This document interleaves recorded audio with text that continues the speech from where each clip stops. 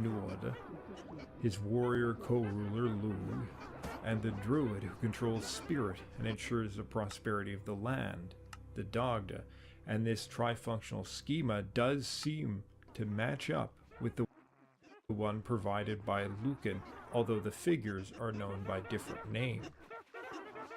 And this scheme does not follow the one laid out by Georges Dumézil in every detail, yet it does align with the three aspects of law, war, and production.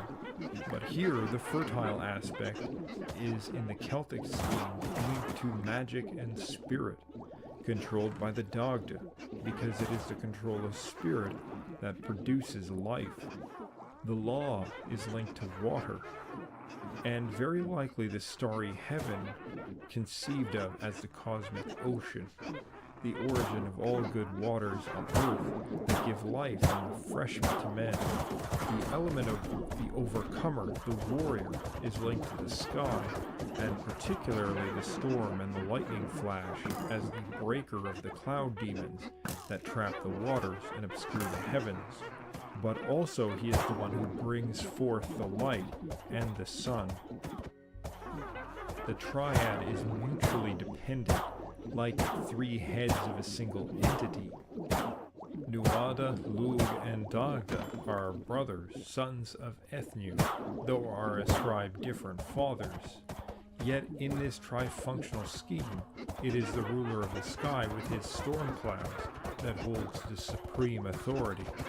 Yet the Druids' association with oak, and the oak's association with the thunder god suggests that it was this god in particular that was the focus of the worship of the Druids. In Welsh myth, Thay takes the form of an eagle and perches atop an oak, which is also symbolically representing in that scene Mount Snowdon. The eagle's flesh is said to slake off him and be eaten by a pig at the base of the tree. This flesh is the acorns falling in autumn, which the pigs were put out to eat, and Thay is here the physical expression of the tree itself. Gwydion is shown controlling the life cycle in a manner similar to the Irish Dagda, bringing him down from the tree and restoring him. The other sons of Ethnu appear as the divine manifestations of social functions within the Iron Age Celtic social order. Goibniu is the blacksmith god, with his name meaning simply smith.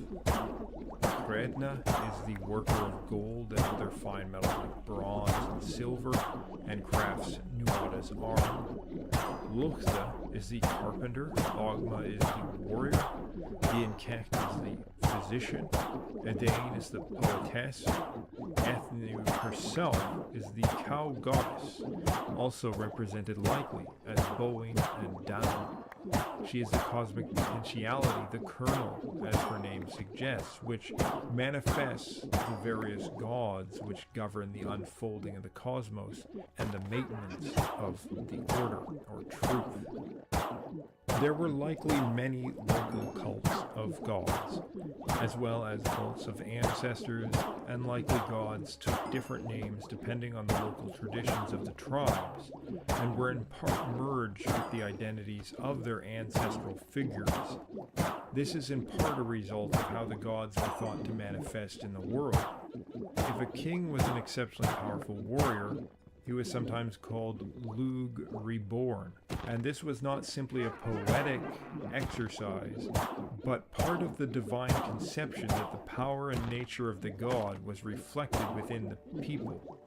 If a king was especially just and balanced, he would be likened to Nuada. In myth, this gets expressed as being somehow the physical children of gods, but it is more accurate to think that someone who expressed the qualities of that particular god were thought to be a rebirth or the son of that god, which they embodied. When ancestors die, they were venerated and perhaps directly equated to various gods based on their character or professions, so that their veneration is hard to separate from the worship of the gods themselves. And so this association between them and their job and then the god of that job is very interconnected. So when a person is performing that craft, they are performing like the god. And this is seen by the other name of the Tuatha, which is the Aes Dana, right? The people of skill, the people of art. And they were said to create all the arts. And in some way, they are the embodiment of them. The material world is infused with spirit, so that every tree has a spirit, but likewise mountains, rivers, lakes, and so on, which is very similar to the conception that we find in Shinto in Japan. Now, these nature spirits are of a lower order than the higher cosmic gods that are associated with social order and the natural order, but they are often more directly associated with the human world, and thus become a bigger focus in folklore, especially in the Christian era, where the Christian God has usurped the former roles of the higher gods.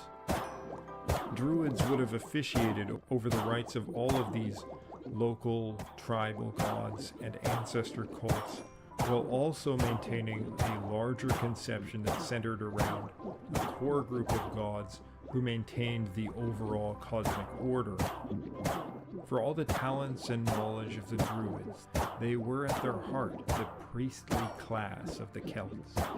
Yet they stood out as becoming more elevated in society than priests of nearby European peoples, perhaps through their organization, their intense devotion to learning, and the development of moral and natural philosophy, their rigorous study of the heavens, and their intense conservative nature. They carried out august ceremonies involving fire. They greatly revered the oak and its god, but nature in general, which was imbued with spirits of all kinds. The British Christian Gildas remarked that the old ways were now leaving Britain, and now finally the rivers, mountains, trees, and other resources could be put to the use of man rather than worship. The theology places God outside of creation, detached from it.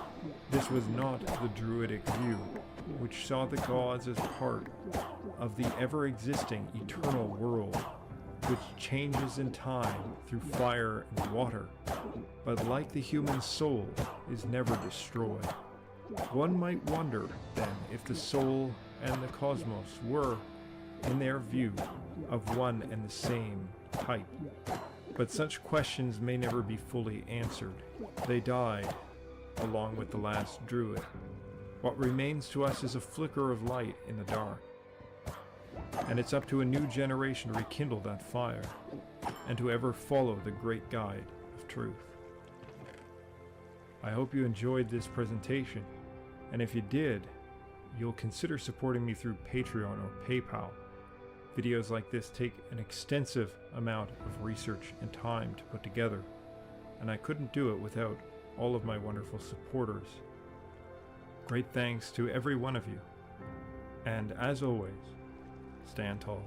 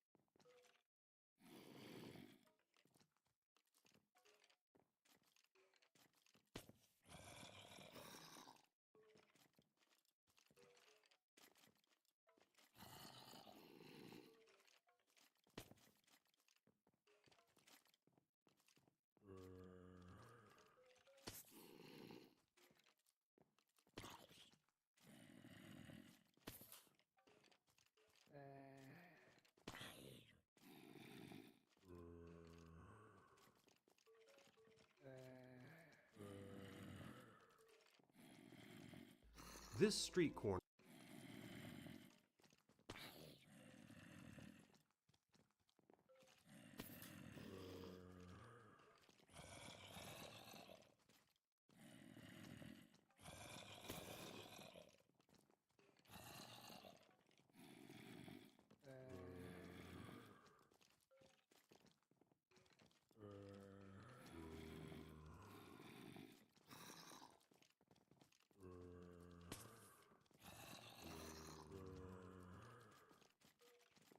It was one of the most consequential conflicts in world history, right up there with World War II. It featured epic battles, dueling empires, iron-willed rulers, existentially high stakes, a siege that echoed down through centuries of stories and folklore, and my guess is that you've probably never heard of it. The Byzantine who now? The lack of name recognition of this conflict is not just because there were no Tom Hanks movies or Assassin's Creed sequels made about it. Most history teachers just skip right over it, which is criminal. Despite happening in a century that still gets unfairly labeled as part of the so-called Dark Ages, the Byzantine-Sasanian War of 602 through 628 really was a turning point in history, and an amazing story in its own right. In this video, I'm going to explain it and hopefully impress upon you why it's so pivotal in the history of the world. You can thank me later. Subscribe, click my Ko-Fi link, but watch this first. Hi, Sean here, and I do a lot of 20th century history on this channel, but this time I'm reaching back into medieval history, all the way back to the 7th century CE. And I'm doing it for a couple of very specific reasons. This is the first video I'm making specifically for one of the classes that I teach in real life, my 7th graders who are studying pre-modern world history. I'm also making it because, with all due respect to others on YouTube who've attempted this topic, yes, I see you there, kings and generals, I'm not a huge fan of the way that this subject has previously been done. Specifically the approach of using lots of maps. I mean, I guess there's no way to avoid it, but little heads of emperors moving across a map of the Middle East is not that engaging to 7th graders. Trust me, I've tried it. So in this video, we're going to get the map out of the way early and then leave it alone. Here it is. That's Byzantium, also known as the Eastern Roman Empire, and that's Persia, also known as the Sassanid or Sasanian Empire. And they were fighting each other for centuries before the year 602, which is where I'm going to pick up. And that's really it with the map. I've only got a couple of minutes, so I'm going to fill in the background as we go. Warp 9, engage. We're going to start with this guy, Emperor Maurice. He was the emperor of Byzantium from the year 582 until he was overthrown by an ambitious military commander, Phocas. The important thing is that the Byzantine Empire, yes, I know they called themselves Romans, and they were.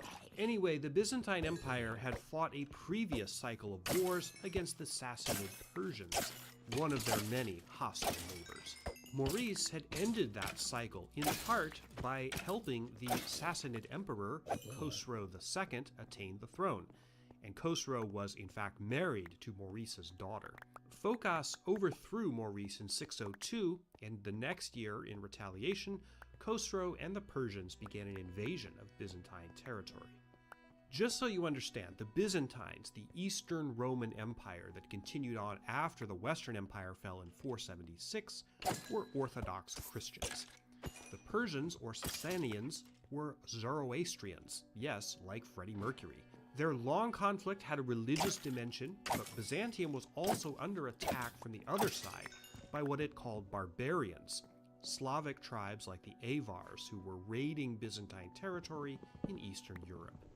Phocas was extremely heavy-handed. In fact, his reign was a bloodbath, and in 608 a military commander in one of the provinces, Carthage, the commander's name was Heraclius, sparked a revolt against Phocas.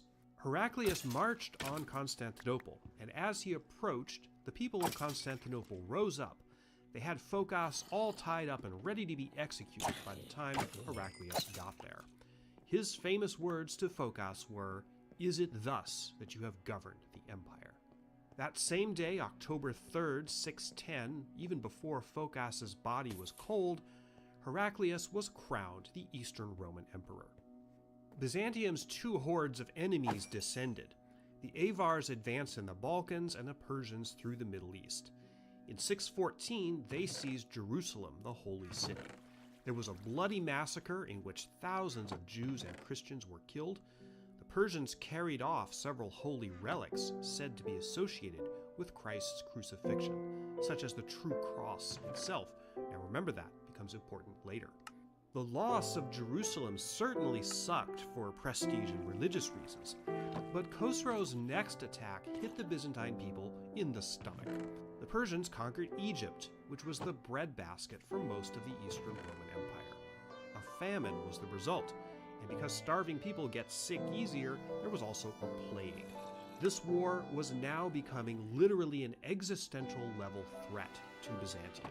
The only answer to defeat the Persians was a large-scale invasion of their territory, which got going in the spring of 622. Now, you have to understand something about medieval armies. With a few rare exceptions, one of which is coming up, they could generally fight only in the warm months, where there was enough food and supplies around to keep thousands of soldiers fed and well enough to ride horses or swing swords or whatever it was they did. As a result, military leaders thought in terms of seasonal campaigns, where they planned to do their fighting in the summer or early fall, and then hunker down somewhere safe for the winter. Heraclius led his campaigns against the Persians personally. He left underlings in charge of the government back in Constantinople. Clearly, he perceived that the fate of the empire was hanging in the balance. Indeed, many people back home believed that the empire's time was about up, and that Heraclius would prove to be the last Byzantine emperor. Just a quick little aside, several times in this video I mentioned the name of the Persian ruler Khosrow. How do you spell that? I dare you to give it a try. If you're seeing this, write the name Khosrow in the comments and try to spell it. There are several potentially correct answers depending on how it's transliterated from Persian. First year of the campaign, 622, Heraclius fought a major battle with the Central Persian army under the command of their crack general, Shar-Baraz. We're not sure where this battle took place, but probably it was in the highlands of Cappadocia. By the way, the locations you're going to see on the screen, which come from Google Maps, are the approximate areas where these events occurred. We often don't know precisely. When this campaign season was over, Heraclius withdrew the army to a place called Pontus, what's now northern Turkey, and they spent the winter there. Second year, 623, Heraclius and the Byzantines sacked the major Sassanid city of Ganzak and burnt it to the ground. The army wintered on the western shore of the Caspian Sea. Third year of the campaign, 624, represented a hat trick for Heraclius. He clowned a Persian army in a major battle and destroyed the Zoroastrian monument known as Adur Gushnasp, the site of a sacred temple where an eternal flame was kept burning. The ruins of this place still exist today. The Byzantines wintered at Lake Van. Campaign year 4, the Persians finally got on the scoreboard. After Heraclius led his army south of the Euphrates River in the spring of 625, Shar-Baraz ambushed him and they fought a massive battle at the Saras River. Heraclius himself was wounded. According to sources, he caught some arrows in the chest, but he survived and escaped with what was left of his army. They spent the winter in Trebizond, again on the northern coast of what's now Turkey. By now, Heraclius had to pull out all the stops to win. He figured the next round could very well be the last-ditch, end-of-the-world duel that would result in the destruction of one empire or the other. While wintering in Trebizond, Heraclius instituted mass conscription across the empire, which was rarely done in medieval times, and he raised as much money as possible for the coming campaign. The church, which controlled a lot of wealth in Byzantium, chipped in, melting down everything they had of value. Heraclius split his army into 3. One part would go tangle with a new Persian army, a second would go back to Constantinople to defend it, and the smallest part, which Heraclius remained in command of, went to deal with the Khazars in Azerbaijan to prevent them from teaming up with the Persians. While that was going on, the Persians and Avars joined forces, sort of, to besiege Constantinople. I say sort of because although there was undoubtedly communication between them, they were camped on opposite sides of the Bosporus. That's the strait that runs through the Constantinople area, and they couldn't effectively link up.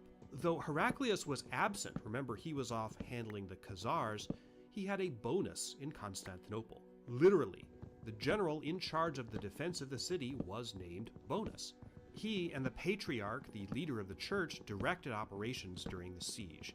The Avars went first, beginning their attack on the city on June 29th, 628.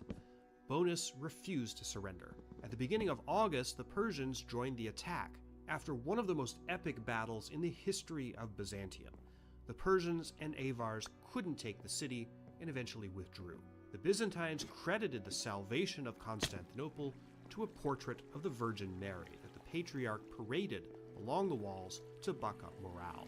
Anyway, Heraclius not only neutralized the threat of the Khazars, but he brought them in as allies against the Persians. He forayed deep into Persian lands to burn crops and such. The Khazars sent an army of 40,000 to do much the same. The final battle was getting teed up. The Battle of Nineveh was unusual in medieval history because it happened in December, outside the usual campaign season. Heraclius met the Persian army under the command of a general named Rhazatis near Nineveh in also what's now Iraq. On December 12, 627, one of the most pivotal battles in world history got going somewhere near here. It's a shame that historians and archaeologists have not been able to pinpoint exactly where it happened, because there should definitely be a monument here.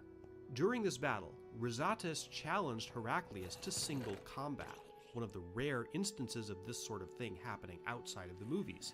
According to Byzantine sources, Heraclius rode right up and killed Rhazatis with one blow.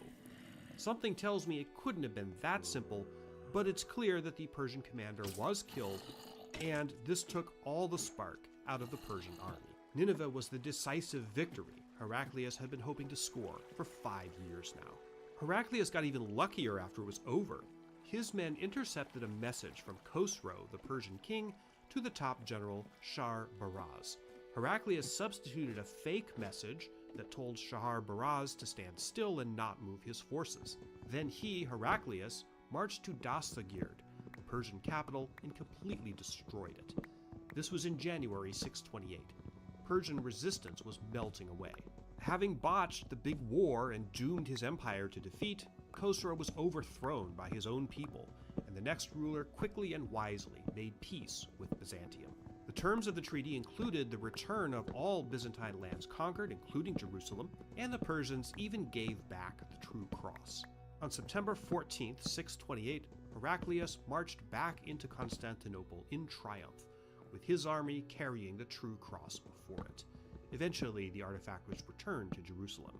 Heraclius was, at least at that time, one of the great heroes of Roman history. The Byzantine Empire had not only saved itself, but had totally neutralized its most dangerous enemy.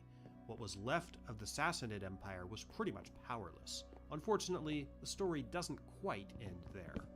The significance of the Byzantine-Sasanian War of 602 to 628 is most evident when you look at what happened shortly after it.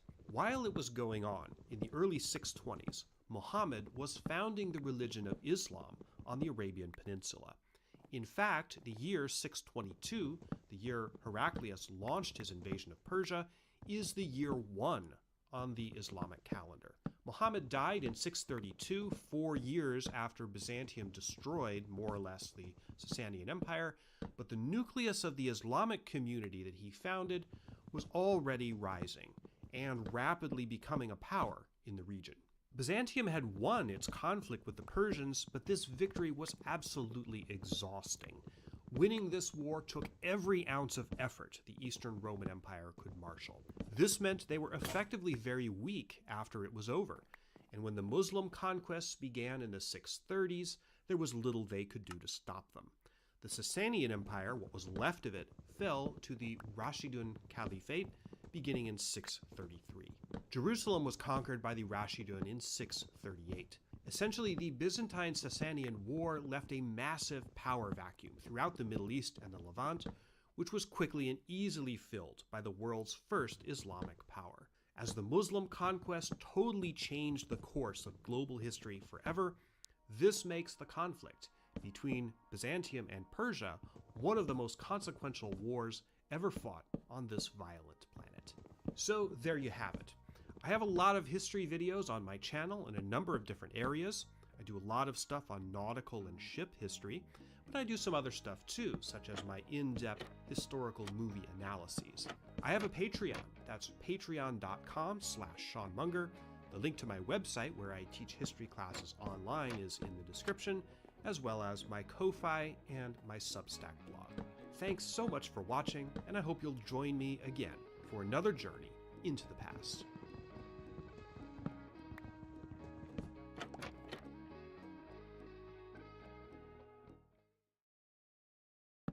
In the year 830, Theophilus, the Emperor of Byzantium, the Eastern Roman Empire, sent a diplomatic mission to Al-Mamun, Caliph of the Abbasid Empire, in Baghdad, a country that was a traditional rival of Byzantium.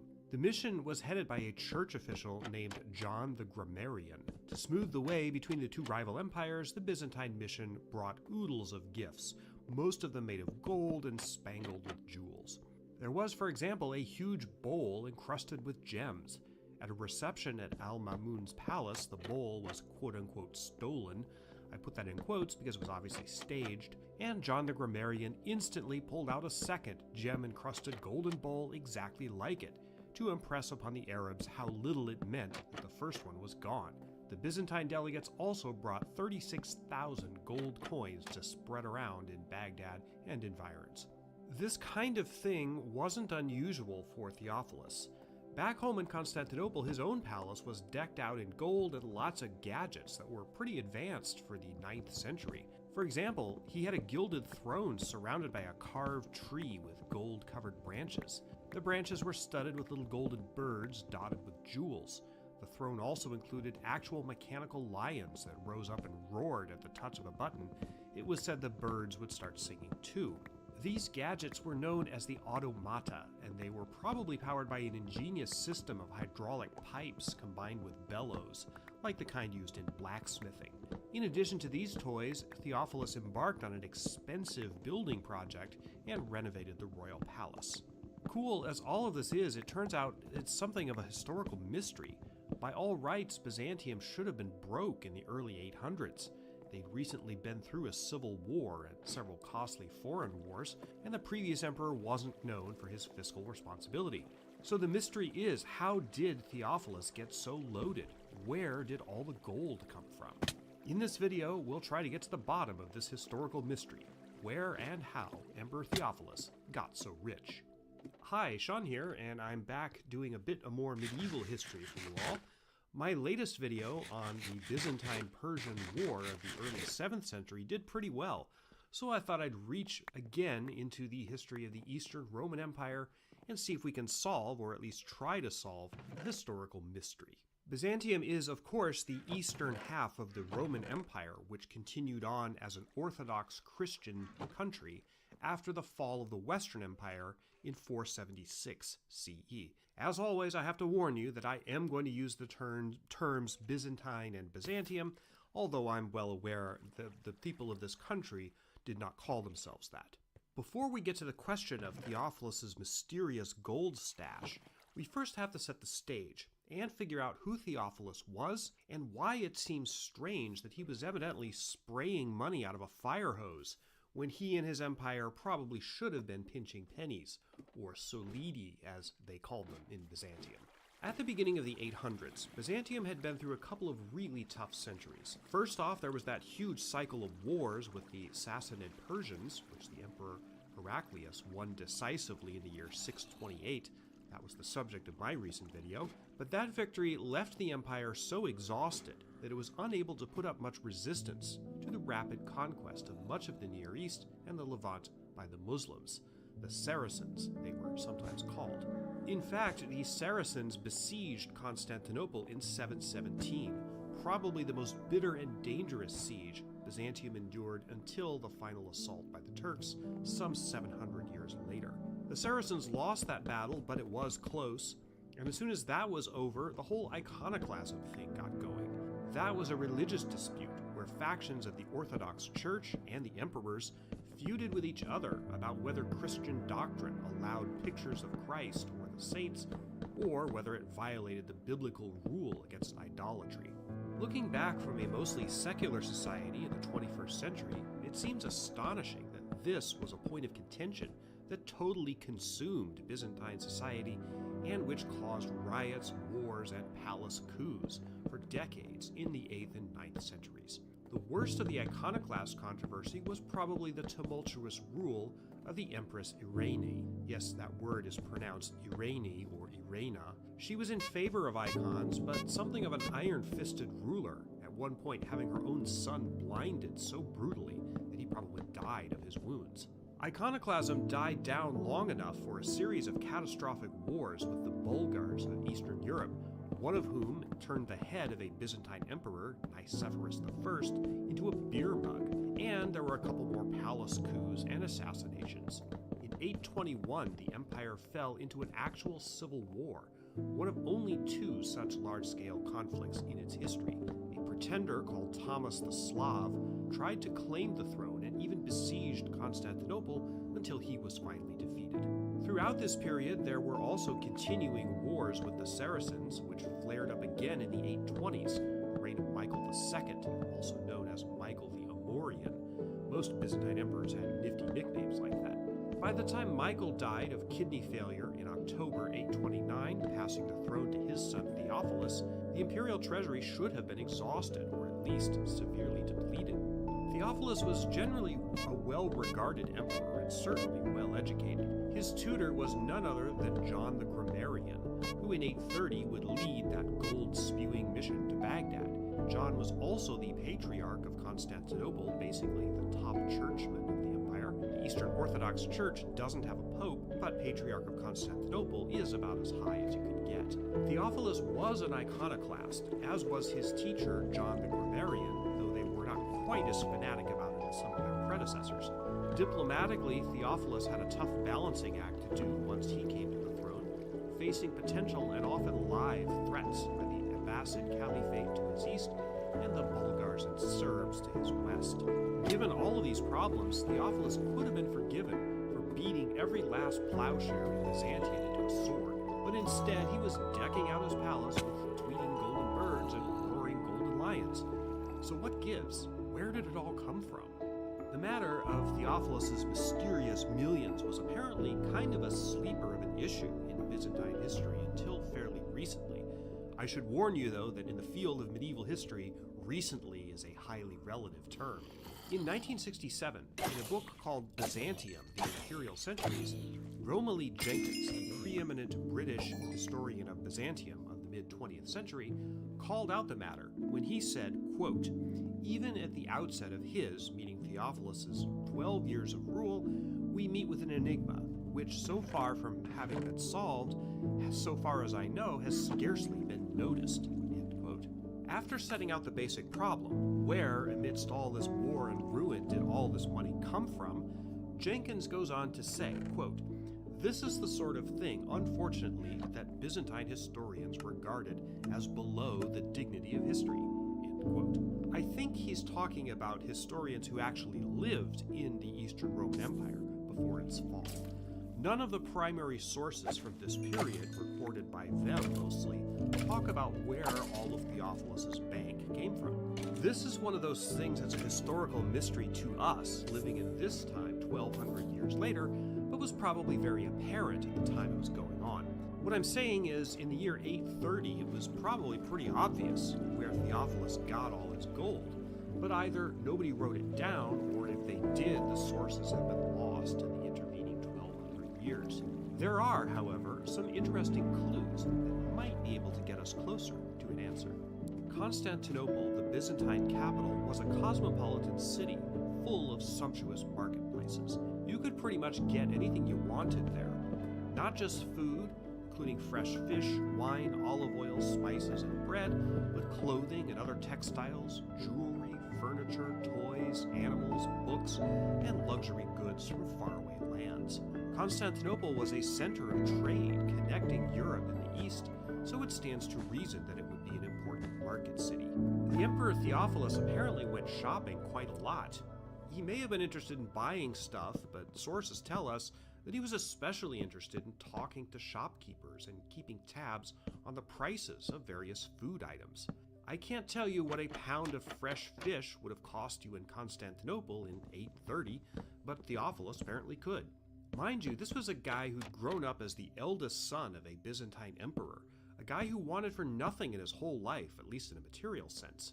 What was he doing prowling the markets of Constantinople asking about food prices? It's possible that he was modeling himself after the legendary Abbasid Caliph Harun al-Rashid, who was famous for going around the streets of Baghdad in disguise to keep in touch with the daily lives of his people. But Romilly Jenkins, that British historian of Byzantium, suggests that this might have been a telltale sign of some kind of economic shift going on in the empire at the time, at least at the consumer level. Most of us can relate to this.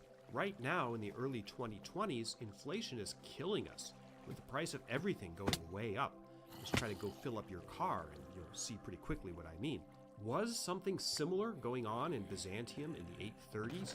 Beyond reading into Theophilus's motives for wandering around the marketplaces of Constantinople, apparently there is some evidence to suggest yes. A roughly contemporary historical source called the Theophanes Continuatus tells us that during Theophilus's time, the price for a prime cavalry horse was 144 pieces of gold.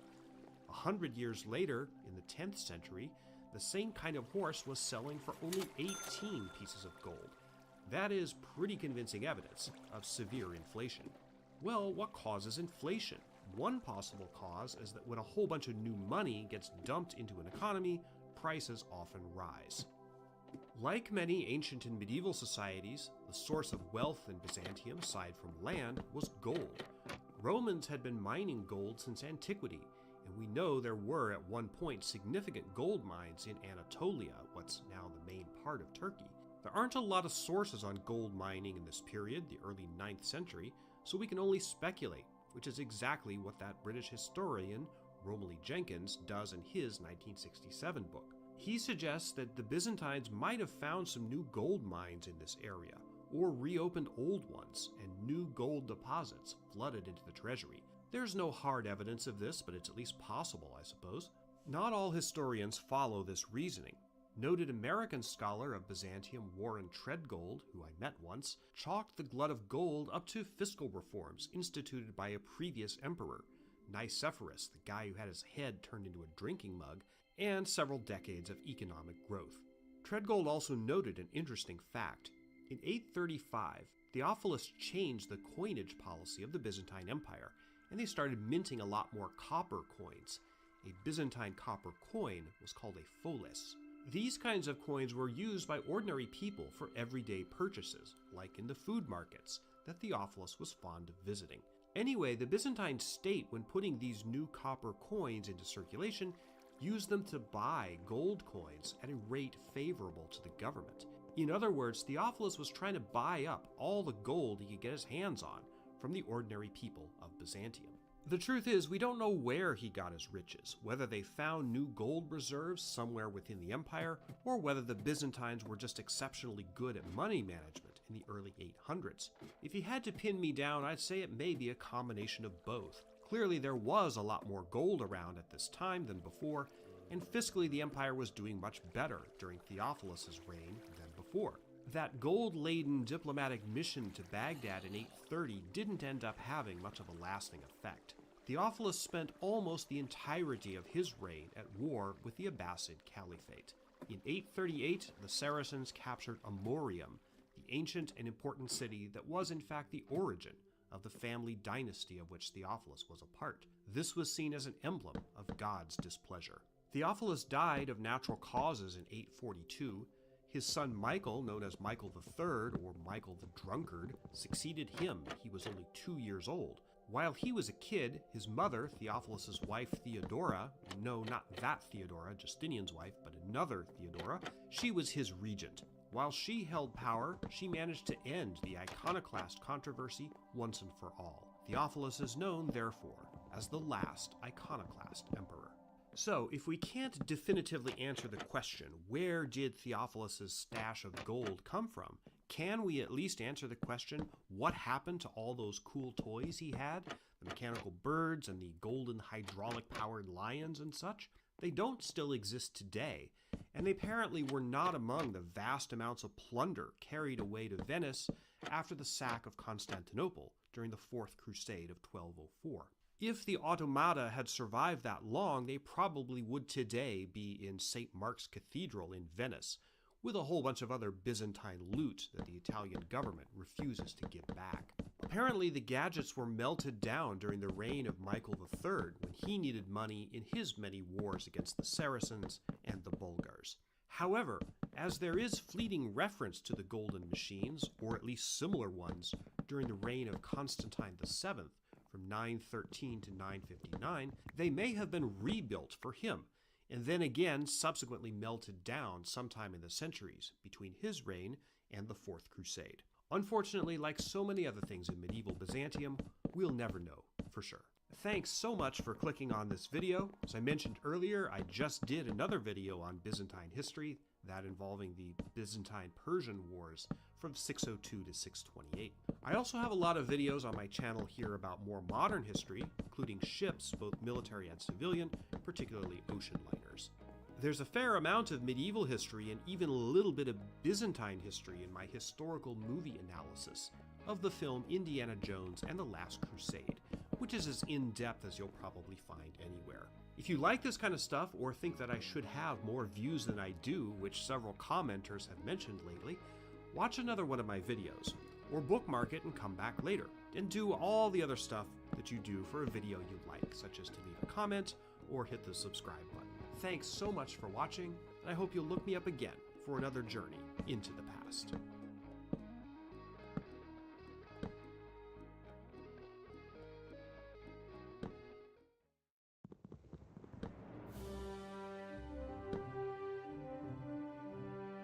"33 years ago." Hello, Sean here, That History Guy. It's been a long time since I've done one of these, but we're getting back into Byzantine places. This one is number 12, and we're moving outside of Constantinople for a change. As you can see, we're on the coast of the Black Sea, and I'm going to show you Cherson, also known as Chersonesus, which is near Sevastopol, now in the country of Ukraine, which was annexed by Russia in 2014. And as you can see, this is now an archaeological site, and there's lots of foundations of very ancient buildings here, so this is an important site. Cherson, and I can show you some street views of it, panoramas. They're very beautiful. Cherson is most famous to students of Byzantine history as a place of exile for various enemies of the state. For example, the Emperor Justinian II was exiled here in 695. He escaped in 703 with the help of the Khazars and then retook the throne. What you see here is the famous bell of Cherson. This is iconic, but this is not from our era. The bell was cast in 1778 to warn the Russian Navy of fog. But as you can see, there's a whole lot of ruins, walls, foundations of buildings, that sort of thing. Cherson is really like kind of a layer cake of history. It was originally settled by the ancient Greeks. It was a colony of Greece and one of the seats, believe it or not, of the ancient Greek democracy. Guys in togas and that sort of thing. It's filled with houses, there's an amphitheater here. I don't think we can see it in this particular photosphere, but there's an amphitheater dating from the Roman days before the Byzantine Empire. There's a defensive wall here, and many churches from the Christian, meaning the Byzantine era. And as you can see, many of them are being excavated here. The also famous, and I believe it's this over here, if I'm not mistaken, this is called the 1935 Basilica.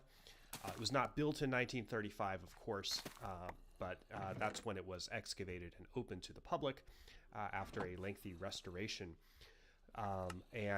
Archaeologists and researchers think that this church was probably built in the 6th century CE. So it probably was here when Justinian II was imprisoned in Cherson.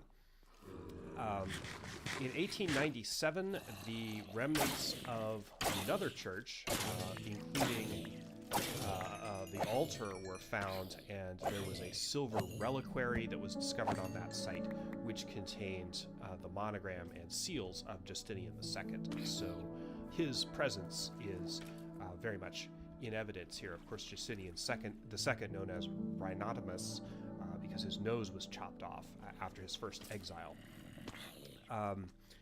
After his time, Cherson bounced back from an economic and cultural slump. In the 10th century, Cherson was very important to the empire. There was a mint here that made coins that were circulated throughout the Byzantine Empire. Cherson was also crucial to the conversion of Russia to Orthodoxy in 988. Vladimir of Kiev, the Prince of Kiev, who basically converted Russia to Christianity, he was baptized here at Cherson, or is said to have been baptized here. Cherson was destroyed in the 14th century by the armies of the Khanate of the Golden Horde, and lay in ruins for a long time, then has become a archaeological site. There's an incredible amount of artifacts that are here. This is a UNESCO World Heritage Site, but it's now under threat from development and continued conflict between Russia and Ukraine. So this is a very troubled part of the world, but there's still so much to learn here in the sands of Cherson. Really interesting place, and one that figures prominently in Byzantine history. So thanks for watching. Please like, subscribe, and share, and watch the other videos in this series. Thanks. Hello, Sean here, that history guy. It's been a while since I've done one of these Byzantine places.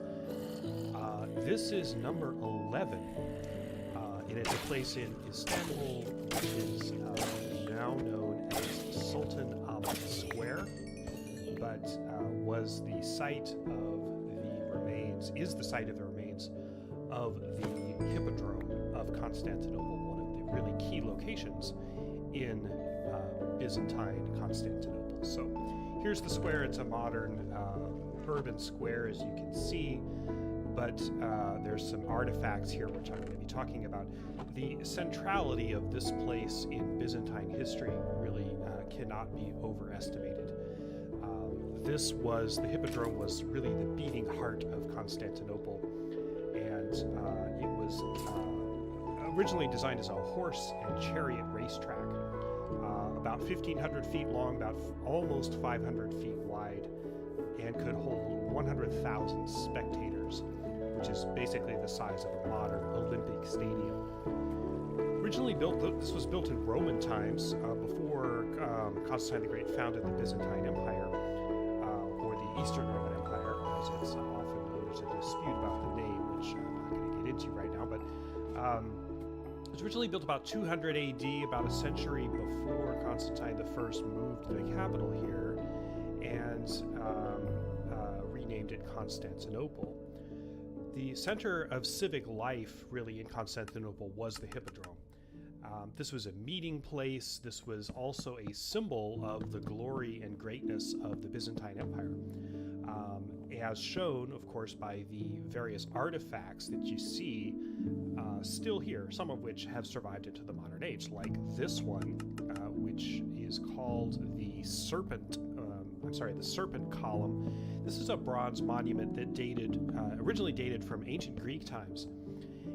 There's also an Egyptian obelisk, which I think is, we just passed. It's on the other side. Yeah, this is the Egyptian obelisk here, and this is an obelisk similar to Cleopatra's, they call Cleopatra's Needles in New York City.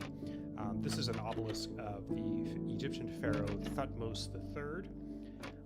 There's another obelisk down at this other end, which you may have seen.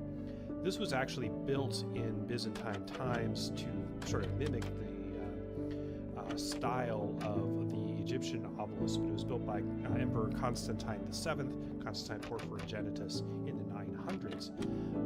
And originally, this is called the walled obelisk. And originally, there were golden plates that were decorating the exterior of this monument. But those plates were removed when they were looted, when all of Constantinople was looted by the Fourth Crusade in 1204. It's ironic, in fact, that the Byzantines displayed the looted trophies of other civilizations which had come before them, because the Hippodrome itself was looted. The famous gilded horses that used to sit on top of the main entrance gate of the Hippodrome, which I believe was at that far end. The gate doesn't exist anymore, but the famous golden horses, which are now the horses of St. Mark's, and used to adorn the top of St. Mark's Square in Venice. They're now actually, those are reproductions today. There's now actually, the real horses are now down in the basement, but those are the original Byzantine horses from the Hippodrome that were looted by the Fourth Crusade knights in 1204. And they've been there ever since. The Hippodrome was a focus not just of politics and of sport, but of economic activity. There were vast fortunes won and lost on chariot races, for example. There were also numerous political demonstrations here. And in fact, thousands of people have died right here on this spot. A massacre said to have occurred in 532, ordered by the Emperor Justinian. Those are the Nika riots, which eventually burned down the whole city. So the Hippodrome was not restored after the reconquest of 1261, and place fell into ruin and disrepair, and is now a town square in Istanbul. So this is the Hippodrome, real center of Byzantine life, and I hope to get to more in this series in the coming weeks. In the meantime, please like, subscribe, and share. Thank you. Hello and welcome back to Byzantine Places. I'm Sean Munger, that history guy, and we're on number 10 in this series. We've been focusing a lot on the early part of Byzantine history, and this site actually is from the late period of Byzantine history. This is Parableptos Monastery in a small town called Mistra, which is now in Greece. And we'll see the interior of this beautiful monastery. This was built about 1350 after the Paleologian Restoration, when a Greek dynasty called the Paleologist family retook Constantinople from the Western powers called the Latins, who had conquered it in 1204 during the Fourth Crusade. So anyway, that was the restoration, and this was built, one of the significant surviving sites from Byzantine history that was built after that. So this is from the very late period of Byzantine history, 14th and early 15th century. The empire at this time was impoverished and dying, and despite that, however, there was kind of an unexpected cultural flowering in this little town in the Peloponnese called Mistra, now known as Mistras.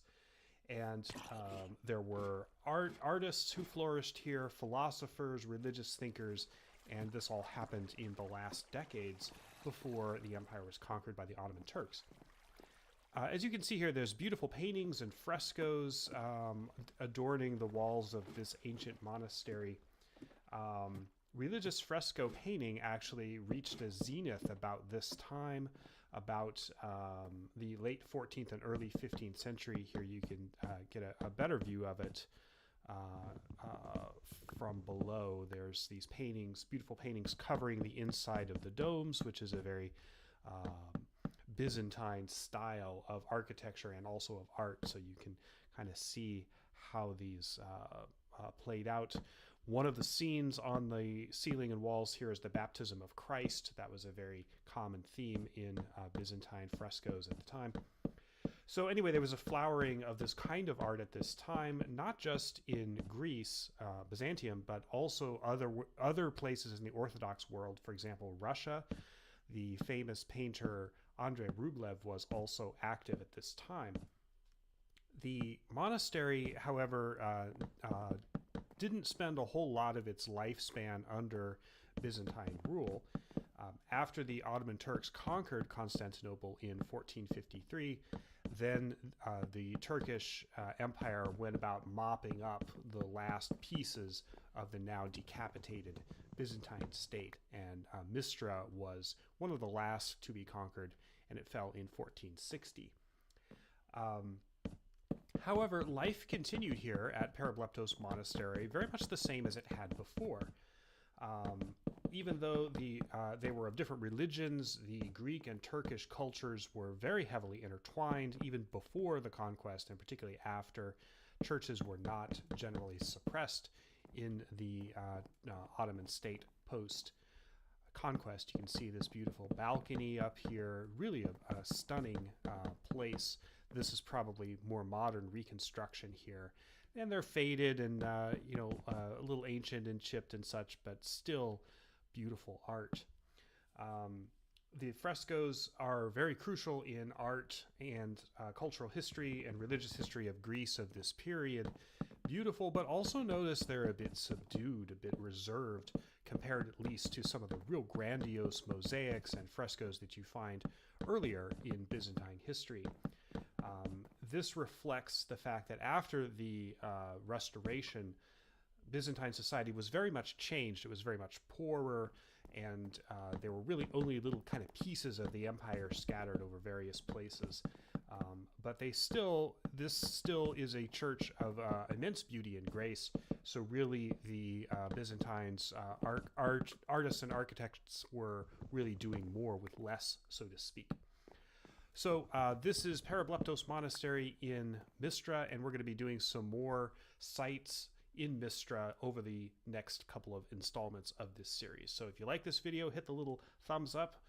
Also consider subscribing and sharing. Thank you. Hello, welcome to another Byzantine Places video. This is number 9. I'm Sean Munger, That History Guy, and hopefully you've been following along as we continue our geographical journey through Byzantium. We're still on columns. The last video was about a column, and this one is also about a column. We are again in Istanbul, modern Istanbul, known as Constantinople in Byzantine times. You're going to see less of what we're looking at here because there's not much of it left, but it's a really interesting view. And this is what it remains of the column of Arcadius. This was a major monument in Old Constantinople. It's different in purpose and design than the column of Constantine was, which, as you recall, was a freestanding spire, basically, of porphyry. This was actually a much larger column, and it was hollow inside with a staircase that went up, and it was much wider in circumference. Arcadius was an emperor who reigned briefly, only 13 years, from 395 to 408 CE. He was the son of Theodosius, who had built the original walls of Constantinople. Arcadius is generally thought of as a weak and corrupt emperor, controlled by generals, by ministers, scheming ministers, and his wife. One of the few victories in his reign was against the Goths in 400 AD, and that was the occasion to build this column. It's not a column anymore, as you can see, it's just a pile of weathered stones. This column had a statue of Arcadius at the top, and on the sides of the column, a kind of spiral relief showing the progressions of the battles and that sort of thing. It was sort of a comic strip that wound its way up the column sides, depicting Arcadius' campaign against the Goths. This was typical triumphal column architecture like those in Rome, such as the column of Trajan, which was designed in a similar way. There was, as I said, a spiral staircase inside, and in fact, in this structure, I'll zoom out a bit, apparently there are pieces of that staircase still left where you can go inside and see them. So you could climb the stairs all the way up to the top of this column and then stand out on a small balcony and look out over the Forum of Arcadius. So this was the centerpiece of the Forum of Arcadius, which of course does not exist anymore. As you can see, it's now just this modern street in Istanbul. But there was a very large public square here, and it was the last of the forums of emperors to be built inside the old city walls. So they were kind of running out of space by that point in time. But you can see there's nothing of it left. There are, of course, monuments like this one in the background all over Istanbul, and still some Byzantine ones like this. Even the emperor, of course, every emperor has to have his own forum, so that's why Arcadius built it. Arcadius himself was quickly obscured, fell into obscurity because he was not really particularly memorable. But the column, of course, survived for a very long time. In 704 AD, the statue of Arcadius fell down in an earthquake that occurred in that year. The column remained, however, even after the Ottoman conquest. The Turks used the Forum of Arcadius as a bazaar to auction women as slaves, and that activity continued, believe it or not, into the mid-19th century. The Column of Arcadius was still standing in 1715. By then, it was very, very rickety and basically falling down, in danger of collapsing, and houses had been built on this street by that point in time, so they were concerned about the column collapsing onto the houses, so they just pulled it down. And then this stump of stone that was at its base, which would have been covered by bas-relief images, is all that remains. Please like this video. Please consider subscribing to this channel if you like the Byzantine series and some of the other series that I have, such as Presidential Places, or Footsteps of World War II, or the Thoughts series. And my platform for teaching history online is thathistoryguy.com. Thanks very much. Hello and welcome back to Byzantine Places. This is number 8 in the series. I'm Sean Munger, I'm That History Guy. And today we're going to be looking at... Hi, I'm Sean Munger, historian, teacher, and YouTuber. Most of you who are regular viewers of this channel probably know by now that I'm offering a class on my website, seanmunger.com, called The Origins of 9/11, which is exactly what it says on the tin. A deep dive into where the terrorist attacks of September 11th, 2001 came from, why they happened, and why they matter. The class is very in-depth, much more so than I could do even in one of my long deep dives here on free YouTube. It's more academic and analytically focused. There are 57 video chapters and a lot of side material. The class is pricey, I understand, and the price does cut some people out. So what I decided to do was to present 3 of those video chapters here on my channel for free. This is both, so those of you who might be interested in the course can get a taste of what you'll be getting, and also to showcase some of the content for those of you who are not able to take the course for whatever reason. One of the chapters presented here is specifically about the conspiracy theories involving September 11th and why they are not true. That in particular is a subject that many of the viewers of this channel have asked me to tackle. Now, it's not a full in-depth debunking like my 2 video series from 2022 on the Kennedy assassination, but it's at least a taste of the material that I've done on it. Now, the conspiracy theories are not the main focus of the course, far from it. In fact, it's only 1 chapter out of 57 that even deals with it, but I put it here for what it's worth. That'll be the 3rd of the 3 takes I present here. The first of the course chapters I'm showing here, Lesson 15, is about the founding of Al-Qaeda in 1988. The second, Lesson 22, is on Ramzi Youssef, a terrorist tangentially connected with bin Laden, who is an important personality in the background of 9/11, even though he did not take part in the attacks themselves. Then finally is Lesson 53 on the conspiracy theories. Keep in mind that the style of the class is very different than what I do here on my public-facing channel. The lessons are less visually flashy and more academically oriented. The class is not just a larger version of what I do here on this channel. It is qualitatively different than that. If you're interested in the class, there's a link in the description and here in this video to sign up to get on the waiting list. There are only 50 slots in the initial offering of the class, and I've had way more than 50 people interested, so space is pretty limited. But if you don't make it into the first round, I will be offering another round of registration in a couple more weeks or months. The class launches on November 11th, and the day before that, on November 10th, registration officially opens.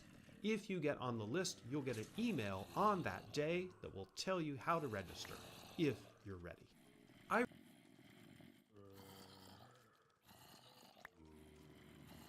This is the 9/11 Memorial in Lower Manhattan, on the site where the World Trade Center towers used to stand. The terrorist attacks of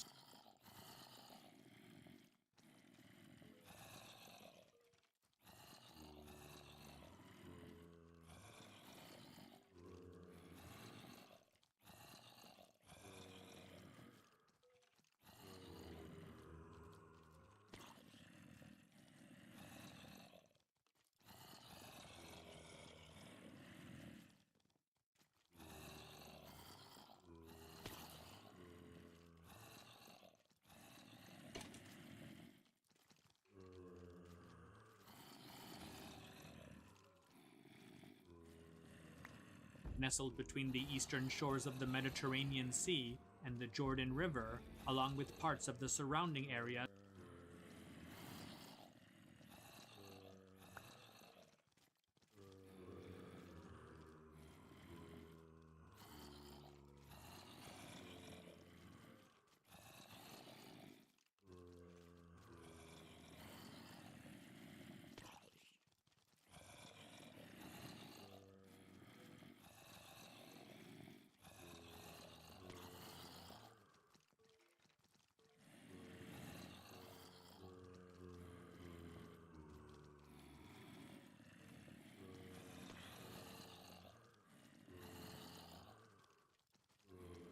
The Dark Ages.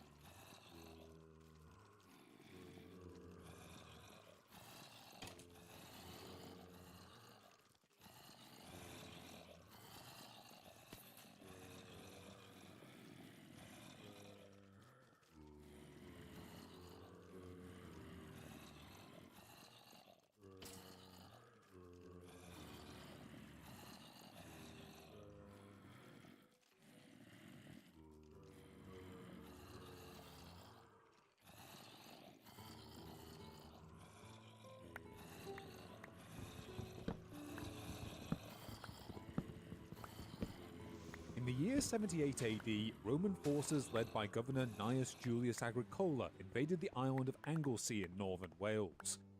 Over the past 2 decades, the island had proven a major centre for British resistance to the wider Roman conquest, and the reception to this latest invasion proved to be mixed.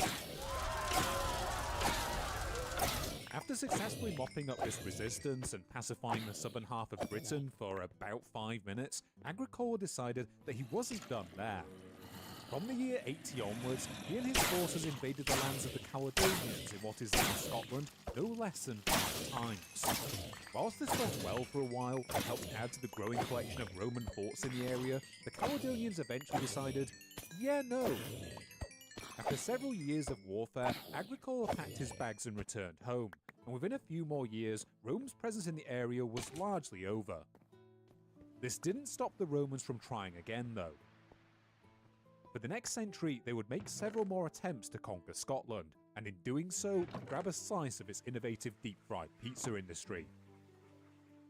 In the mid-2nd century, they made it as far north as the Firth of Forth, where they built the massive Antonine Wall and succeeded in pacifying the Scottish lowlands for about 5 minutes. Eventually, though, the Romans gave up on their dreams of securing a reliable supply of iron brew, and after a couple of decades, they retreated behind Hadrian's Wall to lick their wounds.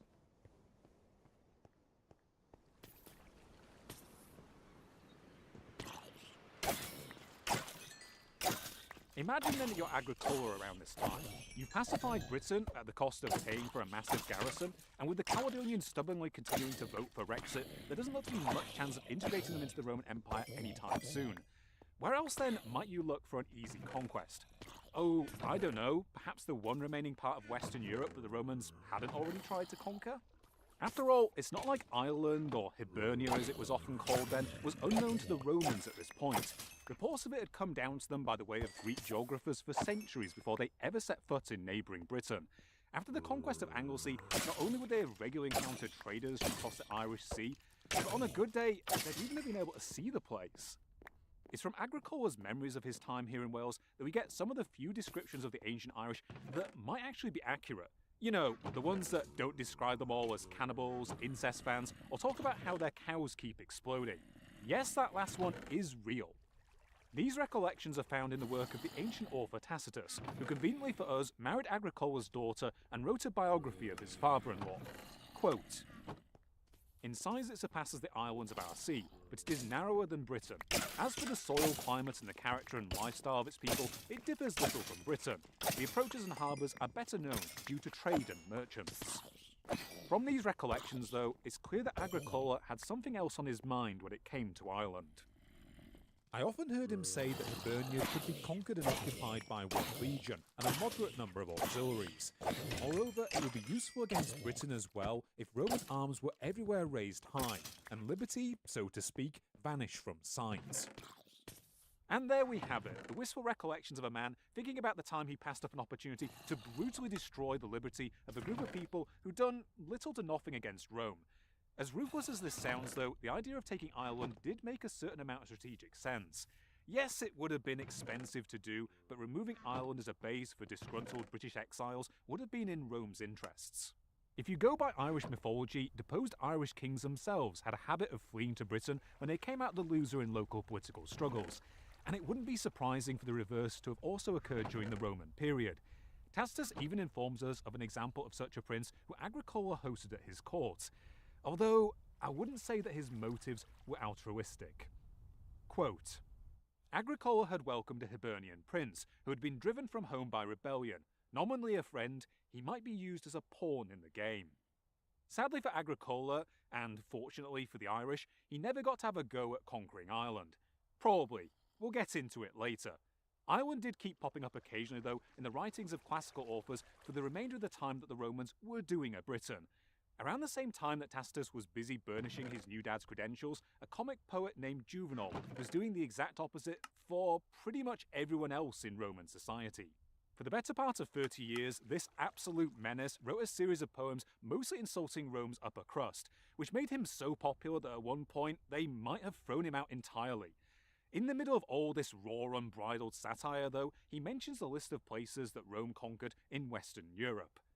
Quote, "To what a state of degradation we are come. Indeed, we have advanced arms beyond the shores of Ireland, and the recently captured Orkneys, and the mighty Britons with their short knives. But the deeds we perform in our victorious city will never be done by the men we have conquered." Hang on a second. The Romans conquered Britain, Orkney, and Ireland? This brief reference in an admittedly satirical text from a man whose name sounds a bit like the word juvenile might not seem like the most trustworthy of sources to think that the Romans ever conquered Ireland. Yet the combination of this reference with the quotes from Tacitus, some of the texts of Irish mythology, and a major archaeological find in the last few decades has led a small number of archaeologists to argue that Rome may well have attempted to do a Roman Ireland. At the very least, it opens up the question of what types of cultural interactions these two groups of peoples would have had in their centuries of being neighbours, and any hypothetical invasion provides us with a lens through which to examine that relationship. And as I live within easy travel distance of all the major sites involved and fancies an excuse for a holiday, I thought, why not make a video on the topic? So join me on a globe-trotting journey to establish the truth of whether Rome ever invaded Ireland. We'll explore such exotic locations as this bit of Britain, along with some other places that are also right next to Britain. For everywhere else, well, I guess there's always some stock footage I can stand in front of unconvincingly. Let's get started.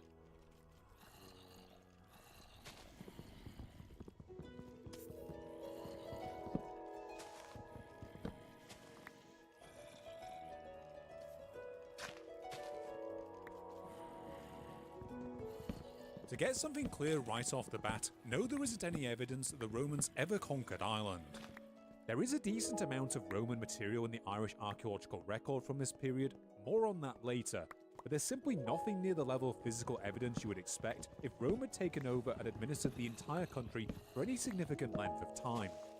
The question we're going to examine today then is, did the Romans ever seriously attempt an invasion of Ireland, or at the bare minimum make plans for one?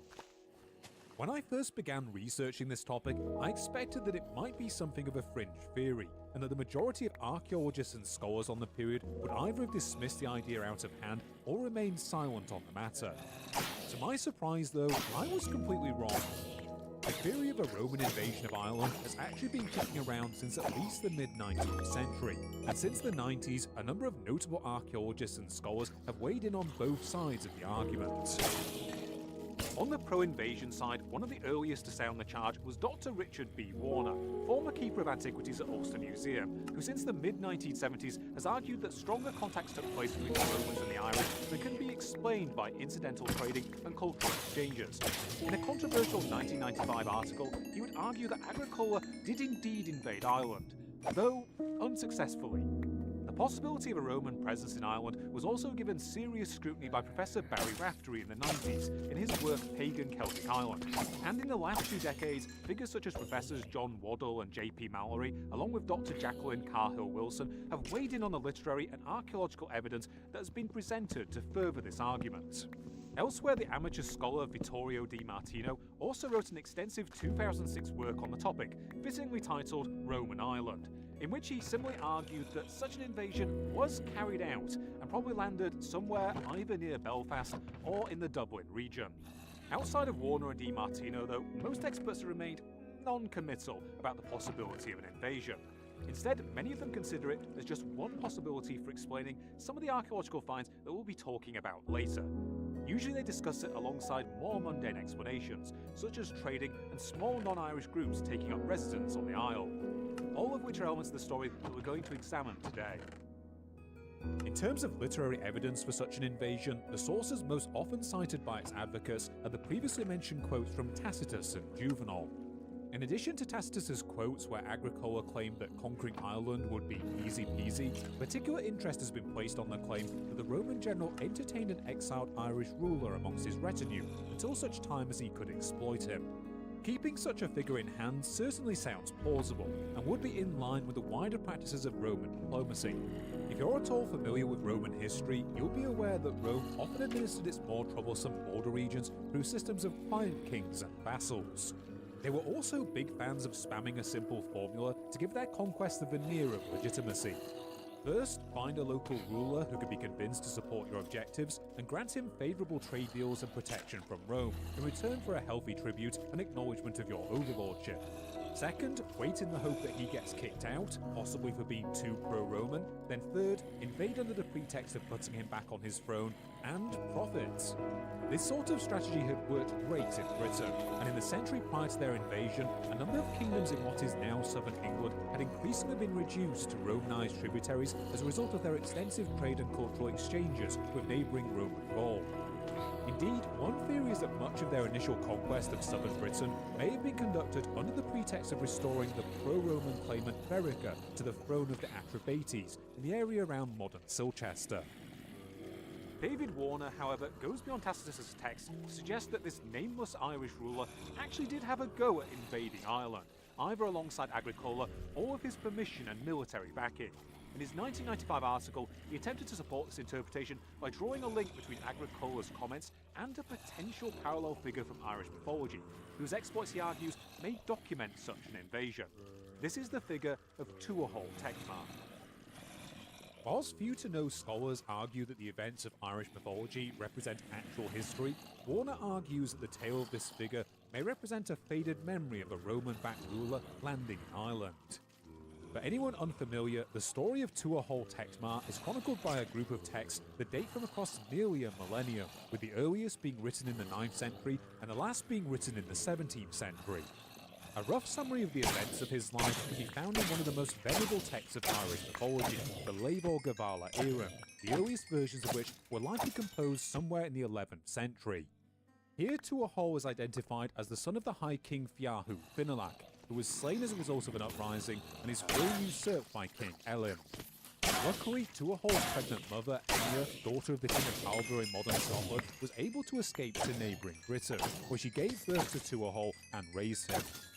20 years later, Tuathall, and possibly also his mother, returned to Ireland, where he was joined by a force of some 800 Irish warriors. Proceeding to the major centre of the Hill of Tara, he defeated Elim, and after a series of battles against Ireland's regional forces, he was eventually recognised as the High King of Ireland. In addition to the obvious parallels between this figure and Tacitus's proposed Irish ruler, Warner also points to the various dates assigned to his reign by later chroniclers to back up his argument. Specifically, he points to the dates for Tuathall's reign in the 17th century Annals of the Four Masters of Ireland. This document was composed in an attempt to provide a summary of the entirety of Irish history up until that point, but drew upon many earlier Irish chronicles for their content dating back to the beginning of the 8th century. In a boost for this theory, the resulting document gives the year 76 as the date for Tuathal Tecma's return, which puts him right within a few years of the dates of Agricola's various campaigns in Britain. Unsurprisingly, Warner's claims are proven highly controversial. According to Vittorio Di Martino, in January 1996, they would go the equivalent of pre-internet viral amongst archaeologists when the Sunday Times published an article claiming that a Roman hill fort had been unearthed on the coastal site of Dromana, about 15 miles north of Dublin. The article went on to describe the site as proof that Rome had indeed invaded Ireland, loudly trumpeting that, quote, "It indicates that the country was, after all, invaded by the Romans. The discovery has delighted archaeologists in Britain and Ireland, and ends the established belief that Ireland remained free of Roman influence." Barry Raftery would herald the find as the most important in Ireland in his field of study, whilst David Warner allegedly declared that, quote, "The excavation of the Dromana site will be the most significant excavation ever envisioned for any period of Irish history." Others, however, were quick to dispute the idea that this find represented a Roman fort. A day after the article was released, Emeritus Professor Michael Herity, formerly of University College London, spoke out against its conclusions, arguing that the artefacts discovered there were actually trade items acquired by the Iron Age Irish from Roman merchants. Quote, "The story has been fantasized and blown up into something it's not." These tensions were not helped by J. Mass, one of the co-authors of the original article, then deciding to chime in to say that, quote, "Long-held ideas die hard and painfully, and it would indeed be a pity if in the fallout of academic rivalry and backstabbing, the huge importance of Dromana becomes merely a sideshow." I'll spare you the rest of the argument that ensued to say that Raftery and Warner both scaled back their claims somewhat in an attempt to cool the debate down. Raftery now noted that the original article was the work of newspaper writers, less subject to the constraints of proof and logic than academics, whilst Warner elaborated that his invasion theory did not imply that Rome had actually conquered Ireland. Instead, he argued that this site may be proof that Agricola attempted to invade, but failed, and anyway, one site isn't enough to decide the issue. He also made a valuable point that we will revisit later, that the use of the term Roman simply implied an invasion or raid by a group of people from within the borders of the Roman Empire, not just Latin-speaking Italians. Unfortunately though, the damage had kind of already been done. As noted by Dr. Jacqueline Carter-Wilson, all this press led to something of a chilling effect on the study of Dromana's material, and it would take a substantial amount of time before archaeologists began to re-engage with the site. We'll be coming back to Dromana in more detail later in the video. For the moment though, let's stay focused on Tuathal. Some 30 years after this article was published, most of the authors I consulted in my research for this video remained non-committal about any connections between Tacitus' work and Tuathal's claimed invasion.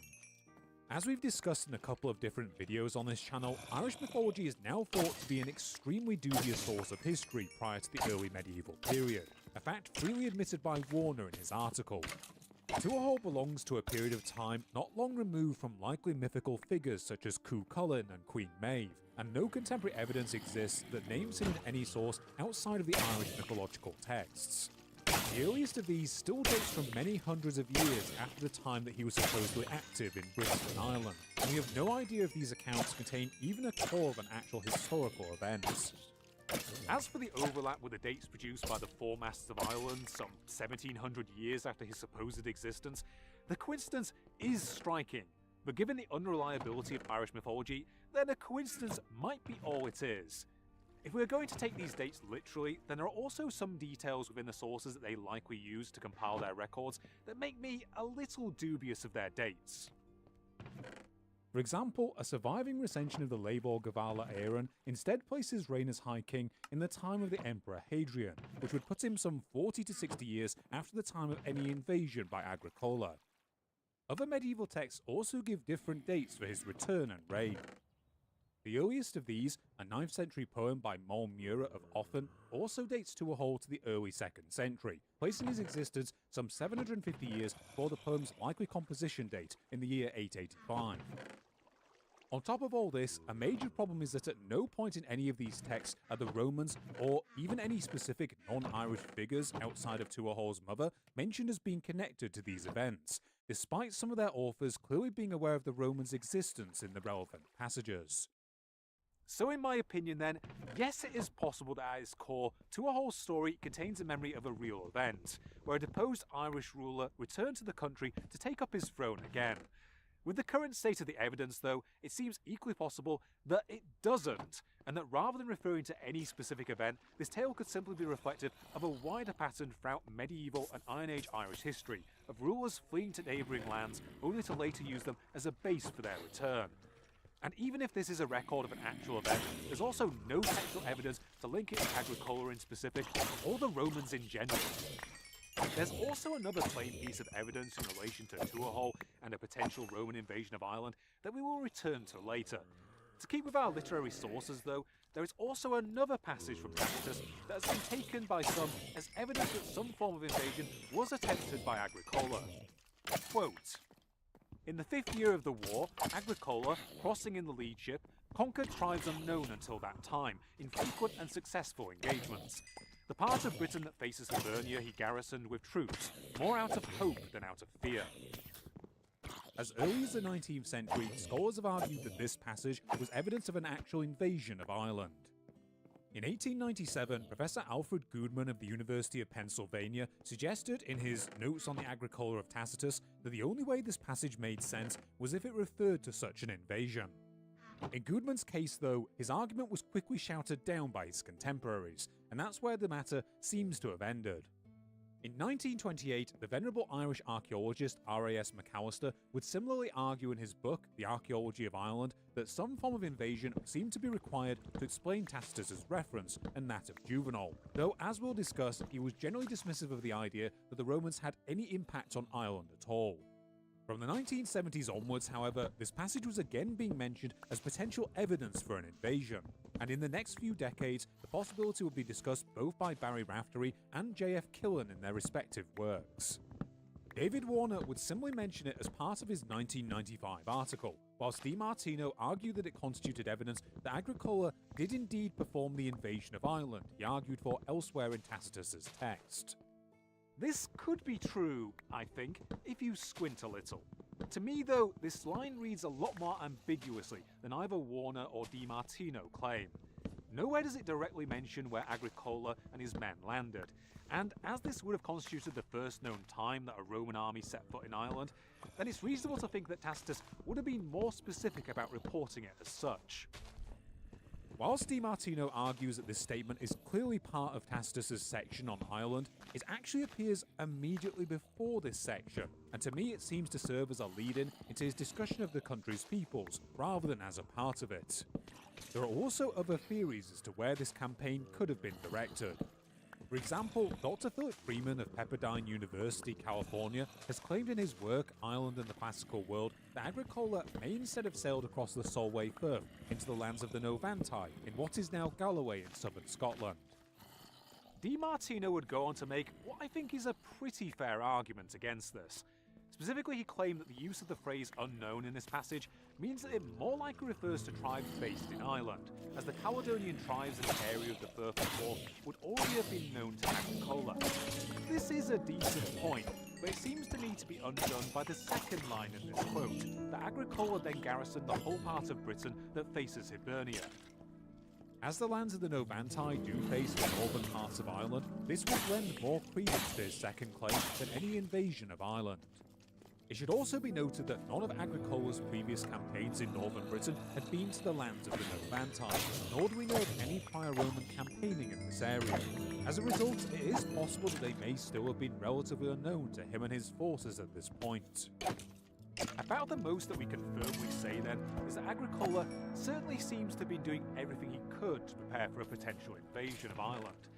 Whether or not anything ever actually came of it. The simple fact remains, though, that this source again leaves us with no unambiguous evidence in favour of an invasion. And without Tacitus directly mentioning Ireland, it's equally possible that the reason he didn't mention any invasion is because there wasn't one. Moving on from Tacitus, the only remaining quote we have then from this time is that brief reference to Rome having advanced its arms beyond the shores of Ireland, found in Juvenal's works. On the surface, it would seem easy to dismiss this mention as simply a comic exaggeration, given the satirical nature of the poem. Despite this, some authors have explored or even defended the idea that this passage supports a Roman invasion of Ireland.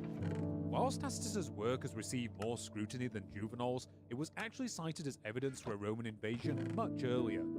As far back as 1866, Thomas Wright would argue in his Archaeologia Cambrensis that Juvenal's reference to Ireland in his Satire No. 2 was not purely rhetorical.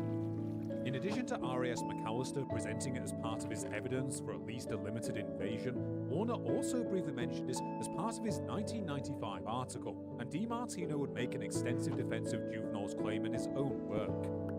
Here he argued that whilst his works were intended to either be satirical or rhetorical, they rarely indulged in hyperbole when it came to referencing historical events. As an extra piece of evidence, he also points to Juvenal's claim in the same passage of the Romans having invaded the Orcades or Orkney Isles, which he describes as being historically true. Elsewhere, DiMartino also argues that this particular satire could have been written within 10 years of Agricola's death, so memory of such an invasion would still have been fresh. Others, however, have pushed back against some aspects of these arguments. In Ireland in the Classical World, Dr. Philip Freeman argues that Juvenal does occasionally make hyperbolic statements regarding geography, such as at the beginning of the very same satire we've been discussing. Quote, I long to escape from hence beyond the Sarmatians and the frozen sea, whenever those fellows who pretend to be curi and live like bacchanals presume to read a lecture on morality. To translate a little for those who don't speak 2nd century Romanese, here Juvenal was wishing to flee to the ends of the earth beyond the frozen seas, rather than to put up with hypocrites who presume to lecture on morality. It seems to me that the latter statement regarding Ireland could potentially be read in a similar exaggerated light, where Juvenal was despairing that despite Roman armies having metaphorically reached beyond the ends of the earth, none of the supposedly barbaric peoples of these lands were presumed to commit the atrocities performed by his countrymen. When it comes to the point regarding Orkney, however, DiMartino does have a case, and a small number of written sources from the time do mention Roman affairs in Orkney. Our best source for this is, you guessed it, Tacitus's Agricola again. In it he claims that during Agricola's campaigns in Britain, he sent a fleet to circumnavigate the island, which did reach the Orkneys. Quote, the coast of this remotest sea was at that time first rounded by a Roman fleet, thus proving that Britannia was an island. It also discovered and subdued the 2 unknown islands called the Orcades.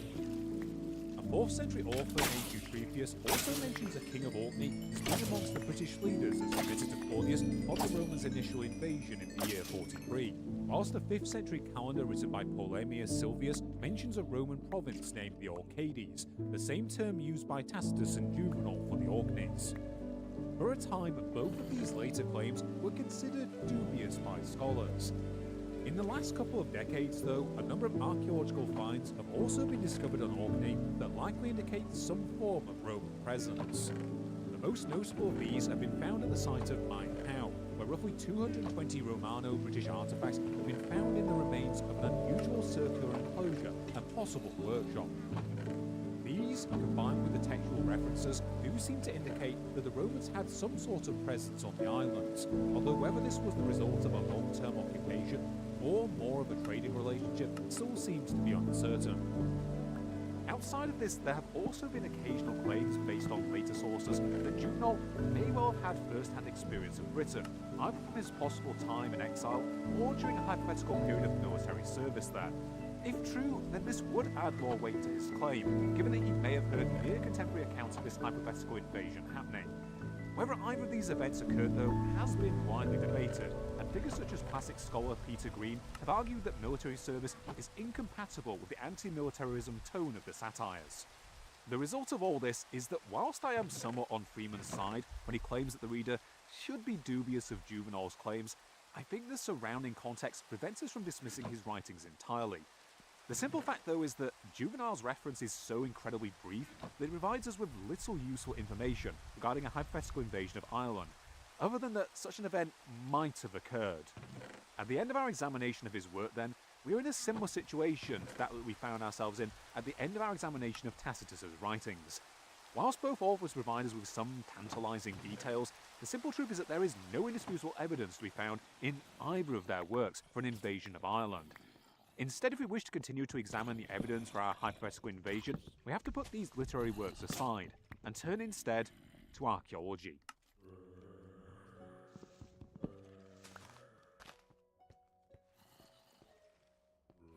If our hypothesized invasion did take place, then it would be reasonable to assume that little in the way of archaeological evidence for it would have survived to the present day.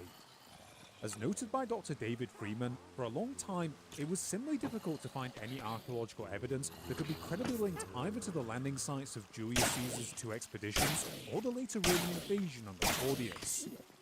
Indeed, historically the idea that the Romans had any major archaeological influence at all on Ireland was dismissed by a number of early Irish antiquarians. As we mentioned briefly before, in 1928 the venerable Irish antiquarian R.A.S. McAllister would boldly declare that, quote, "The Romans made no direct impression on the country. A provincial king invited Agricola to invade the country in order to further some interests of his own, and it is possible that Agricola so far accepted as to send a legion for what proved to be a tentative and abortive expedition. Something of the kind seems to be required to explain a reference in Juvenal. But this expedition, if it ever took place, passed away, leaving no sign except perhaps a lost coin or two, and Ireland remained outside the empire." Based on his words then, you might expect that archaeologists wouldn't have found much Roman material of note in Ireland, never mind a potential landing site for an invasion. In the centuries since he uttered those words, though, an assortment of Roman material has been found here. For obvious reasons, a large proportion of these have been discovered on Ireland's eastern coast opposite Britain, but a number of scattered finds are known throughout most parts of the island. By remarkable chance, one item has even been found 150 miles west of its shores, not far from Porcupine Bank. Here in the mid-1930s, a piece of Roman greyware jar was dredged up by a fishing trawler, which according to archaeologist Dr. Mark Hassel has parallels to other ceramics that have been found in southern Gaul. As to how either it, or a ship carrying it, came to be so far west of island shores, we can only speculate. But its presence, along with other western finds, suggests that seaborne trade was being conducted in this region throughout the Irish Iron Age. Whilst a wider survey of all the Roman material that has been found in Ireland is kind of beyond the scope of this video, what we have is enough to establish that many Irish communities were likely in regular contact with those of neighbouring Britain throughout the entire Roman period. Very generally, these finds include deposits of Roman coins, along with pottery, metalwork, crafting items, toiletries, and jewellery. As noted by Dr. Jacqueline Carhill-Wilson, in the past there has been something of a tendency to lump this material into either Roman or native Irish categories. In reality though, separating these finds into such cut and dry categories is often difficult, and we should keep in mind that these items often display a degree of hybridization between Irish and Roman styles, the latter of which were often already hybridized with British or Gallic styles. As for their origins, in the past many antiquarians and later archaeologists argue that these items were likely acquired by the native Irish through their service as mercenaries in the Roman army, or as plunder due to Irish raids on neighbouring Roman Britain throughout the 3rd and 4th centuries that were recorded by contemporary chroniclers. In more recent decades, however, it has been argued that there is only limited evidence for this theory, and that while some material could have been acquired in this fashion, much of it may have entered Ireland through a complicated patchwork of formal and informal trade, and in some cases through settlement by people from abroad. And to pull us back to the main theme of this video, there are few better examples of this complicated relationship than the main archaeological site that has been cited as evidence that Rome may have attempted to invade Ireland. This is the previously mentioned site of Dromana in County Fingal. And as it's only a few miles north of Dublin, I figured I'd hop on the ferry over from Anglesey and pay it a visit. Oh, and shout out to the guy who recognised us going through customs.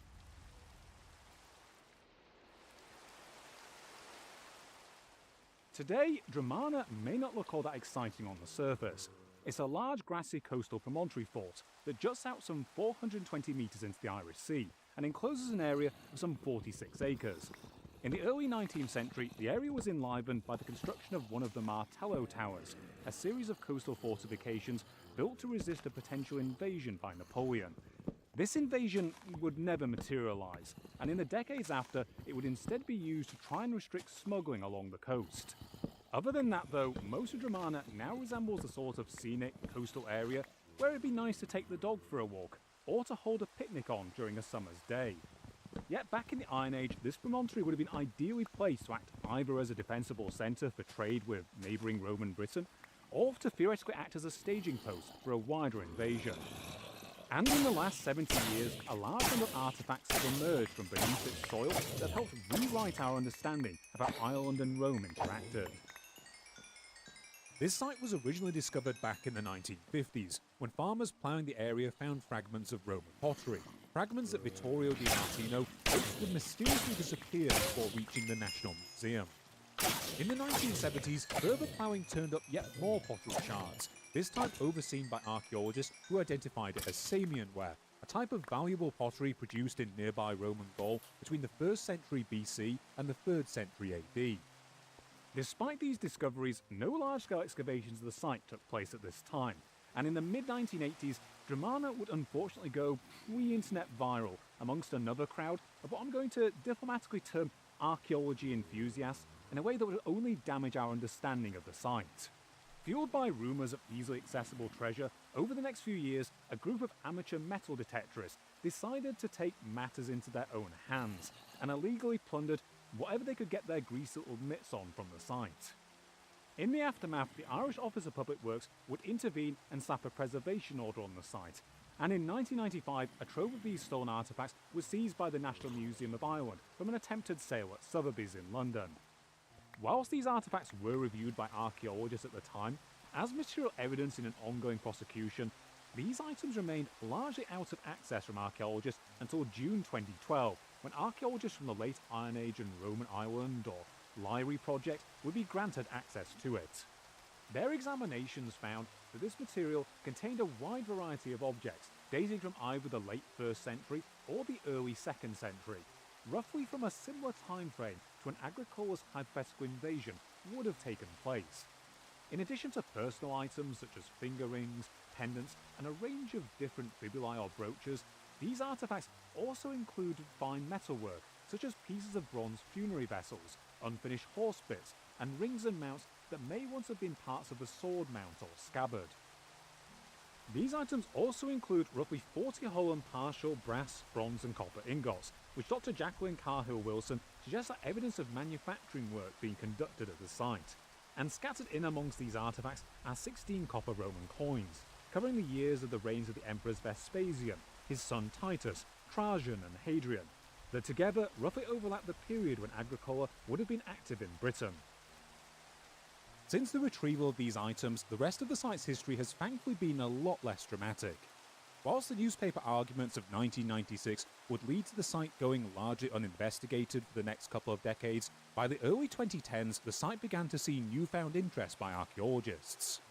In January 2012, the LIRI project would perform a geophysical survey of selected portions of the site that had previously been identified as of interest by an innovative archaeological technique known as LiDAR.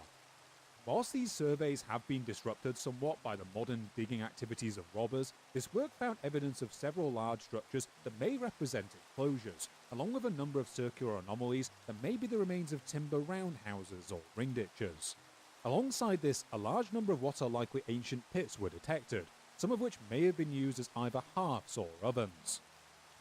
Since 2018, our understanding of this site has been expanded further by the Fingal County Council-led Digging Dromana project. This project has now conducted 5 seasons worth of community excavations on the site that have led to a wealth of extra materials being uncovered.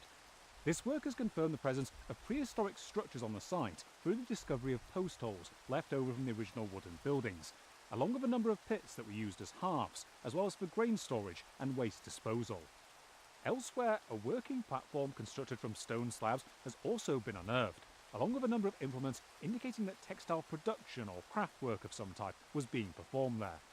In addition to this, a number of pins and metal implements such as nails and possible blades have also been uncovered, along with fragments of glass vessels, blue glass beads, and many shards of pottery from throughout the Roman world.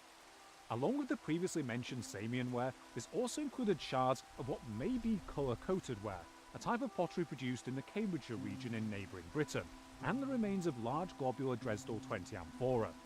The latter of these would have been produced in southern Spain, and were used to transport large quantities of olive oil throughout the empire.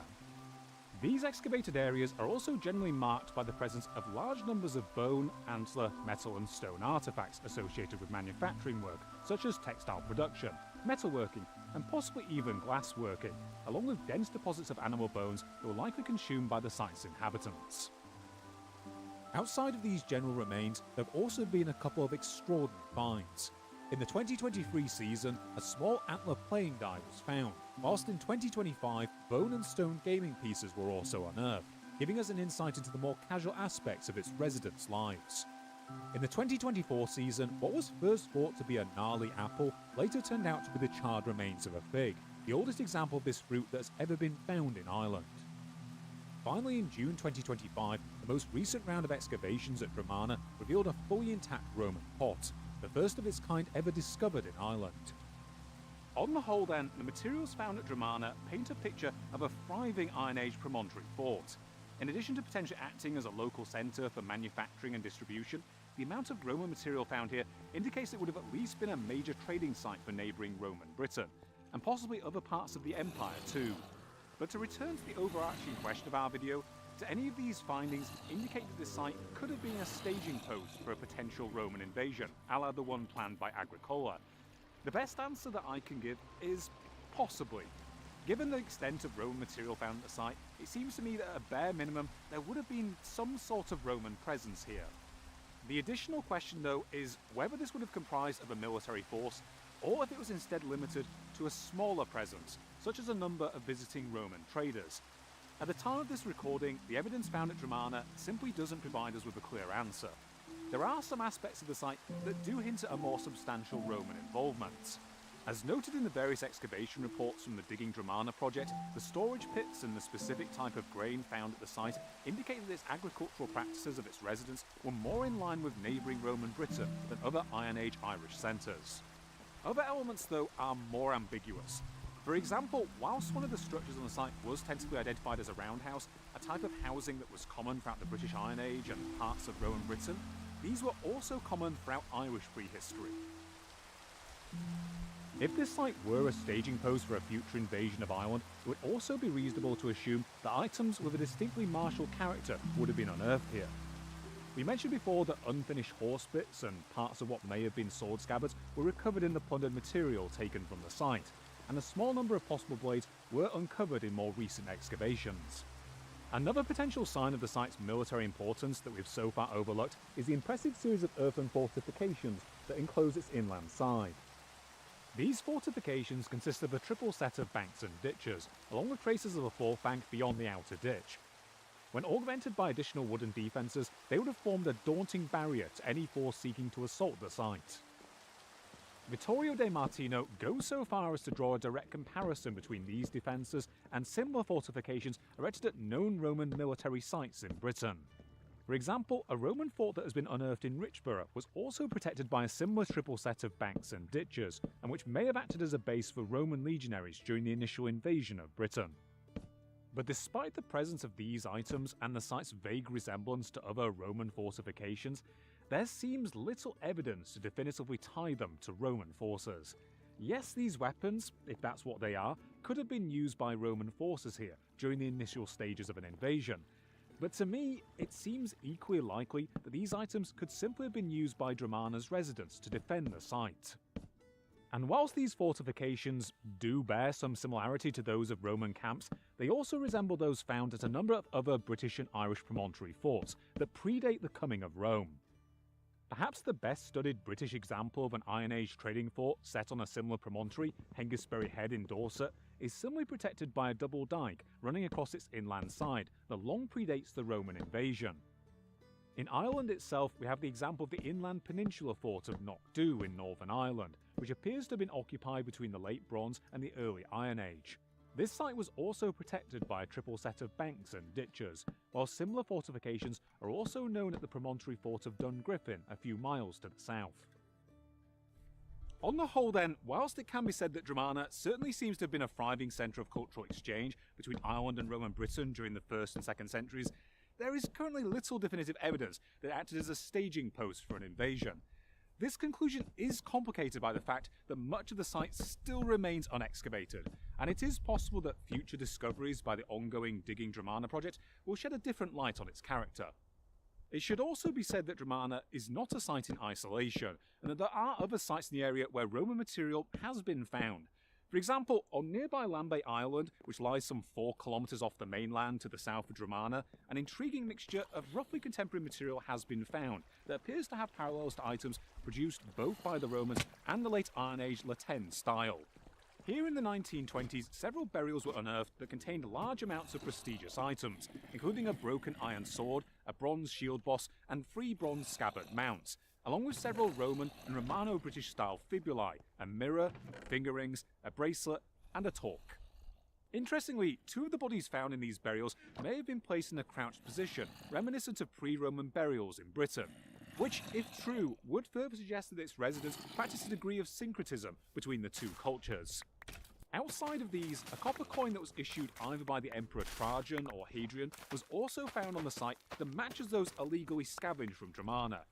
Finally, this island is also marked by 2 promontory forts of its own, and these, combined with the materials that have been discovered here so far, indicate that the island may have played a similar role to Dromana in the trade networks of the region. It's in this area that we can also find another brief connection to a figure we discussed earlier in this video, the returning Irish king Tuathail Tectmar. As noted by Richard Warner, some versions of Tuathail's tale dating from the late medieval period, most notably the Book of Leinster version of the Leibhor Gavala Éireann, have him arriving in Ireland at a place known as Inver Domna. Today this place is often identified here with Malahide Bay in County Fingal, which is literally just down the road from Dromana. This close proximity is certainly intriguing, and adds to our list of parallels between Tuathail's activities in both Irish mythology and Tacitus's account of Agricola's activities in neighbouring Britain. But as intriguing as this parallel is, we still don't have any archaeological evidence that directly links this area or Dromana to a returning Irish king. It could just be that Malahide Bay was widely known by the 11th century compilers of the tale as the most convenient way to reach Tara by someone sailing west from Britain. Indeed, it has been argued by Dr. Conor Newman of the University of Galway that the series of low hills between Dromana and Tara forms something of a defined routeway, marked by a series of ritual enclosures and burial mounds. And if you permit me to speculate for a moment, then perhaps the knowledge of this route may have also played a role in the development of the tale, especially given Tara's continuing importance in the medieval period. So at this point, we can say that we still don't have any conclusive evidence that a Roman invasion force landed at Dromana, or anywhere in the surrounding area. But what if we broaden out the scope of our investigation beyond this single hypothetical expedition? Is there evidence to be found elsewhere in Ireland of either the Romans, or at least non-Irish communities, dating from a time when Rome ruled neighbouring Britain? Well, outside of Dromana, there are also a small number of inland occupation sites that show what may be evidence of either Roman occupation or Roman-inspired practices. One of the most significant of these sites has been found to the north, near the modern village of Clogher in County Tyrone. Here in the 1970s, Richard Warner excavated an unusual sub-rectangular hill fort that is without known parallel throughout Ireland. Built over the remains of an earlier stone fort and enclosing a roughly contemporary ring barrow, this fort consisted of a single ditch and bank that encloses some 4 hectares. In addition to the fort's unusual shape, which Warner argues more closely resembles sites in Roman Britain, excavations from within its severely disturbed centre have found evidence of a small number of Romano-British artefacts. These include a type of nail cleaner that's also been found in Gloucestershire, Wiltshire and Oxfordshire, along with shards of pottery that Warner argues have parallels to vessels produced in southern Britain in the late 1st century AD. Most intriguingly, this site also includes a fragment of a gilded fibulae that matches the type found at Lambay, and that Warner asserts has a military connotation. A number of artifacts dating from late 4th century Roman Britain have also been found within a later enclosure built within the boundaries of the Iron Age structure, and the absence of Iron Age Irish artifacts at this site has led Warner to interpret its various occupants as groups of invaders from neighbouring Britain, which he theorises may also have included expatriate Irishmen. Others such as J.P. Mallory and John Waddell have been less committal to this idea, though they do both concede that this material indicates a close contact with Roman Britain, and in Mallory's case, the small, non-Irish populations may have been active in parts of Ireland. Between Clogher and Dromana then, we can say that there were likely small communities living in Ireland around the end of the 1st century AD that had their origins in neighbouring Roman Britain, or at the bare minimum had extensively adopted Romano-British customs. Interestingly, this is yet another site that has been linked to the figure of Tuathail Techtmar, again by the way of the Four Masters of Ireland. As noted by Warner in his 1995 article, the entry for the year 111 AD mentions that after Tuathail's death, Banya, mother of his son and successor Phailemy, erected the Rath Mór of Moglaevnar in Ulster, which is generally held to be the hill fort at Clogher. Throughout this video, I haven't been particularly convinced by Warner's attempts to link various sites where Roman materials have been found with the figure of Tuathail. As interesting as these various associations are, the fact remains that we simply don't have any direct archaeological evidence that such a person ever existed. To conclude our discussion of this figure though, I will say that I am open to his argument that the association of Tuathail with this site, along with some of the other places we've discussed today, may constitute an example of pseudo or proto-history, rather than pure mythology. This is just speculation on my part, but it does seem reasonable to me that if a group of non-Irish peoples had settled in this area, as seems likely from the archaeological evidence, then this event would be remembered in some fashion in the local folklore. It also seems reasonable to me that this folklore would have become linked with that of another famous pseudo-historical figure who was known to have invaded Ireland, or that such an association could later have been made by scholars attempting to incorporate these various accounts into a unified timeline. So after examining these sites, if you held a gladius to my throat and forced me to say whether I think the Romans invaded Ireland, how would I answer? Well, I'd be hard-pressed to say that there is any conclusive evidence for the sort of large-scale invasion Agricola wished to lead. Whilst the literary evidence is tantalising, as are the parallels to the figure of Tuathail Techtmar, the evidence from Dromana seems too ambiguous for us to conclude that it represented a staging post for a Roman invasion. Instead, it seems equally likely to have been a trading settlement established by Romano-British immigrants, or even simply a native trading settlement that adopted a number of Romano-British cultural traits.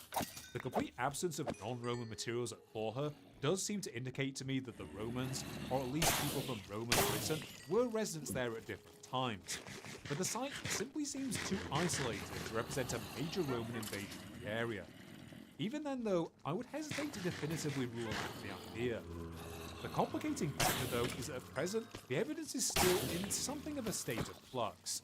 As we discussed before, there are still large areas of Dromana and other promontory ports throughout Ireland that remain unexcavated, and further investigations there may yet change our understanding of how these peoples interacted. For example, there is a large promontory fort known as Dunabrassin in County Waterford that has been highlighted by Dr. Jacqueline Carhill-Wilson as a potential area for investigation, and whose name tantalisingly means the Fort of the Britons. As such, I think we should keep open to the possibility that the answer to this question may change in future decades, or at the very least continue to bring nuance. If we put aside the idea of a large-scale invasion then, what seems more clear from the available evidence is that the Romans, or at least people originating from within the Roman Empire, were present on a smaller scale in parts of Iron Age Ireland. In some places, there is even evidence that these people may have influenced the Irish culture of the time in the form of local religious practices. Because outside of the residential centres we've discussed so far, Romano-British and Romano-Gallic style objects have also been found at some of Ireland's most famous ritual sites.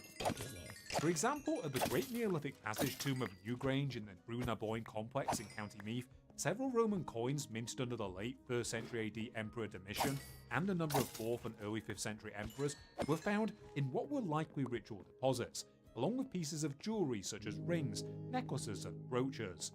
Conversely, at the neighbouring passage tomb of Nov, a set of more domestic items have been found, including more Samian ware, pieces of Roman glass, a long-handled spoon and a stylus. Similarly, a Roman padlock and coin have been found at the ritual centre of Ishnock in County Westmeath, though in both cases the context from which these relics were found is poorly documented. And finally, there is also another major Irish ritual centre dating from the time that the Romans were active in Britain, where a remarkable assemblage of Roman material has been uncovered. This is the previously mentioned Hill of Tara, a major Iron Age ritual centre famous in later medieval history for being the ceremonial seat of the High Kings of Ireland. And as Dromana is itself only a half an hour drive away, I thought I'd hop on over there myself and check out where they were unearthed. These finds were found beneath the monument behind me, the Rath of the Synods, a structure that was first constructed in either the late Bronze Age or the early Iron Age, that went through a number of incarnations throughout its long history. Today its remains are extremely mutilated, partially due to the construction of a churchyard over its eastern side, but mostly due to the actions of the British Israelites. Between 1899 and 1902, this group got the idea in their heads that the Ark of the Covenant lay buried beneath it, and proceeded to rip apart most of the monument trying to find it. Don't ask why, it's a phenomenally stupid story, and I could make an entire video on it alone. During the time that the Romans were in Britain, however, the site consisted of what has been most commonly interpreted as an impressive three-banked ring fort that may have had a ritual, domestic, or combined function, to which a fourth bank would then be added in succeeding centuries. In the 1950s, excavations performed by a team led by Sean O'Riordan unearthed deposits of prestigious Roman Samian ware drinking vessels within this structure, along with a lead seal, glass beads, pieces of imported glass vessels, and the remains of what may be Roman-style jewellery that resemble those found at Newgrange and Nove. Alongside this, a cache of 3rd century Roman coins was also unearthed that appears to have been deliberately deposited on the site, a practice that was common during parts of the local Iron Age and in neighbouring Britain. Large amounts of cattle, pig, horse and dog bones have also been found beneath this monument, and they may be the result of either ritual deposits, organised feasting, or a combination of both. Whilst this exact combination of materials is without exact parallel either at other Irish or Romano-British ritual centres from the period, the large volume of Roman material on the sites indicates some connection with neighbouring Britain during this time. As for what that connection may be, there are a number of theories. Perhaps these items were brought to the site by a number of Roman travellers or traders who influenced the ceremonies conducted here. Perhaps they were the sign of an intrusive elite from neighbouring Britain who brought their own ceremonial practices with them. Alternatively, they could have been adopted independently by the area's Irish elites, who could have acquired these prestigious items via trade, and who may have adapted them into existing Iron Age religious or domestic practices. Exactly which of these possibilities is true, we sadly will probably never know, but it provides us with another intriguing glance at the possible cultural interactions between local Irish elites and the wider Roman world.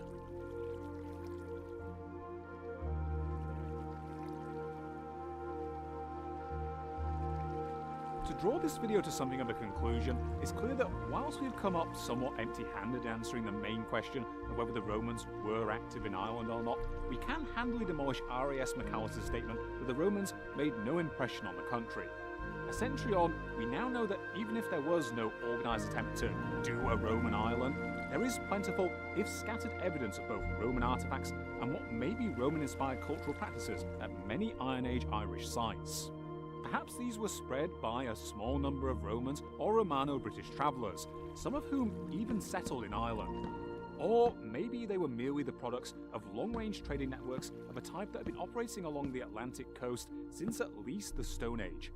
Either way, these items and practices would have given Ireland's residents a glimpse into activities stretching far from their own shores. And alongside everything we've covered today, there's also a few other small ways in which the Romans did help shape Irish culture. For example, there are a few words in the earliest recorded forms of the Irish language that might have been picked up from the Romans during this time. Useful words like gold, wine, and vessels in which to put the wine. You only need to add words for dice and eunuchs, and you've already got yourself the makings of an orgy. Yes, I know orgies were a Greek thing, not a Roman one. Leave me alone. The earliest Irish script, Ogham, was also most likely created using an understanding of the Latin alphabet, and in the medieval period, many other Latin words would make their way into the Irish language too. More specifically, the period when the Romans ruled much of Britain is simply yet another part of the millennia-long thread of cultural interchange between Ireland and its nearest neighbour. This relationship continued long after the departure of Roman forces from these shores, and I'm sure that in the centuries afterwards, everything worked out harmoniously, and that no one in Britain contemplated doing anything awful like invading Ireland ever again. Thank you for watching.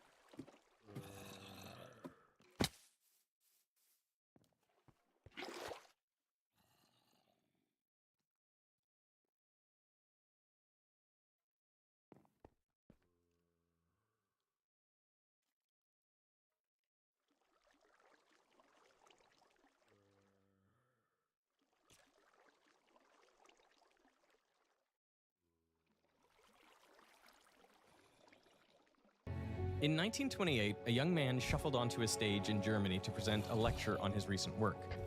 He had a slightly unusual presentation style. Physicist Eugene Wigner described the lecture as detached, almost like a recitation of a technical text. He said the man spoke without giving any sign of enjoying his own lecture. But the work this strange, unassuming man presented was about to send some of the most famous quantum physicists of the 20th century spiraling. After the lecture, Werner Heisenberg described the man's theory as the saddest chapter in modern physics. Heisenberg also wrote to Niels Bohr and said, "I find the present situation quite absurd, and on that account, almost out of despair, I have taken up another field." Legend has it that Wolfgang Pauli even announced that he was abandoning quantum physics, and then he started writing a utopian novel. What had the young man said to disrupt the world of quantum mechanics so profoundly? Well, he had been working on a problem that physicists are still tackling today, the unification of Einstein's relativity and quantum mechanics. And his work had revealed something troubling. A particle unlike any seen in the world. A particle with negative energy. In 1905, Albert Einstein published his special theory of relativity. It was based on the simple idea that for anyone moving with constant speed, the laws of physics should be the same, and this includes any measurement of the speed of light.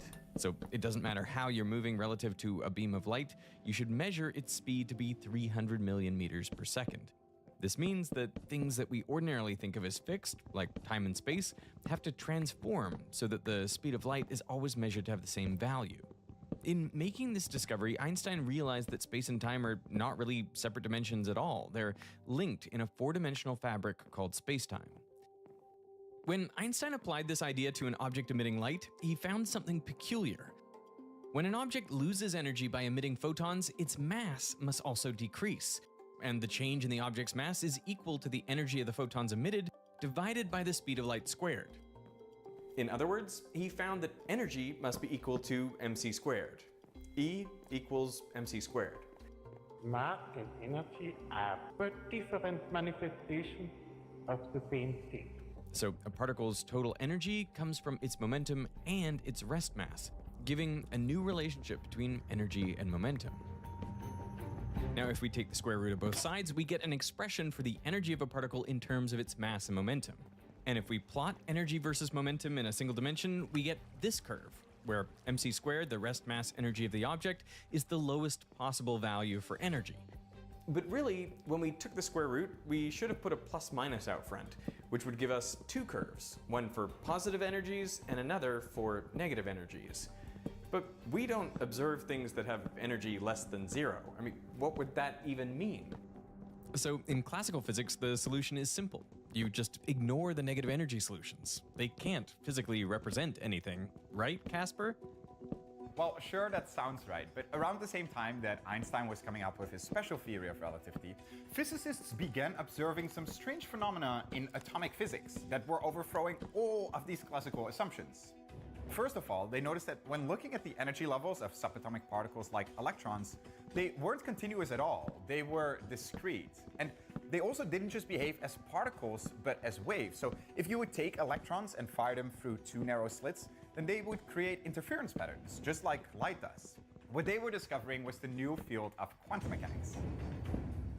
And in 1926, Erwin Schrödinger formalized this field by coming up with his now famous wave equation, which describes how quantum mechanical systems evolve over time. This was the most radical new theory of the 20th century and would remain so. This is not a bit like Newton or a bit like Maxwell. This was radically new. The equation solution, called the wave function, psi, does not describe a particle with a precise position and momentum, as classical laws would, but instead the modulus squared can give us the probability of finding the particle in a specific location at a specific time. Deriving the Schrödinger equation is actually surprisingly simple. Just start by writing down the total energy, which for a free particle is just its kinetic energy, half mv squared. And we can rewrite it in terms of momentum, mass times velocity. So kinetic energy is just momentum.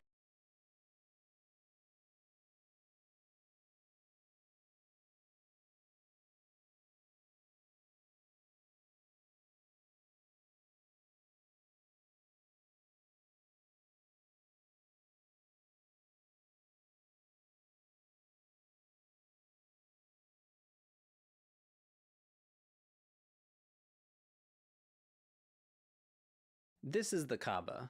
Located in the city of Mecca in Saudi Arabia, the Kaaba is the holiest site in Islam. Every day, hundreds of millions of Muslims face toward it in prayer. Hotel rooms have arrows on their ceiling pointing toward it. Kings, emperors, and nation-states competed for control over it. And the need to know its relative location no matter where you were in the world sparked new developments in astronomy and trigonometry. So what is the Kaaba, and what makes it so important in Islam? The word Kaaba means cube in Arabic, though the building itself isn't exactly a cube.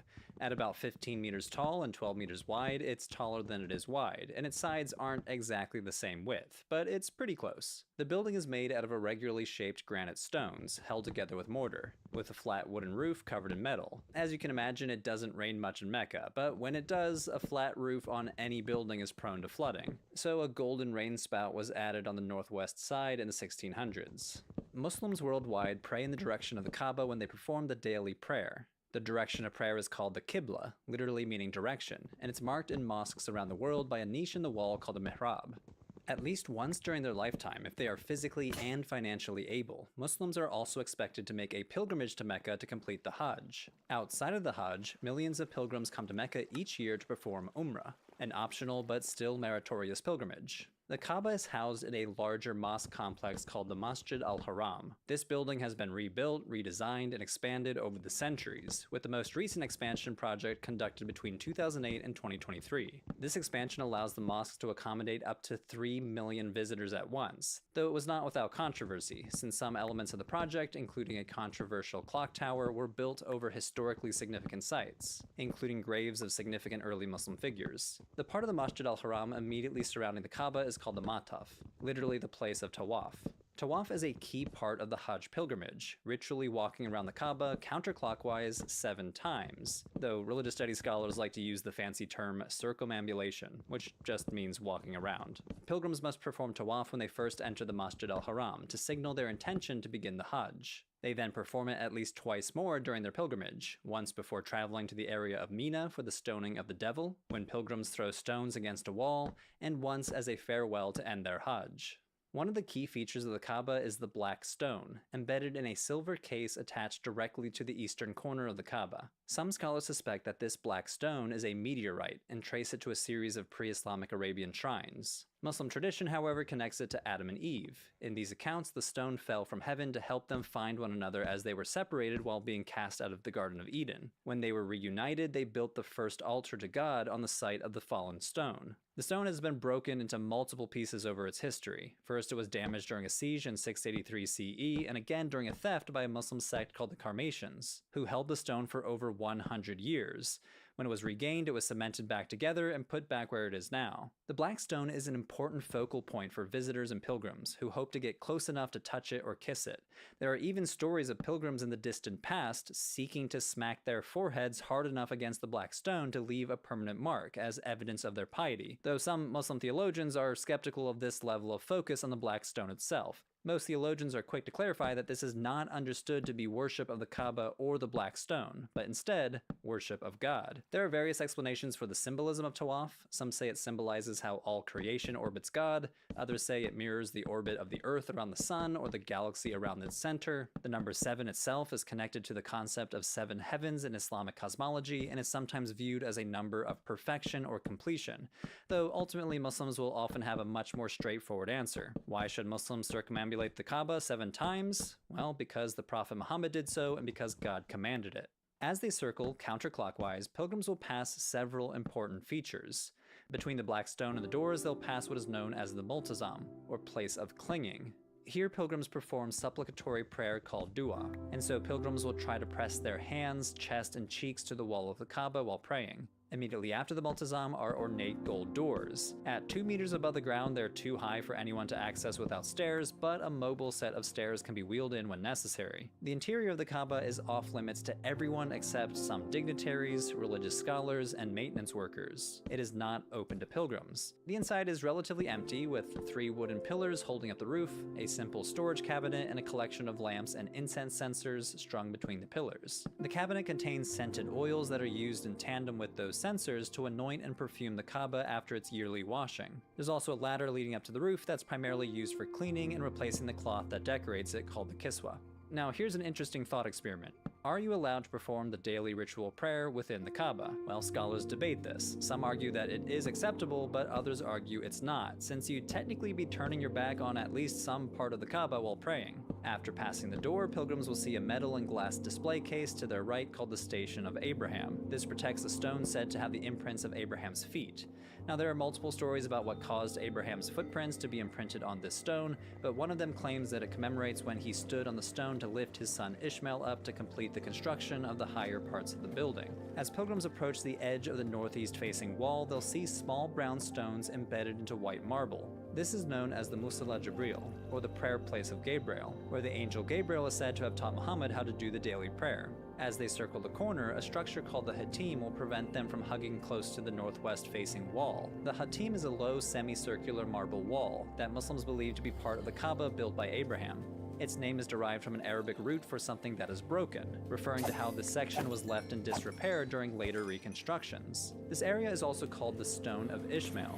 Most people claim it's named this because Abraham is said to have built a structure here for Ishmael and Hagar. Because it's said to be historically part of the Kaaba, pilgrims are not supposed to enter this area during Tawaf. The area is, however, connected to important events in the history of Islam and the life of Muhammad, so pilgrims will often attempt to pray within it. It's directly below the aforementioned rain spout, called the Font of Mercy. Water falling from the spout is said to carry extra blessings. After passing the Hatim, the remaining two sides don't have any unique features or sights. People performing Tawaf might use this space to angle closer to the building with the hope of getting close enough to touch the black stone or press themselves against the multazam during their next pass. While the Kaaba itself appears to be a relatively modest building, most people don't actually see it like this, because it's more often decorated with that ornate cloth called the kiswa.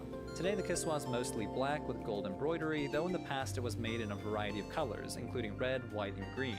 The embroidery includes decorative patterns and borders surrounding Quranic verses. Each corner of the kiswa also has a medallion embroidered with the name of each corner. One corner is named after the black stone, with the other three named after the region toward which they point: Iraq, the Levant, and Yemen, corresponding roughly to the cardinal directions. The kiswa is made of silk and produced in Mecca at a factory by over 100 workers and artisans, and is replaced once per year during the Hajj. The old kiswa can be cut up into pieces and distributed to museums and given as gifts. The Kaaba has a long history, but not all of it is completely clear to historians. According to the Quran, the first house of worship appointed for men was that at Baka, full of blessing and of guidance for all kinds of beings. Baka being an alternate name for Mecca according to most Quranic commentators. Some Muslim interpreters say that this verse means that the first man, Adam, built the first altar to God in Mecca after being cast out of the Garden of Eden. Other verses in the Quran refer to Abraham building the Kaaba. And remember, Abraham and Ishmael raised the foundations of the house with this prayer: Our Lord, accept this service from us, for thou art the all-hearing, the all-knowing. Muslim interpreters agree that the Kaaba was built or perhaps rebuilt by Abraham and maintained by his descendants through his son Ishmael. However, according to Islamic tradition, after many generations, people forgot about its original purpose and started dedicating it to multiple gods. Writing in the 9th century, the historian of Mecca, al-Azraqi, shares several stories about Muhammad when he took control of the Kaaba in 630 CE. He discovered it full of images and statues of various gods. In total, he destroyed 360 idols, but he also found painted icons of the Virgin Mary and the baby Jesus, along with an image of Abraham, which he spared. According to tradition, there was also a statue of the god Hubal, an archaeologically attested deity from the region. Hubal is mentioned in a single Nabatean inscription from Hegra, an archaeological site a few hundred kilometers north of Mecca, which briefly mentions him alongside two other gods. Historians of early Islam have floated some theories as to what this early Kaaba may have looked like. An early Christian text called the Khuzestan Chronicle, which dates to around 660 CE, references an Arab ritual site in Mecca which can be translated as the Tent of Abraham. This may be a reference to the Kaaba as a tent-like structure. The Meccan scholar Ibn Jurayj, writing around 100 years after the Khuzestan Chronicle, seems to back this up when he describes the Kaaba as a tabernacle, using the same Arabic term used to describe the tent-like tabernacle built by the Israelites in the Exodus story. The scholar Uri Rubin has speculated that this might mean that the dominant element of the Kaaba at this time was the kiswa. The scholar Ahmad al-Jalad has also theorized that the early Meccan sanctuary may be rooted in a pre-Islamic Arabian practice of building temporary ritual shelters to perform animal sacrifices. These are referenced in Safayidic inscriptions with the letters STR, so we don't really know how these structures were pronounced, but clearly they had a religious function. One inscription reads, "He built the STR shelter and performed an animal sacrifice, so O Allat and Dusares may he be secure." Another reads, "He encamped by the water and then built the STR shelter and performed an animal sacrifice." Now, as I talk about in my video on the Quranic name of Jesus, Safayidic is an ancient South Semitic script that people in southern Syria and northern Jordan used to write all the various dialects of Old Arabic. which are closely related to Quranic Arabic. Scholars think the script was used between the 1st century BCE and the 4th century CE, give or take a few centuries, and it seems that part of ritual practice in the region involved building these temporary sacred shelters, both for sacrifices to the gods and for mourning the dead. So in light of the Khuzestan Chronicle, the writings of Ibn Jurayj, and these inscriptions, Dr. Al-Jalad speculates that the roots of the Meccan sanctuary thus may be found in a ritual shelter like the STR. Stories about the Prophet Muhammad's life often start by highlighting the centrality of the Kaaba. Muhammad was born in the Year of the Elephant, named after a dramatic event in Islamic tradition when a Christian king from Yemen tried to invade Mecca and destroy the Kaaba using an elephant. King Abraha of Aksum was worried that the Kaaba would draw pilgrims away from his cathedral in Sana'a. According to Muslim tradition, when Abraha approached the Kaaba, his elephant refused to move forward. Eventually, the king forced the elephant to keep going, but before it could destroy the Kaaba, the sky filled with seagulls carrying rocks. They then dropped the rocks on the army, killing everyone, including the elephant. The Quran seems to refer to this in Surat al-Fil, the chapter of the elephant, which reads, "Seest thou not how thy Lord dealt with the companions of the elephant? Did he not make their treacherous plan go astray? And he sent against them flights of birds, striking them with stones of baked clay."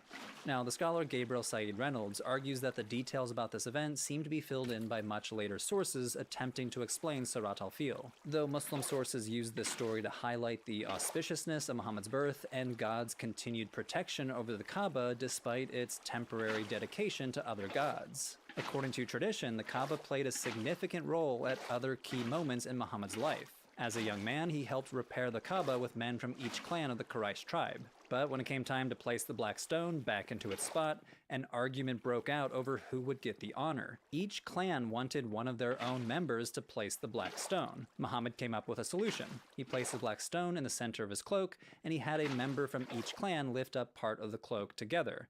Muhammad then guided the stone back into its place. This story speaks to his future role as a leader uniting the clans and tribes of Arabia. The Kaaba also plays a key role in Muhammad's ascension to heaven.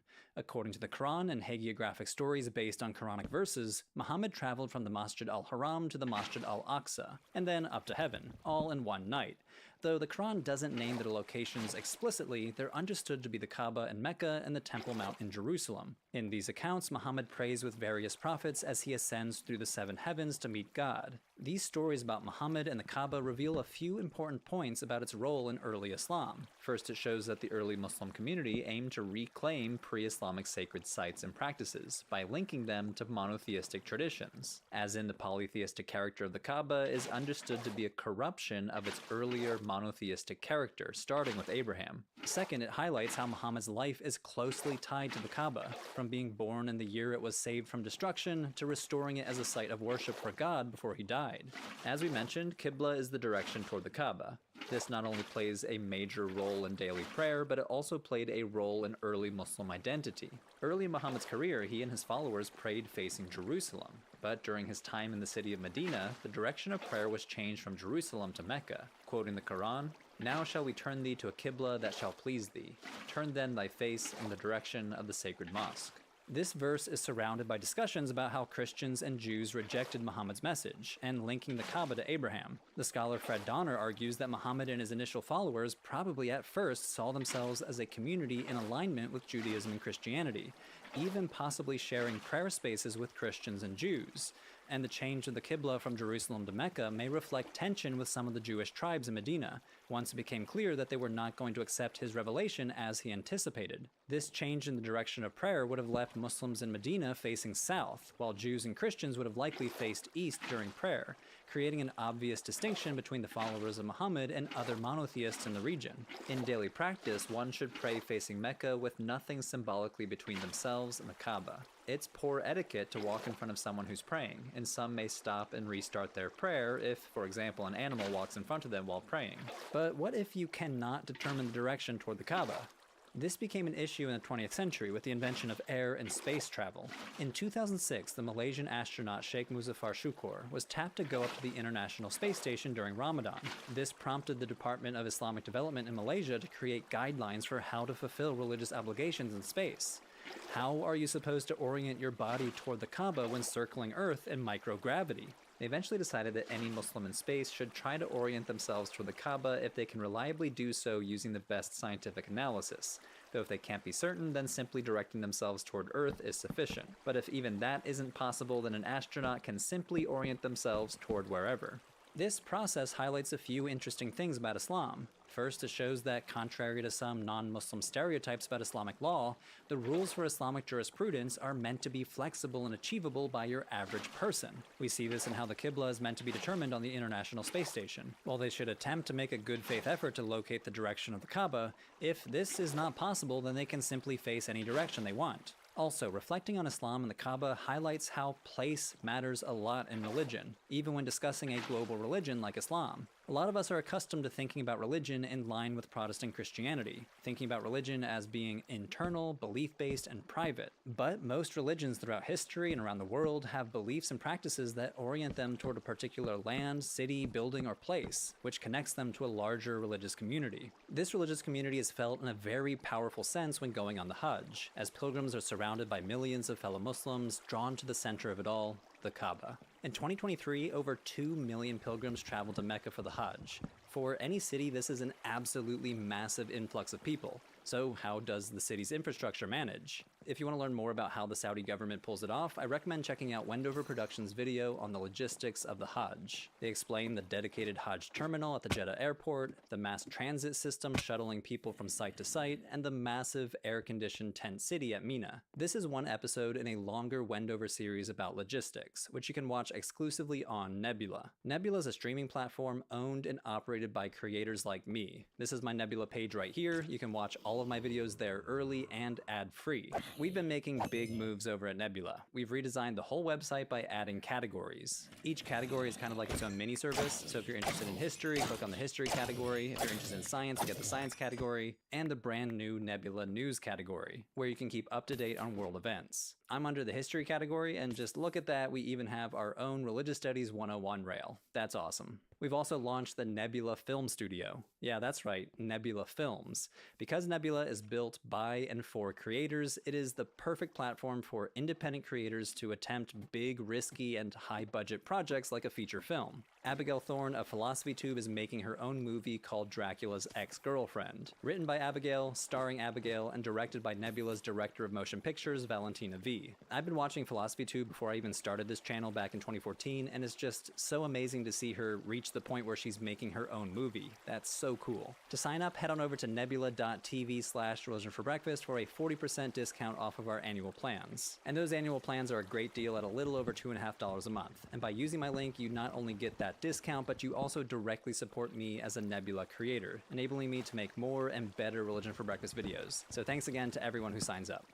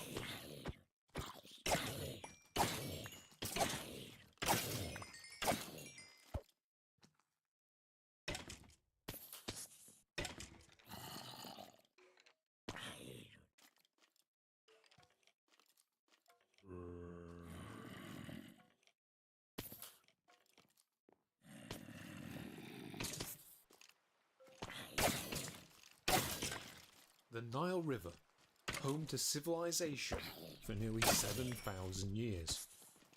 With its nourishing waters, it has remained the lifeline of the Egyptian people since the very birth of agriculture.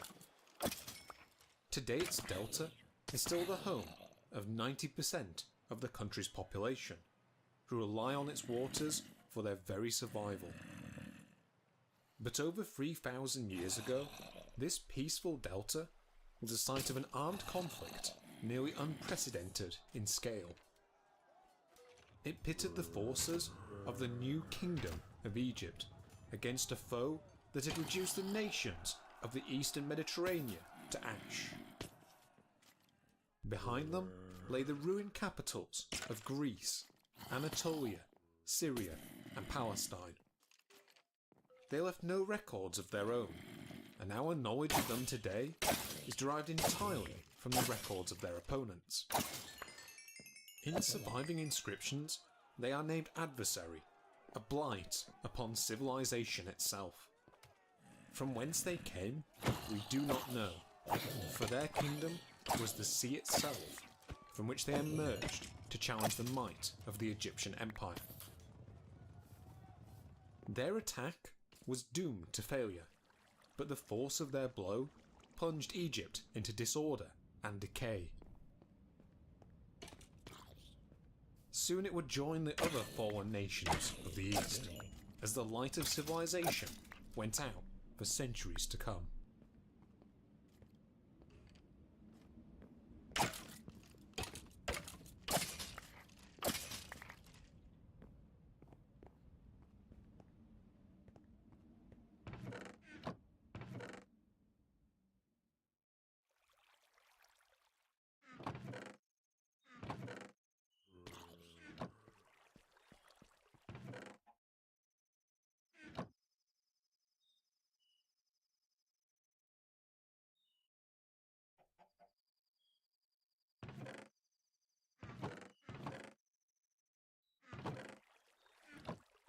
The story of the Bronze Age collapse and the sea peoples on whom it is so commonly blamed is one that has sparked a century of debate amongst archaeologists. Over the course of the last 100 years, almost every detail of its events has been disputed at one point or another. How did it happen? When? And most importantly of all, who or what was behind it? Was it the fault of the mysterious sea peoples, or were other factors behind the demise of the Bronze Age nations of the Eastern Mediterranean? Most of these questions are still being debated in one fashion or another, but the details we already know are beyond tantalizing. Alongside centuries-old theories of warfare and foreign invasions, new theories of famine, civil unrest, and natural disaster are slowly creeping into the picture. The result was a saga, both dramatic and mundane, and one that holds eerie parallels to our own civilization in the 21st century.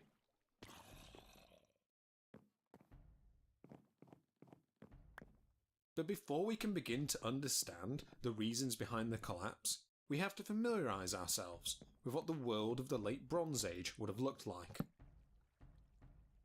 Already more than a millennium old, it was a world of startling complexity, covered in feuding nation-states, and containing more than one great power. To the west sat Greece, home to the great power centres of the Mycenaean culture. The east held Assyria, hegemon of Mesopotamia, and holder of the ancient cities of Akkad, Sumer, and Babylon. And in the middle, separated by a patchwork of vassals that stretched through modern Palestine and Syria, sat the opposing forces of the Hittite Empire and the Egyptian New Kingdom. Direct conflict between the two had long since passed, but still they jockeyed for power over the great trade routes of the East, from which flowed the precious tin and copper on which all kingdoms relied for survival. At first glance, the world of the 13th century BC seems a stable one, with its key players firmly entrenched in their respective homelands. But within the span of the next century, each of these nations would undergo a series of catastrophic setbacks. The lucky ones would see themselves reduced to a shadow of their former selves, whilst others would be torn asunder, surviving only as myths, passed down by word of mouth through the dark ages that succeeded them. The sources of the cataclysms are complex, and at the moment we have only a rough understanding of each of these factors. Even so, what is known gives us a tantalising glimpse at how even the most powerful of nations can find themselves knocked off course by events beyond their control. But let's not get ahead of ourselves. If we want to understand exactly how an established order can collapse so quickly, we will first have to travel back into the history of each of its nations. And where better to start our journey than with the very first civilization to fall victim to the collapse. Many of us know at least a little of ancient Greece, of its great philosophers and scientists, of the rivalry between Sparta and Athens, and the gathering power of Macedonia to the north. But what we find, looking back at the archaic Greek world of 1500 BC, is something both familiar and alien to its classical successor. For at least since the Middle Bronze Age, Greece had been a nation of agrarian villagers, ruled over by a patchwork of palatial centres. From the decipherment of their written language, known now as Linear B, we can tell that they did indeed speak a version of Greek, and that the gods of classical Greece were already being worshipped within their halls. These palatial kingdoms were likely modelled on that of the Minoans at Crete, themselves one of the dominant merchant powers within the Mediterranean, and whose distinctive clothing and textiles had been found as far away as Mesopotamia. From each one, the local ruler, known as the Anax or the Basileus, would have sought to extend his power and to acquire exotic goods through a complex hierarchy of administration and trade. Some of these rulers were more powerful than others, but the largest by far was Mycenae, whose power extended over an area nearly 3 times that of its nearest rival. Then, around the middle of the 15th century BC, disaster struck in Crete. Debate still rages on its exact nature. It may have been an earthquake, much like the one that rocked Minoan civilization around 1700 BC. A volcanic eruption at Thera has also been suggested as the culprit, though radiocarbon dating now seems to discredit this theory. Whatever the source, it was enough to leave the Minoan palaces in disarray. Mycenae was quick to take advantage, and soon the great palaces of Knossos, Phaistos, and many others were overrun by mainland Greeks. With this, the millennia-old Minoan civilization came to an end, and Mycenaeans quickly took their place as one of the dominant trading nations in the eastern Mediterranean. From there, they would expand into the Aegean, establishing settlements within the Cyclades and on the western coast of Anatolia. But this unchecked growth could only last so long, and from the 14th century onwards, they seem to have come into conflict with a number of western Anatolian cities. The name of one in particular is still known today, kept alive by a legendary war it supposedly fought with the Bronze Age Greeks. The Hittites may have called it Walutia, whilst their opponents knew it as Ilium, but it is by its other name that it is most commonly known today: Troy. Alas, the story of the Bronze Age collapse is not yet that of the Trojan War. Instead, at this time, Western Anatolia was busy rebelling against the region's emerging superpower.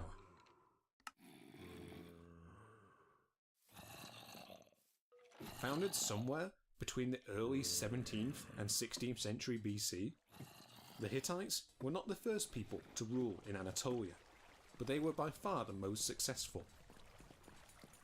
Emerging from the city of Hattusa under their first known king, Hattusili I, they expanded across the peninsula, often spreading their influence at the point of a sword. Their wars likely had a simple objective. Much as modern civilization relies on the two major resources of oil and gas, so too did life over 3 millennia ago rely on two hard-to-find metals. Their function was simple, for together they could be used to craft the bronze on which rulers of the time relied to outfit their armies. The first of these, copper, was one the Hittites either had in abundance or received from the copper mines of their neighbours in southeast Anatolia. The second, tin, was harder to come by. Two sources of it have been suggested in the ancient world, from mines far to the east in modern Afghanistan, or from others further west in the Balkans of Europe. Securing access to this precious metal would require Hittite control over the major trade routes of Anatolia and Syria, and over the next century they set out to accomplish just that. To the south, they conquered lands around Cilicia, gaining them access to the Mediterranean. In the east, they clashed with Aleppo, winning a series of victories under Hattusili's grandson, Musuli, that gained them access to the lucrative trade of the Euphrates. To the west, things also went in their favour. There the Hittites encountered resistance by a group known as the Azawa countries, centred in western Anatolia. They are best remembered today for the likely presence of Walusha, or Troy, within their ranks, though it seems to be more frequently an ally than an enemy of the Hittites. Either way, it makes little difference. Both Walusha and Azawa were conquered by the Hittites, though they would rebel many times in the centuries to come. By the late 16th century, the Hittites would campaign as far afield as Mesopotamia, where Musuli sacked the ancient city of Babylon and carted off images of its chief deities. And then, within only a short time, these conquests came undone. Musuli was murdered shortly after returning from Babylon, dying at the hands of his own brother-in-law. Over the next century, the extent of Hittite rule would fluctuate, at times stretching into Syria and Azawa, before collapsing back into their heartlands around central Anatolia. After the conquest of Aleppo by the Egyptians in the mid-15th century, the Hittites saw fit to pay tribute to Pharaoh Thutmose III. Soon after, their fortunes would revive again under King Tutalius I, which saw them expand into the east, defeating Aleppo and a newer state, Mitanni. To the west, they advanced again, this time defeating a new confederation known as Asuwa. And for the first time, a nation known as Ahiyawa is recorded as active in western Anatolia, where they twice attacked Hittite vassals in Azawa. The identity of Ahiyawa remains controversial even today, but more recent evidence points the finger across the Aegean to the halls of Mycenae itself. But this success was all temporary. With Tutalia's death, his kingdom collapsed, with enemies invading it from both the north and the east. From the north, the people of the Cascalands invaded the Hittite heartlands themselves, burning Hattusa itself to the ground. Despite these setbacks, the Hittite kingdom persisted until the 14th century BC, when it began a remarkable recovery. And it is to one king in particular that this recovery can be largely attributed. His name was Suppiluliuma. He came to the throne in the early 14th century BC, overthrowing his brother in the process, and from there on out he set about forging his kingdom into an empire. Taking advantage of turmoil to the south, he conquered Aleppo, regaining access to vital seagoing trade. After that, he captured the capital of Mitanni and encouraged Egyptian vassals to rebel throughout Syria. In the west, he had less success, but he was still able to stretch Hittite influence further into Arzawa than any of his immediate predecessors. Such was the pinnacle of his power that the widow of the Egyptian pharaoh, likely Tutankhamun, wrote to him to ask him to send her one of his sons so that he might marry her and rule over Egypt. A son was duly sent, but the journey would result in his demise. Despite this setback, by his own death, Suppiluliuma had made his kingdom one of the most preeminent within the Mediterranean. If only his immediate successors had been so lucky. Many of them were doomed to spend much of their early reigns stamping out revolts in both the east and the west. Even with these rebellions quelled, the Hittites still found powerful rivals circling their borders. To the north, they again came into conflict with the Kaska peoples, who once more sacked Hattusa. Still, the Hittites endured, and their conflict with another nation to the south would cement their imperial status for a century to come.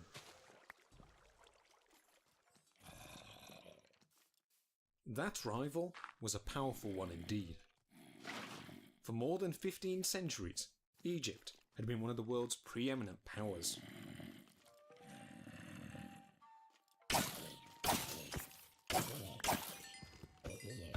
By the time of the 15th century BC, its new kingdom was flourishing under the leadership of the 18th dynasty.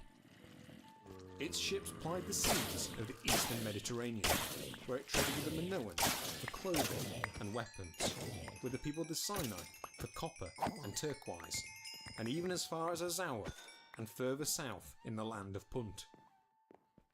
After Minoan civilization collapsed, Mycenaean trade took their place, who the Egyptians referred to as Danaja. Throughout the remainder of the century, the new kingdom would expand, conquering Nubia, Canaan, and Syria, with Pharaoh Thutmose III crossing the Euphrates to campaign against Mitanni. But by the 14th century BC, its power would be weakened by the Aten affair, when the pharaoh of the time, Amenhotep IV, sought to change the state religion to one with a more monotheistic direction.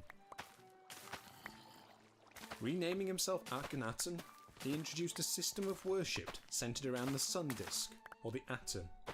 This deity was cast as the true ruler of Egypt, with the pharaoh as his temporal equivalent on earth.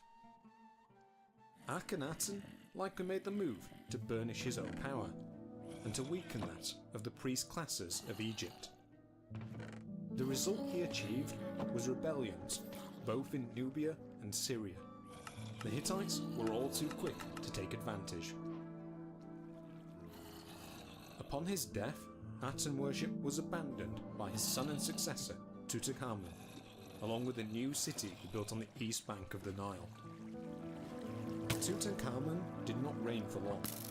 With the boy pharaoh's own demise, the 18th dynasty slowly came to an end, with a series of short-lived successors paving the way for the 19th dynasty.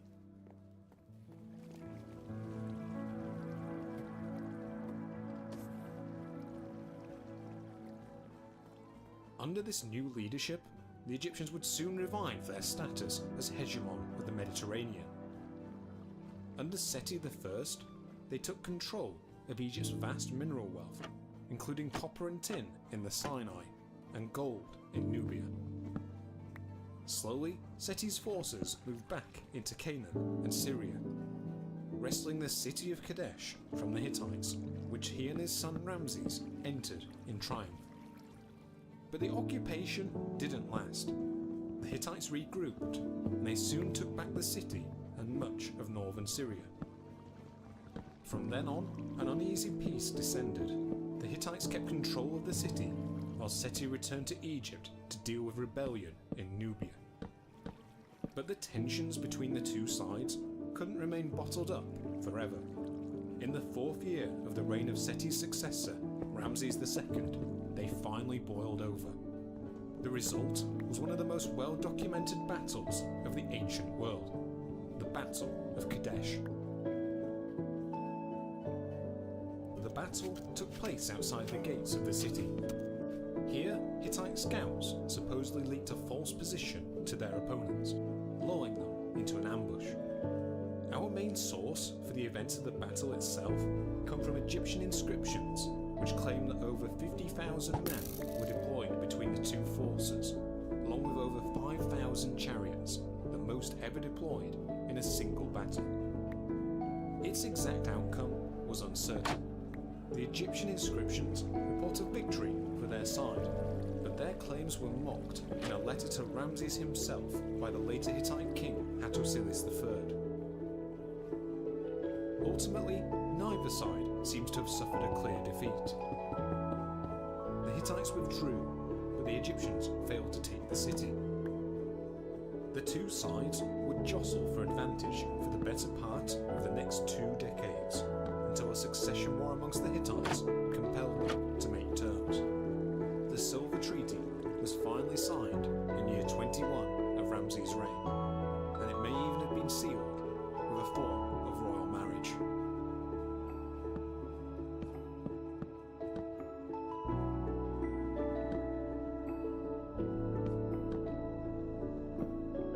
Peace with Egypt came at a fortuitous time for the Hittites. To the east, a new power was rising amongst the ancient cities of Mesopotamia.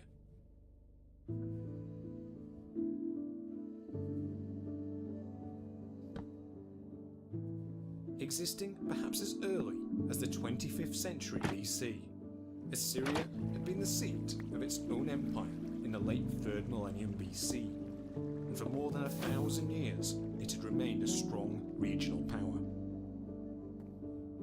All this would change with the emergence of Mitanni in the 16th and 15th centuries BC, after which Assyrian power began a slow decline. In the mid-15th century BC, Assur itself was sacked, and the nation was reduced to a Mitannian vassal.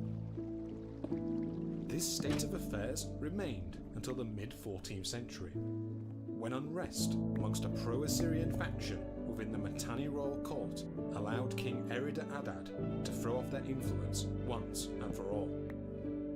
His son, Ashur-uballit, was even able to annex Mitannian territory, taking advantage of their former overlord's weakness after Suppiluliuma and the Hittites crushed their power west of the Euphrates. Around the same time, Ashur sent a letter to Akhenaten in Egypt, announcing himself and his kingdom as the equals of Mitanni, and marking the beginning of the Middle Assyrian Kingdom. The ambitions of Ashur and his successors would lead them to a status far beyond that of Mitanni. Over the next century, they slowly expanded their borders, both at the expense of Mitanni to the west and Babylon to the east. By the 14th century BC, Ashur's son and successor, Enlil-nirari, would name himself as Sharu-Rabi, or Great King, in his letters to the Hittite ruler.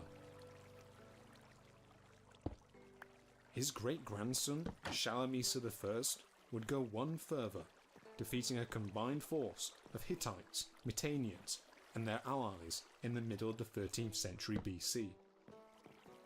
Under his predecessors, Assyria had already expanded to the edges of the Hittite domain, but now Shalmaneser took hold of Hittite-ruled territories in the west, incorporating what remained of Mitanni into his kingdom.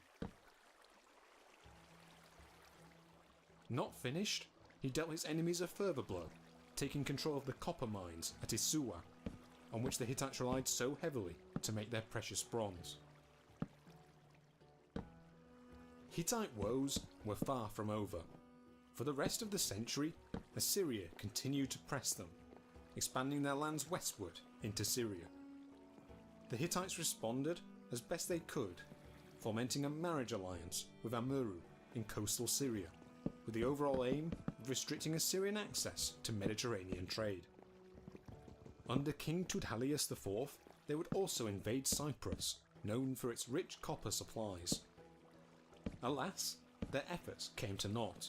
In 1237 BC, the Assyrians again defeated them at the Battle of Niria, further weakening Hittite influence within the region.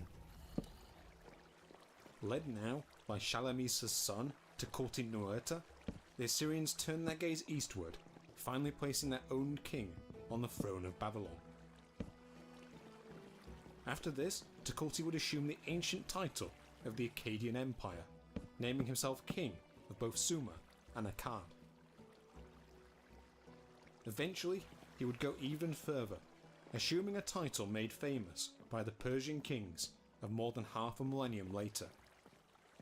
King of Kings. So here at last, around the end of the 13th century BC, we find ourselves on the edge of a precipice. In the space of the next half century, almost all the powers that we have chronicled here would fall into ruin.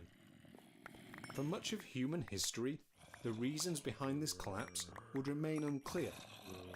Then, around the end of the 19th century, a theory was put forward, based on a series of reliefs found at the mortuary temple of the 20th dynasty pharaoh Ramses III. Here, intricate scenes outline a battle that took place in the early 12th century BC between the forces of Ramses and a mysterious seafaring confederation. If we are to take the inscriptions at face value, then these sea peoples were responsible for the destruction of Mycenae, of Azawa and the Hittite Empire, of Cyprus and of city-states stretching throughout Syria and Canaan. It took them remarkably little time, as they appeared on the world scene only 2 decades prior. Then, in the year 1177 BC, they appeared on the eastern shores of Egypt.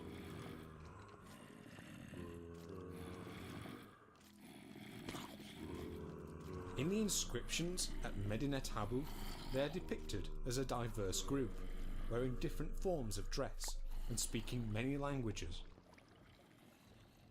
From here, we also learn their names, the Shirden and the Shekelesh, the Peleset and the Denyen, the Tajeka and the Weshesh. It seemed they intended to settle in Egypt, for with them they brought their families in ox-drawn carts. They would clash twice with the Egyptians, first on land, then on the waters of the Nile itself. According to the inscriptions, their invasion was a failure, as Ramses defeated them at the Battle of the Delta. Thousands of the intruders were killed or captured, and Ramses was forced to settle his prisoners in camps along the Nile. The Sea People threat was at last defeated, all through the might of the Egyptian pharaoh. The few survivors of the Sea Peoples fled eastwards, settling down amongst the rubble of Syria and Canaan, becoming the forefathers of the biblical Philistines. Were these invaders truly responsible for the Bronze Age collapse? Indeed, for much of the 20th century, the theory of the Sea Peoples was accepted as the driving force behind much of the devastation seen throughout the eastern Mediterranean at this time. But in recent decades, scholars have become more sceptical of this theory, and indeed, it raises many problems when considering the archaeological evidence we now have at our disposal. To demonstrate this, let's take a look at how the collapse affected each nation in turn. We start again with Mycenaean Greece. Here it is universally accepted that the sites of Mycenae, Tiryns, Mydia and Pylos were all violently destroyed somewhere between the late 13th and early 12th century BC. Other sites, such as the Argolid or at Corinthia, seem to have been abandoned entirely. Many of these sites also show signs of mass fortification in the decades prior to their final destruction, hinting that perhaps they knew that trouble lay on the horizon. The most tantalising piece of evidence comes from Pylos, where a Linear B tablet has been found, indicating that in the palace's final years, its rulers placed watchers on the sea. Shortly after this, Pylos was burned, with the conflagration being hot enough to melt both the walls of its palace and the gold of its fine ornaments. On face value, these destructions fit well with the Sea People's theory. But at many sites, the source of this violence is now disputed. In some cases, such as Tiryns, the destruction was more likely the fault of an earthquake than that of violent invasion. Mycenae shows ample evidence of a cataclysmic fire, but there is no evidence of the site being depopulated, nor are there any of the telltale signs of arrowheads or other weaponry we might expect to see a conquering army leave behind. Sites like Pylos do leave open the possibility of raiders from the sea, but even then, there are other culprits to consider.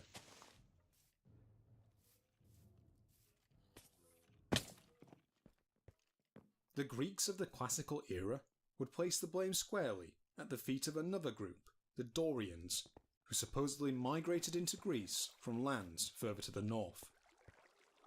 The tradition of their migrations was well established in the world of the 5th century BC, with individual city-states identifying with either Dorian or Ionian ethnicities. But when compared with modern evidence, the tale of these migrations rings false. New settlements do appear throughout Greece in the centuries after the collapse, but there is no sign of mass depopulation or of an influx of new migrants. Pottery styles, though cruder, still retain many of the shapes of the Mycenaean age, and the disappearance of Linear B writing can be explained by the destruction of the palace centres from which scribes would have operated. In fact, the great Dorian centres of Sparta and Corinth show no obvious signs of habitation until long after the collapse. Instead, the presence of these new linguistic groups might be better explained by the removal of the existing palace elites, which would have allowed regional dialects to come to the fore. All this taken together, it seems unlikely that the Sea Peoples were behind the destructions in Greece.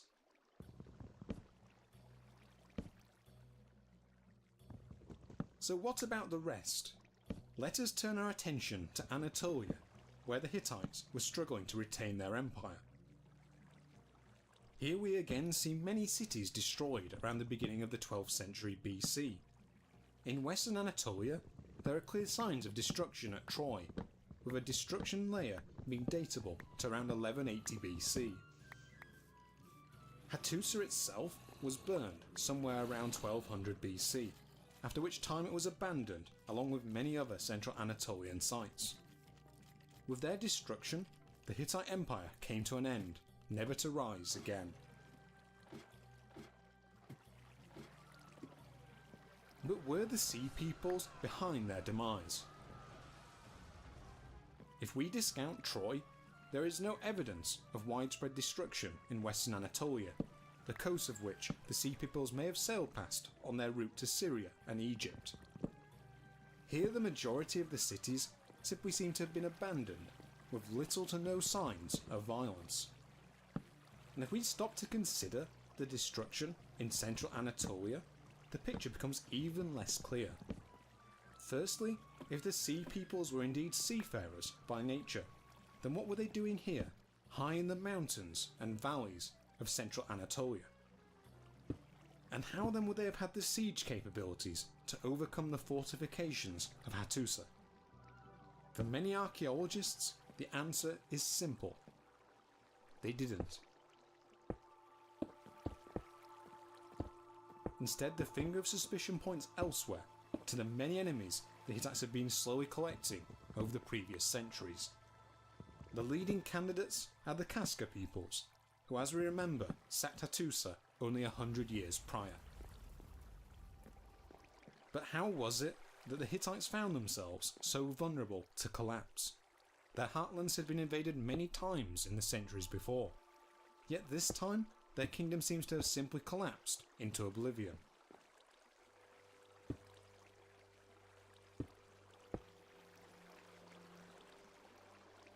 To explain this, we must again return to the theory of the Sea Peoples and their activities in the southern reaches of the empire. That's because around 1225 BC, a wave of destruction rolled across Hittite territories in Cyprus and Syria. Cypriot settlements at sites such as Enkomi, Kition and Cinder were raided and destroyed in quick succession, whilst in North Syria we see the destruction of cities such as Kadesh, Alaka and Ugarit. From the ruins of the latter, a tablet has been unearthed, written just before the city's final destruction. Its text is fragmentary, but what is legible carries a chilling plea from the ruler of Ugarit, calling out to a Hittite king whose help was never to arrive. My father, behold, the enemy's ships came, my cities were burned, and they did evil things in my country. Does not my father know that all my troops and chariots are in the land of Hatti, and all my ships are in the land of Luca? Thus the country is abandoned to itself. May my father know it, the 7 ships of the enemy that came here inflicted much damage on us. Shortly thereafter, the city was destroyed. Here then, we seem at last to have some evidence for the Sea People's activities. But whilst Seaborn raiders certainly seem tied to some of the destructions seen in Syria, the Sea Peoples aren't the only candidates. In fact, the Ugarit tablet never mentions them by name, and the only other mention attributed to them comes from the site of Emar in inland Syria. Destroyed around the same time as Ugarit, tablets found there, written in Akkadian, refer to various hordes, but again do not refer to the Sea Peoples by name. There are also difficulties in squaring the geography and the dates of many of these destructions with the narrative laid out in the inscriptions at Egypt. Radiocarbon dating now places the destruction of many of these sites around 1190 BC. So if the Sea Peoples were behind the destructions in Syria, then why did it take them another decade to reach Egypt? The destructions in Cyprus also pose problems for the Sea People's theory. Here, the destructions were not followed by an imposition of any new culture. Instead, we see the slow emergence of a new synthesis of Cypriot, Aegean, and Levantine social identities, and one that was to prosper in the century ahead. Whatever the source of these destructions, they were catastrophic for the Hittites. The loss of Cyprus also meant the loss of their precious copper reserves, and destructions in Syria and southern Anatolia may have severed their access to the trade of the Mediterranean. In the northwest, Azzawa also falls eerily silent, perhaps robbing the Hittites of access to their vital tin routes. These developments came at the worst possible time, as it is clear from Hittite correspondence that central Anatolia was also undergoing a devastating famine, with grain having to be imported from vassals in northern Syria and even as far afield as Egypt. With these lifelines severed, the Hittites were simply torn apart by a combination of war and hunger. So here it seems we might very well have found a kernel of truth behind the idea of the Sea Peoples, if we keep our interpretation broad. Sea Peoples or not, the activity of marauders displaced from elsewhere in the Mediterranean could well have cut the vital links that held the Hittite Empire together. One might think that these events would also have been a gift to the Hittites' rivals in Egypt and Assyria, who would have been free to snap up former Hittite vassals in Anatolia and Syria.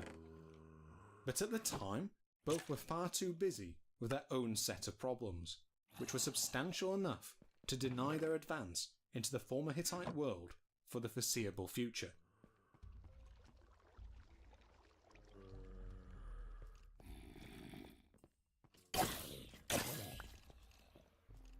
To the east, Assyria seems to have avoided the brunt of the collapse seen around the Mediterranean, and what destruction has been found is unlikely to be connected to the Sea Peoples. Instead, this violence seems to stem from Assyrian conflicts with the state of Elam in the western reaches of modern Iran, along with the activities of a temporarily resurgent Babylonia under Nebuchadnezzar I. The Assyrians would eventually take over many of the former Hittite lands in Syria. But around the middle of the 11th century BC, they also seem to have gone into a decline. Over the next century, much of their empire was slowly lost, but Assyria and its core territories remained a powerful player in Mesopotamian politics.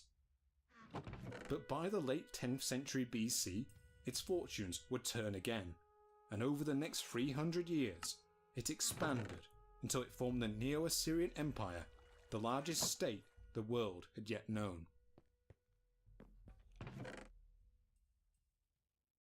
So in the long term, the Bronze Age collapse seems to have worked out in the Assyrians' favour. But what about the Hittites' other rivals, the Egyptians, who around the same time were supposedly facing the Sea Peoples on the Nile Delta? Surely victory there would have left them with ample opportunities to push into former Hittite lands. Indeed, if we follow the inscriptions of Ramses III, the period after the Sea Peoples' invasion seems to have been one of continuity and stability in Egypt, during which expansion could have been a real possibility.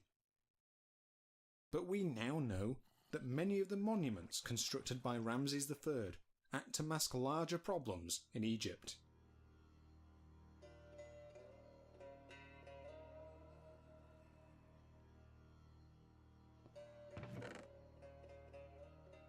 It seems that as big a threat as the Sea Peoples posed, Egypt was also dealing with another threat, as Libyan tribes were mounting frequent raids into the west of the country. The economic realities of dealing with these threats, along with a famine that seems to have struck Egypt in the later years of his reign, raised the price of grain, and in the process weakened the centralised nature of the state. Widespread corruption also forced Ramses into reorganising Egypt's priesthood, and it was during this process that he made a pivotal decision, one that in the long term would spell doom for his dynasty. Over the course of this restructuring, he made a series of huge land grants, particularly to the High Priest of Amun in Thebes. Soon, almost a third of Egypt's arable land was within their grasp, and this rival economic centre slowly contributed to the collapse of Ramses' authority. Ultimately, it would prove his undoing, as his waning power led to a conspiracy against him from within his own harem. The results of this plot can still be seen on his mummy today, where a deep knife wound mars his throat. Ramses III was the last effective ruler of the 20th dynasty. After his death, Egypt's Syrian and Palestinian provinces broke up, and Egypt itself would retreat ever inwards. Soon after, they lost access to the gold mines of Nubia, on which they relied to pay their armies and decorate their tombs. Slowly, the country fragmented, descending into the Third Intermediate Period. Centralised rule would not return for the better part of 400 years.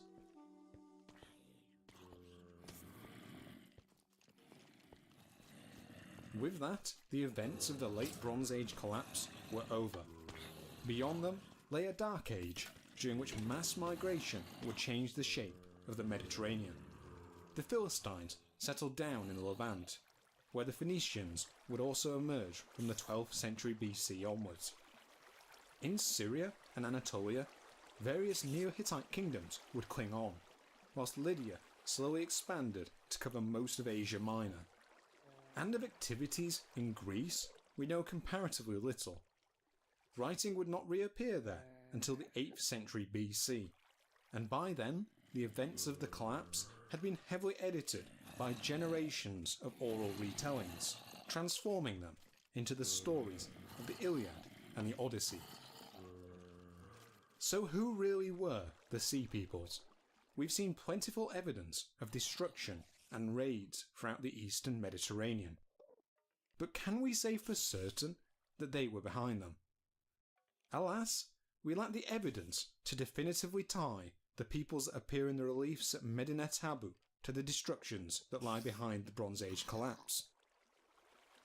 And as with much of the rest of Ramses III's reign, there may be good reasons to doubt the veracity of the inscriptions themselves. In his statues and monuments, Ramses seems to go out of his way to compare himself to his illustrious predecessors. In particular, he seeks to ape the golden age of the reigns of both Ramses II and his son Merneptah, and may well have embellished his own accomplishments to match. The case of the Sea Peoples was a prime candidate for this embellishment, for we now know that there was in fact another, earlier Sea Peoples invasion, which the Egyptians again repulsed at a battle near the Nile Delta. This invasion, taking place during the reign of Merneptah, happened around 1207 BC, when Ramses himself would have been a boy. In Merneptah's narrative, detailed in the Great Karnak inscription, his foes are 5, with the Ekwesh, the Luka, and the Teresh taking their places alongside the Sherden and the Shekalesh, all of whom fought alongside a large force of Libyan raiders. In comparison, Ramses' account has only the latter two in common, with his foes numbering either 6 or 7 nations. As mentioned before, one of these, the Peliset, have since been identified with the biblical Philistines, but for the other 4, identifications are far from certain. Associations have been claimed between the Denya and the Teresh with Homeric Greece and Troy, whilst the origins of the others, the Tjeka and the Weshes, still remain uncertain. Moreover, in Merneptah's account, only the Sherden, the Shekalesh and the Ekwesh are named as Sea Peoples, whilst the others are simply northerners coming from all lands. Ramses' account also names the Sherden as of the sea, but not the Shekalesh, with the Weshesh and the Teresh taking their place. Complicating matters, the Sherden seem to have been well known before the other Sea Peoples, having been named as seaborne marauders from as early as the 14th century BC. Ramses II even records repulsing one of their raids himself on the Nile Delta in the 2nd year of his reign, after which many of their number were incorporated into the Egyptian army. There are even credible accounts of the Sherden being reported as fighting at the Battle of Kadesh. These inconsistencies between the various accounts make it somewhat rash to label the Battle of the Delta an outright fraud. However, it is plausible that the conflict may have been lesser in scale than claimed by Ramses himself, particularly as the other problems of his reign would have been more than enough to explain Egypt's decline. But the problems elsewhere in the Mediterranean are less easily explained. We must ask ourselves if the Sea Peoples weren't the cataclysmic force behind the Bronze Age collapse, then what was?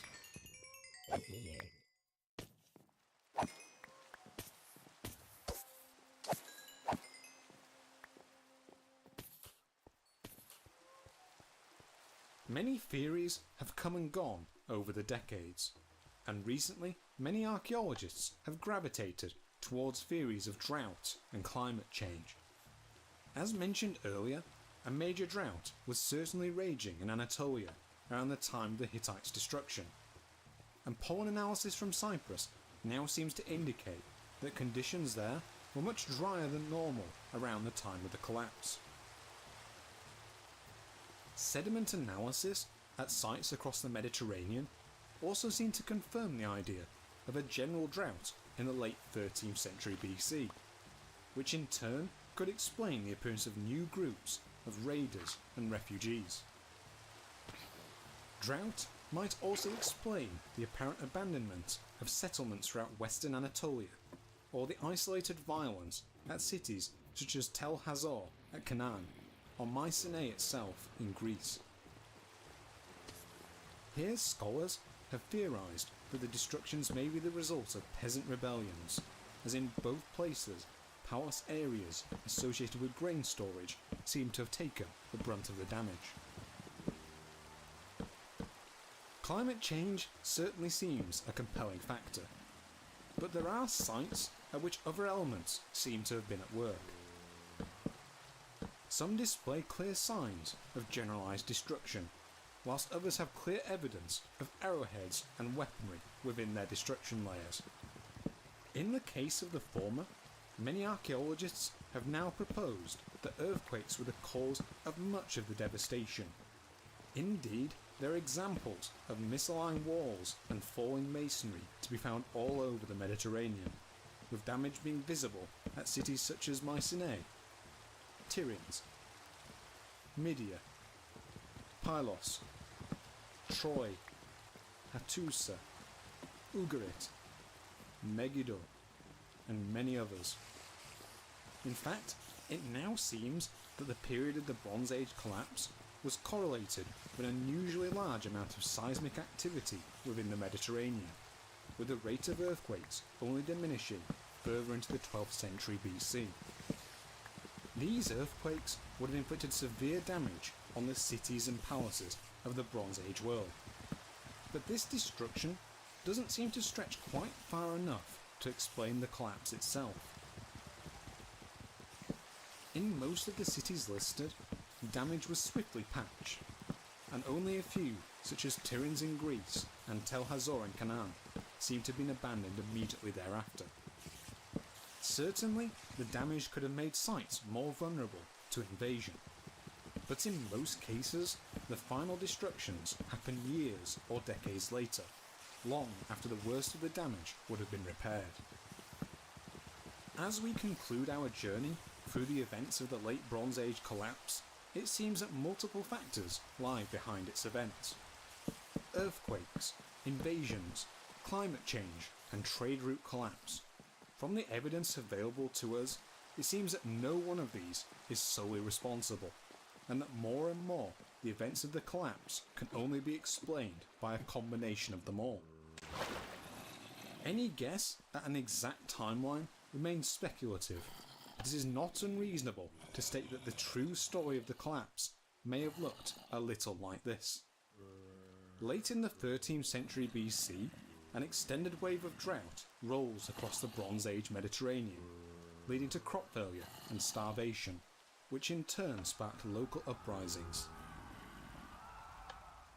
Earthquake damage only hastened this turmoil, and this in turn made cities more attractive targets to migrating bands of raiders. Some of these peoples may well have banded together, as did the Sea Peoples, after which they would have journeyed southward in search of new lands to settle. In the wake of their destruction, many sites were abandoned entirely, only being repopulated later by peoples carrying new languages and cultures. This unrest, along with increased piracy throughout the Mediterranean, would have collapsed the trade networks on which the kingdoms of the time relied. One by one, the major powers fell, and much of the civilized world vanished into a dark age. Some international trade would have continued, but less and less of it came within the control of the former centralized states. Over the next few centuries, literacy also declines, and new kingdoms are founded in mythical circumstances throughout Greece and Anatolia. Eventually, a new world would emerge, one of Athenians and Spartans, of Assyrians and Babylonians, and in the distant future lies the mighty Persian Empire of Cyrus the Great. And with them emerges a new metal, one that would soon take the place of bronze as the arbiter of empires. The Iron Age had begun.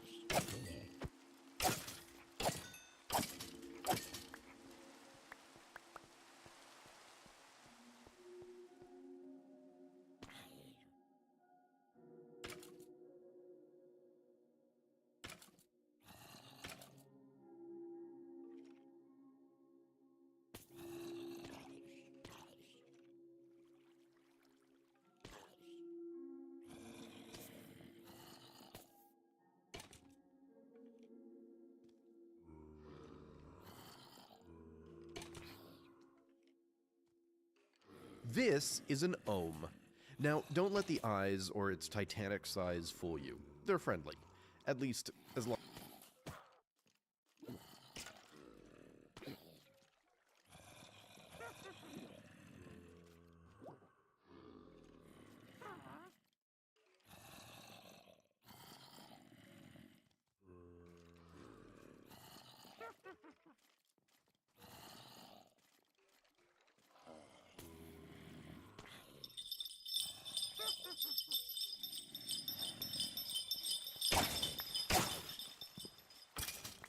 While most ethnic Europeans now celebrate Christmas in one form or another, either according to the Julian or Gregorian date, the origins of most elements of the Christmas celebration do not have their origin in Christianity.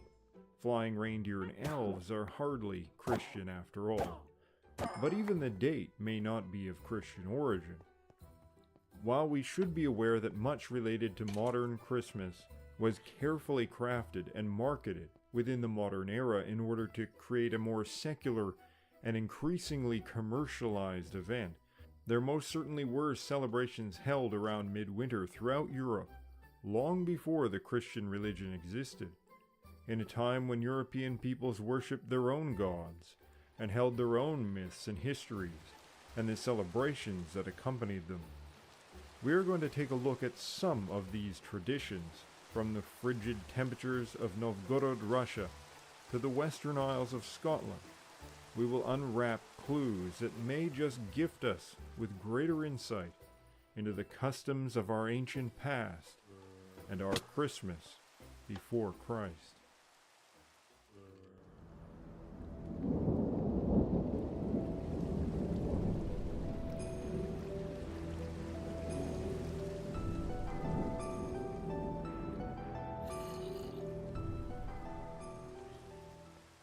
Hi friends, I'm Kevin McLean.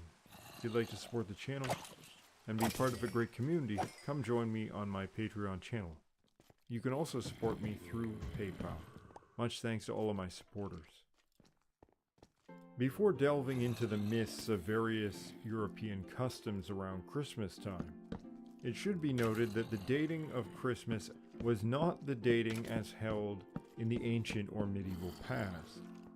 The date, according to the calendar, was always December 25th, but when the Julian calendar was changed for the Gregorian calendar, the old December 25th became the new January 7th. The Eastern Orthodox still celebrate dates according to the Julian calendar, but it no longer matches with the solstice period due to a flaw with the original calendar, which has the days slowly drifting from the solar year. Various local Christmas traditions, some of which continue, will take place anywhere between December 24th and January 7th. Due to the change in the calendar and some traditions locally, either sticking with the old days or going with the new days eclectically. In the Slavic traditions of Eastern and Central Europe, Christmas is sometimes referred to as Korochin, thought to have originally taken place around Christmas Eve, or sometimes referring to Christmas itself. The customs surrounding it have now largely been absorbed into various Christmas traditions. Korochin, Krachin in Slovak, is thought to mean to make a step or to step forward. The most probable meaning of this is in reference to the changing of the year, and very likely the solar cycle. The 25th of December is not the solstice, but it's the first day in which the sun begins to move again towards the northern hemisphere, taking the first step. The first step of the year, the first sign of the coming spring, the first step of the renewed world, and likely the cosmic beginning. The first known mention of it is in the Chronicle of Novgorod, one of the earliest Slavic written sources, and the name is used to refer specifically to the winter solstice. The same text also mentions the founding of the Church of St. Nicholas in Novgorod in AD 1113. a Greek Christian saint who would go on to form the basis of the modern English Santa Claus. However, the Slavs also have their own seemingly non-Christian figure, Diet Moros, Father.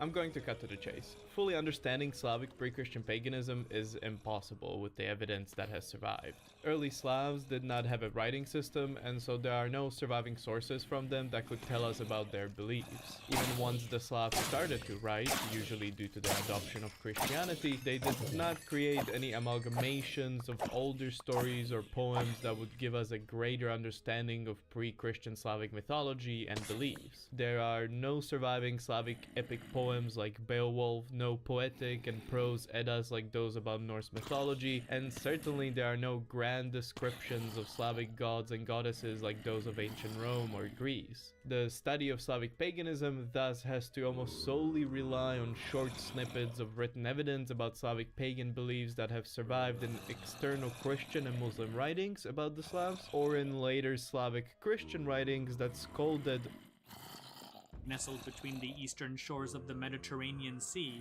and the Jordan River.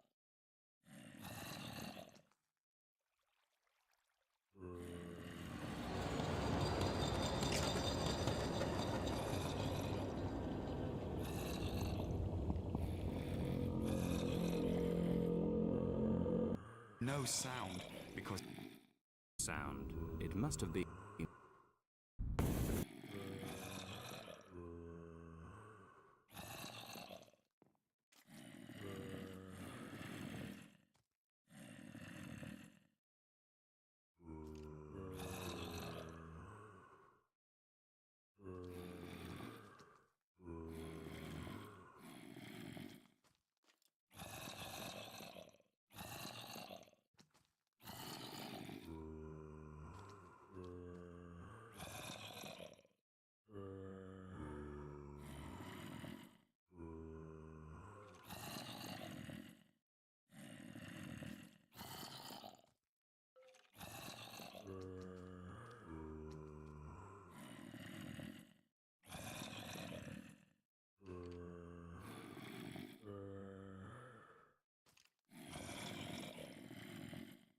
Hello everyone, today we talk again about the Franks and Slavs that you like so much, as I know from my analytics here.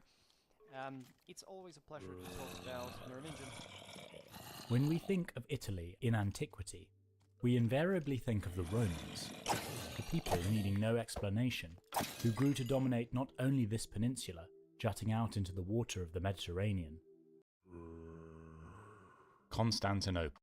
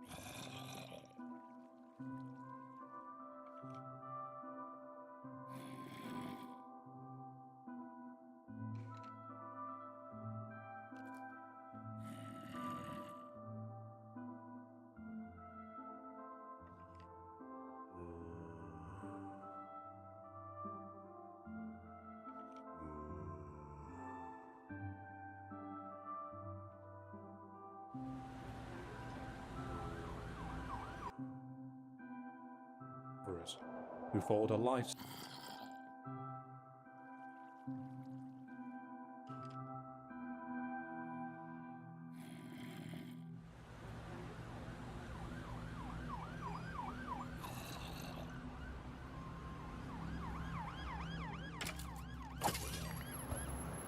The year is 2020. The global population stands at some 7.7 billion people, a number that may well double by the end of the century. Humanity is now spread to cover almost every continent, has mapped every corner of the world, and has even made its first tentative steps beyond our planet. More than half the world's people now live in cities or similar urban environments, marked by complicated social hierarchies and that rely on agriculture and vast bureaucracies to survive. Yet in the grand scheme of history, these complex societies came into existence only recently.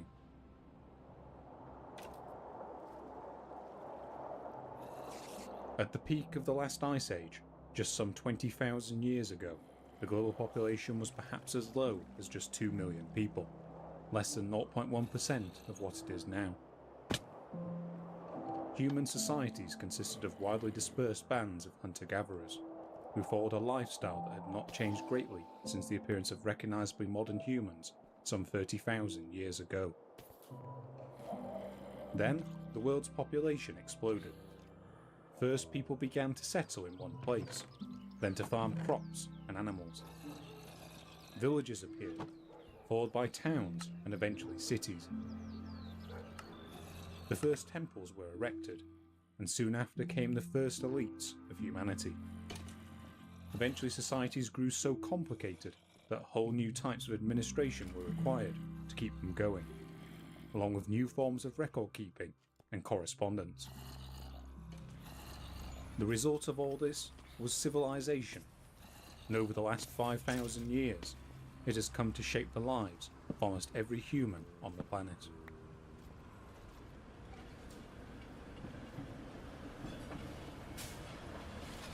The speed at which complex human civilizations emerged across the planet is remarkable. For over 250,000 years, humanity remained nomadic in nature, following the seasons and migrating herds in search of food and useful resources. Vast changes in the global climate came and went, without any great alteration in this nomadic lifestyle. Then, after the easing of the last glacial maximum, humanity settled down into more permanent settlements. Over thousands of years, these settlements became ever more complex, and by 3000 BC, what can only be described as civilizations were appearing in several places around the globe.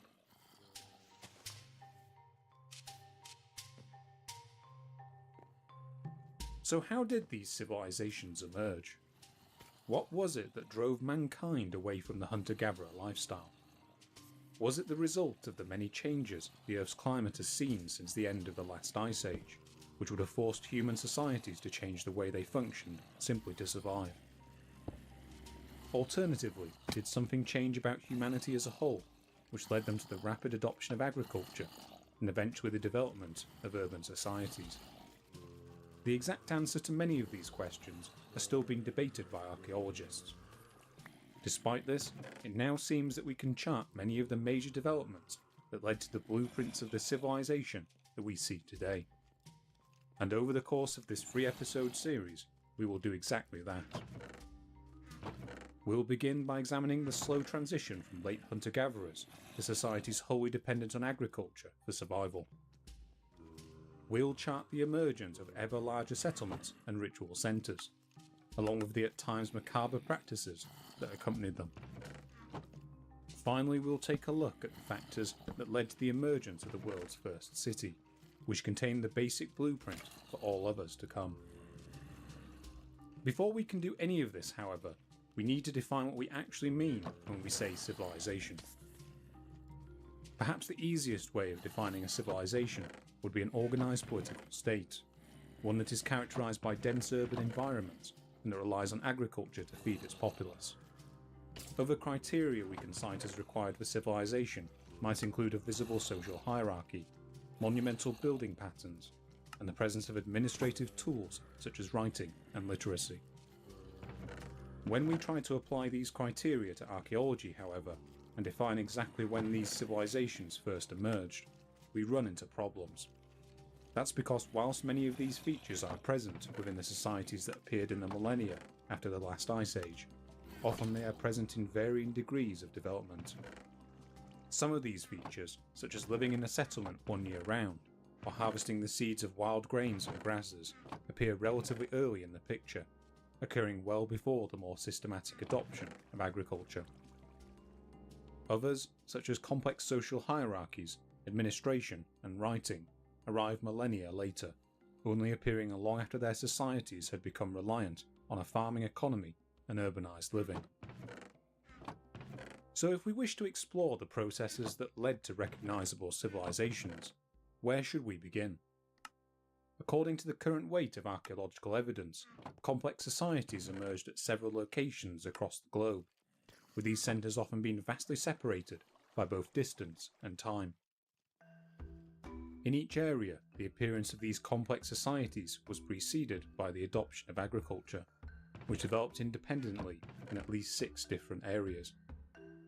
In Southeast Asia, this included the emergence and spread of farming along the Yangtze and Yellow River basins of China from around 7000 BC. Around the same time, agricultural villages were emerging along the banks of the Nile in Egypt, along with on the highlands of New Guinea. 2,000 years later, farming also emerged in parts of Southern America and along the river basin of central Mexico, before finally spreading to North America around 2000 BC. The exact forms that these early agricultural societies took varied greatly depending on the availability of local crops and wildlife. In areas like Egypt and China, large herd animals such as wild cattle, pigs, sheep, and water buffalo were available for domestication. By comparison, areas such as South America had few large mammals, and the protein requirements of its inhabitants were instead met by the cultivation of plants such as beans, squash, and maize. Often this process of cultivation has been associated with sudden environmental changes, which would have forced greater human intervention in the growth of wild plant and animal species. But now, it seems clear that this transition was the result of a series of overlapping processes, each of which took many thousands of years to mature. We could likely gain an understanding of these processes by looking at any of the multiple centres where agriculture emerged independently. For this series, however, let us focus our attention on the area where complex agricultural societies are thought to have appeared the earliest, and where the processes that led to their development are perhaps best understood. It is here, in the Near East, that we see many firsts, including the earliest known evidence of crops being cultivated, of animal domestication, and of permanent villages and settlements. During this long period, we will see the emergence of new ritual practices, along with a steady growth of population throughout the hilly flanks of what is termed the Fertile Crescent. From the 7th millennium BC onwards, the first proto-cities would emerge, only to be abandoned in the face of environmental decay. A millennium later, the development of irrigation allowed settlers to spread to the alluvial plain of Mesopotamia, where over the next 2,000 years we see the world's first true cities emerge. Within these cities, we will find the world's first true urban environments, marked by a complex social hierarchy and specialised labour. Finally, we will see the development of sophisticated record-keeping and administration, a process that culminated in the world's earliest known examples of writing. But monumental as these achievements may be, it is not here that we begin our story. In fact, if we wish to explore the origins of complex human societies in this region, we must begin not with the rise of the first recognisable cities, nor with the appearance of crops and animals bearing these hallmarks of domestication. Instead, our journey begins long before any of these developments, at the height of the last ice age.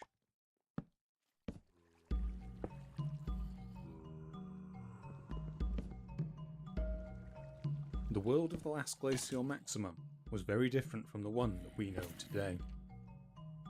During this period, which lasted from around 21,000 to 15,500 BC, temperatures on land were lower by an average of 20 degrees Celsius. In northern Europe and America, vast areas lay under glacial sheets some 3 kilometers thick.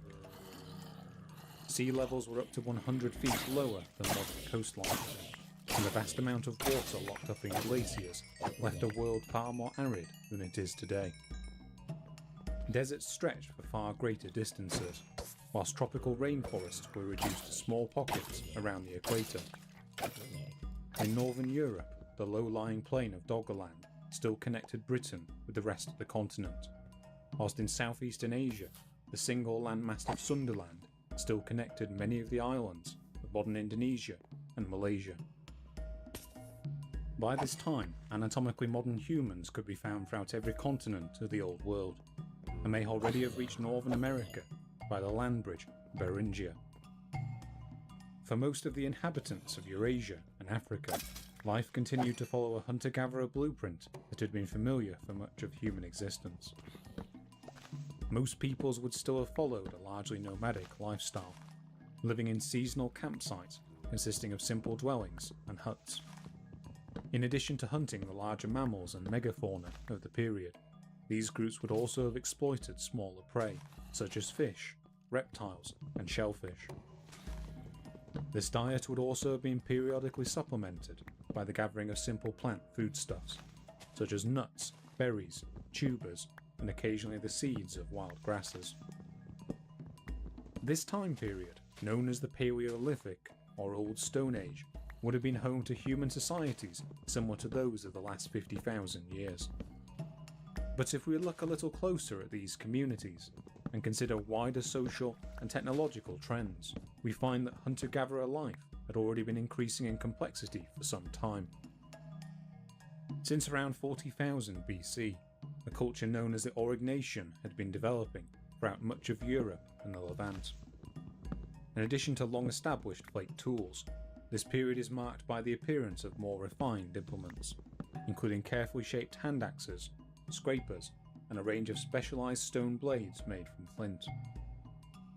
Alongside tools made from stone, we also see increasing quantities of specialist bone and ivory tools appearing, including weapon points, needles, and small instruments known as awls, designed for punching holes. The development of these tools coincides with the appearance of tailored clothing, such as leggings and coats, as well as early textiles such as baskets. And along with these new technological developments, we also see increasing signs of cultural complexity within these settlements, including perhaps the first examples of complex artwork in Europe and the Near East. These examples had been preceded for millennia by simple items of personal decoration, including pierced seashells, mammoth ivory, and animal bones and teeth. The first cave paintings also predate this period, with the earliest examples consisting of hand stencils and geometric shapes found in cave locations throughout southern France and northern Spain.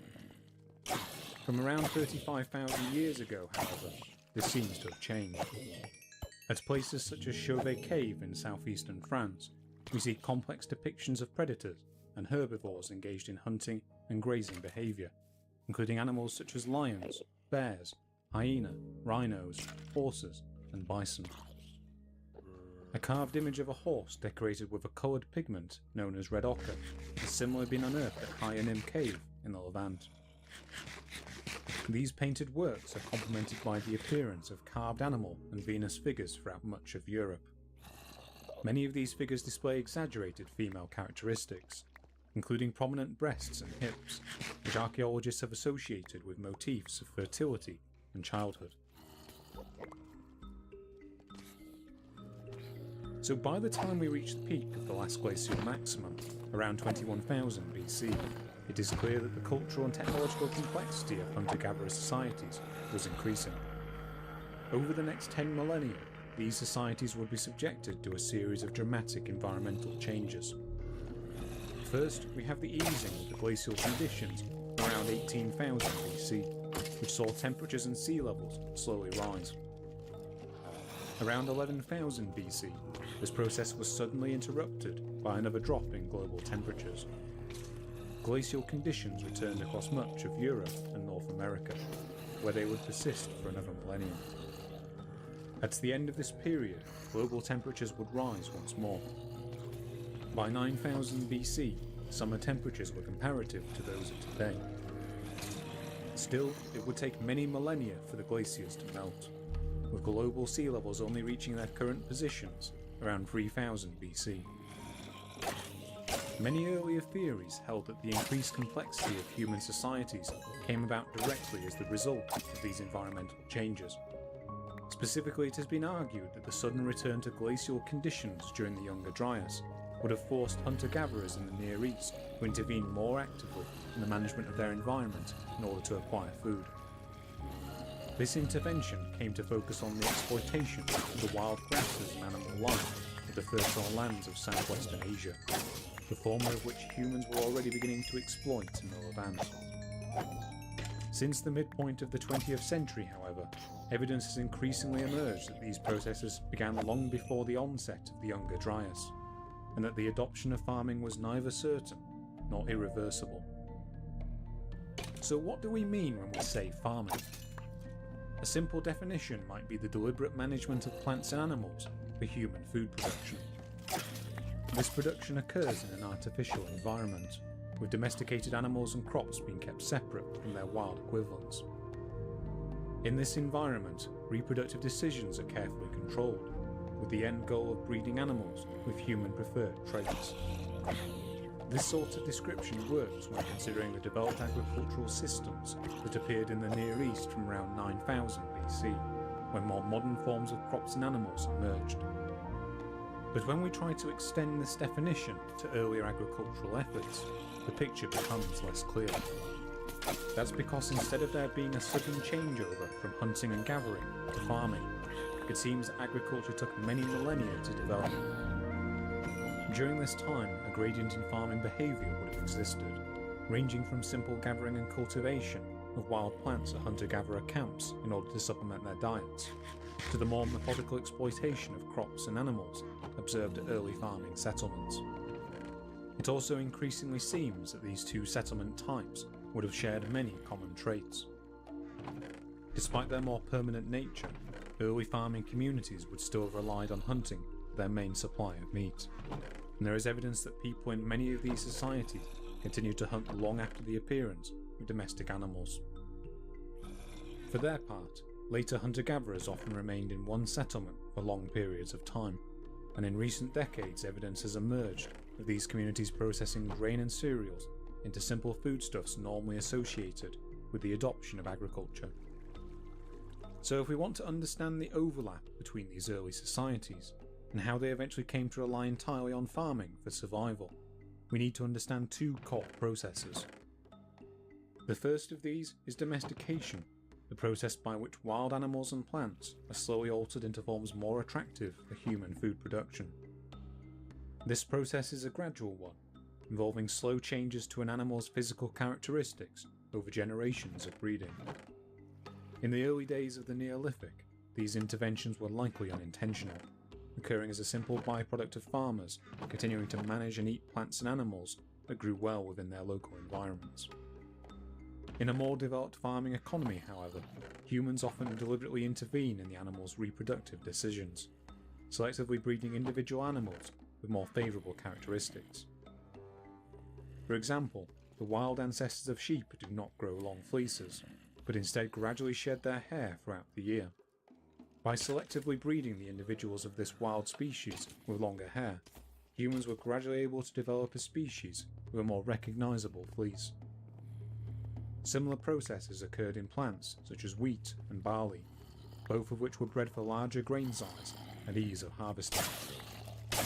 In fact, by the time we reach the peak of the last ice age, there is evidence that hunter-gatherers had already begun to domesticate members of an ancestral species of wolf into mankind's most loyal partner. Moving on from domestication, our other major process is cultivation. This process refers to the deliberate planting and management of plants and seeds in artificial settings, such as fields. Often this activity is heavily labour intensive. In forested areas, land would need to be cleared before cultivation could begin. After clearing, tools are required to make the land ready for seeding and harvesting, whilst in areas with poor rainfall, irrigation systems needed to be developed. Even when the crops were ready to harvest, methods of collecting, processing, and then storing the grain and seeds still needed to be implemented.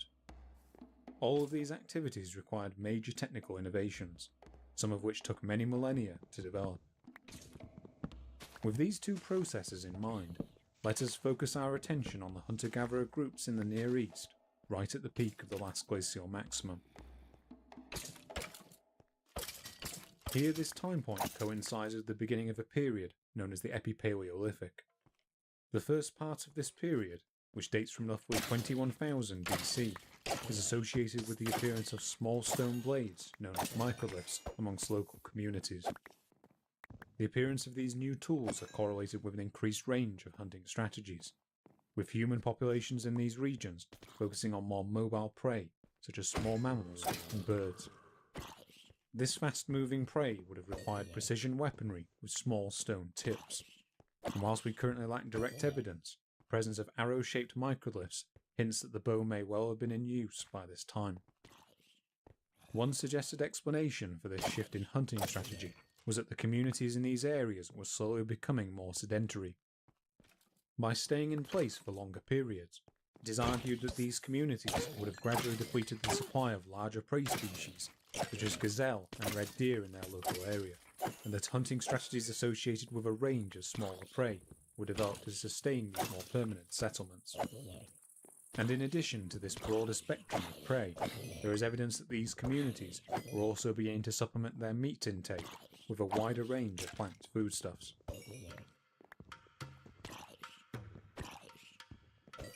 In the millennia before now, there is some scattered evidence of the processing of plants into simple foodstuffs. These activities take the form of Upper Paleolithic grindstones found at sites outside of the Near East, at Italy, Russia, and the Czech Republic, the surfaces of which carry plant residue associated with the grinding of grains into flour. Beyond this small number of finds, however, it is thought that this type of exploitation of plant foodstuffs at human settlements in Europe would not have occurred for many more millennia to come. In the Levant, however, there is evidence that a small number of communities were already harvesting large quantities of plant material during this period. In the late 1980s, a remarkable site was uncovered on the shores of the Sea of Galilee in northern Israel. Known as Ohalo II, this site dates from the very peak of the last glacial maximum. Here, archaeologists have discovered the clustered remains of an early Epipaleolithic settlement, including the preserved remains of 6 brush huts. The floors of each of these oval-shaped buildings were carefully cut into ground level, after which walls were constructed from the branches of willows, tamarisks, and oak trees.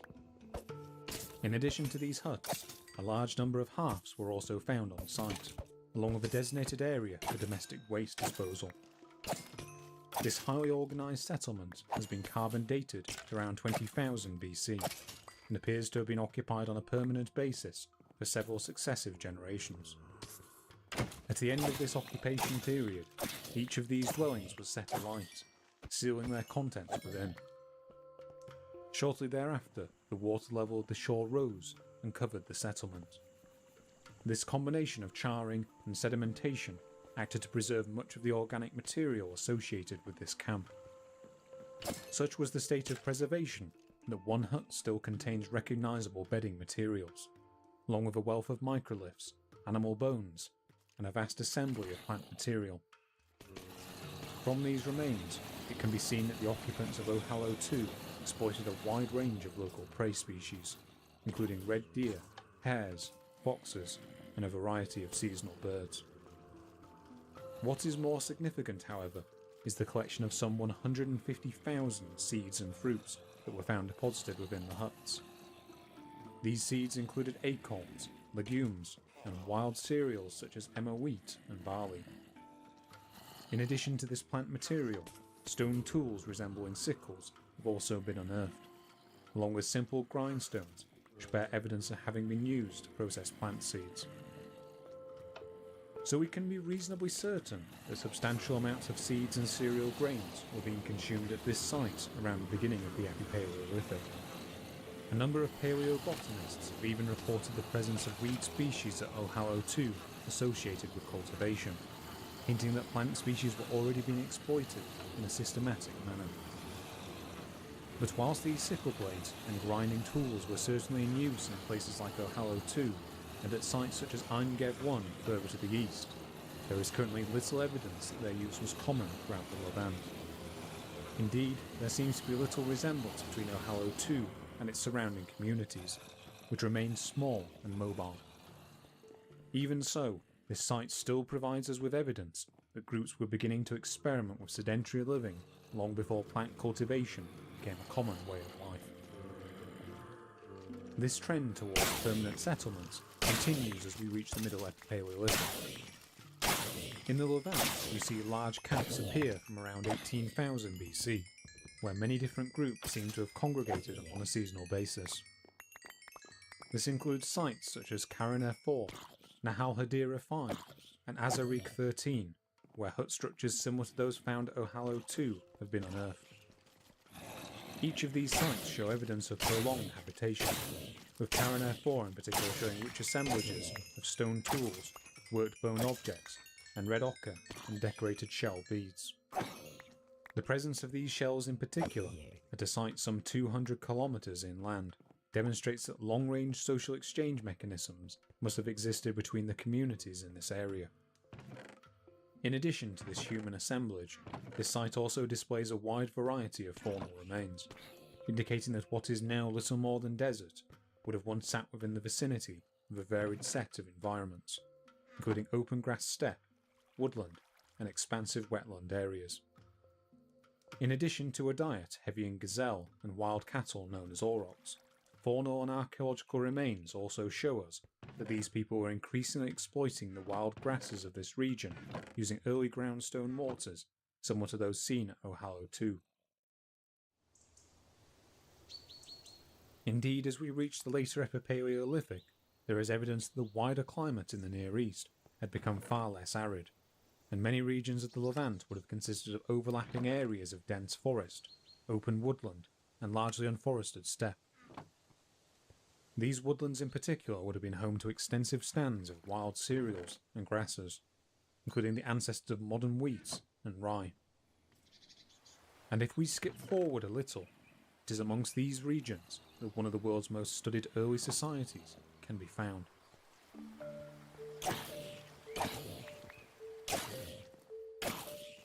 Out of all the world's earliest cultures, it is the Natufian peoples of the southern Levant that have received perhaps the most attention. Discovered in 1928 by archaeologist Dorothy Garrod, the Natufian culture flourished in the Levant from around 14,900 BC, where its remains can still be found at a wide range of sites, including the cave site of El Wadi, Tel Abu Huraya, and at the lowest levels of Tel Es Sultan. It is at these sites, which comprise a mixture of long-standing cave-mouth dwellings and more open settlements, that the first wide-scale evidence of permanent communities has been found. In more open settlements, circular wooden buildings were constructed from solid stone foundations, whilst cave-mouth settlements show evidence of early terracing, the surrounding slopes to extend their available space. Over time, the Natufians also seem to have become adept at placing their settlements in areas with close access to multiple biomes. Evidence of this can be seen in the wide range of resources consumed at Natufian settlements. In addition to a diet of larger animals, such as gazelle, red deer, wild boar, and a variety of swarming mammals, birds, and even tortoise, peoples in this region increasingly invested a large amount of time and effort in the harvesting and processing of wild cereal and wholesome. The most iconic finds associated with this activity are sets of stone mortars and sickles, both with a bare microweb, consistently being used to harvest and process the wild grasses of this region. Compared with the simple grindstones and sickles that have been unearthed at Ohalo 2, the tools found at Natufian-era sites represent a significant refinement. Stone mortars found at Natufian sites are often carefully shaped out of black basalt, allowing them to contain a greater amount of material within. Natufian sickles similarly show refinement over the simple blades found at Ohallow 2, being set in long ivory or bone handles that would have allowed them to more effectively cut through the stems of the wild grasses that were abundant throughout this region. So what types of foods would these mortars have been used to make? Many archaeologists have theorised that the seeds and cereals harvested in the earlier Epipaleolithic would have been used to create simple bread-like foodstuffs and early forms of beer. I say theorised because as of yet, no evidence of these items has been discovered at these sites. This lack of evidence is unsurprising, given their perishable nature. But remarkably, it is at Natufian era sites that we see some evidence that both of these foodstuffs were being consumed throughout the Levant.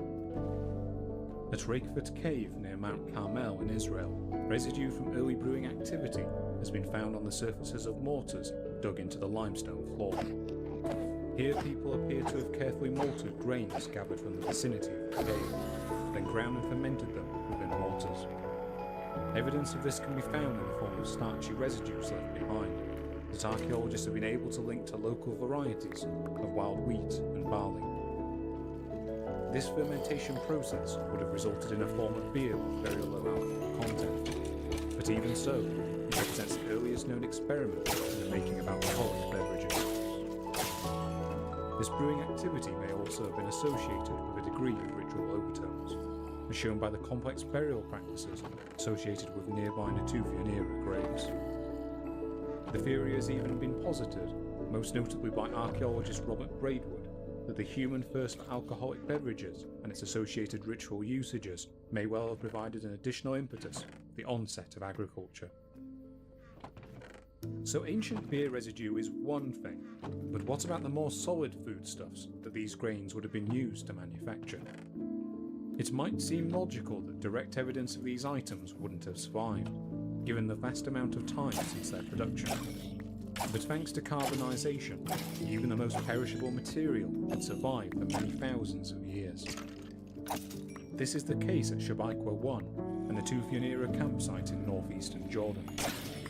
Here, in addition to a wide range of archaeobotanical remains, some 24 charred bread-like fragments have been unearthed within the remains of a hearth at the centre of the camp. These fragments appear to have been manufactured from the grains of cereals such as wild wheat and barley, along with a form of clubrush tuber that makes up the majority of plant remains found at the site.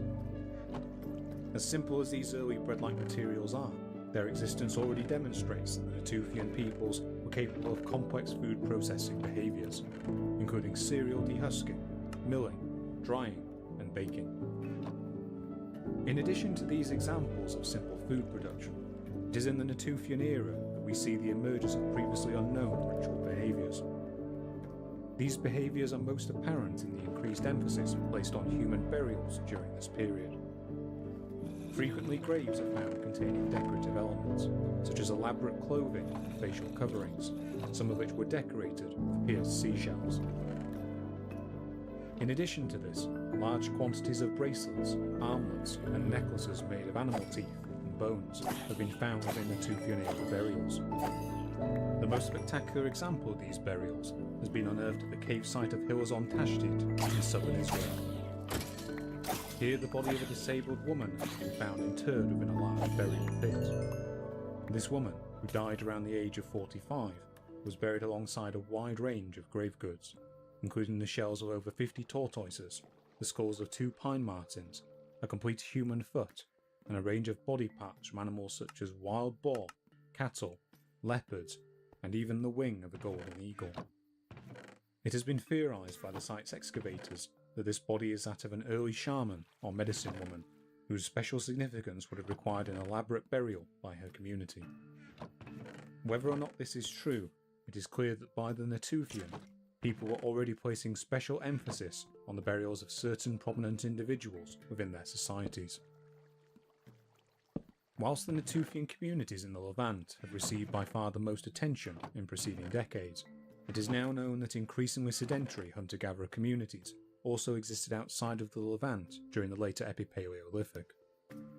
In northern Syria, a small Natufian-style settlement known as Abu Huraira flourished from around 11,000 BC. Here the locals appear to have subsisted by hunting gazelle, wild cattle and sheep, whilst also exploiting a varied diet of wild cereals and grains.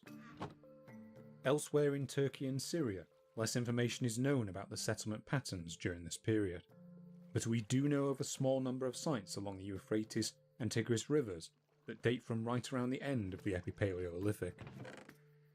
In addition to these sites, there is also scattered evidence of settlement to the east, in the arid valleys of the Zagros Mountains.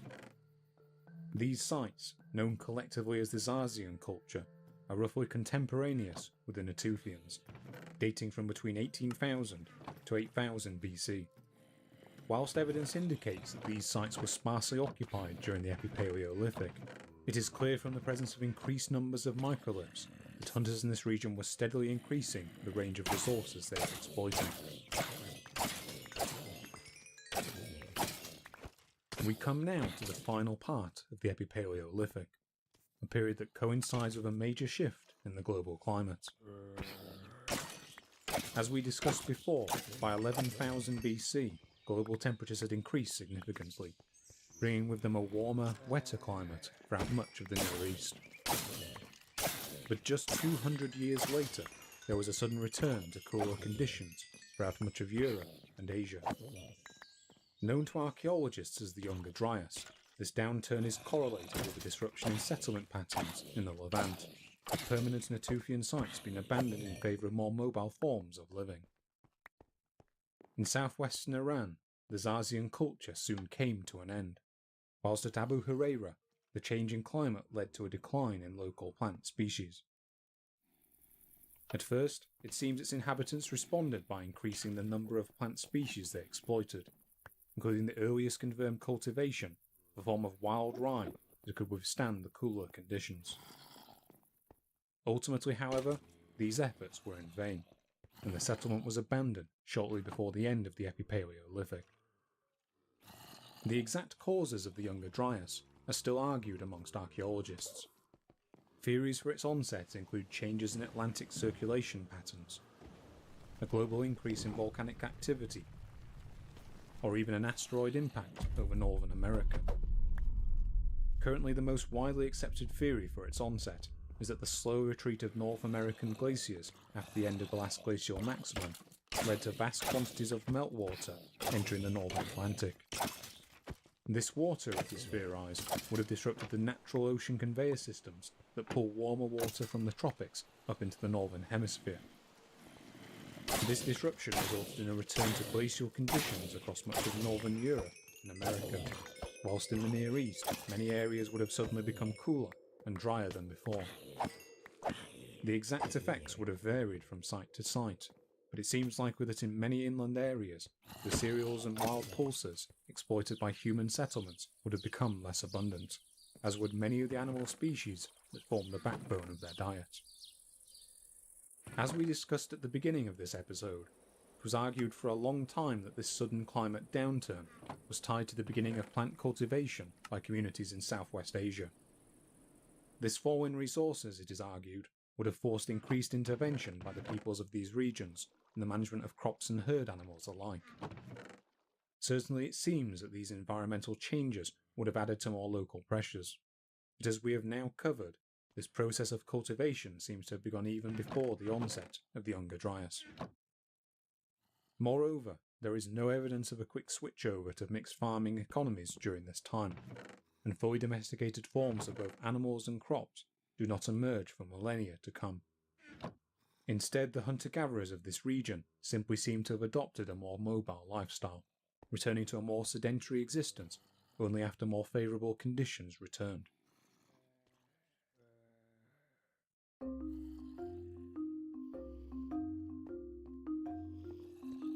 By the midpoint of the 10th millennium BC, the cool period that had characterised the Younger Dryas was coming to an end.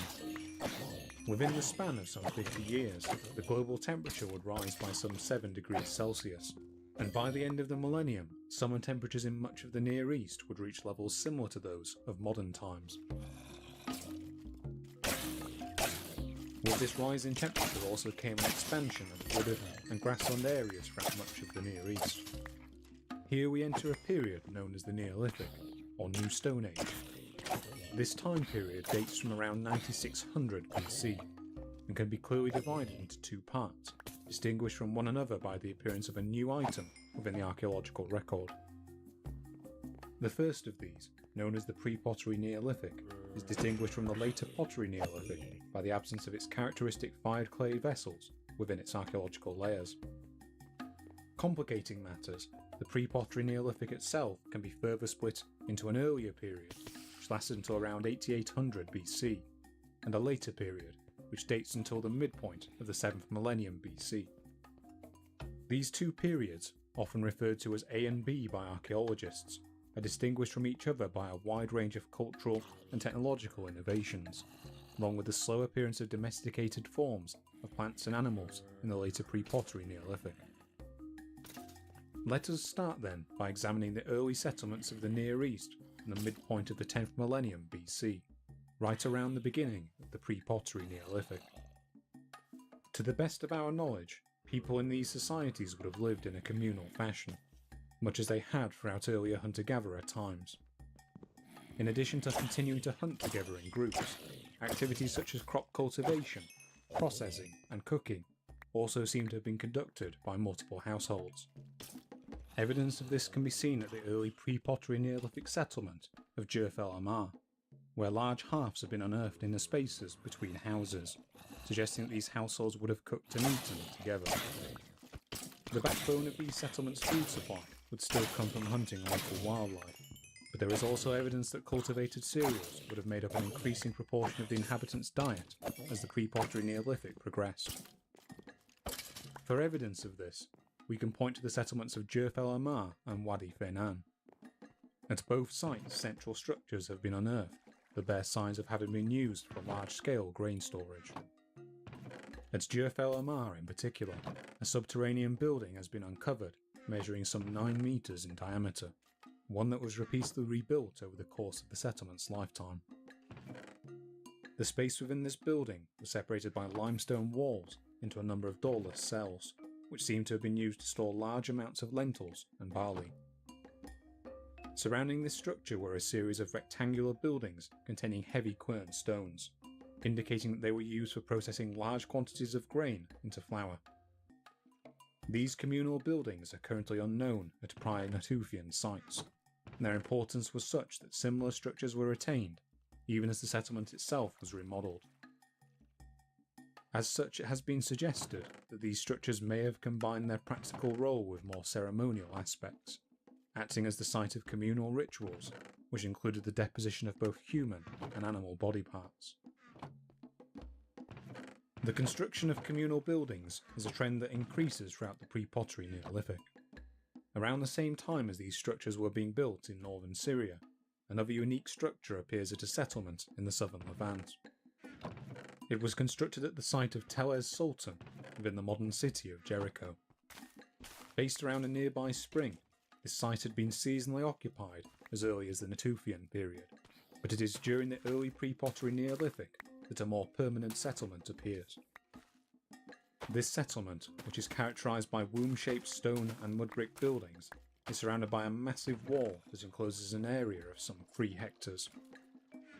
This wall, which in places is up to 5 metres tall and 2 metres thick, was built of undressed stone and mud mortar, and is complemented by a ditch dug out of the rock below.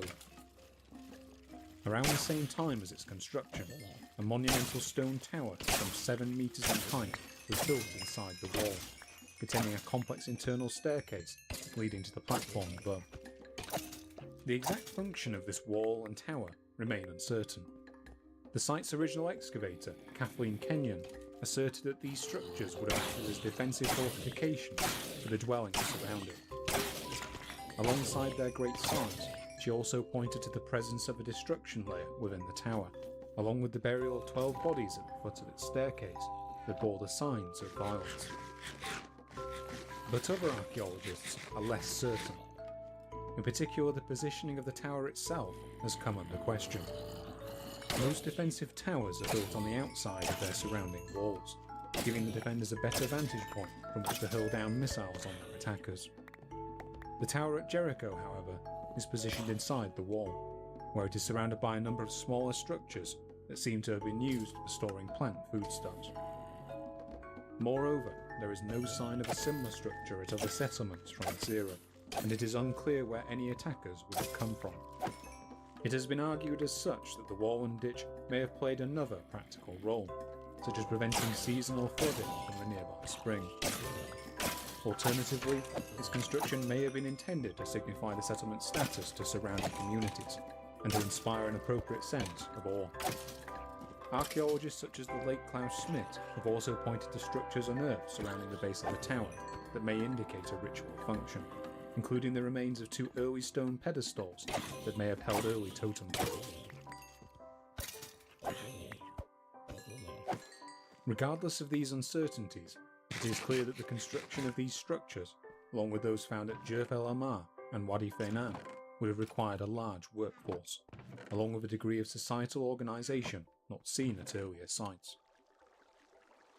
But the development we have seen at these settlements is only a small taste of the organisational skills that the people of this time would have been capable of. For it is during this time that we see the emergence of what may be the world's first dedicated ritual centre. And to find it, we must look not to the Levant or Syria, but further north to Turkey.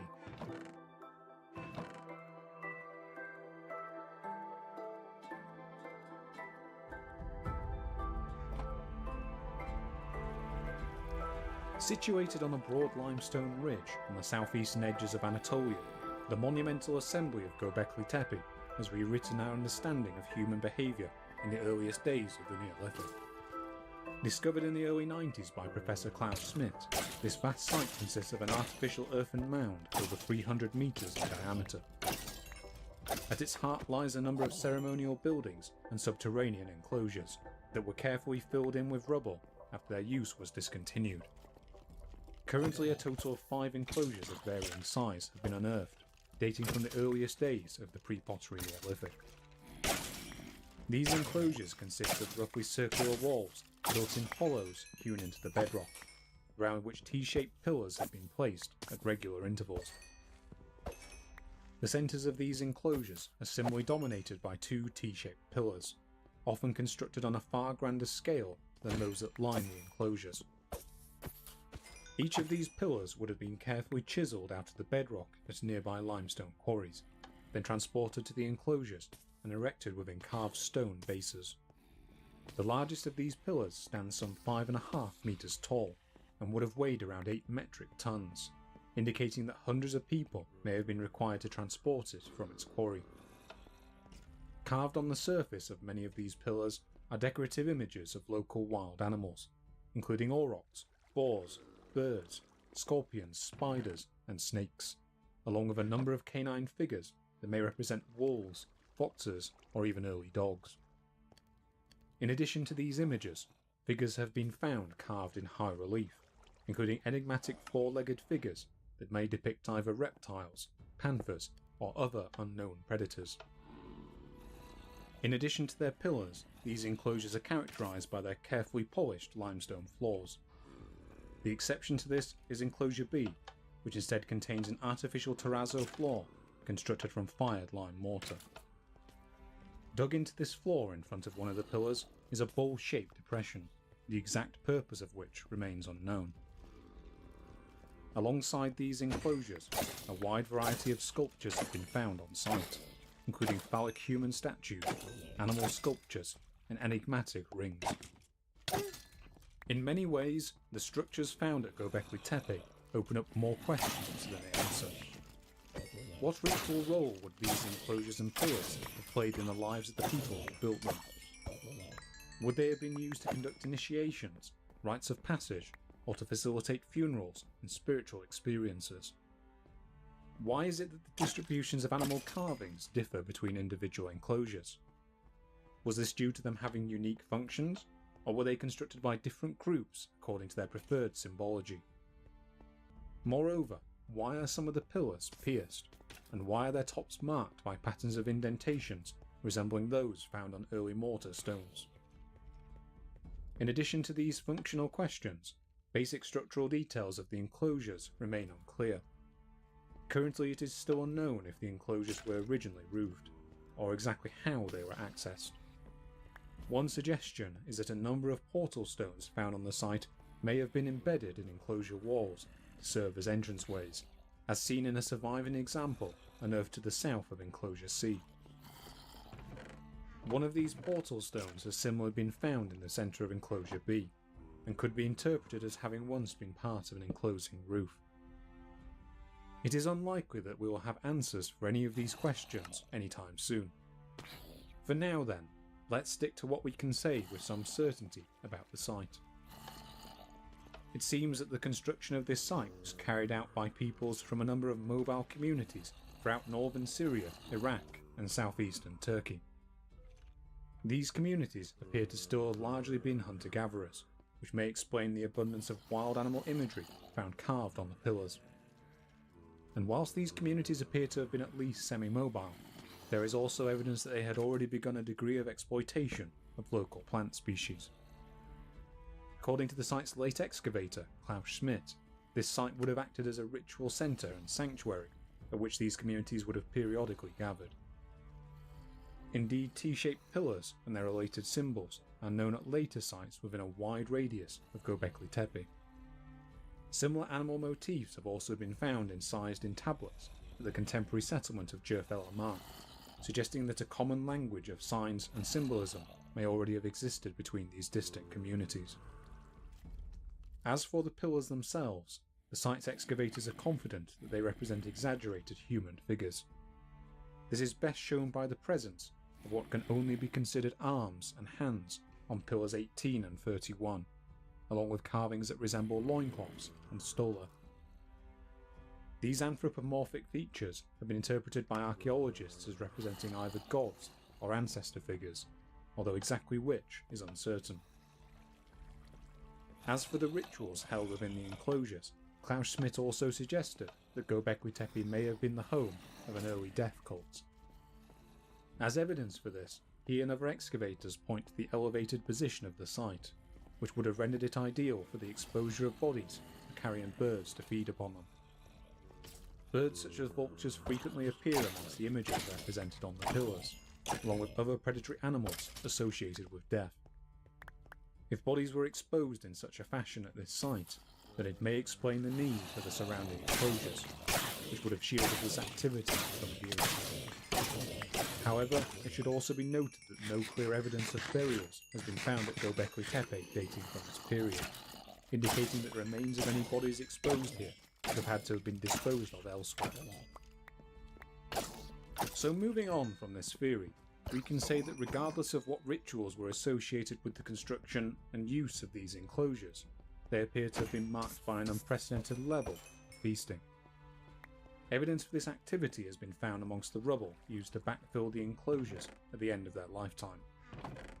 Here large numbers of bones from gazelle and aurochs have been unearthed, many of which have been cracked to get at their internal marrow. The sheer volume of these bones seems too large to have been the result of a single feasting event. Instead, it seems more likely that large amounts of bones were transported here from a nearby location, though where remains undetermined. It has also been theorised by site excavators that these feasts would have included the consumption of large amounts of alcoholic beverages. Indeed, we previously suggested that alcohol may have played a similar ritual role in Natufian societies. In the case of Göbekli Tepe, evidence for this activity is limited. Residues have been found in later buildings erected at the site that suggest they may have been used for brewing, though this is not without uncertainty. Alternatively, these beverages may have been brewed in the surrounding communities, then transported to the site later. As an example of this, we can point to the rectangular houses surrounding the subterranean building at Jerf El Amar. In addition to containing mortars and ovens, some of these buildings also contain large limestone vats, which could well have been used for the fermenting of gathered grains and cereals. Indeed, the provision of these beverages and feasts may have been a required incentive for recruiting and organising a large enough workforce to allow the enclosure's construction. Finally, we should say that the presence of these vast communal structures, along with those found at early pre-pottery Neolithic settlements, suggests that the organisational and ritual complexity of human societies in the Near East was growing ever more intricate throughout the early pre-pottery Neolithic. What is interesting about many of these centres, however, is that whilst they would have taken large numbers of workers to construct their communal structures, often the resulting ritual spaces are small.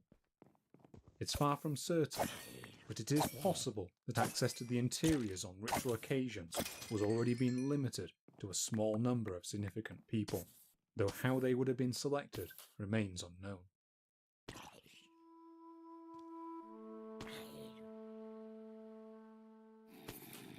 So as we reach the end of the earlier pre-pottery Neolithic, we can say that the site of Göbekli Tepe represents a dramatic increase in the organisational abilities of mankind. Never before had a ritual site been erected on such a scale, or required such large amounts of manpower to construct. The enduring significance of this centre to the hunter-gatherer peoples who built it can be seen in how they returned to it for centuries to come, progressively elaborating on its enclosures and associated mythologies. Ultimately, however, the complex animal carvings seen in its pillars and statues represents one of the last great flowerings of hunter-gatherer symbology. For it is in the next 2 millennia that we see the rise of new breeds of domestic cattle, pigs, sheep and goats that would slowly replace the need for hunting throughout the Near East.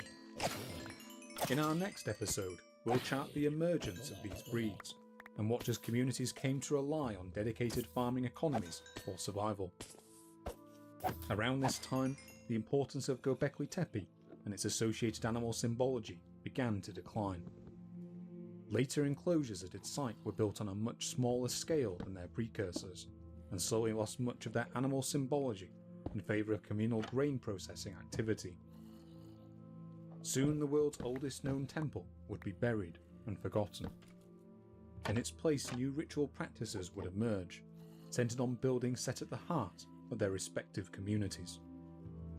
Human skulls, already a prized object, increasingly became the focus of a cult that spanned the entire Near East, wherein the features of the deceased would be remodelled in plaster and kept as ceremonial items.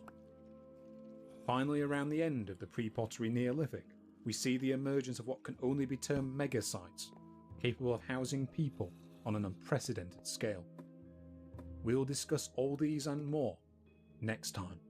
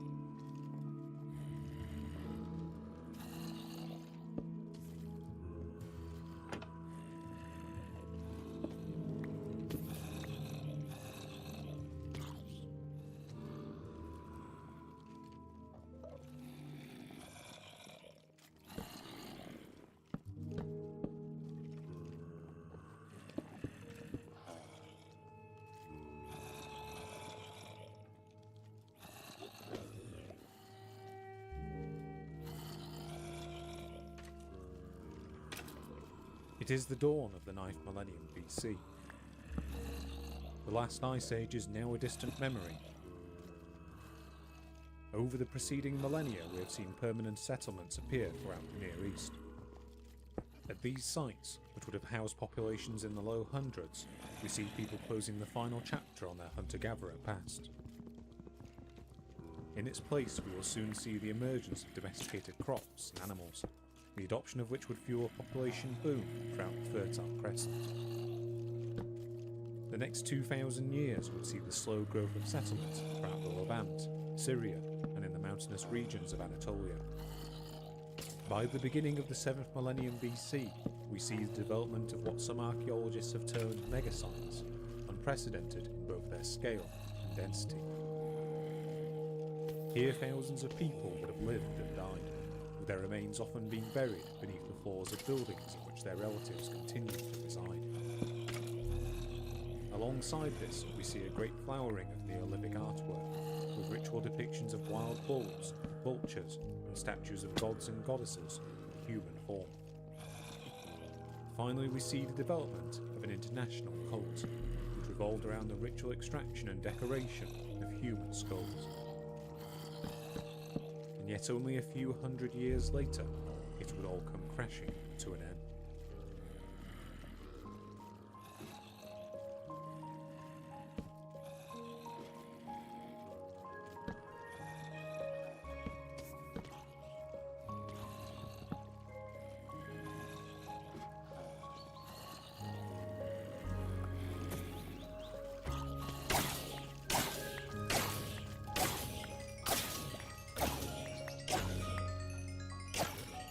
Over the course of our previous episode, we examined the first Sedentary communities to appear in the Near East. At the site of Ohalo II, we saw the earliest known evidence of crop cultivation, which may have taken place as far back as the height of the last ice age, over 20,000 years ago. At the end of this period, the average global temperature began to increase, and we saw the appearance of semi-permanent settlements throughout the Near East. In the Levant, we saw the increasingly complex exploitation of wild grasses by the Natufian peoples from around 14,900 BC, including the earliest known evidence for the making of foodstuffs such as bread and beer. Then the climate deteriorated once more. Around 10,800 BC, glacial conditions returned across northern Europe and America, and in the Near East many areas would have suddenly become cooler drier than before. The wild grasses of the region became less abundant, and Natufian settlements were slowly abandoned in favour of more mobile lifestyles. This state of affairs persisted for nearly a millennium, before finally warmer conditions began to return. Throughout this period, known as the earlier pre-pottery Neolithic, permanent settlements began to reappear throughout the Levant and northern Syria, along with new communities throughout southeastern Turkey. It is in these settlements that we see the first evidence of monumental building activity, along with what may be early examples of ritual structures.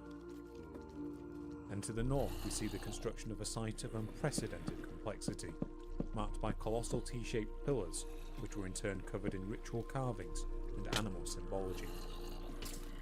Göbekli Tepe, the world's earliest known temple.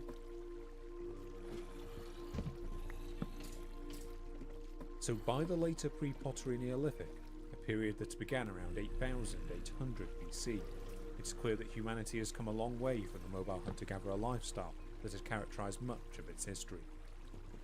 Even so, we are still a distance away from the developed civilizations that would emerge in parts of the Near East from the 4th millennium BC onwards.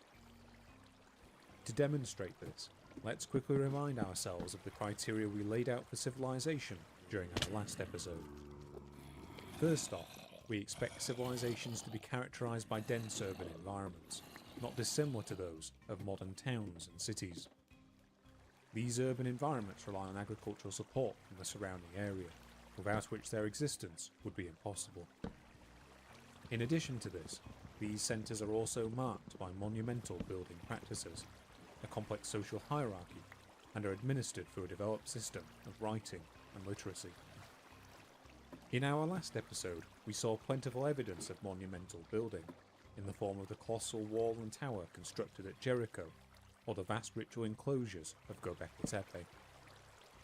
When it comes to the rest of our criteria, however, the evidence is lacking. Indeed, many of the early settlements we see at the beginning of the later pre-pottery Neolithic retain much in common with their hunter-gatherer predecessors. Most of these communities still relied on hunting as their principal supply of meat, a practice they supplemented with simple crop cultivation and perhaps even simple forms of animal domestication. But in this episode, all of that is about to change. Over the next 2.5 millennia, we will see the emergence of the world's first urbanized societies that depended on the farming of domesticated crops and animals to survive. Let us begin then by examining the settlements that appeared throughout the Near East during the later pre-pottery Neolithic. Unlike the Natufian period, which ended with a return to more mobile forms of living, the transition between the earlier and later pre-pottery Neolithic is not marked by any great disruption in settlement pattern.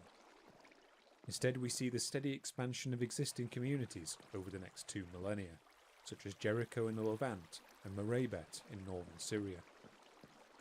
In the southern Levant, we also see a number of long-lived settlements founded east of the Jordan Valley, with the most important of these sites being established at Ain Ghazal, alongside the banks of the Zakwa River. In Syria, the Natufian-era site of Abu Huraira was reoccupied, whilst a new settlement was established at Tel Aswad near modern Damascus. Further north, we see a dramatic increase in site number throughout southeastern Turkey. In addition to a vast expansion in the size of an earlier pre-pottery Neolithic settlement at Chayunu, we also see the establishment of a new centre at Navali Chori, as well as at the site of a Sikli Huyuk further to the west. And alongside this increase in settlement number also came an increase in size. Whereas a large settlement in the earlier pre-pottery Neolithic may have held a population in the low hundreds, by the end of the later pottery Neolithic we will see the emergence of sites where thousands of people would have lived and died at any one time.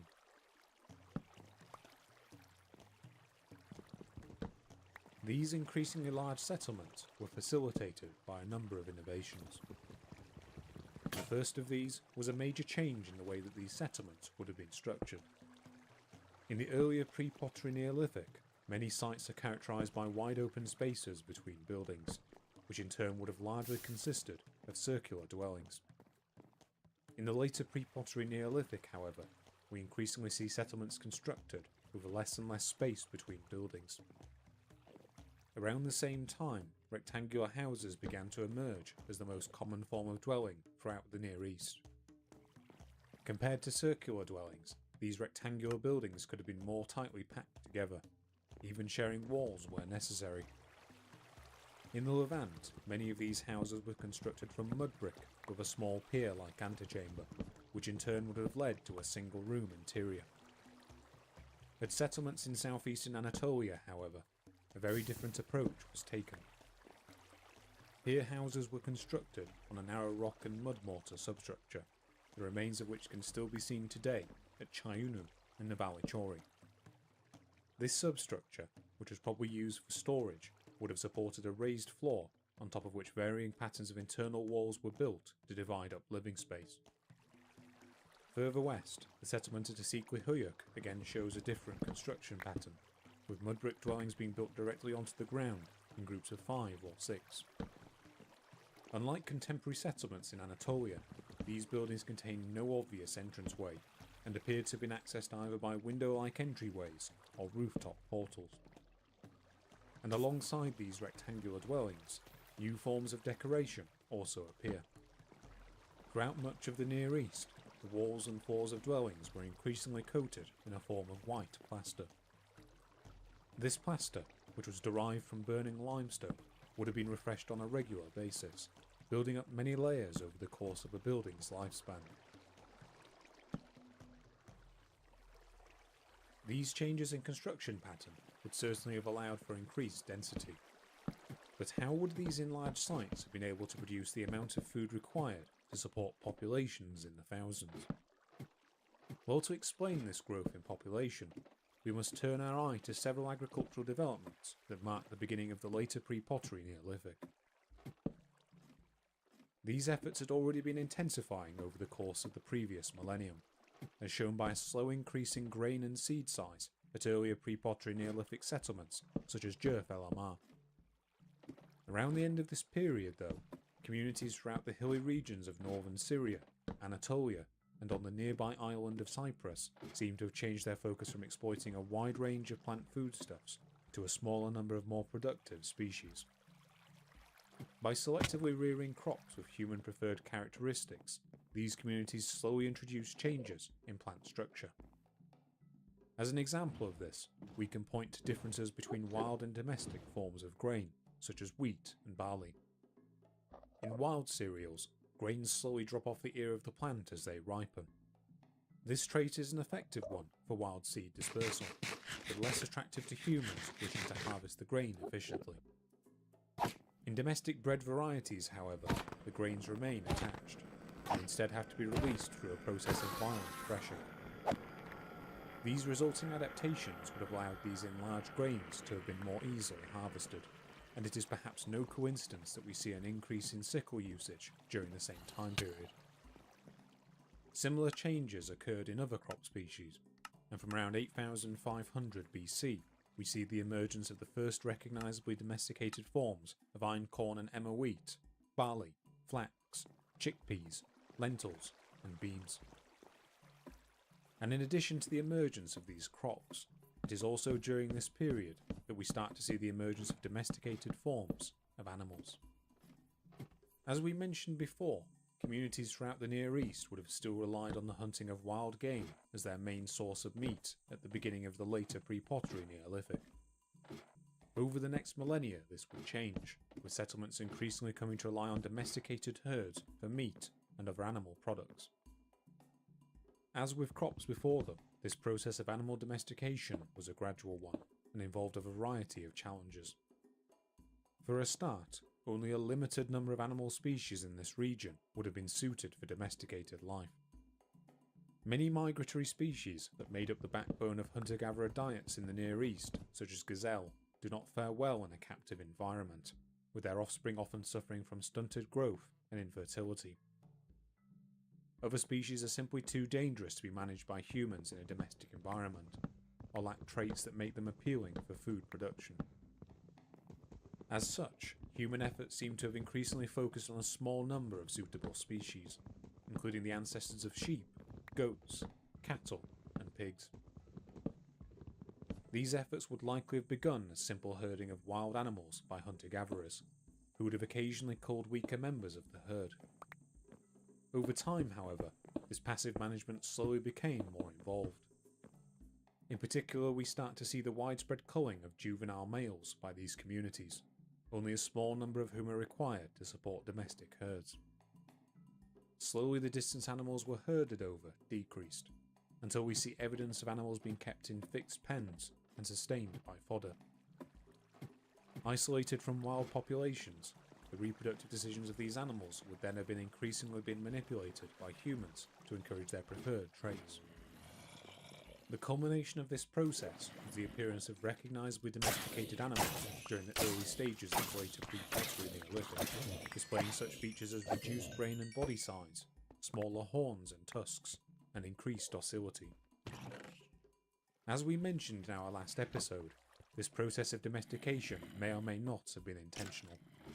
Certainly there is no evidence of any grand plan by the peoples in this region to develop these domesticated breeds of plants and animals.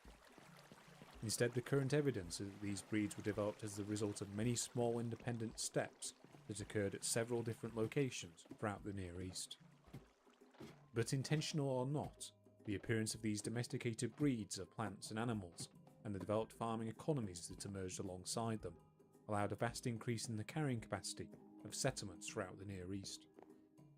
Over the next few centuries, the proportion of meat gathered through hunting declined. By 7500 BC, most communities had fully switched over to mixed farming economies. Large flocks of sheep and goats became the backbone of the economy at many of these sites, and herds of domesticated cattle and pigs also appear at settlements throughout northern Syria and southeastern Turkey. It is at this point, when we have seen the completion of the transition from hunter-gatherer communities to settlements reliant on farming for survival, that we should ask an important question. Why should humans adopt agriculture in the first place? There seems to be something of a common assumption that the farming lifestyle was naturally easier than that of a hunter-gatherer. But since the 1960s, studies on modern hunter-gatherer groups have found that the lifestyles of early farmers were likely far more labour-intensive than those of contemporary hunter-gatherer groups, who would have been able to gather all their required resources in less time. The population size of hunter-gatherer groups also seems to reach more of an equilibrium with their local environment, corresponding to the availability of resources within their territory. By comparison, the fixed settlements and increased population growth associated with the adoption of farming is often seen to require ever more intense exploitation of the surrounding land in order to maintain. This in turn would have required greater labour by the inhabitants. Indeed, the skeletons of many men and women from these early farming communities show signs of physical changes brought on by the many hours of labour required to harvest and process large amounts of cereals by hand. The sedentary towns associated with early agriculture also seem to be more associated with increased rates of disease and vermin, and larger settlements would also have encountered significant problems associated with waste disposal and water drainage. That's not to say that there aren't dangers associated with being a hunter-gatherer. After all, these communities are dependent on whatever seasonal resources are available for survival. But in case of these resources becoming scarce, hunter-gatherers could simply move elsewhere in search of more fruitful prospects, a luxury that farming communities no longer possessed. So in light of the disadvantages of an early farming lifestyle, why should a society adopt agriculture? Many earlier theories had posited that its adoption would have been quickly brought on by dramatic changes in climate, such as the Younger Dryas, or that agriculture was fundamentally more desirable than a hunter-gatherer lifestyle. After the 1960s, however, archaeologists such as Lewis Binford have suggested that the adoption of farming came about due to the establishment of year-round settlements around the end of the last ice age. These settlements would have experienced increased population growth compared to their nomadic precursors, forcing them to exploit a greater range of local resources until full adoption of agriculture was required to sustain them. However, as archaeologist Chris Scarray notes in his book, The Human Past, all this answer ultimately does is shift the debate from why farming to why sedentism. And as we have seen when discussing the events of the Younger Dryas in our previous episode, sedentary societies can still revert to being nomadic. Finally, a more recent theory is that whilst an early farming lifestyle would have been unattractive to many people, the increased opportunities for feasting that it brought may well have been attractive to certain powerful individuals within their societies, who would have used these occasions to improve their own social status. Ultimately, however, we have to say that currently there is no single theory that fully explains the adoption of agriculture. The communities of the Near East will continue to grow in size as the later pre-pottery Neolithic continued. By the midpoint of the 8th millennium BC, we see the increasing concentration of populations in the Levant and Anatolia, with a small number of megasites. At many centres, the speed of population growth outstripped the normal birth rates, and the concurrent abandonment of many surrounding settlements suggests that their populations were increasingly migrating to these large agglomerations. In southern Anatolia, the site of the secret Hoya grew to house several thousand people before its eventual abandonment, with its population being supported by large herds of sheep and copious harvesting of cereals. In the Levant, the village at Ain Ghazal also began to expand. Over the next few centuries, this site would evolve into a town that covered some 15 hectares in area, and that would have housed some 2,000 people at its peak. This later site is some 4 times larger than the contemporary settlement of Jericho, and indeed its increase correlates with the drop-off in population both there and at a number of other communities throughout eastern Jordan. And whilst Navali Chori seems to have been abandoned around 8000 BC, the settlement at Chayunu continued to grow and prosper until the end of the pre-pottery Neolithic. Here the inhabitants would have relied primarily on the management of early pigs, though evidence of domesticated aurochs and sheep have also been found on the site. And with this expansion in settlement size, we also see changes in ritual building behaviour throughout the Near East. In our last episode, we detailed the role of the ceremonial complex constructed at Göbekli Tepe during the earlier pre-pottery Neolithic. Here a number of large enclosures were dug into the bedrock of a limestone ridge, the walls and centres of which were dominated by T-shaped pillars covered in carvings of wild animals. Currently it is theorised that these enclosures would have acted as a common ritual centre for the surrounding communities, though the exact nature of their use remains unknown. As we reach the later pre-pottery Neolithic, however, we begin to see changes in building practices amongst the peoples of this region. Rather than continuing to rely on this site, the communities of southeastern Anatolia increasingly seem to have turned their focus to dedicated ritual buildings set within their own settlements. Examples of these communal buildings had previously been found at a small number of sites in the earlier pre-pottery Neolithic, such as those unearthed at Jerf El Amar and Wadi Fednan. Throughout the later pre-pottery Neolithic, however, this practice of communal building becomes ever more the norm. This is best illustrated at the settlement of Nivali Chori, where a rectangular stone building bearing much of the iconography associated with the Göbekli Tepe enclosure was discovered in the early 1980s.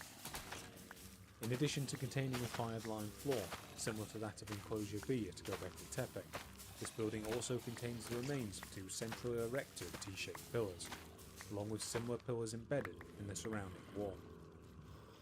Whilst the heads of these pillars have long since been destroyed, the main bodies of one of them still displays the human-like features seen carved into some of the pillars at Göbekli Tepe, including arms, hands, and loincloths. Alongside the building unearthed at Nivali Chori, T-shaped pillars have also been unearthed at a number of other sites within a radius of Göbekli Tepe, whilst ritual buildings dating from this period have also been found at a number of sites throughout the northeast. At Chayunu to the northeast, a complex of 3 rectangular buildings has been unearthed, one of which contains 3 stone monoliths. Larger communal buildings are also known as the Sikri Hoyo in Western Anatolia, though whether they had any ritual use is still debatable. Similar rectangular buildings have also been found at Ain Ghazal and Jericho in the southern Levant. At Ain Ghazal in particular, the rectangular building contains a set of standing stones, not dissimilar from those found at Chayunu, along with a hearth and what has been interpreted as a floor altar by archaeologists. In addition to these buildings, large numbers of what have been termed ancestor statues have also been found buried in 2 pits nearby. These remarkable statues stand up to 3 feet in height and consist of a combination of anthropomorphic figures and a set of busts bearing either 1 or 2 heads. Built over a bundled reed core, these statues were constructed using layers of thick plaster, onto which were painted patterns resembling clothes and hair. Special attention was also paid to the statues' faces, which contain carefully moulded eyes outlined in bitumen. In addition to the 30 statues unearthed at Ain Ghazal, fragments of these figures have also been found at Jericho, suggesting strong cultural bonds between these sites.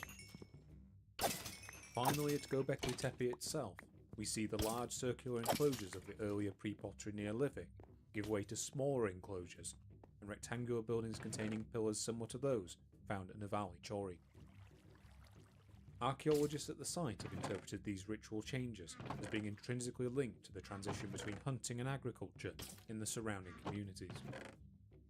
Notably, the pillars seen in these later buildings are significantly smaller than those of the earlier enclosures, and contain far fewer examples of wild animal iconography, perhaps indicating that the importance of the species they depict had declined with the coming of agriculture. Other communal buildings at Göbekli Tepe during this period also show evidence of having been used for large-scale grain processing, another sign that the communities that used it were moving away from hunting activity. Soon after, the great site seems to have lost its relevance, and its enclosures were buried under layers of rock and soil. People moved away, and the hunter's sanctuary was forgotten. So by the midpoint of the 8th millennium BC, it seems that for most communities throughout the Near East, the balance had clearly swung away from hunting towards a reliance on domesticated plants and animals. Even so, we must note that hunting didn't simply vanish. In fact, at many sites, hunting activity seems to have retained a degree of ritual significance outside of day-to-day food production. And it is also important to note that whilst we see less of an emphasis on wild animal iconography at many of the ritual buildings of this period, figurines of long-horned animals such as aurochs, goats and gazelle continue to be produced at many centres throughout the Near East. At Ain Ghazal in the southern Levant, some 150 of these animal figures have been unearthed, the majority of which consist of carvings of aurochs that share common features. Similar figures have been unearthed at sites such as Tel Aswad and further north at Tel Sabi Abyad. There is even some limited evidence of cattle veneration within ritual buildings of this period, as seen by the aurochs skull unearthed within one of the 3 central structures at Chiunum. But there is one site in particular where there is evidence that the hunting of wild cattle continued to hold a central ritual role long after the adoption of domesticated animals. It is also at this site that we see urban living on an unprecedented scale. And to see it in operation, we must travel west to the Konya Plain of southern Anatolia.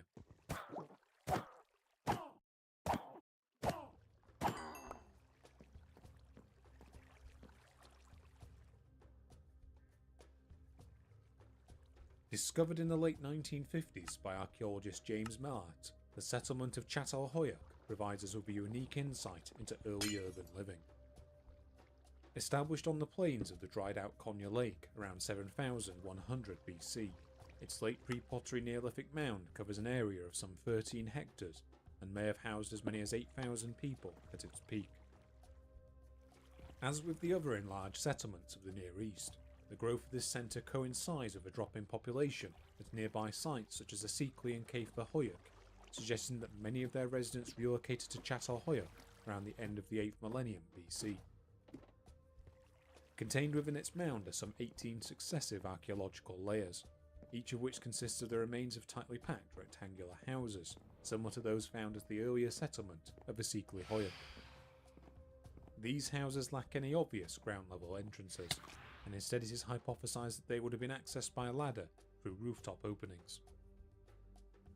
Each building seems to have remained in use for several decades, and after its use was discontinued, the support beams of its roof were withdrawn, collapsing it inwards. After the upper walls were demolished, a new dwelling would be built over the remains, sealing the occupation layer below. This process preserved much of the remains within, and has allowed archaeologists to reconstruct much of their layout. To the best of our knowledge, the houses at Çatalhöyük seem to have followed something of a stereotyped room layout. Each house was structured around a rectangular main room, the floors and walls of which were painted with a white plaster made from alluvium dug out of the dried up Konya lake bed. This room was entered through a roof hatch and ladder, below which a clay oven and hearth were usually placed to allow for ventilation. Other areas associated with food preparation and domestic life were concentrated around the same side of the room as the hearth, while side rooms seem to have housed large containers used to store grain. It is the contents of the far side of these rooms, however, that have received by far the most attention. That's because, unlike other settlements throughout the Near East, Çatalhöyük contains no central buildings associated with ritual behaviour. Instead, the evidence indicates that its people would have integrated ritual behaviour into their own homes. This combination of the ritual and domestic spheres can be seen in the areas of houses furthest from the hearths. Here a series of low platforms were constructed, many of which contain elaborate shrines dedicated to ritual images of wild animals. In addition to the sculpted heads of bulls and goats, many of which are modelled around the bones of the creature being depicted, we also see full-size reliefs depicting leopards, an animal that seems to have held a special ritual significance at the site. These shrines also frequently include depictions of enigmatic human-like figures modelled into the walls, characterised by upturned limbs and circular abdominal markings. These figures were interpreted by the site's original excavator, James Mellart, as representing a female deity, in line with early finds of sculpted figures also unearthed on the site. Precise identification was however hampered by the fact that none of these figures' facial features have survived. More recent work by a team led by Professor Ian Hodder has unearthed a seal stamp that resembles these figures. This stamp, which clearly represents a bear, also contains the upturned forelimbs and abdominal markings that characterise these relief figures, and it now seems likely that this is what they are intended to depict. In addition to these reliefs, animal iconography is also prominently depicted in murals painted onto the walls of many of these rooms. These scenes, which are traced in red ochre, include wild animals such as aurochs, red deer and vultures, along with human figures engaged in hunting behaviour. Perhaps the most iconic of these wall paintings depicts a large image of a wild aurochs, surrounded by human figures wielding bows, many of whom seem to be engaged in antagonising the beast. This focus on animal and hunting imagery does, however, have one notable exception. Despite the widespread depictions of wild cattle and deer, there are no images at all of domesticated animals. This absence is a surprising one, given that large herds of sheep seem to have made up much of the backbone of the residents' meat supply at Chattel Hoya, and it is also known that dogs were kept on site. Instead, these wall art depictions focus almost entirely on wild species. As with other Neolithic settlements, widespread evidence of feasting has also been unearthed on the site, the focus of which seems to have been the wild cattle and deer seen in the reliefs. These feasts may well have been timed with major renovations on the site, such as the construction and remodelling of new buildings. And alongside this animal imagery, a number of clay and stone figurines have also been unearthed, many of which were placed in grain storage bins or refuse piles. By far the most famous of these figures is what is commonly referred to as the seated woman of Chattel Hoya, a clay figurine of a corpulent woman seated in the act of giving birth. In addition to this pose, her hands also rest on the heads of two predatory animals that may be either leopards or lions, a symbol referred to throughout archaeology as the Master of Animals motif. In addition to this figure, large amounts of male and female statues have been unearthed, though their number is dwarfed by a vast assemblage of animal figures.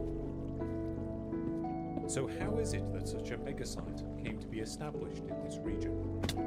The surrounding Konya Plain had received a marginal amount of rainfall at best, which would have rendered dry farming difficult.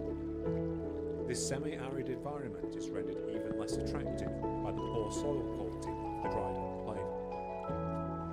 However, there is one major source of water in this region, the nearby Karsamba River.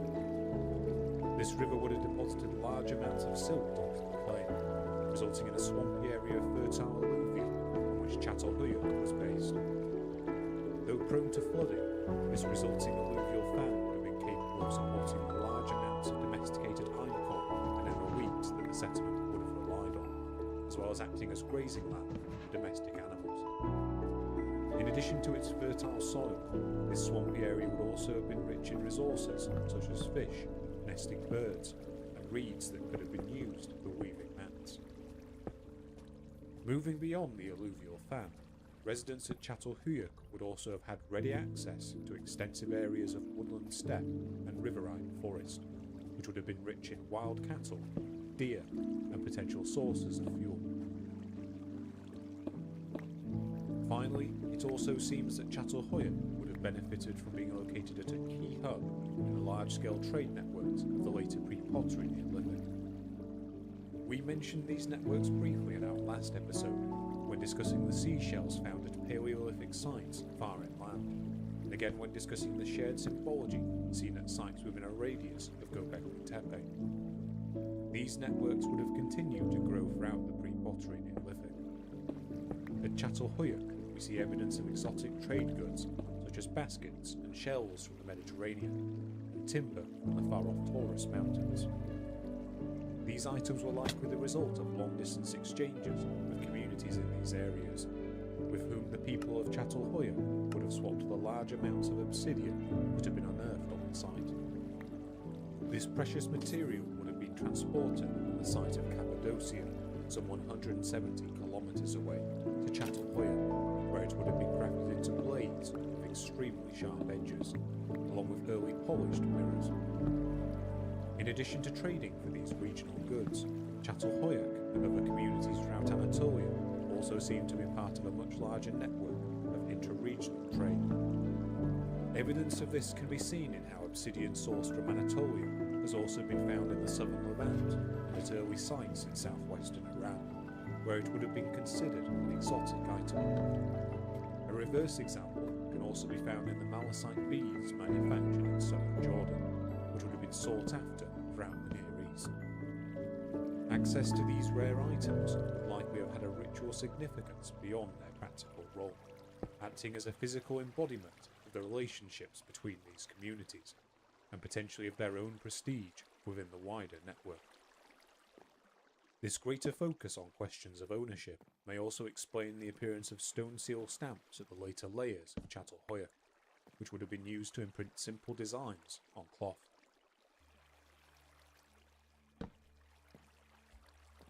So we've now examined life in the later pre-pottery Neolithic in the context of settlement patterns, food acquisition, and ritual building. But so far we've said comparatively little about the specific rituals practiced by these communities. Indeed, throughout this period, we see elaboration of long-running ceremonial practices, along with developments entirely new to these increasingly agricultural societies. As we detailed in our last episode, ritual behaviour associated with death was nothing new to these societies. Organised human burials date as far back as the Upper Paleolithic, and ritual practices associated with death only intensified during the Epipaleolithic. Throughout the Natufian period, we also saw greater focus placed on burial rituals, alongside a greater variety of grave goods.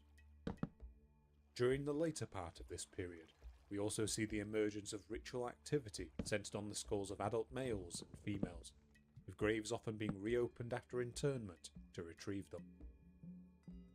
Many of these skulls would later be the subject of secondary burials, sometimes being reinterred alongside the bodies of other individuals. These practices continued throughout the earlier pre-pottery Neolithic, with skulls of special significance being retrieved and kept within communities for prolonged periods of time. There is even a small amount of evidence of this skull veneration to be found at Göbekli Tepe. Here, scraps of skull bone have been found amongst human bones included in the filling materials used to bury the earlier enclosures. Of these scraps, 7 carry signs of cut marks and carvings, and through careful reconstruction, archaeologists have been able to assign these scraps to 3 separate adult individuals. A headless human figure also appears in relief on a pillar in Enclosure D, standing next to the carving of a large bird that is believed to represent a vulture. The body of a headless man was similarly deposited in the subterranean building at Jerf El Amar towards the end of its lifetime, along with a head that was buried in a small pit. The entire building was then set alight, after which the cavity was filled in. During the later pre-pottery Neolithic, this veneration for the skull intensifies, with new decorative practices emerging. Frequently skulls are found containing replica facial features modelled in plaster, which in turn are often painted with red and black pigments. In some cases, many separate layers of plaster were repeatedly applied to the same skull, indicating that these items remained in use for prolonged periods. This skull veneration is now known to be a common cultural element throughout much of the pre-pottery Neolithic world. Examples have been found at sites such as Jericho and Ain Ghazal in the Levant, at Tel Aswad in northern Syria, and at Chayunu and the later sites of Çatalhöyük and Koskoyuk in southern and southeastern Turkey. In addition to adult skulls, by this point skulls of all ages can be seen to have undergone ritual treatment. At Chayunu, we see evidence that the substructure of one building in particular was used as a repository for these skulls.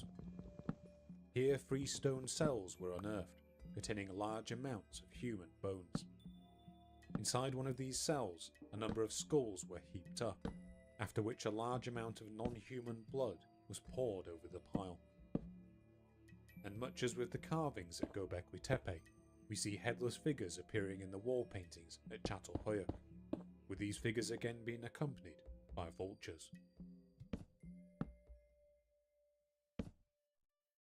The presence of this cult of the skull throughout the Near East has aroused much debate.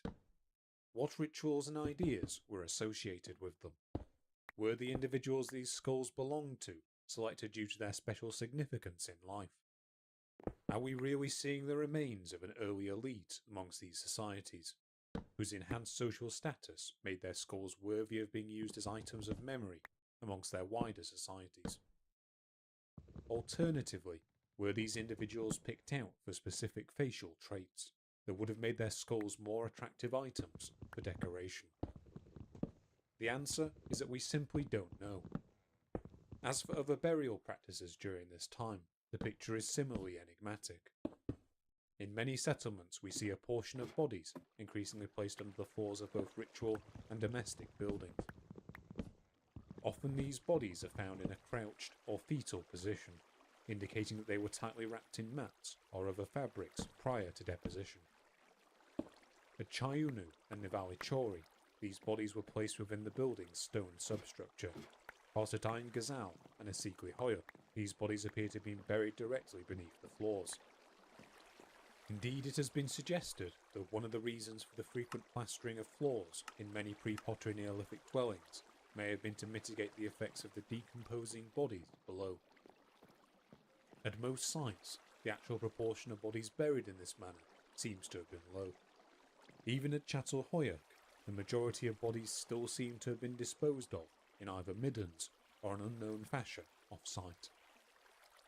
Of the bodies that were interred on site, the majority are found buried under the ritual platforms found on the far side of the dwellings, though children and newborns were sometimes interred near the ovens. In particular, some of the larger houses within the settlement seem to have been the focus of many of these burials, suggesting that either the buildings themselves or the people who dwelled within them bore some special significance. These practices may seem grim to our more modern sensibilities, but every indication is that the people of this time would have seen nothing unusual about living and sleeping above these burials. Instead, they were likely seen as another important part of the long-running themes of continuity and memory around which many of these communities would have revolved.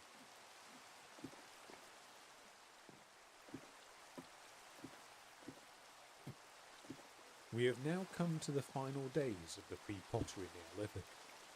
This period coincides with a sudden decline in population at many centres throughout the Near East. Perhaps the most dramatic of these can be seen at Ain Ghazal, which saw a rapid decrease in population in the century after 7000 BC. In northern Syria, the population of Abu Huraira collapsed once more, whilst in eastern Anatolia, Chayunu was abandoned. Instead of super communities, we now see the establishment of smaller settlements throughout these regions. To the west, Çatalhöyük would persist a while longer, reaching its peak population around 6500 BC. Soon after, however, settlement patterns here also changed, with later houses at the site being more spread out. The hunting of wild aurochs was replaced by domestic cattle herding, and the elaborate installation of animal packs within households slowly ceased. Other settlements were also established throughout the neighbouring regions of the Konya Plain during this time, and finally the entire settlement was relocated west around the beginning of the 6th millennium BC, possibly due to a change in river course. Finally, the ritual practices of the later pre-pottery Neolithic also declined, and slowly the practice of plastering skulls and burying the dead beneath floors came to an end. A number of potential explanations have been posed for this decline in settlement size throughout the Near East during the 7th millennium BC. One theory is that the overuse of the land around these larger centres would have increasingly degraded its fertility, until eventually these sites were left unable to feed their vast populations. Alternatively, it has been argued that these dedicated agricultural societies would have seen increased transmission of inherited wealth compared to hunter-gatherer communities, which could have led to older families monopolising access to fertile farmland. Faced with this increased inequality, it has been theorised that peoples on the edges of society may have reacted by dispersing into smaller, more egalitarian communities. Finally, it should also be noted the end of this period coincided with a major change in the climate of the Near East. This change, known as the 8.2 kiloyear event, resulted in a drop in global temperatures from around 6500 BC, with its effects becoming more severe 300 years later. The result of this was that for the next 2 centuries, conditions in the Near East seemed to have been both cooler and more arid. In the face of the resulting fall in agricultural capacity, large-scale centres such as Çatalhöyük may simply have been unable to maintain their population. Whatever the cause of this decline in centres throughout the Near East, the result was a change from the mega-sites of the later pre-pottery Neolithic to a greater number of small settlements spread out across a wider range of environments. This period, which lasted for another 3,000 years, is marked by a number of major social and technological developments, which would permanently alter the way human societies were organised. Its beginning is marked by the adoption of a new type of storage container, which appeared in the Near East from around the midpoint of the 7th millennium BC. Its appearance had been preempted by that of simple storage containers in the later pre-pottery Neolithic, that had been carefully shaped out of stone and unfined clay. As we enter the 7th millennium BC, however, fired clay pottery became a distinguishing feature of cultures throughout the ancient Near East. These containers, which were originally hand-moulded out of clay and then fired in ovens or kilns, were used for a wide variety of functions, including for storage, cooking, and for transporting goods over long distances. It is important to note that the peoples of this region were not the first to produce pottery.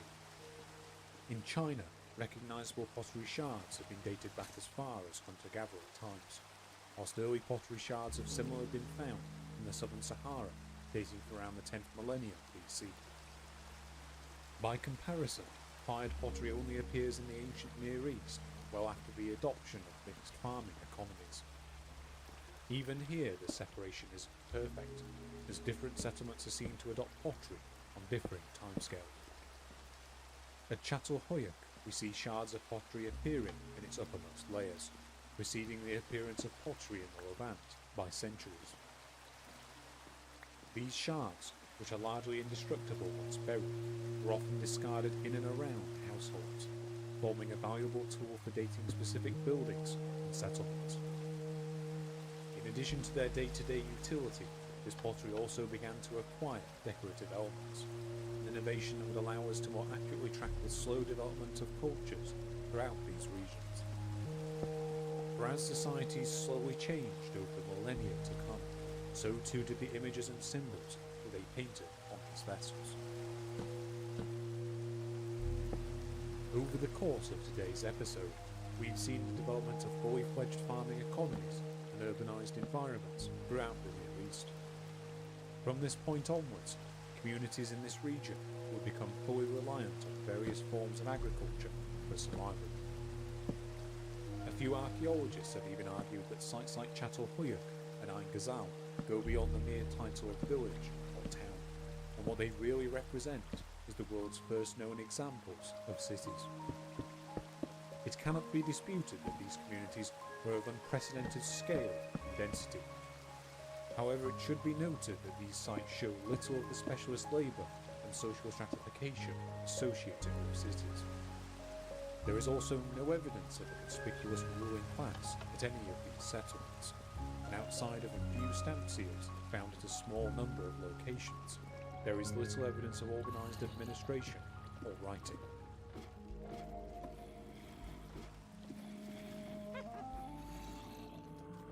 So at this stage, we are yet to observe our two remaining criteria that we outlined for civilization. Over the course of the Pottery Neolithic, however, this would all change. That's because whilst it may have been the end for the large-scale urban communities of the later pre-Pottery Neolithic, it was not the end for urbanised living as a whole. Over the next 2 millennia, we again see large-scale centres emerge around Syria and the Levant. At the same time, we also see increasingly complex farming settlements emerging throughout the Zagros Mountains, along with on the Arabian Plateau to the east.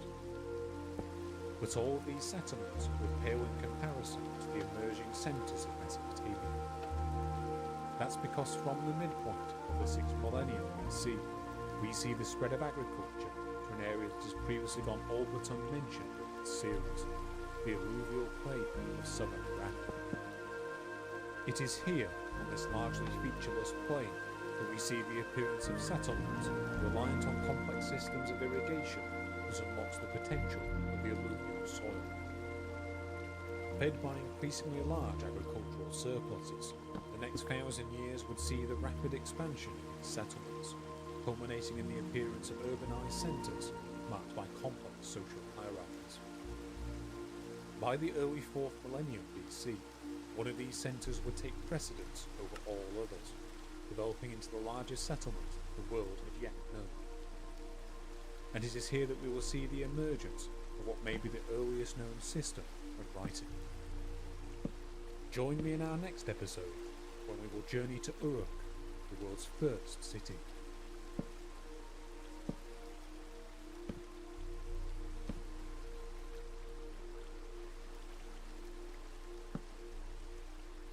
Hello everybody, Charles here. Just want to say a quick thank you to all for watching the video this far. When I started this channel, I never expected that I would be getting so many eyes on each of the videos I've been putting out, so thank you all again. If you'd like to support this channel further, you can always go over to twitter.com/the_histocrat to stay up to date as to where I am with each new video. And you can also support the channel over on Patreon at patreon.com/thehistocrat. Thank you again to everybody who supported me there over the last couple of years. That's it from me, folks. Thank you again, and hopefully I will be talking to you again soon.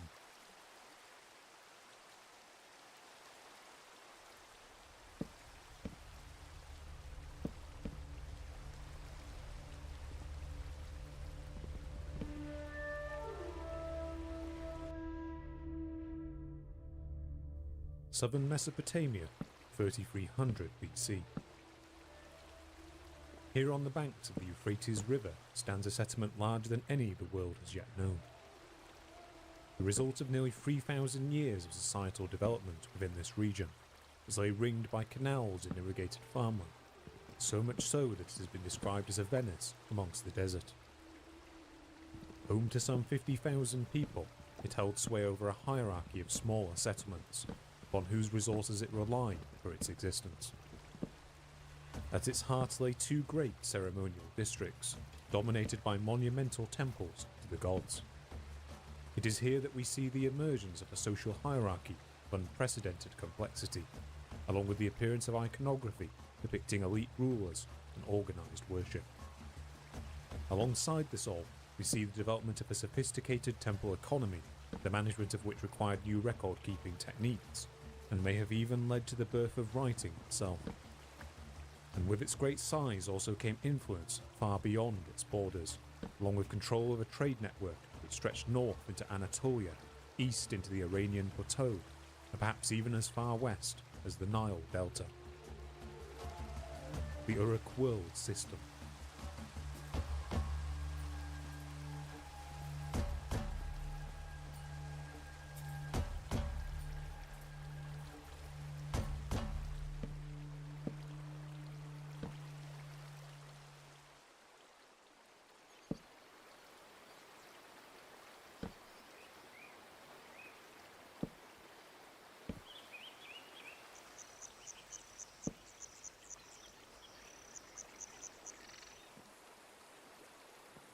In our last episode, we examined the later pre-pottery Neolithic communities of the Levant, Syria, and Anatolia. At centres throughout the Near East, we saw the slow end of the hunter-gatherer way of life, with settlements now relying on domesticated plants and animals for survival. Around the same time, ritual behaviour also began to change. Slowly people moved away from dedicated ceremonial sites such as Göbekli Tepe in favour of ritual buildings constructed within their local settlements. From the 8th millennium BC, we saw the progressive growth in population at sites such as Chayunu in eastern Turkey and Ain Ghazal in the Levant, both of which would have held populations in the thousands. In central Anatolia, this growth culminated in the proto-city of Çatalhöyük, whose tightly packed buildings may have held as many as 8,000 people at its peak. Alongside these megasites, we also saw the development of long-range trade networks and common ritual practices, including the widespread decoration of human skulls. But these enlarged sites wouldn't last. From the beginning of the 7th millennium BC, places such as Chayunu and Ain Ghazal would slowly be abandoned, their populations moving away to smaller settlements. Some sites persisted a few centuries longer, with Çatalhöyük reaching its peak around 6500 BC. Eventually, however, an environmental downturn seems to have spelt its end. People moved away, and new settlements were established throughout the Levant, Anatolia, and the northern stretches of Mesopotamia. And with these settlements also came new ways of living and new forms of ritual behaviour.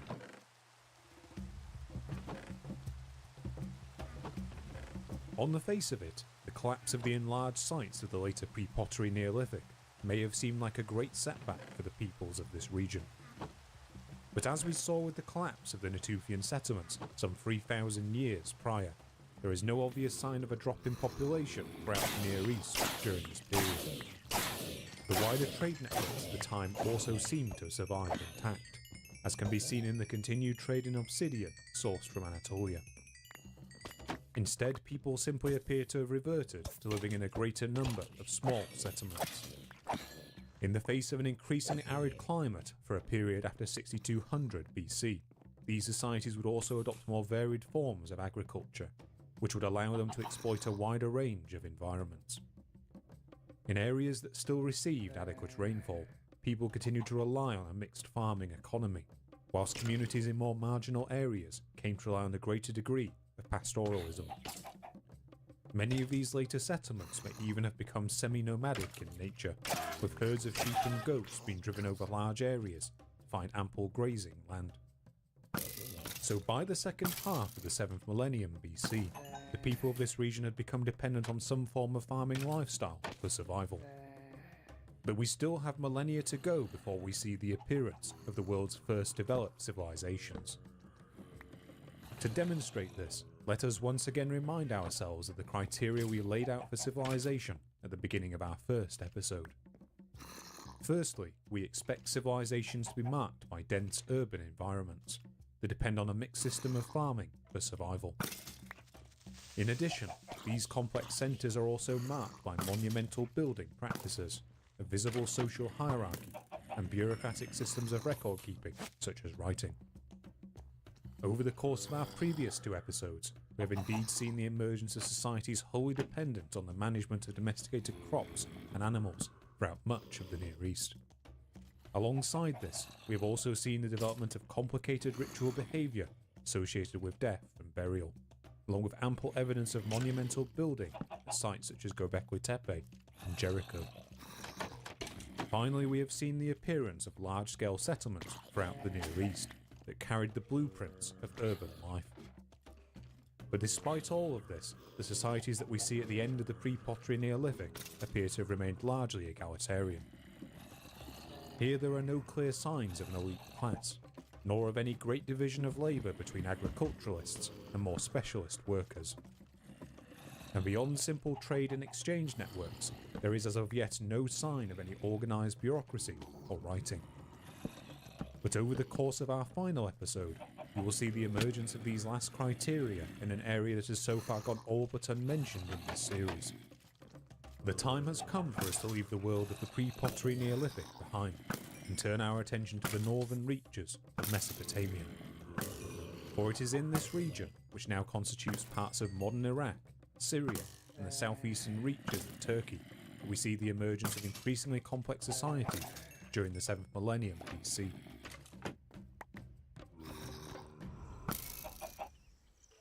The exact chronology of the early cultures of Mesopotamia is difficult to track, not helped by the fact that most of them are known from only a handful of excavated sites. What we can say is that during the second half of the 7th millennium BC, a number of overlapping cultures developed throughout northern Mesopotamia. These societies were marked by small agricultural villages, which would have contained perhaps a couple of hundred people at the most. Here the residents would have subsisted on a varied diet of domesticated animals such as pigs, sheep, goats and cattle, along with crops such as emmer and einkorn wheat, barley and legumes. Alongside this, there is some evidence of hunting of wild prey such as gazelle, onager and aurochs, though these appear to have consisted of a small portion of the local diet at most. The exact agricultural methods employed by each of these cultures also seems to have varied depending on the local geography. In more northern reaches, we see a culture known as the Hassuna emerge. Here communities would have lived amongst fertile hill land, where rain-fed agriculture would have been enough to sustain their settlements. Further south, however, communities would have received either a marginal or an insufficient amount of rainfall for dry farming to be reliable. But despite this, we see the appearance of small agricultural villages in this region along the edges of the two rivers that dominate Mesopotamia, the Euphrates and the Tigris. Known as the Samara culture, these peoples would have pursued a radically different approach to agriculture compared to those further north. By digging simple channels in irrigation systems, these societies were able to artificially provide their fields with enough river water to allow their crops to grow. These systems of water management had appeared earlier in areas such as the Levant, but here they would prove vital for sustaining agricultural societies. And with them, humanity would soon be able to spread to regions that until this point had been only sparsely occupied. In addition to their agricultural lifestyles, both the Hassuna and Samara cultures are marked by the production of a new type of storage container. In our last episode, we detailed the appearance of pottery at sites such as Çatalhöyük, where recognizable shards have been unearthed dating from the early 7th millennium BC. Similar vessels also appear throughout societies in northern Mesopotamia around the same time. To the best of our knowledge, this early pottery would have been hand-moulded, with coils of clay being built up around a pre-made base. To aid this process, these vessels would likely have been made on a simple mat, or even inside another container, which would have allowed them to be more easily rotated. Over the millennia, these rotation aids would become more refined, eventually resulting in the emergence of simple hand or foot-operated devices that would comprise the earliest pottery wheels. Once completed, these pots would have been fired in an oven or kiln, then used for a wide range of functions, such as for cooking, storing goods, or even transporting them over long distances. And whilst the earliest Neolithic pottery is often plain or simply decorated, by the time of the Hassuna and Samara cultures, pottery was already being painted with elaborate linear and geometric patterns, along with recognizable animal motifs. Over time, these designs would continue to be iterated on, a practice that often allows archaeologists to track societal changes over long periods. Alongside the Hassuna and Samara, the late 7th millennium BC saw the emergence of another pottery-producing culture in the north. This culture, known as the Halaf, appears to have originated further to the west, in the rain-fed regions of northern Syria and southeastern Turkey. During the 6th millennium BC, this culture would expand across much of the former Hassuna range. Unfortunately for us, the settlements of this culture remain more poorly excavated than later societies within the region, and as a result our understanding of Halaf society remains limited. However, we do have some evidence of distinctive local practices. For a start, it seems that many Halaf settlements were established on new land rather than at existing sites, indicating that the population of northern Mesopotamia was growing rapidly throughout this period. To the best of our knowledge, this expansion in population likely coincides with two major agricultural developments. The first of these is the appearance of draft animals and early forms of ploughs, which would have allowed for more efficient turnover of the fertile soils of these regions. The second was a possible shift in the human diet in favour of dairy products, which would have allowed these settlements to support a greater number of children at any given time. But despite this increasing population, the expansion of this culture is not marked by the widespread appearance of larger sites as seen in the previous millennium. Instead, the majority of Halaf settlements seem to have been small, widely dispersed villages, with populations perhaps in the low hundreds. These settlements are also marked by a reversion to a mixture of rectangular dwellings and larger circular buildings known as polos, the exact use of which remains uncertain. As with the Hassuna and Samara before it, Halaf settlements are also marked by the production of intricately painted pottery, along with the continued sourcing of large amounts of obsidian from the north, with which to make tools, weaponry, and jewellery. Outside of this material culture, the exact social and ritual dynamics of Halaf settlements remain unclear. While some larger buildings do appear at these sites, there are no clear-cut examples of either elite dwellings or ritual buildings. One minor exception to this has been found at Tel Al-Pachia. Here a burnt building complex has been unearthed, connected to a circular pholos, that has been theorized may have been the residence of a local chieftain. Another possible clue is the expanded use of stone seal stamps seen throughout Halaf villages. We mentioned these stamps briefly in our last episode, and we saw their appearance in the upper layers of Çatalhöyük. These seals were carved with simple geometric patterns and scenes, which would have left a recognisable mark when impressed into clay. Each of these patterns appears to have been associated with either an individual or group, and were used in Halaf communities to secure the lids of containers such as pots and baskets. In the case of pots, which were secured by tying a piece of cloth around their neck, a wet ball of clay could be moulded around the cord and knot, onto which the seal would have been impressed. Once dry, the contents of this pot could then not have been accessed without breaking the seal. The expanded use of these seals at Halaf settlements has been interpreted by their excavators as showing that questions of personal ownership were a growing concern amongst their occupants. One theory is that a significant portion of the population would also have consisted of pastoralists who would have spent significant time away from the village, tending their flocks. In their absence, their possessions may well have been left in communal storage rooms, with clay seals being used to distinguish the owners. As for ritual behaviour during this period, we know very little. The only hint we have to go on is the presence of enigmatic figurines of headless women found at Halaf sites. Much like the Venus carvings of the Upper Paleolithic and the seated woman found at Çatalhöyük, these figurines display exaggerated female characteristics, including enlarged breasts and thighs. Archaeologists have attempted to associate these figures with signs of fertility, but this theory is far from certain. So by the end of the 7th millennium BC, agricultural societies were widespread throughout northern Mesopotamia. Until this point, however, the same cannot be said of the southern Mesopotamian plains, which appear to have remained sparsely inhabited. From around 6000 BC, however, this would change, with small agricultural villages spreading throughout the region. It is these settlements that belong to southern Mesopotamia's first known culture, the Ubaid.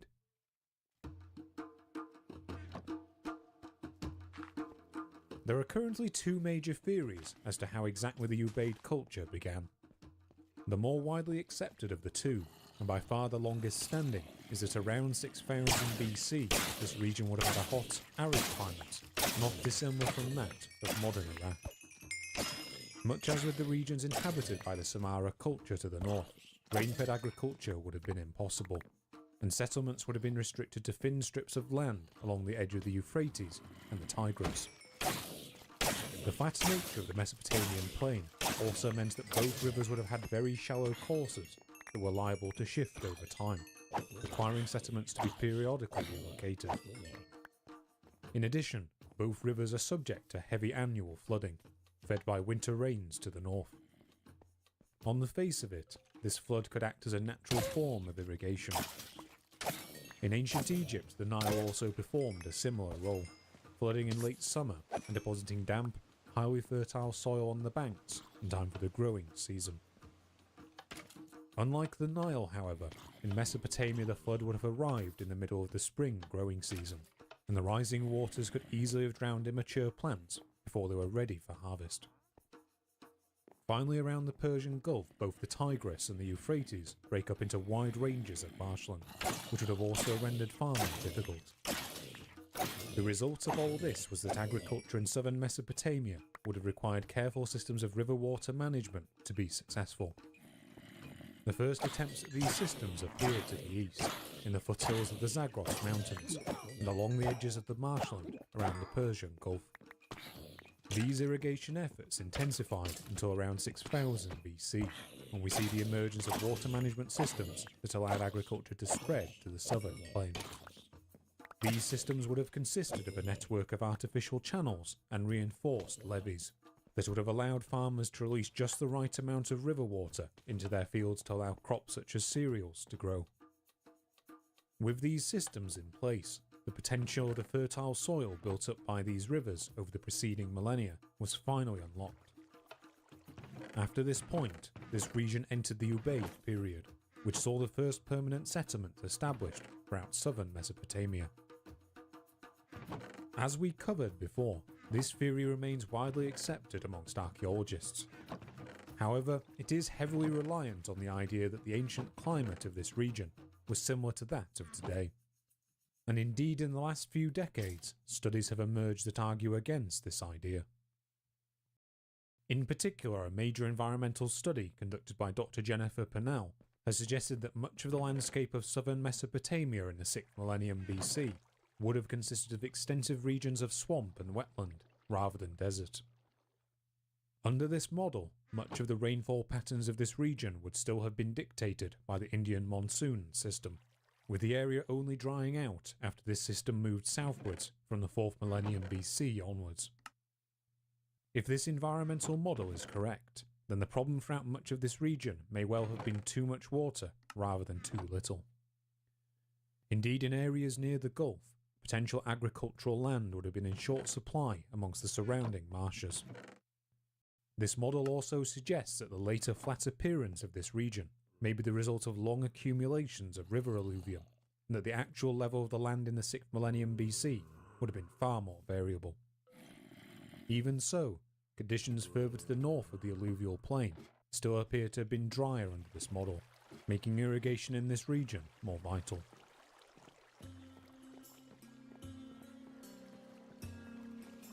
If this latter model is indeed correct, then much of the early origins of agriculture within this region may need to be re-examined. For the moment then, let's look at what we can say with more certainty about the Ubaid culture. Much like the Halaf before it, our knowledge of early Ubaid era sites is limited. The major reason for this is that excavations of settlements from this era are frequently hampered by the deep layers of silt and occupation layers that have built up over them in the succeeding millennia. Even so, a number of early sites have been excavated that give us a glimpse of the earliest settlements of the Ubaid era. To the best of our knowledge, these settlements first appeared along the edges of rivers and coastal marshland to the south. In these locations, villages built from mud brick were established on what are known as turtlebacks, patches of dry arable land elevated above the surrounding marshes. Over time, these areas were built up, either through accumulated occupation debris or through artificial materials such as layers of reed mats. From here, Ubaid-style settlements slowly spread to the rest of the southern plain. Here, sites such as Tel Aweli, Tel Uquare, and the namesake Tel al-Ubaid are marked by rectangular mud brick buildings, and include defined storage areas and pottery kilns. Unlike most Halaf-era settlements, which appear to be marked by few social distinctions, there is evidence that in Ubaid communities, certain individuals may already have held a higher social status than others, as shown by the larger houses that they inhabited. And in addition to these early elites, we also see evidence of a common building appearing at the centre of Ubaid-era settlements. These buildings, generally described by archaeologists as temples, appear to have been the physical focus of Ubaid villages, acting as both a place of collective worship and as a centre for the storage and distribution of grain and other agricultural goods. Such was the importance of these temple buildings that they were progressively rebuilt and iterated on over the course of the Ubaid period, resulting in increasingly grand ritual complexes. And to find the best understood example of these, we must turn our attention to the southernmost edges of Mesopotamia. Here at the site of Eridu, what is often considered the oldest Ubaid temple has been found. Dating from around the mid-6th millennium BC, this building was built over an earlier structure of unclear function, and consisted of a single mud brick room containing a simple altar and an offering table coated in ashes. At the time of its establishment, the level of the Persian Gulf would have been much higher than it is today, and the building would have originally stood amongst an area of coastal wetland. Over the course of the next 3 millennia, a further 15 structures were constructed on this site, with many of these buildings being reconstructed over their immediate predecessors. Slowly these buildings expanded in size, until by the upper layers a recognisable series of tripartite buildings situated on terraces had emerged. These structures consisted of a T-shaped hallway leading to a central hearth and altar, which was flanked on both sides by a series of smaller rooms and niches. Within these later layers, large quantities of fish bones had been unearthed, along with copious amounts of ash and coiled loops of clay resembling snakes. These apparent offerings to the deity or deities worshipped at the site have drawn comparisons to the later Sumerian god, Enki, who was worshipped here some 3,000 years later. However, whilst the fish is a symbol commonly associated with Enki, offerings of these types are common at other Ubaid-era temples. The identification of the earliest buildings at this site as temples is also far from certain, and some archaeologists have also suggested that this sequence of buildings is not inherently a continuous one. As a result, we cannot say with any certainty whether the deities worshipped here in the 6th millennium BC were the same as those named in the earliest written records of the 4th and 3rd millennia BC. What is perhaps more likely, however, is that the surroundings of the Eridu temple may have influenced later associations of Enki with marshland and other watery settings. And moving beyond Eridu, we also know that the tripartite plans seen in its later Ubaid-era temples remained a common design of both ritual and domestic buildings for another millennia to come, as did their distinctive buttressed and recessed appearance. So who exactly would have directed the construction of these ritual buildings and irrigation systems? Whilst there is currently no clear consensus on this matter, one theory is that these early building and irrigation efforts were coordinated by local chieftains and elite families. According to archaeologist Mark van der Meeru, there is evidence that at each community, one household would emerge with administrative control over the storage of grain, through which they may have derived their local power. The individuals within these households were also likely linked to the day-to-day temple administration, given the building's role as a distribution centre, and perhaps would also have functioned as the earliest priests of Mesopotamian society. At the same time, however, we must acknowledge that if Ubaid societies were ruled over by an elite class, then there are few signs of this in contemporary burial traditions, which largely consisted of communal cemeteries. Similarly, there is little evidence of the ostentatious displays of wealth associated with later elites, and other archaeologists have theorized that power in the Ubaid period may have been more rooted in family alliances and control of local resources than in the acquisition of exotic materials.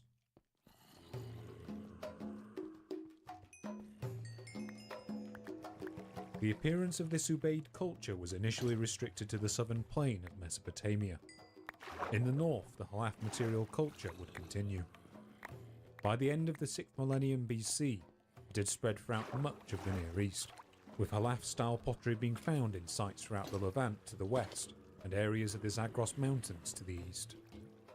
Then around the middle of the 5th millennium BC, the Halaf began to give way to the Ubaid, which expanded to cover much of its range in northern Mesopotamia. Whilst earlier theories cast this as a sudden takeover by Ubaid peoples from the south, it is now known that in most areas this switch was a gradual one, with transitional forms of pottery appearing between the two.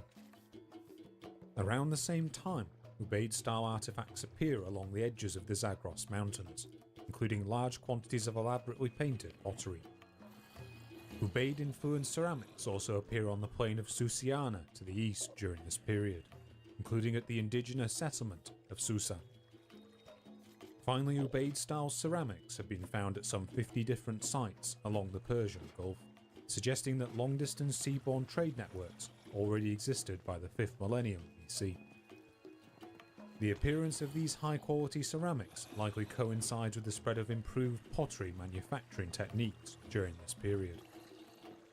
In particular, it is thought that the Ubaid period would have coincided with the emergence of the earliest forms of pottery wheel. These early wheels, or tornettes, would have consisted of simple devices rotated either by foot or hand that would have allowed for quicker production of high-quality ceramics compared to previous hand-moulding techniques. So by the end of the Halaf and Ubaid periods, we can already see many developments that would become hallmarks of Mesopotamian culture. In addition to the centralized temples of Ubaid society, we see evidence of increasing use of stone seals in trade and bureaucracy throughout the region, along with developed trade networks that radiate well beyond the courses of the Tigris and Euphrates. The emergence of the earliest pottery wheels would also prefigure the emphasis on mass production seen throughout Mesopotamian society in the coming millennia. Finally, and perhaps most significantly of all, the introduction of complex irrigation and water management systems seen during this period may have made agriculture more reliable in southern regions that received inadequate rainfall. In addition to these more stable agricultural systems, these irrigation efforts may also have formed an intricate system of canals across much of southern Mesopotamia, which would have fueled mass transport of goods and commodities by boat. There is no clear break between the practices of the late Ubaid period, around the end of the 5th millennium BC, and those of the millennia ahead. Instead, we see the rapid development of existing cultural practices, along with the appearance of increasingly dense and urbanized societies throughout southern Mesopotamia. Beginning around 4200 BC, what is known as the Uruk period would be characterized by ever more intense growth in both settlement size and number throughout the entirety of the Near East.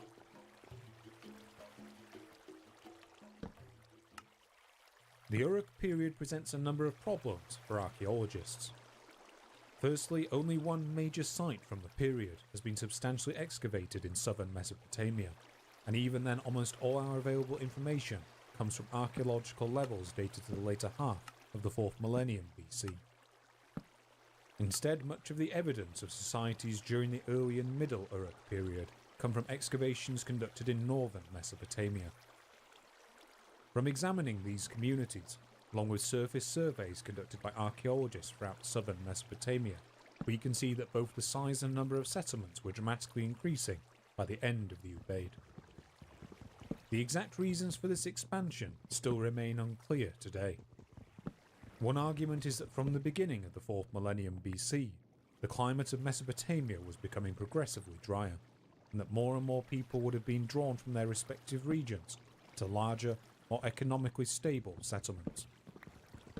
At the time, these larger settlements would have still been a largely untested concept, and would have encountered significantly higher rates of disease, sanitation problems, and inequality. Even so, these sites continued to grow. By the late Ubaid, communities in northern Mesopotamia were characterized by a number of widely spaced urban centers, often surrounded by a ring of smaller settlements. By comparison, southern Mesopotamian settlements were both smaller and more equally dispersed throughout the countryside. This rapid increase in population size continued throughout the early Uruk period, with the rate of growth apparently outstripping that which could be sustained by the local population. One possibility is that either semi-nomadic peoples in the region were increasingly settling down, or that new peoples were migrating into Mesopotamia and the surrounding regions. By the mid-Uruk period, around 3600 BC, northern Mesopotamian centres such as Tel Brak and Hamukar had expanded dramatically, with Tel Brak in particular growing to an unprecedented 130 hectares in area. In central Mesopotamia, the majority of the expanding population had similarly become concentrated in 3 major centres, each of which may have covered some 30 to 50 hectares. When we look to the southernmost parts of Mesopotamia, however, we see a very different picture emerging. For it is here that we see the increasing concentration of the region's population in a single centre of unprecedented scale. Uruk.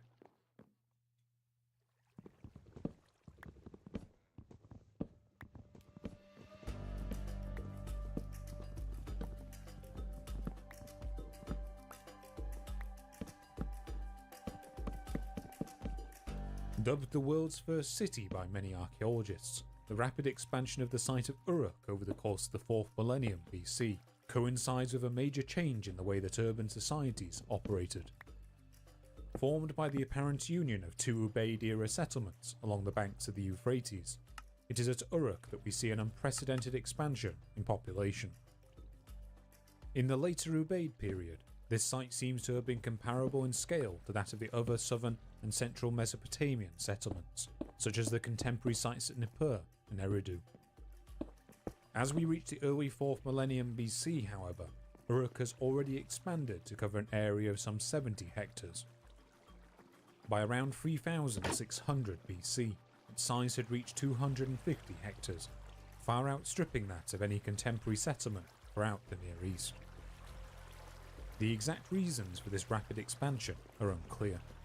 Perhaps the city simply lay along a more fertile stretch of the Euphrates, or perhaps it was aided by its highly developed system of canals that would have facilitated greater agricultural surpluses and trade links than other southern settlements. Whatever the reason, the development of this vast settlement caused a major restructuring of urban centres within its vicinity. Unlike the other sites we see elsewhere in southern Mesopotamia, which at the most had one subsidiary set of smaller villages, by the mid-Uruk period, the city already stands at the top of a recognisable 4-tiered hierarchy of hamlets, villages and towns, upon whose resources and tribute it would have relied upon for existence. By the late Uruk period, the site would have reached some 400 hectares, and it is thought that upwards of 80,000 people may have dwelled within its area.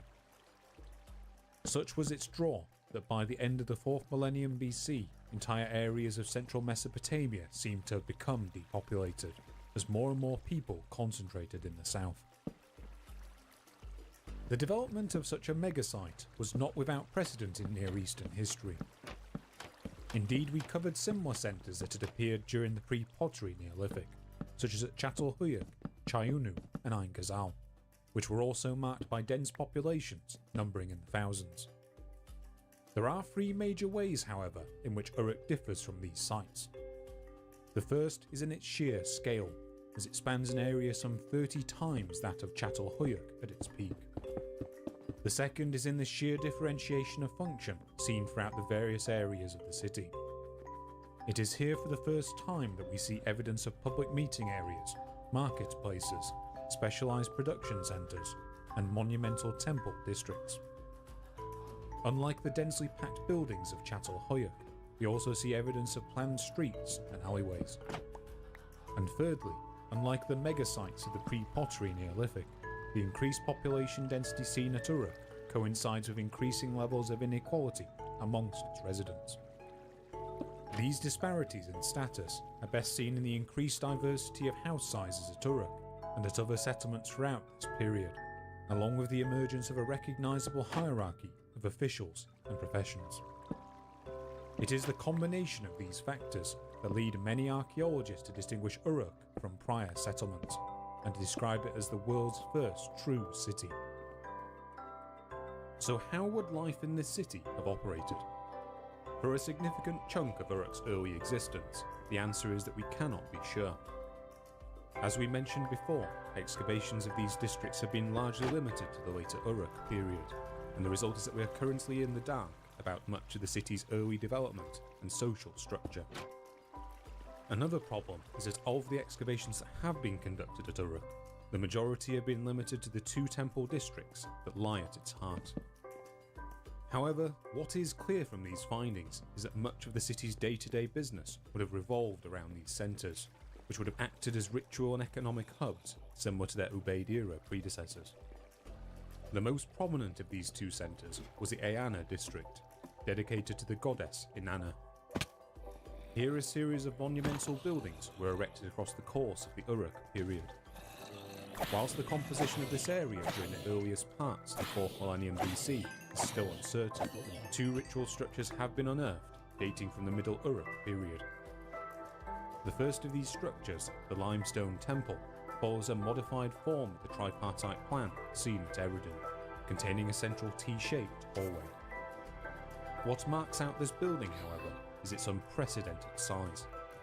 Measuring some 76 by 30 metres, this temple would have been larger than the Parthenon at Athens and was seated on a low terrace some 2 metres in height to contain the remains of an earlier Ubaid era temple. The second building, known as the Stone Mosaic Temple, is smaller in scale, but contains its own unique plan that combines the tripartite design with a number of enigmatic rectangular L-shaped hallways. These two buildings were mainly built from a combination of valuable limestone and bitumen, the former of which seems to have been sourced from a site some 60 kilometers to the east. In addition to these precious materials, the exteriors of these temples were also decorated in geometrically patterned mosaics, made from stone cones coloured either red, black, or white. Over the next few centuries, a series of further platforms and mud brick temples were added in the space between these buildings, along with a greater courtyard and a series of freestanding columns. These columns, which later become a regular feature of Mesopotamian architecture, were also marked by cone-shaped mosaics resembling those of the earlier temples. Mosaics made in this fashion have similarly been found at other Uruk-era sites outside of southern Mesopotamia, and appear to have been a common element of artistic practices during this time. These terraces and their associated buildings would stand until around the late Uruk period, when they were suddenly levelled.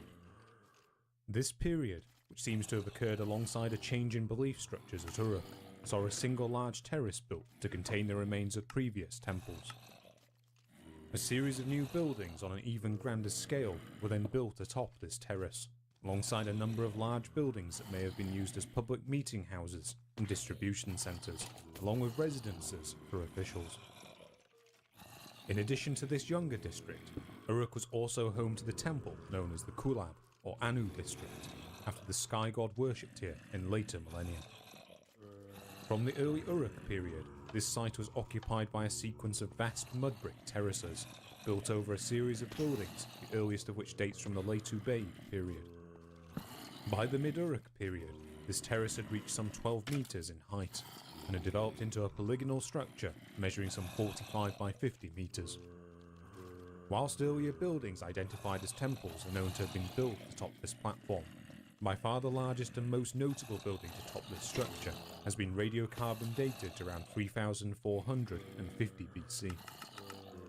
Known as the White Temple, the walls of this building still stand today, and followed a standard tripartite ground plan of some 18 by 22 metres.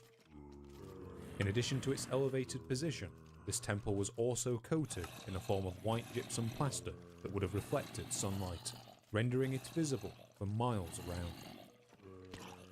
The repeated reconstruction of these vast temple districts would have required both a high degree of social organisation and a massive attendant workforce. According to archaeological estimates, the construction of the larger buildings in the Ana district alone would have required some 15,000 labourers to work up to 10 hours a day for as long as 5 years. And whilst this construction seems to have been primarily ritual in nature, it may also have acted to strengthen social ties between the temple and the people of Uruk. In addition, the sheer scale of this construction also suggests an element of coercion may have been involved in these building projects, particularly of workers dependent on the temple for survival. Regardless of how this construction work was achieved, its result would have been an awe-inspiring complex of buildings, entry to which would have been restricted by encircling walls. Moving beyond their ritual architecture, what would life have been like inside these temples? Well, looking at their layout, it is perhaps best to envision these temple buildings as exaggerated houses for the gods. Indeed, private residences throughout the Uruk period do resemble the tripartite structure of known ritual buildings of this period. For further evidence of this, we can also point to later practices of worship in the 3rd millennium BC.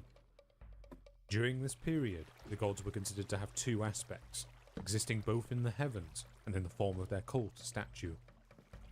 These statues would be tended to as if they were a real person, and provided with temples to house them, clothing for them to wear, and feasts for them to consume. Whilst we cannot be sure that the gods were venerated in this fashion throughout the 4th millennium BC, a sign that this may have been the case comes from an artifact unearthed within the Iana district. Dating from the late Uruk period, this artifact consists of a near life-size head of a woman shaped from white marble. In addition to being one of the earliest known anatomically accurate images of the human face, it has been suggested that this image would have been part of a cult statue of the goddess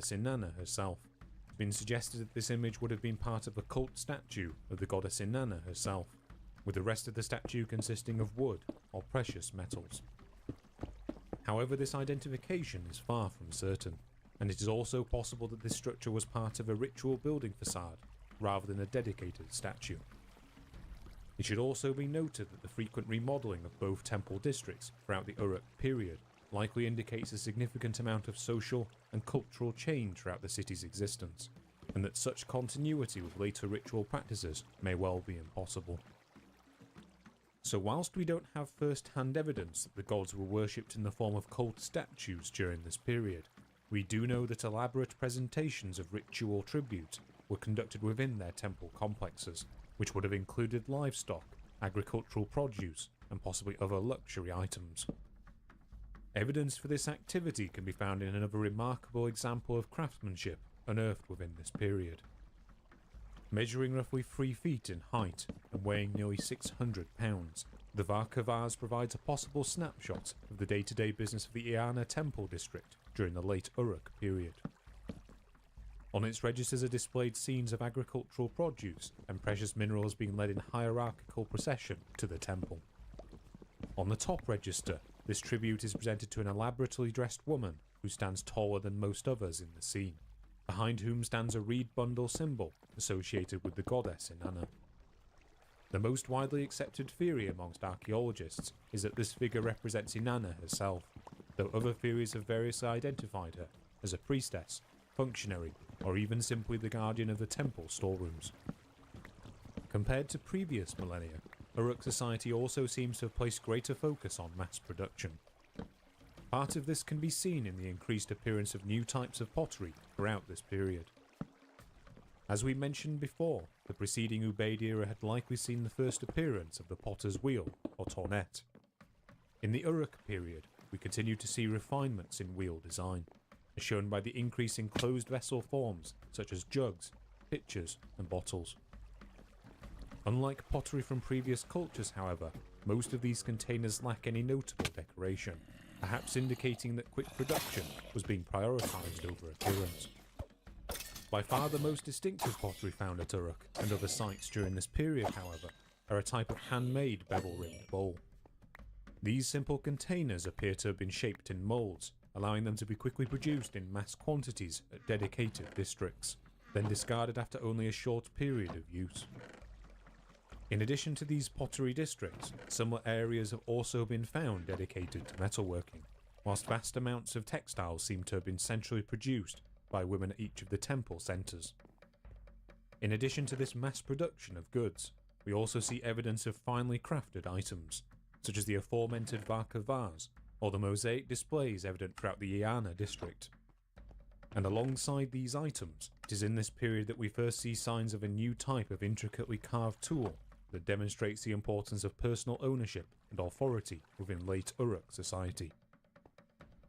As we discussed before, the use of stone seal stamps is well attested to throughout the settlements of the Halaf and Ubaid cultures, where they were likely used to identify objects associated with particular individuals or groups. During the later Uruk period, however, these stamps were replaced in southern Mesopotamia by small cylindrical stone objects known as cylinder seals. As with seal stamps, these items contain a carefully crafted mirror image of a scene, which could be quickly impressed on clay with a single movement. Compared to stamp seals, however, the space available on these cylinder seals was much greater, allowing them to include more detailed scenes associated with a particular owner or office. This expanded versatility in designs would have been particularly important as Uruk society became more complex, as a greater number of individual officers and officials would have needed to have been identified at any given time. The individual scenes on these seals also give us some insight into day-to-day life. Many of them depict domestic animals in front of temple buildings, figures working in what appear to be workshops, and women engaged in pottery making and weaving. Like their stamp seal precursors, these cylinders would also have been used to seal goods in storerooms, along with to authenticate transactions. And moving beyond the role of stamp seals, cylinder seals would also soon form a key part in the wider correspondence and record keeping of the Near East, one that they would retain for millennia to come.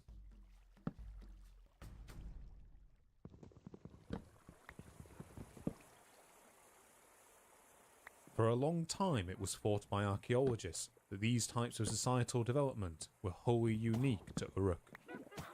In recent decades, however, reassessment of evidence from centres in northern Mesopotamia has shown that sites such as Tel Brak, Hamukar, Tepe Gawra, and Arslan Tepe also show signs of increasing urbanisation during the early 4th millennium BC. At Tel Brak, for example, a similar hierarchy of surrounding settlements exists to that around Uruk, even if the site itself is smaller.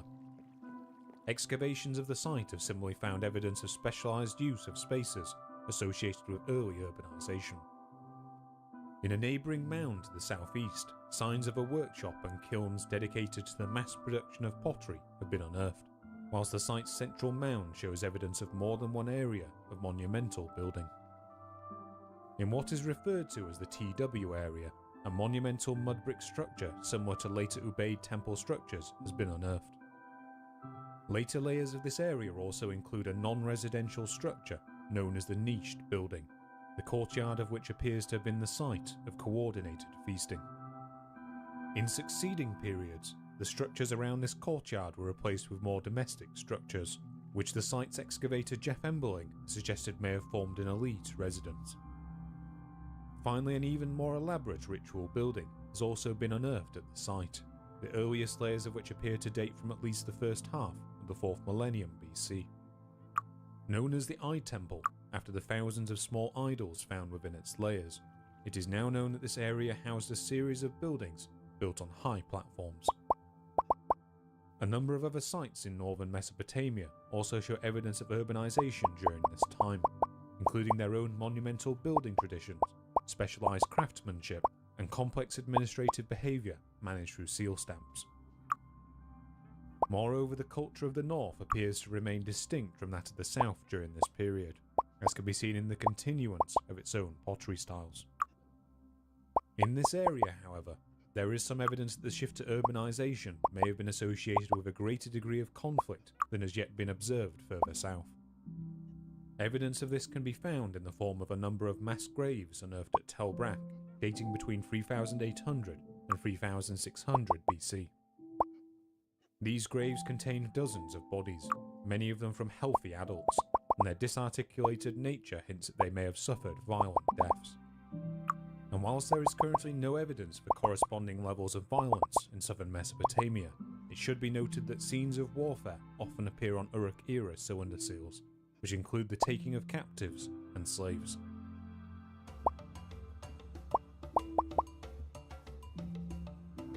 So clearly northern Mesopotamia was undergoing a period of population growth and urbanization throughout the early 4th millennium BC.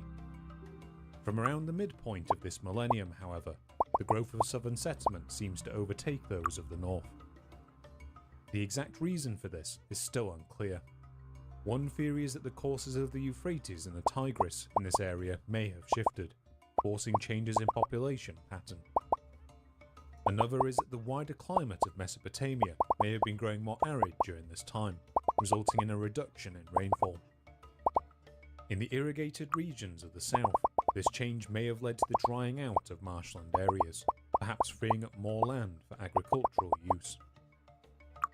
In the north, however, this drier climate may have limited the ability of cities to sustain their populations right at a time when they were growing.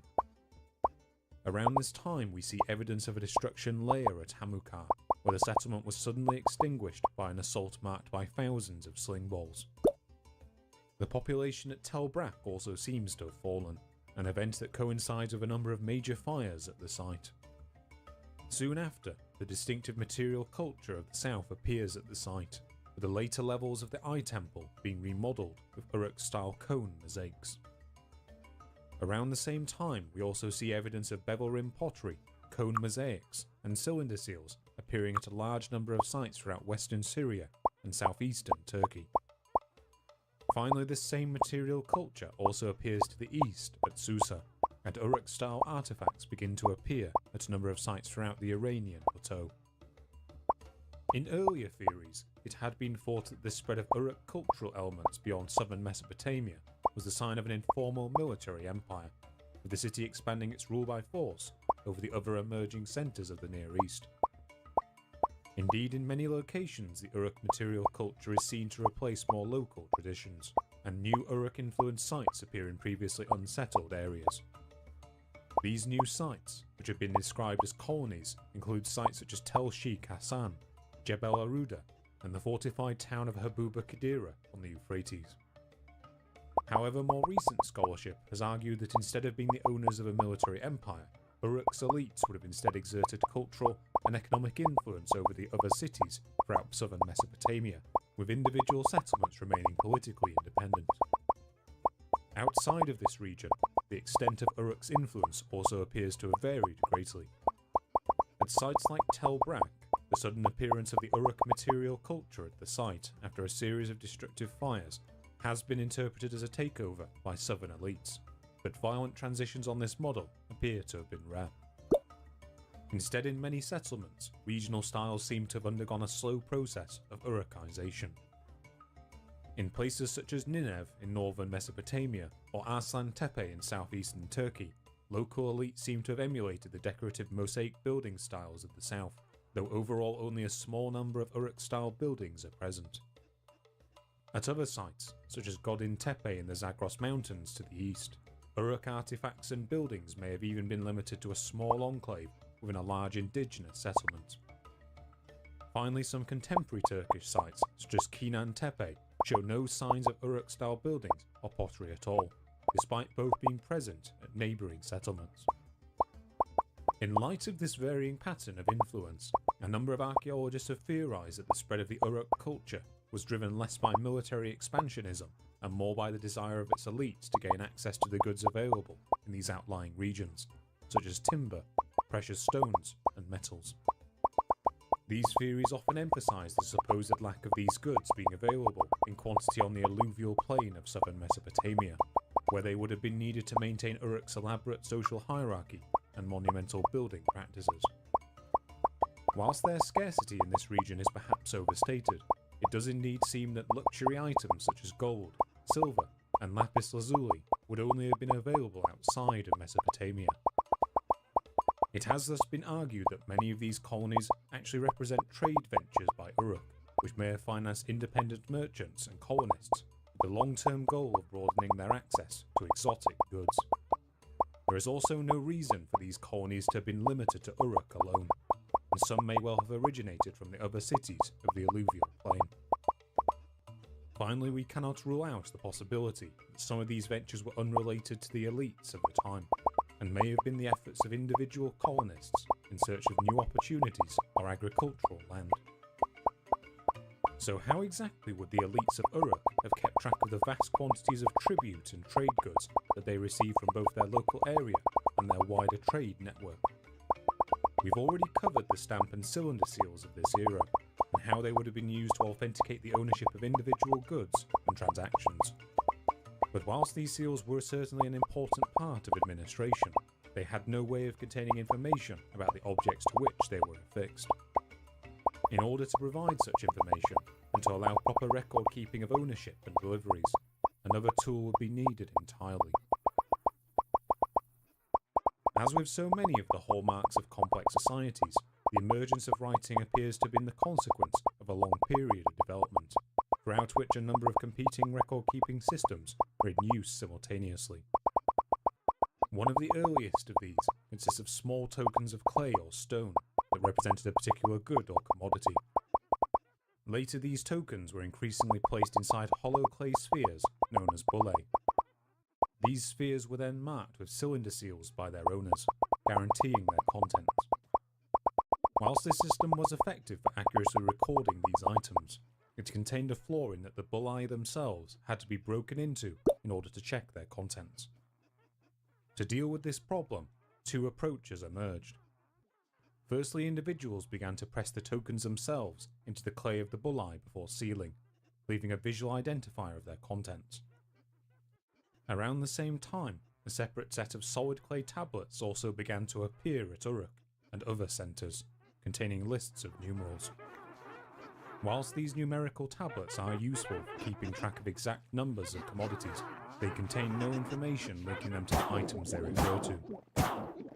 It is in the later layers of the Uruk period, however, that we begin to see the emergence of a system of record keeping that combines each of these elements.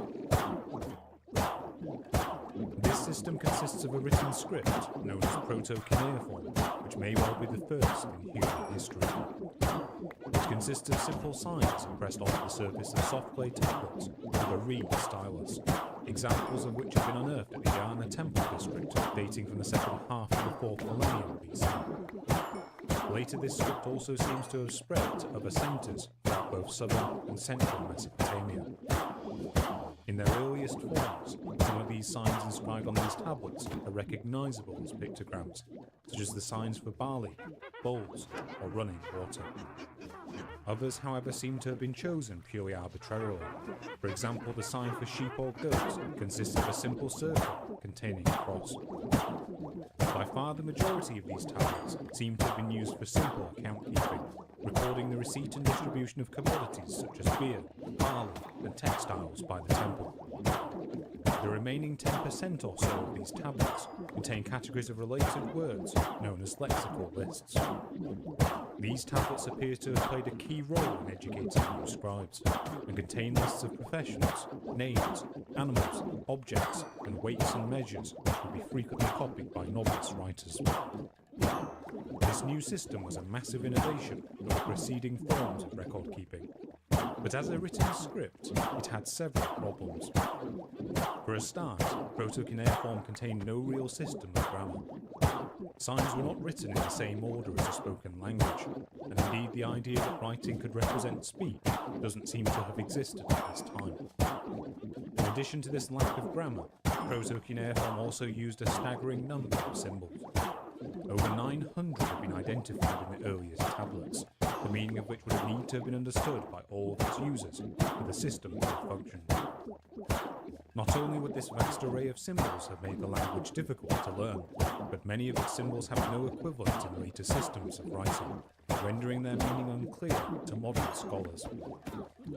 Adding to its complexity, the earliest proto-cuneiform tablets also contained multiple different systems of notation and counting. For example, if a clerk were to be tasked with recording distinct items such as animals, slaves, or dried fish, he would employ a system that used increments of either 6 or 10. However, if the items in question represented a quantity, such as an amount of processed grain or dairy, he would also use increments of 2. Yet another system was also in use when measuring a volume or surface. The sequence of units also varied, and whilst many of the individual shapes remain consistent, the exact values they represented differ between systems. The result of all of this was that clerks of the time would have had to track somewhere in the order of 60 different numerical signs simultaneously in order to fully understand their accounts. This cumbersome system would soon become more refined. Over the next millennia, the number of signs would decrease to around 600, whilst those that survived slowly grew more abstract. At an unknown point, each symbol was also rotated by 90 degrees, meaning that the script was now read from left to right rather than vertically. Elements of grammar would slowly be introduced, while signs also grew codified over time, losing many of their pictographic elements in favour of more abstract wedge-shaped signs. Finally, it is one of proto-cuneiform's initial characteristics, the lack of a connection between its script and a particular spoken language, that kept it in use for millennia. As symbols were used to represent individual concepts rather than sounds, the same system could be used across multiple different languages.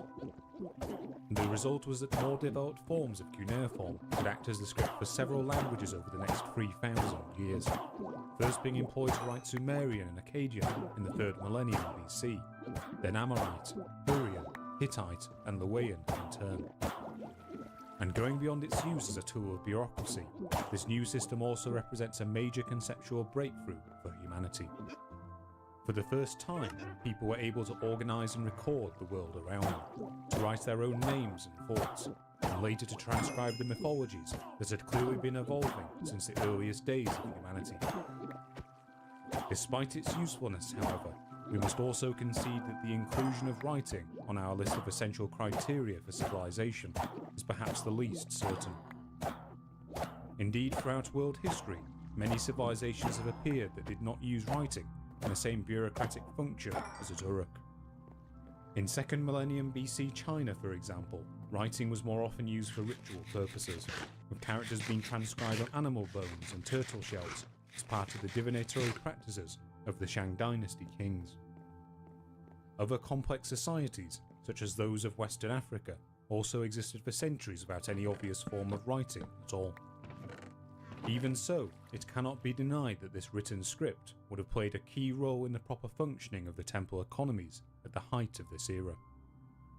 In addition, cuneiform writing would also play a key role in the centuries to come as a tool of correspondence both within and between states throughout the region, acting as the primary tool of diplomacy.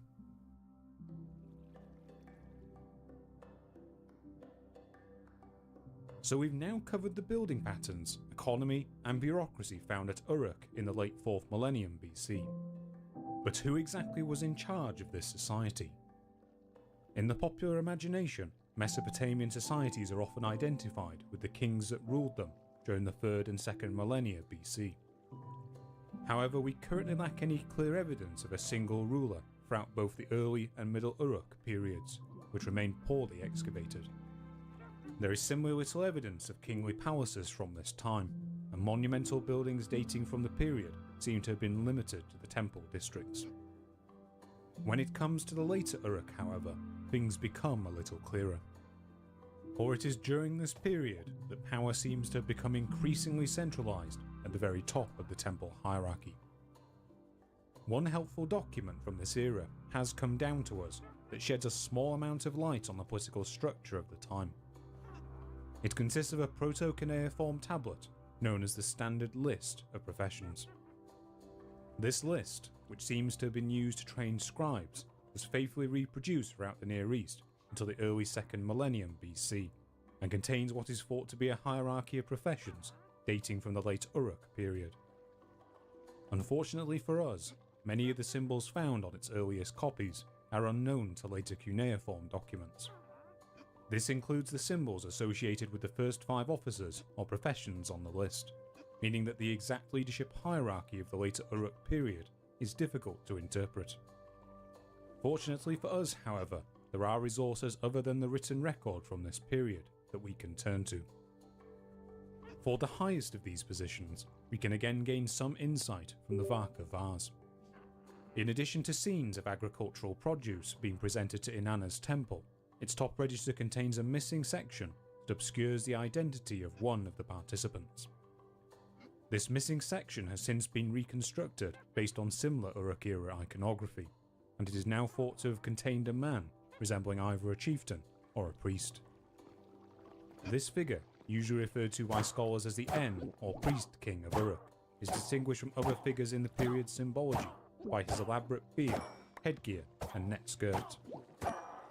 In addition to his appearance on the Varka vase, statues of his likeness have also been unearthed, and his figure also appears in a wide range of cylinder seal scenes. In these scenes, the priest king is seen to perform a wide range of religious and military roles, including feeding what appear to be temple herds and the taking of captives and slaves. His image even appears on the handle of a knife unearthed in faraway Egypt, where he is depicted alongside a pair of lions in the Master of Animals motif. Due to his paramount role in Uruk iconography, this figure is generally thought to be that represented by the first symbol on the standardized list of professions, and much later translations do indeed equate this term to the Akkadian symbol for king. Despite this equation and his prominent role in iconography, we know little of the political or ritual roles that this figure would have performed during the late Uruk period, as the recovered proto-cuneiform tablets contain no details of the city's political life. As for the remaining entries on this list of professions, we can gather from parallels from later documents that these officials may have acted as directors of different parts of the temple economy, as shown by titles such as Leader of the Plough or Great One of the Lambs. So here we have the elites of Uruk society, but what about at the other end? What were the lives of ordinary people like in southern Mesopotamia during this time? Well, within the city itself, it seems that most people would have been involved in trades and professions associated with the production of materials that the temple system required. Going by our standardized list, these professionals included gardeners, potters, jewelers, cooks, smiths, and weavers, amongst others. As to how independent any of these individuals would have been, it's hard to say. One theory is that many of these workers would already have been dependent on the temple system for survival, receiving fixed rations in return for their labour. Such a system is known to have existed throughout the 3rd millennium BC, with temple workers being paid fixed rations of barley, oil, and cloth. A number of early tablets found at Uruk do indeed detail the distribution of grain to workmen, indicating that a similar system was likely in place during this period. A number of scholars have even hypothesized that the abundance of the trademark bevel-rimmed bowls found discarded within the temple districts is due to them being used to measure out fixed quantities of rations for each worker. The proto-cuneiform symbol for rations also resembles these bowls, further indicating that they may have been used for this purpose. And in addition to these workers, we also know from proto-cuneiform inscriptions that a portion of the workforce would have been made up by slaves. Outside of the complex hierarchy and specialised division of labour seen at Uruk itself, life seems to have remained more egalitarian. Here the landscape would have been made up by smaller villages and town, the majority of the residents of which would have been farmers.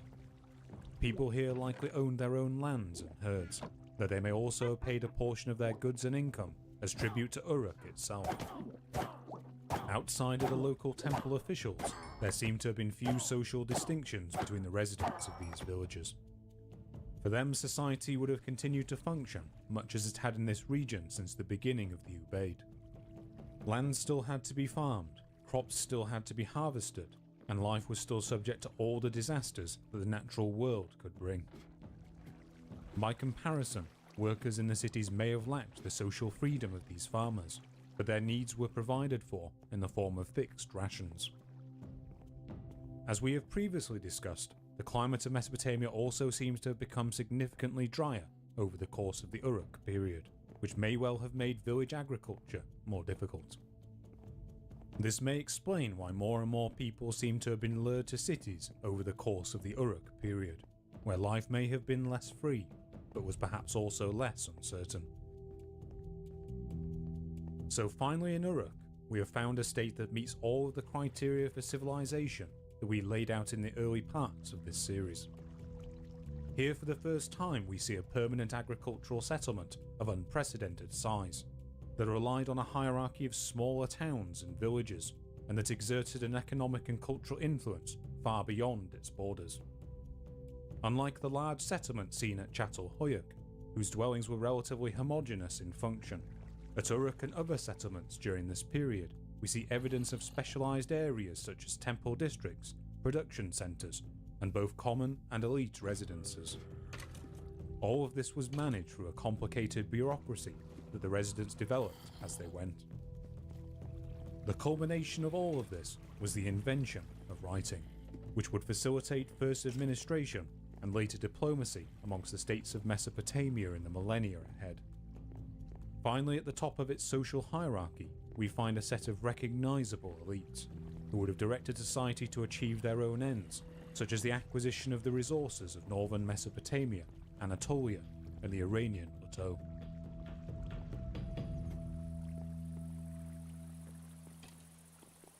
The Uruk world system came to an end around the close of the 4th millennium BC.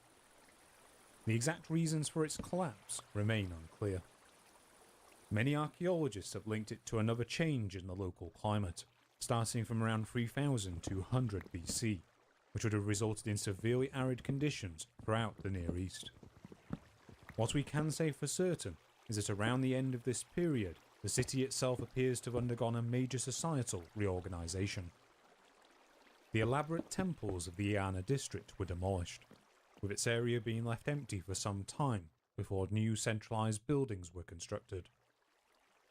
The Anu district similarly underwent a dramatic alteration around 3000 BC, with a gigantic new terrace being built over the top of its older structures, little of which remains today.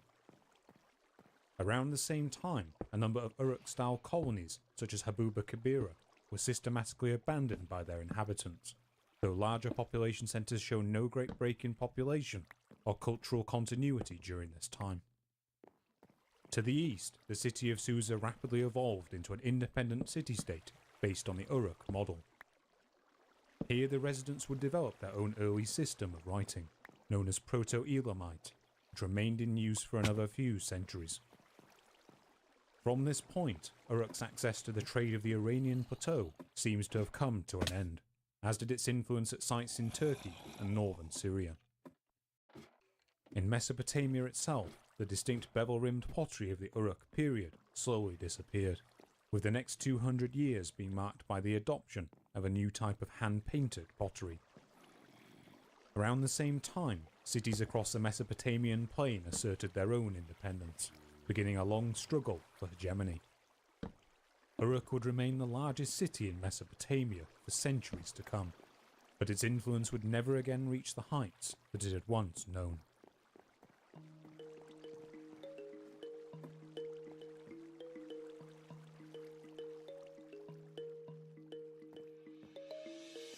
With the end of the Uruk world system, we too must conclude our journey.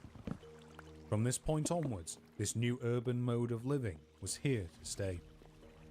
In the millennia ahead, fewer and fewer tools will be made from stone, instead being replaced by a new material made by combining copper with tin.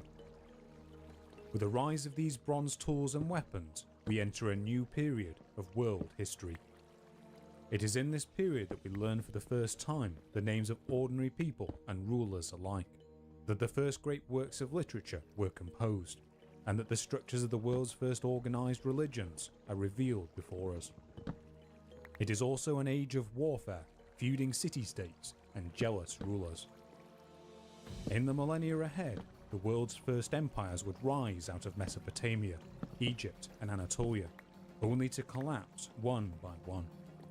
In this new age, rulers would seek divine sanction for their actions and attempt to expand their rule to the four corners of the world. But before any of this, there came Sumeria, the battleground of kings.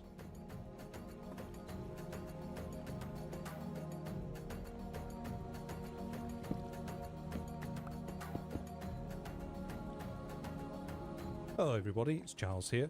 Just wanted to say a quick thank you for watching the whole video through. Before I go today, I just wanted to say a quick thank you to a couple of archaeologists who helped me out with the production of this video, Dr. Jeff Emberling and Dr. Augusta McMahon, who were both field directors at the excavations of Tel Brak in northern Syria. You can check out more of their work in the comments section where I've listed all of my sources. In addition, if you want to keep up to date as to what's happening on this channel, I do have a Twitter account at twitter.com/the_histocrat, and I also have a small Patreon, so if you'd like to support the channel, head over to patreon.com/thehistocrat. Thank you to everyone who's pledged on there so far.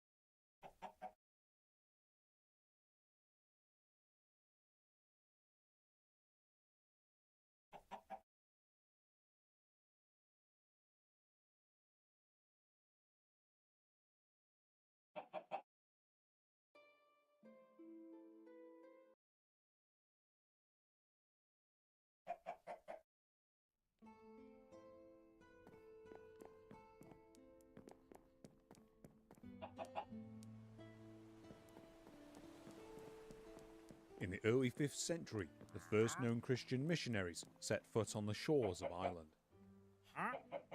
Their arrival came alongside a period of disruption in the politics of Western Europe. In neighbouring Britain, the power of the Roman Empire, which had ruled most of what is now Wales and England for over 300 years, had collapsed just 2 decades earlier. And in wider Europe, what little was known of the place referred to as Hibernia came from accounts already centuries old.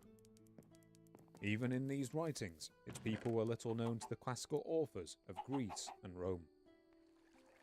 Most were content to describe them as cannibals and barbarians, dwelling on what they presumed to be the frozen edges of the habitable world. But this island was a far cry from that known to its neighbours, and that the earliest Christian missionaries would have encountered. According to later accounts dating from the medieval period, then the society they entered was one that resembled those of ancient Gaul and Britain, and that was separated into a patchwork of tribes ruled over by pagan kings. If we believe these texts, then these rulers dwelled in grand palaces and halls frequented by poets and bards, and took to the field in chariots resembling those of the heroes of the Trojan War. For centuries, Christian missionaries would struggle to convert these rulers, and in doing so early church documents claim they faced many trials and opponents. Chief among these were the custodians of ritual life amongst the pagan Irish. It was this group, we are told, that had survived the disappearance of their brethren elsewhere in northwestern Europe, and continued to hold a prestigious role in Irish society as prophets, judges, and teachers to the sons of kings. Across a vast body of surviving literature, these figures are presented as the wielders of powerful magics, and as worshippers of a unique pantheon of gods and goddesses who granted sovereignty to mortal kings. Despite the efforts of the church, this group would persist in Ireland long after the arrival of its earliest missionaries, only gradually giving way to the spread of this new faith. Eventually, however, they too would lose their prestigious role, being relegated to the fringes of society. And soon after, the last vestiges of the Druids would be gone.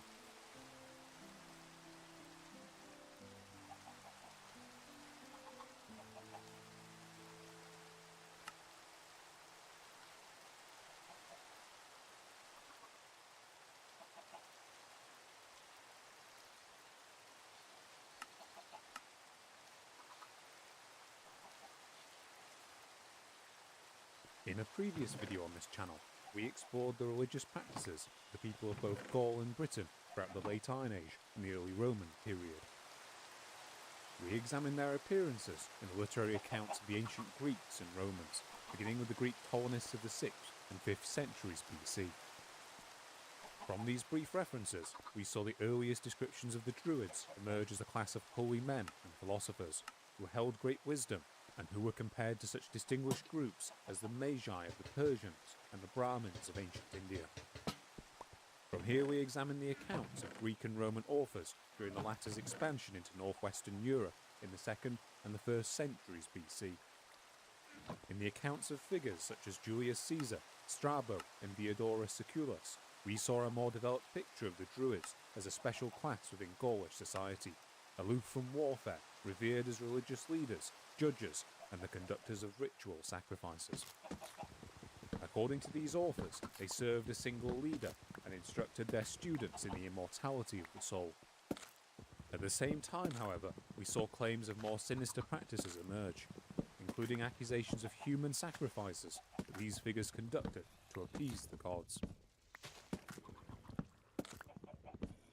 Finally, we examine the last scattered mentions of Druids in British and Gaulish society in the 3rd and 4th centuries AD, by which point their role seems to have faded to irrelevance.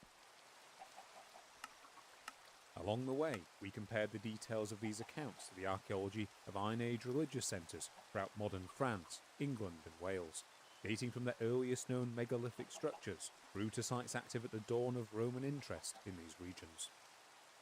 At French centres such as Roquepertus, Entremont and Gournay-sur-Huron, we see evidence for ritual construction and practices, including the processing and display of human remains.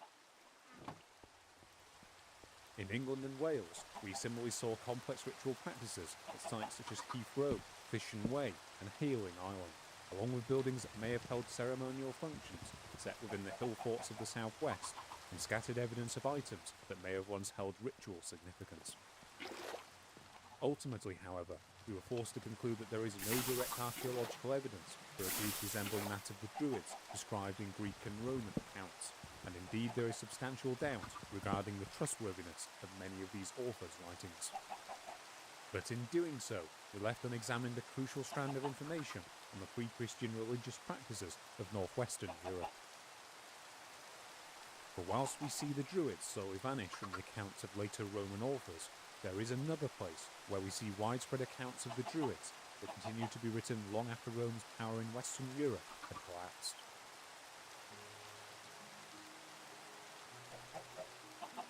In accounts committed to writing throughout the medieval period, we are told that across the Irish Sea, the Druids remained a powerful group long after the demise of their brethren in Britain and Gaul. Here they would act as the advisors and magicians of the pagan kings of Ireland, maintaining this status until the slow arrival of Christianity beginning in the early 5th century. By the time the first Irish writing was composed in the early medieval period, their claimed role as courtly advisors had long since lapsed, and it appears they were relegated to a minor nuisance within Christian society. Eventually they would vanish altogether, and soon the Druids were to be found only in written accounts, where they would remain for centuries. Examining this claimed history of the Druids in Ireland presents us with a very different challenge than those of either Britain or Gaul. In both places, we were faced with a paucity of accounts, none of them by the area's native inhabitants, and many of which contradict each other as to the Druids' beliefs and practices. In Ireland, however, the situation is reversed. Here descriptions of the Druids, or Dree, are widespread throughout the large body of texts that make up the Irish mythological cycles. These tales present us with a picture of a warrior society, rife with heroic conflicts, cattle raids, and warfare between mortal men, along with their contentions with gods, goddesses, and other supernatural entities. And throughout this society, we see bountiful descriptions of the Druids as the dominant religious class of pagan Ireland, where they acted as powerful magicians and as prophets with the ability to shape the fates of both kings and heroes alike. In the past, the tales of Irish mythology have been presented as the strongest evidence of the Druids' existence. After all, these tales were written down not by Greek and Roman authors, many of whom were hostile to the peoples and practices of northwestern Europe, but by the Irish themselves, using their own language and traditions. Often it is claimed that these texts were passed down as oral tales, dating back to the pagan society that they depict, which were then faithfully committed to parchment between the 7th and the 11th centuries. In the later medieval period, many of these tales were edited and compiled into single manuscripts, and beginning from the 17th century, much of their material was used to compose the first national histories of Ireland. Well into the 19th century, it would remain commonly accepted among scholars that many of these tales described historical events and personages will stretch back for millennia.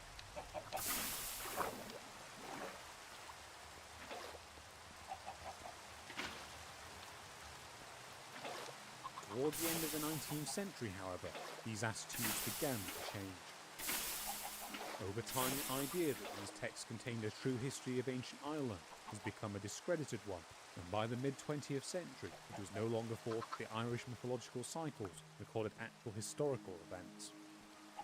But despite this, it remained widely accepted among scholars that some of these tales contained a genuine depiction of Iron Age society, a view that was seemingly supported by the limited state of Irish archaeology at the time. By the 1980s, however, this argument also came under scrutiny. In the face of increasing archaeological understanding of the period and of the major sites named in Irish mythology, a number of scholars have argued that the Iron Age society it claims to depict resembles more that of the early medieval period when it was written. Alongside this has also come a greater skepticism of the supposedly oral roots of these texts, and an increased awareness that other sources of inspiration may well have influenced their composers.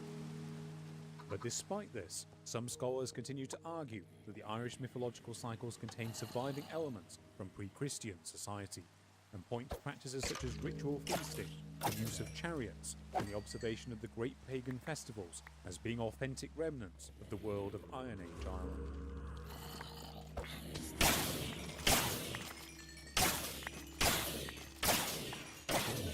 What does this all mean for our attempt to examine the practices of the claimed Druids of Ireland? Well, it means that in addition to examining the roles and practices attributed to them by Irish mythology, we will need to ask a wider question. How much of the picture of pre-Christian Ireland given in the Irish mythological cycles is thought to reflect its actual society?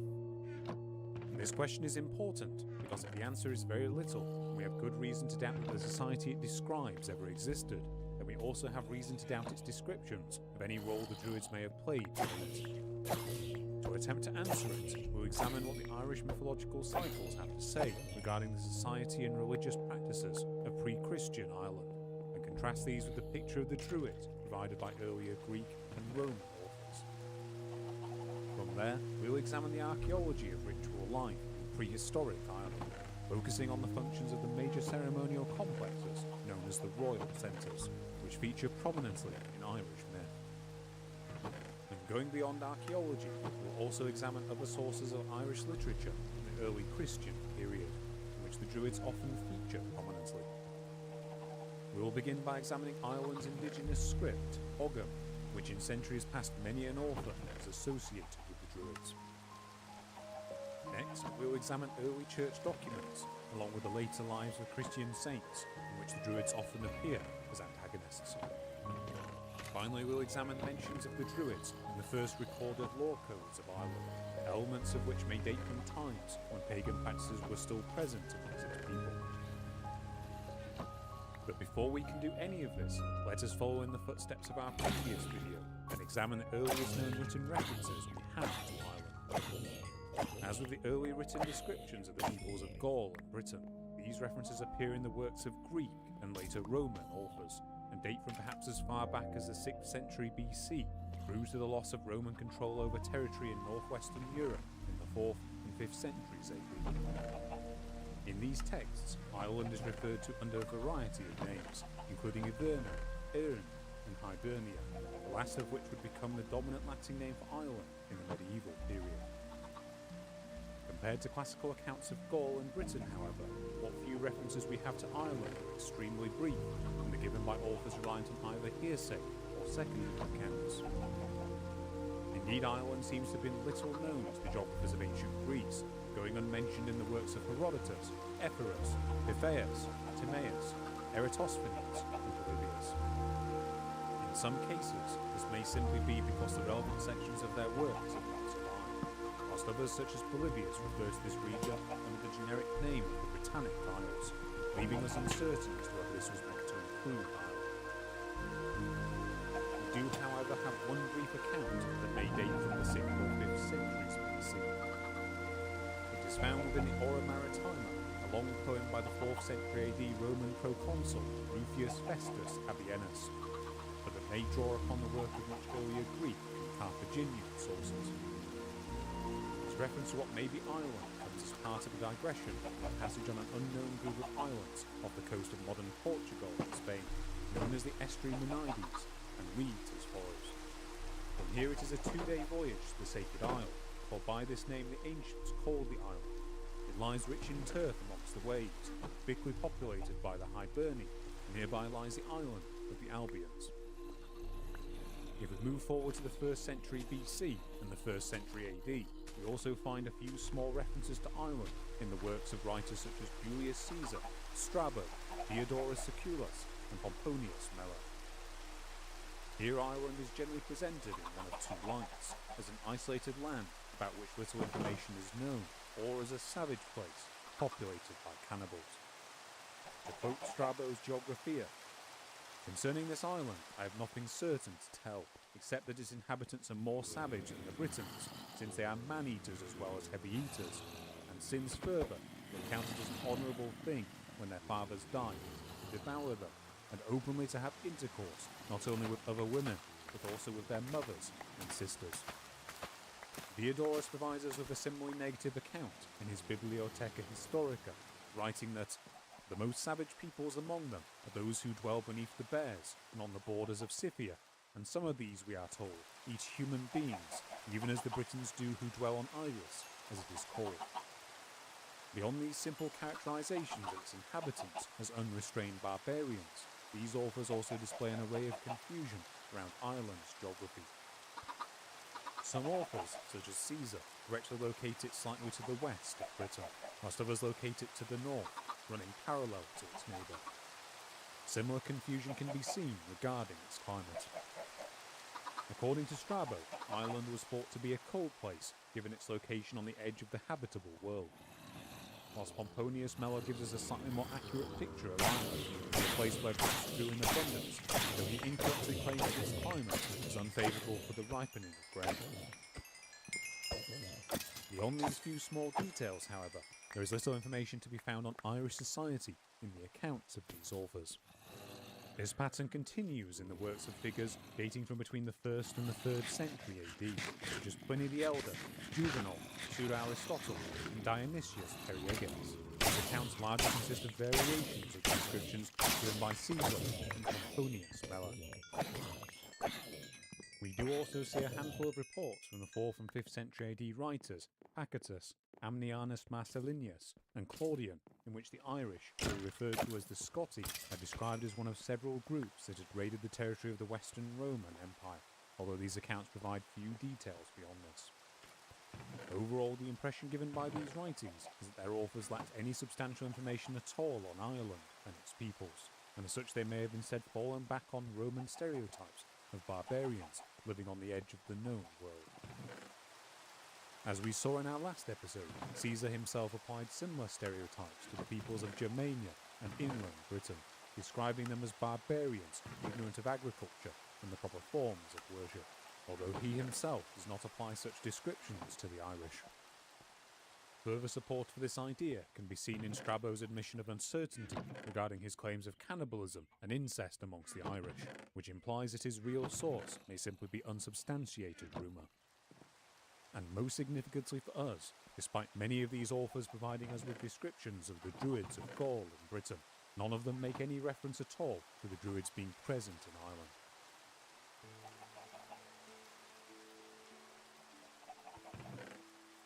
With this knowledge, it is tempting to simply move on from the classical authors entirely. However, if we do so, we would be ignoring two accounts that do appear to give us some insight into the society of pre-Christian Ireland, and that will aid us in examining our later sources. This includes the account of the 1st and 2nd century AD Roman historian, Tacitus, which may be the closest we have to a first-hand description of the ancient Irish. In our previous video, we explored the description of the Druids he included in his work, Annals, which occurred alongside the Roman general Suetonius Paulinus's attempt to conquer the British sanctuary at Anglesey in northern Wales. Here we heard of the Druids' attempts to aid their forces through their incantations, and the resulting destruction of what Tacitus claimed to be sacred groves on the island. His description of Ireland, however, comes to us as part of a different work, his biography of Agricola, the Roman general entrusted with the second invasion of Anglesey in 77 AD. Around the same time as this conquest, Tacitus also became Agricola's son-in-law, meaning that his account likely draws upon the general's first-hand experience of the regions around the Irish Sea. Whilst Tacitus may well have embellished events described in his later works, the description he provides us of Ireland and its inhabitants is a measured one. Quote, "That island, compared with Britain, is of smaller dimensions, but it is larger than the islands of our own sea. In regard to soil, climate, and the character and ways of its inhabitants, it is not markedly different from Britain. We are better informed, thanks to the trade of merchants, about the approaches to the island and its harbours." Agricola had given shelter to one of the petty chieftains whom faction had driven from home, and under the cloak of friendship held him in reserve to be used as opportunity offered. I have often heard my father-in-law say that with one legion and a fair contingent of irregulars, Hibernia could be overpowered and held, and that the feat would pay us against Britain also, for so Roman troops would be everywhere, and liberty would sink, so to speak, below the horizon. It goes without saying that Tacitus' account is a far cry from that of previous Greek and Roman authors. Rather than describing the ancient Irish as barbarians and cannibals, he instead acknowledges them as being similar to the late Iron Age inhabitants of Britain, from which we can presume they may have possessed similar customs. In addition to this, some elements of the picture of Ireland Tacitus paints through his father-in-law's account tally well with the known archaeological record. For example, we know that long-distance trade connections between Ireland and neighbouring Britain have existed since as far back as the Mesolithic, and there is ample evidence that the trade that flowed between it and its neighbours during the later Iron Age continued after the Roman occupation of Britain. Recently, some researchers, most notably Richard B. Warner, have used finds of what may be Roman trading posts on the eastern Irish coast to suggest that Rome may well have attempted the invasion contemplated by Agricola, though alas such a question is beyond our purview. Outside of all of this, however, we are again confronted by the fact that, like previous authors, Tacitus makes no reference at all in his work to the Druids being present amongst the Irish. However, there are a few tantalising hints as to the character of Irish society during this period. For example, Tacitus' claim to have received an Irish chieftain seems to indicate that Irish society was marked by some form of elite during this time, amongst whom organised conflicts existed that were capable of driving such a figure from his homeland entirely. Similar exiles also appear throughout the Irish mythological cycles, and as a result a number of scholars have attempted to connect Tacitus' writings with one or more of these figures. The most notable of these parallels has been drawn between Tacitus' Irish chieftain and the legendary High King Tuathail Tecma, who is said to have returned from exile in northern Scotland to reclaim his father's throne in the second half of the 1st century AD. However, this theory remains highly speculative, and it must be said that we lack any evidence beyond the passing similarity of these accounts.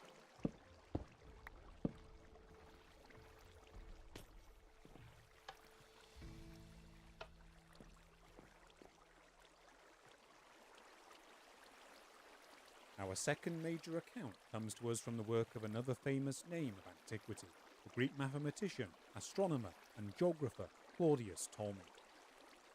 On his map of the known world, which was composed around 100 AD, he includes the most detailed description of Ireland by any ancient author, which he refers to as Micra Britannia, or Little Britain.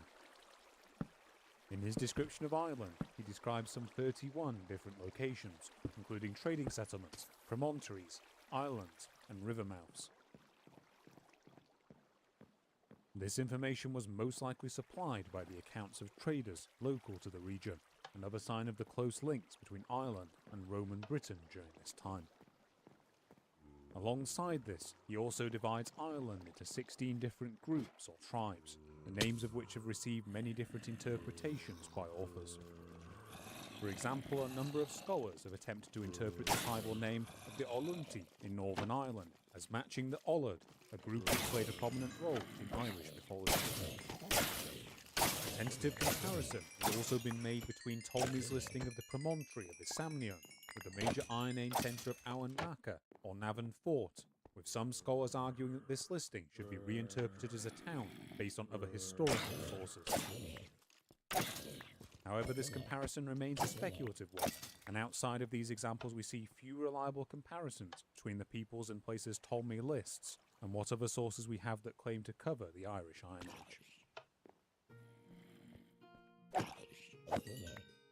So on the whole, we can say that the few accounts we have by classical authors have very little to tell us about Iron Age Irish society, other than it was similar to that of Britain, with its peoples being split into tribes and ruled over by some form of elite. However, they have nothing to say at all about either the presence of the Druids or of ritual life amongst the Irish. As such, we must acknowledge that unlike Gaul and Britain, we lack any mention of the Druids that are known to date directly from the period in which they were said to be most active in Ireland, and if we wish to explore what are claimed to be authentic descriptions of their role in Iron Age society, we must look to other sources. Instead, if we wish to see what purports to be a preserved snapshot of pre-Christian Ireland, we must move forward and examine its earliest known literature.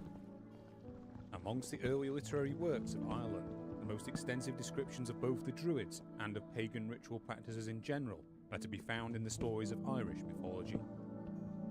Whilst it has been claimed that these tales are originally oral compositions dating to the pre-Christian period, they were likely first committed to writing between the 7th and the 11th centuries.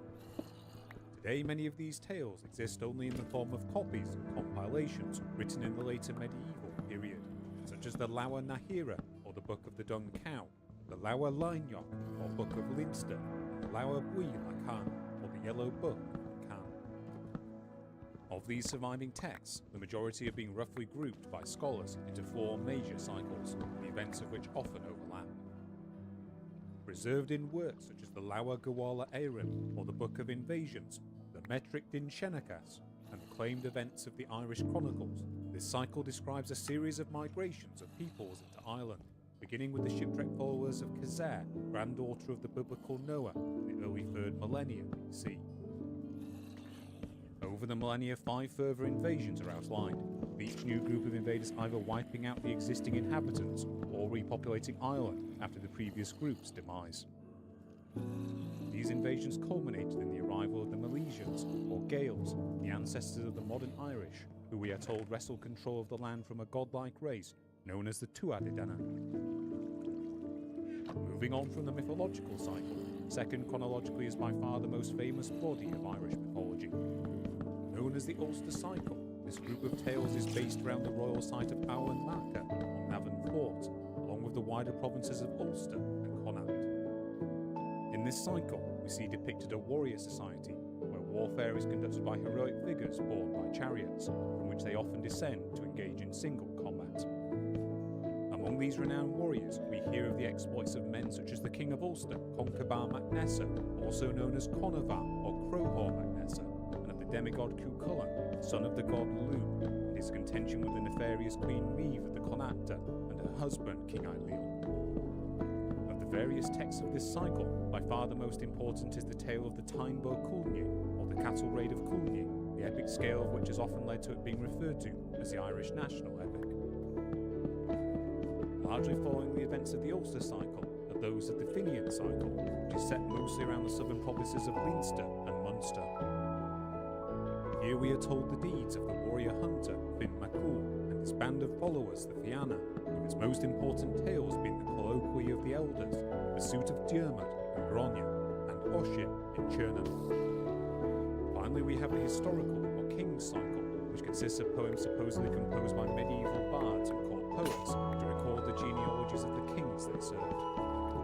It is from this body of tales that we learn of many of the legendary high kings of Ireland, including figures such as Cormac MacArt, Con of the Hundred Battles, King Logair of Tara, and the legendary sign of the Nail dynasty, Nail of the Nine Hostages. Unlike the preceding cycles, this group of tales also stretches on well into the Christian period, and despite consisting mostly of legends, many of its later protagonists consist of known historical figures.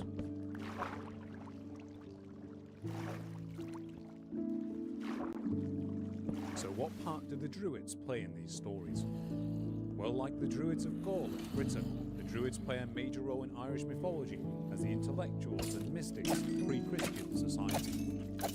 In addition to acting as the advisors of the Irish kings, the Druids are also presented as wielders of powerful spells that aid their forces in battle, as the bearers of prophecy, and as one of the groups that may bestow powerful taboos on kings and warriors. Unlike the accounts of the Druids of Britain and Gaul, in the Irish mythological cycles, many Druids are known to us by name, and specific individuals possessing Druidic magics appear amongst the earliest peoples claimed to have arrived on its shores. In the Lair Goala Éireann, the second group to arrive in Ireland, the followers of Partholon are accompanied by no less than 3 Druids named Fish, Tar, and Forkmark. Similarly, Mia of the Nemedians, said to be the third group of peoples to settle in Ireland, is credited with the first lighting of the Druidic fires at the ceremonial site of Ishnock, after which he is said to have cut out the tongues of his fellow Druids when they opposed its lighting. Later in the same text, Druidic magic plays a key role in the Milesians' eventual conquest of Ireland and the Tuatha Dé Danann. After tricking the newcomers into a truce, during which the Milesians promised to remain offshore for 3 days, the Druids of the Tuatha Dé Danann weave magics to disturb the waves and prevent them from returning. This effort is thwarted, however, by the quick actions of Amagin Gwyniel, a Milesian described variably as a druid, a bard, or a judge, who weaves spells to calm the waves and allows his people to return to Ireland. In the Forvush Drom Dawgara, or the Siege of Drom Dawgara, we also see the exploits of the blind archdruid, Moy Ruth, who amongst other powers was able to summon storms at will, who owned a bird mask and a machine that allowed him to fly, and who could tell the future using a bull's hide. In later medieval accounts, this figure was also said to have been the executioner of St. John the Baptist, and to have lived an extraordinarily long life, such that he was alive during the reigns of 19 different kings of Ireland. There is similarly no shortage of druids to be found in the texts of the Ulster cycle.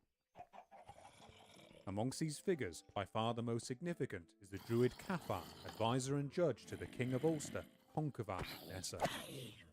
Texts such as the Meshka Olud, Cathar is presented as a conciliator between the kings of Ulster, even speaking at a gathering before Conchobar himself, due to a prohibition on kings speaking before their druids. In the chronologically earlier text, the Compare Conchobar, or the Begatting of Conchobar, Cathar is presented instead as the leader of a roving Fianna, or warband, who brutally carves out his own domain in Ulster and forces the warrior woman Nessa to marry him. In some versions he also sires King Conchobar himself, after prophesying to Nessa that it is a good hour to begat a king on a queen, and as he is the only man present, she takes him to bed. Cathar's other prophecies similarly lead to conflicts throughout the rest of the Ulster cycle. In the Longus Mac Nushlan, or the exile of the sons of Ishnock, Cathar prophesies that the girl Deirdre will cause much evil, setting off the chain of events that leads to the conception of the boy Setanta, later known as the heroic Cuchulainn. Similarly in the Tyne, it is Cathar who instigates Cuchulainn's great deeds and also his doom, prophesying that whoever took up arms that day for the first time would achieve fame and greatness, but be fated to live a short life. In addition to these male druids, Irish mythology is replete with examples of women who wield powerful magics. Often these powers are considered to act in their own domain, separate from the magic of men and druids. However, we do get occasional examples of women who are referred to as either druids or druidesses. For example, the archdruid Moiruth is frequently accompanied by his daughter, the red-haired druidess Hlafga. In the Finian cycle, its eponymous hero is brought up by two of his mother's bondswomen, one of whom is explicitly named as a druidess. In the Ulster cycle, Queen Meave of Connacht keeps a priestess known as Ern attached to her court, whilst the Tyne also names women such as Fidelma, who acted as both a prophetess and seer, and Scarpa, and combined the roles of warrior teacher and seer. Indeed, the great hero of the Tyne is himself lured to his death on Queen Maeve's instigation by a group known as the Children of Callachin, who are said to count witches amongst their ranks. So how does this picture of the Druids given by the Irish mythological cycle compare to that of the Druids presented by Greek and Roman authors? Well, putting aside the more obviously supernatural elements of these tales, their descriptions as the prophets, magicians, and occasionally healers of Irish society accord well with the accounts of the Druids' role in the pre-Roman societies of Gaul and Britain. In the writings of Caesar, Strabo, Diodorus Siculus, Pomponius Mela, Lucan, and Pliny, the Druids are presented as the diviners and philosophers of their people, possessing great herbal lore and knowledge of the natural world. Their role as the advisors of the Irish kings also matches well with the claim by the Greek author Dion Chrysostom that the Druids acted in such a capacity among what he terms the Celts, referring generally to the non-Greek peoples of northwestern Europe. Likewise, much has been made by scholars of the similarities between the claims of Strabo and Ammianus Marcellinus that the learned men of Gaul were divided into three groups: the Druids, the Ovates or seers, and the Bards, with the similar Irish separation of the Druids, the Fili, and the Bards. As we will discuss, these two groups show considerable overlap in duties with the Druids, but generally the Fili are presented as the wielders of prophecy and divination, whilst the Bards act more as singers, praise poets, and satirists. Finally, the magical exploits of Druids such as Aurin Glunio and Mog Ruath draw immediate comparisons to Tacitus's accounts of the Druids' actions during the Roman invasion of Anglesey. Quote, "All around, the Druids, lifting their hands to heaven and pouring forth dreadful imprecations, scared our soldiers by the unfamiliar sight, so that, as if their limbs were paralyzed, they stood motionless and exposed to wounds. When we go beyond these broad similarities, however, we find many differences between these groups.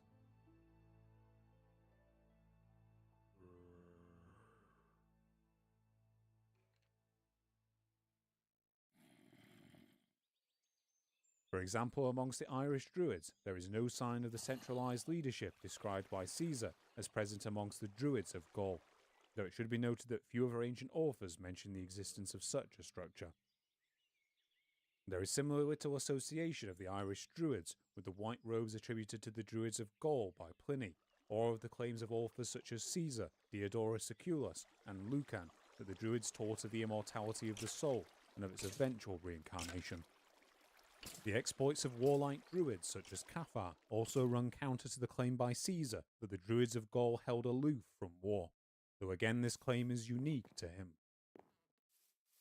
In terms of ritual practices, the Irish Druids lack any reverence for mistletoe attributed to the Druids by Pliny, a difference that may be explained by the fact that it is not natively found in Ireland. Similarly, there is no sign of any special reverence for the oak to be found in Irish mythology. Instead, the tree most commonly associated with magical properties is the rowan, and a wide range of different tree species appear as significant landmarks in its texts. There is also little sign in Ireland of the association between the Druids and wooded places, noted by authors such as Pomponius Mela, with the Irish Druids instead largely dwelling within the courts and halls of the kings they served. And perhaps most interestingly, if we put aside the occasionally murderous acts of individual Druids, the Irish mythological cycles contain few mentions of the organised human sacrifice attributed by the Romans to the peoples of Gaul.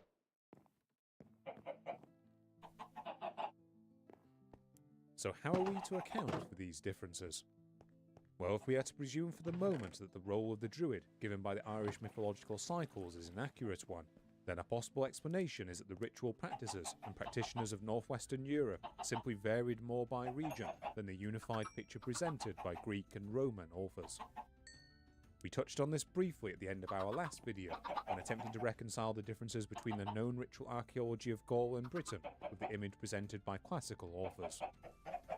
Another possibility is that the definition of a druid within Irish society was in itself somewhat fluid and was not intended to refer to a single group. Indeed, in the Irish mythological cycles, the term druid is often used in a loose fashion, with individuals being named in the same text as not only a druid, but also a poet, a bard, or a judge. Druids are also not the only individuals capable of using magic within Irish society, with the highest grade of the Fili, the Olaf, also being marked by their supernatural powers. In addition to their claimed supernatural ability as poets to inflict harm through satire, these figures are frequently attributed the same powers of prophecy as the Druids, with their predictions being delivered in verse.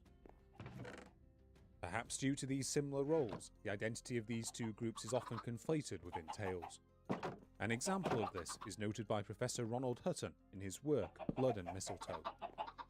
In the text, the Ballier and Scarl, or the Phantom's Frenzy, the High King Con, upon first encountering the cries of the Lia Fal, or the Stone of Destiny at the royal rampart of Tara, turns not to his accompanying druids to interpret it, but to one of his Fili instead. This Fili then asks for a gap of 53 days to work the appropriate divinations in a fashion normally befitting a druid, then is referred to as a druid whilst giving the king his answer. Elsewhere we also see other, more specialised forms of spellcaster. In the second of two texts known as the Cat Maitura, or the Second Battle of Maitura, the druids and the poets are only one of multiple categories of spellcaster that offer their support to the forces of the Tuatha Dé Danann against the Fomorians. Alongside them, we see groups such as the Sorcerers, who threaten to restrain their opponent's strength and prevent them from emptying their bladders, and the Cupbearers, who bestow upon their enemies an unquenchable thirst. These hosts are also accompanied by a group of witches, who raise the trees and the stones of the earth to act as an armed host to aid the Tuatha Dé Danann. Outside of battle, other groups within Irish society are also frequently shown to have their own forms of magic.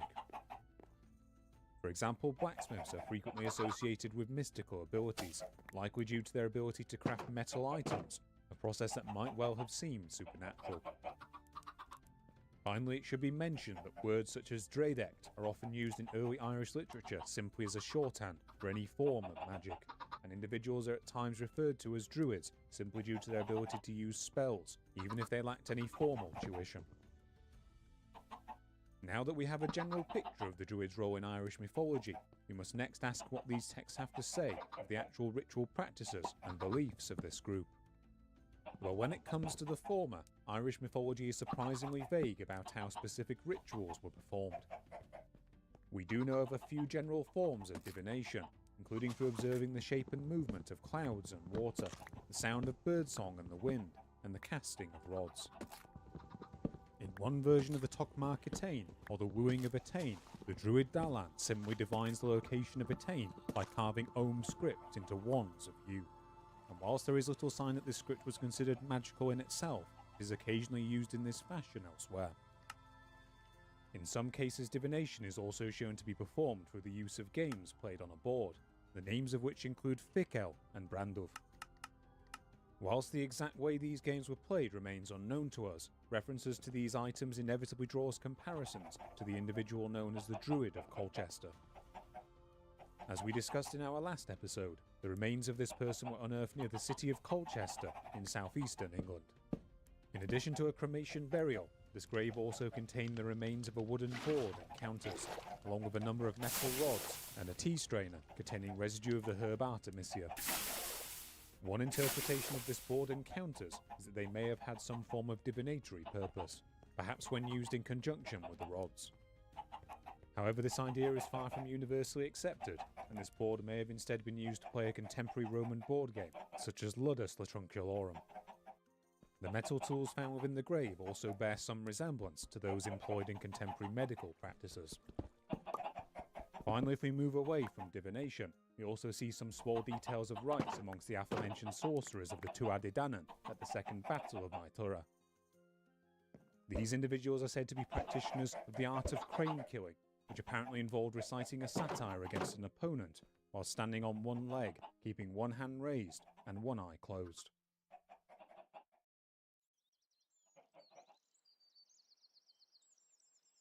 Putting aside these more general practices, only two specific rituals have come down to us that may in some way be linked to the Druids. The first is known to us from texts such as the Surglia Con Cullen, or the Sick Bed of Q Cullen, and the Toggle Brunia de Durga, or the Destruction of de Durga's Hostel. Known as the Tara Fesh, or Bull Feast, this rite was invoked to determine a king's rightful successor, and in some versions is said to be overseen by the Druids. To quote the Toggle Brunia de Durga, a bull feast is gathered by the men of Erin in order to determine their future king, that is, a bull used to be killed by them, and thereof one man would eat his fill and drink its broth, and a spell of truth was chanted over him in his bed. Whosoever he would see in his sleep would be king, and the sleeper would perish if he uttered a falsehood. A similar divinatory practice also survives in the Sanas Cormac, a glossary of older Irish words dating from between the 9th and the 12th centuries that is included in many of the same manuscripts that contain the texts of Irish mythology. Here, however, the ritual is attributed not to the Druids, but to the Fili. According to its text, this ritual was performed to allow a poet to gain what is known as the Imbas Forestna, or encompassing knowledge that illuminates, and required the participant to chew on the raw flesh of either a pig, a cat, or a dog, and place it on a flagstone behind his door. Here they would chant an incantation over it, and offer it to what is referred to as the idol gods, in return for enlightenment. However, if no such enlightenment were to take hold, the next day the practitioner would sing another incantation over his hands, call on the gods again, then lie down with his palms on his cheeks, and fall asleep. If the sleeper went uninterrupted, usually by posting an observer to prevent them from being awakened, then the inspiration would be granted. On the surface, this ritual certainly sounds appropriately pre-Christian. However, its details should perhaps be taken with a pinch of salt. As noted in the text it appears in, this ritual is thought to have been long proscribed by the time it was documented, and it may well represent an imaginative attempt to invent a pagan ritual, rather than an actual pre-Christian practice.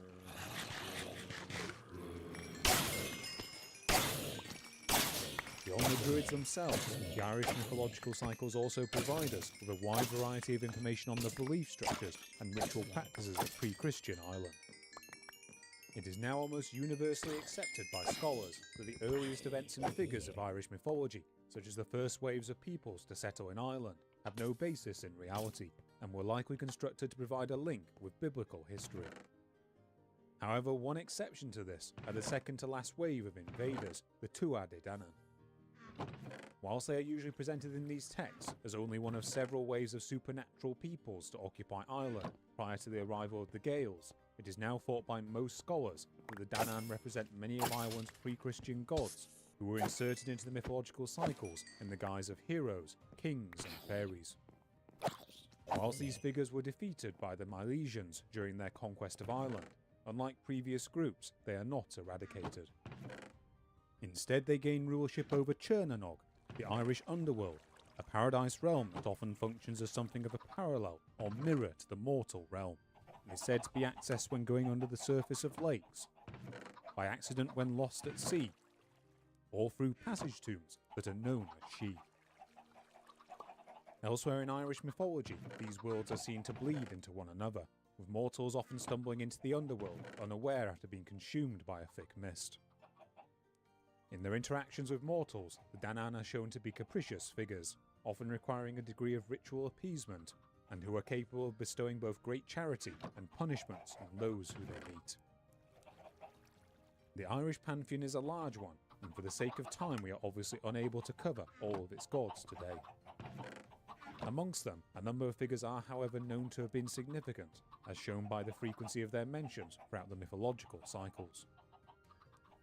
These include the possible head of the Irish pantheon, the Dagda, a male deity who is associated with the sun, fertility and the harvest. Often portrayed as carrying a club or hammer and a cauldron, this figure is also said to be the owner of two magical pigs, one who is always alive and one who has always been cooked, along with a magical cow, whose cry to its calf causes all other cows to graze. Of a similar importance is the heroic god Lu, referred to as the Long-Armed or the Many-Skilled. Lu is credited with the invention of a wide variety of arts and is associated with lightning, the harvest time, and with many of the sacral notions of kingship. This figure is also linked with a wide variety of ritual sites, where he often acts as either the father or a consort to the resident goddess, as well as a bestower of kingly legitimacy.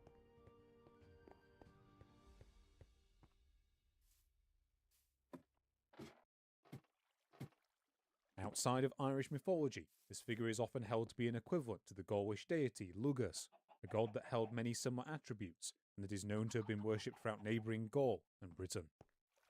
Indeed, it has been suggested that Lugus is a candidate for the central god of the Gaulish pantheon described by Julius Caesar, who he equates to the Roman god Mercury.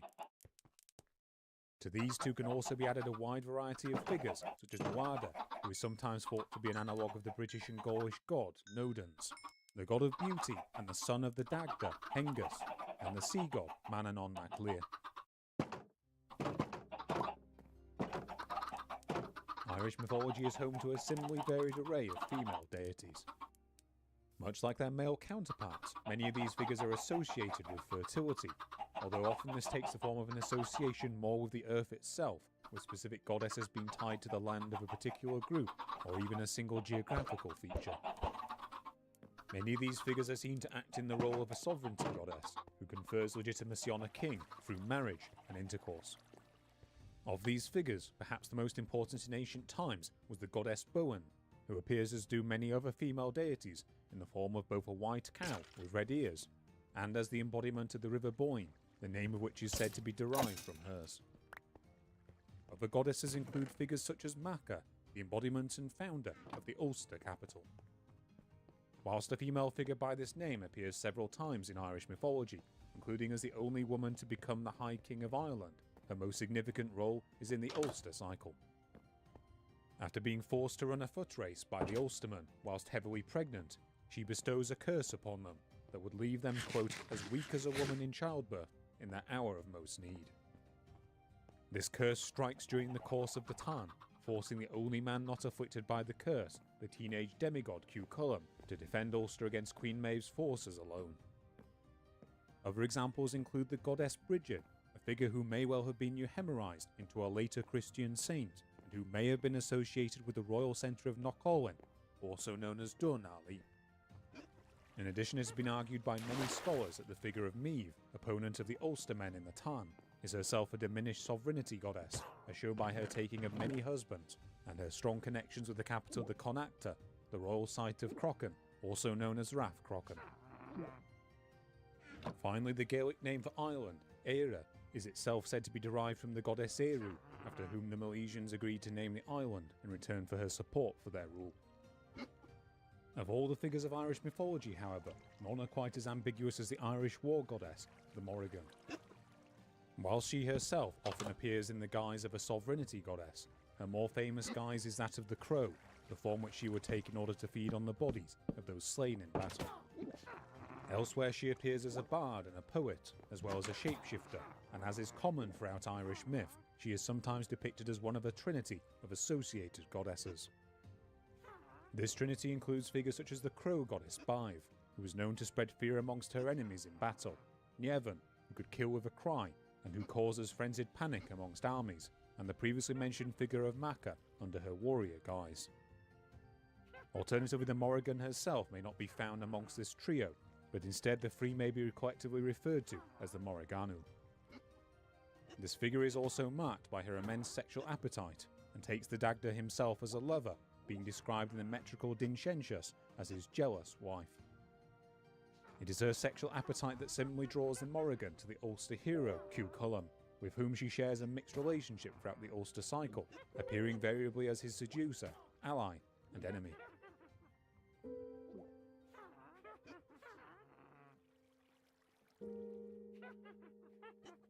In terms of wider ritual behaviour, religious worship of these entities is depicted as revolving around 4 major festivals, spaced evenly throughout the year. The most important of these festivals was likely that of Samhain, which took place between the night of October 31st to November 1st. This festival marked the end of the year and the beginning of winter, and seems to have been considered a dangerous time, marked by the coupling of the Morrigan and the Dagda, where the boundary between the world of mortals and that of spirits was cast aside. Samhain was in turn complemented by the festival of Bealtaine, which took place at the beginning of May and marked a time of purification and the return of the light half of the year. Between the two fell Imbolg, a time of rebirth associated with spring, and Lunasa, which coincided with the harvest season and was dedicated to the god Lu. In addition to their ritual overtones, each of these ceremonial occasions may also have been marked by a more practical agricultural element. Taking place as it did at the end of winter, Imbolg would have been associated with the beginning of the lambing season, and indeed is mentioned in the Tokmak Emer as a time when the ewes were milked. According to both the Sanas Cormac and the Tokmak Emer, Bealtaine marked the moving of cattle to upland grazing sites. During this occasion, these animals were driven between two great ritual bonfires overseen by the Druids, which granted them a symbolic protection against disease. Many of the great assemblies of Irish mythology were also timed to coincide with this date, with later tradition holding that the most important of these was held at the ceremonial site of Uisneach. According to these same texts, on Lunasa, the harvest would be marked by feasting and offers of thanks to the god Lu, along with political assemblies at the centres of Tara, Navan and Dunali. Finally, the pastoral year would be concluded at Samhain, where cattle would be rounded up and culled prior to their winter confinement.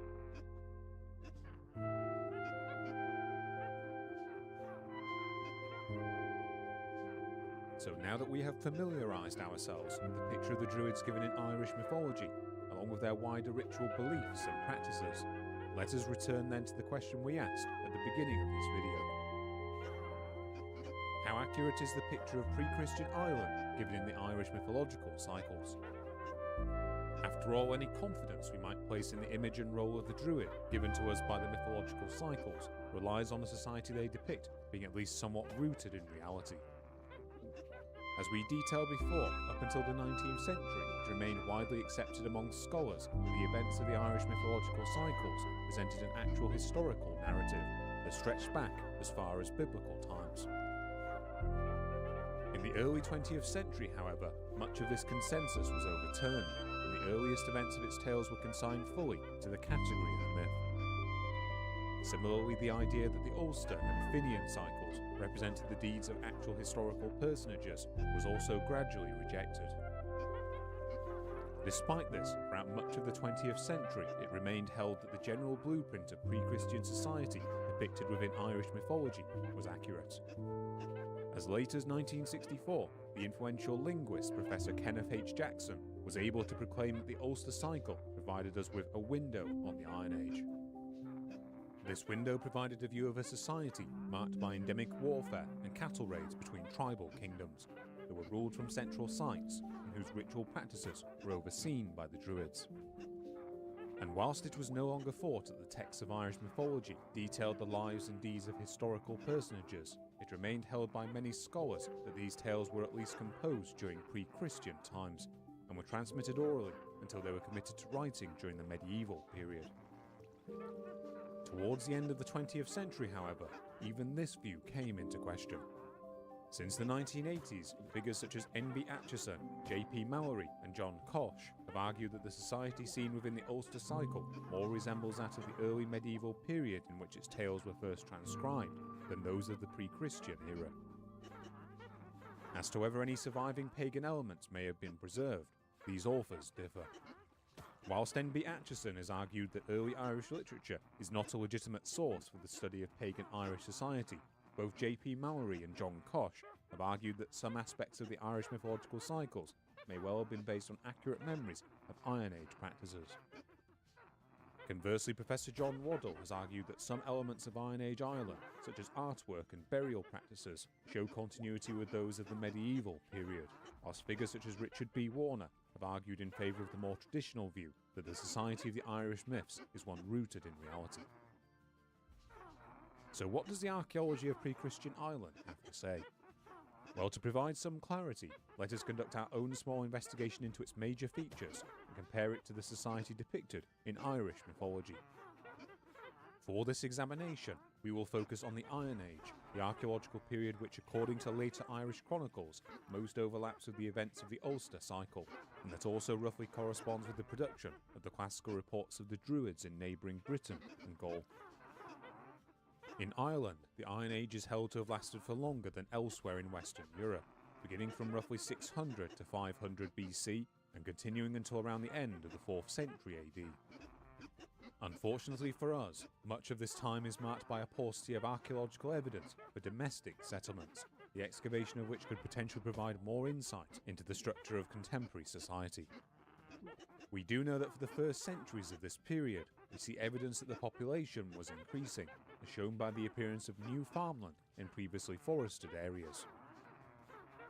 Then around 200 BC, there appears to have been a major change in Irish society, perhaps brought on by increased environmental stress. For roughly the next 4 centuries, we see an increase in forested area across Ireland, and from 40 BC to 250 AD, evidence collapses for the use of oak, the most common building material of the period. This apparent drop in population and settlement has led to this period being dubbed the Irish Dark Age, though more recent research has demonstrated that the picture is more complicated.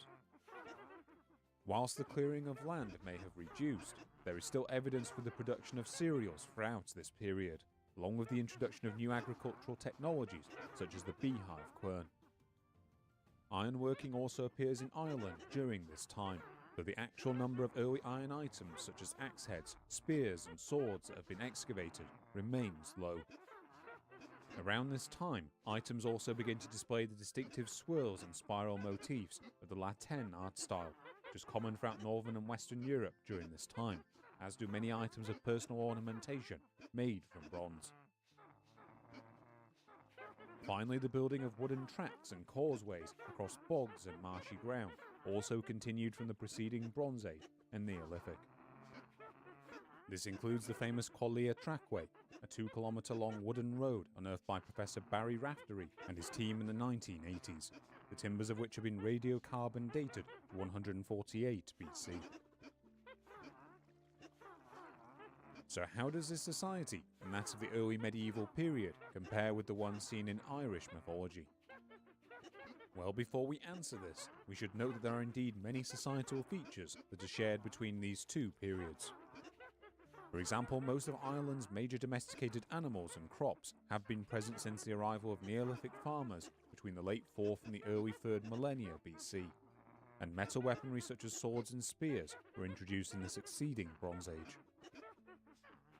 This means it can often be difficult to narrow down a particular element to a specific time.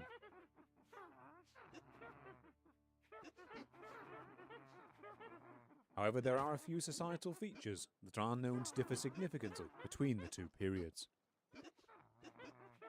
Let us begin with domestic life. In the tales of the Ulster cycle, much of this population occupies fortified sites, often referred to as dunes or cahirs.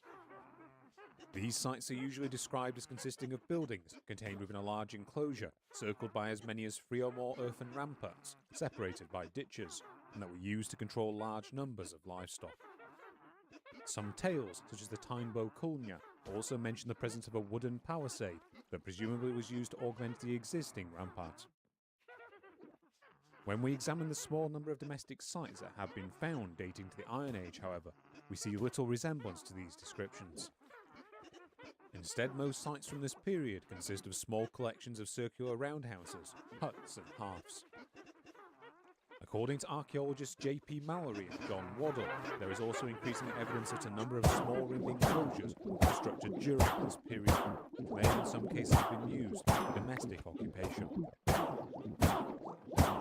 Outside of these sites, there is also evidence of linear earthworks dotted throughout the Irish landscape that date from this time, which consist of banks, ditches, and sometimes palisades. The exact function of these earthworks is still debated, but common hypotheses are that they comprise some form of border between tribal territories or acted as a defensive barrier to guard livestock. Instead, the closest parallel to the dwellings described in Irish mythology is the archaeological feature of the Irish ring fort. These sites are usually marked by a circular enclosure measuring between 28 to 35 metres in diameter, containing within 2 or more earthen parts. These enclosures are thought to have housed prosperous farmers and elites, and would have acted as secure locations to guard their livestock. However, while some of these sites may have been constructed in the late Iron Age, evidence for their use does not become prevalent until the 6th and 7th centuries AD, placing their heyday well within the early medieval period.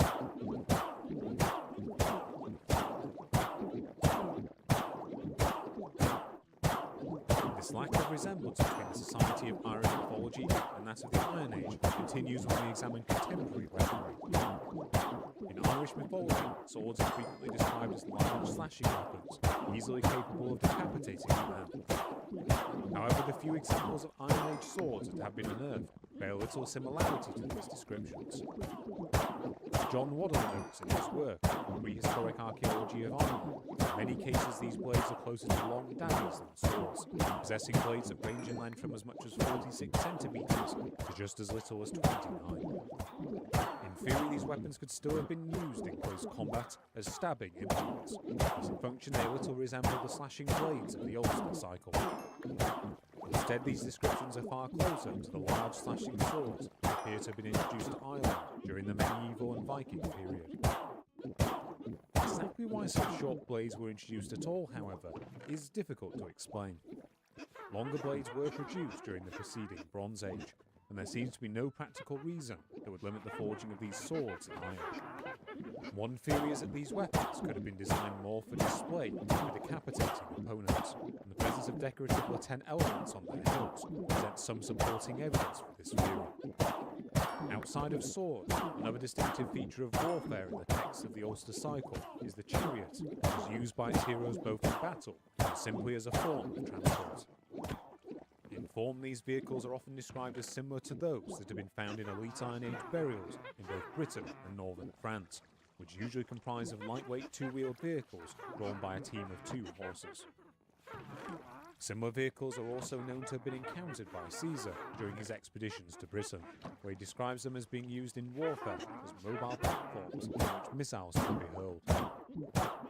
When it comes to the use of chariots being widespread in Iron Age Ireland, however, the evidence is unclear. We do know that horse bits are a common item in the archaeological record during this time, and some finds of 2 sets together have been interpreted as a sign of a team driving the vehicle. When it comes to vehicles themselves, however, we have only a few lucky finds to interpret.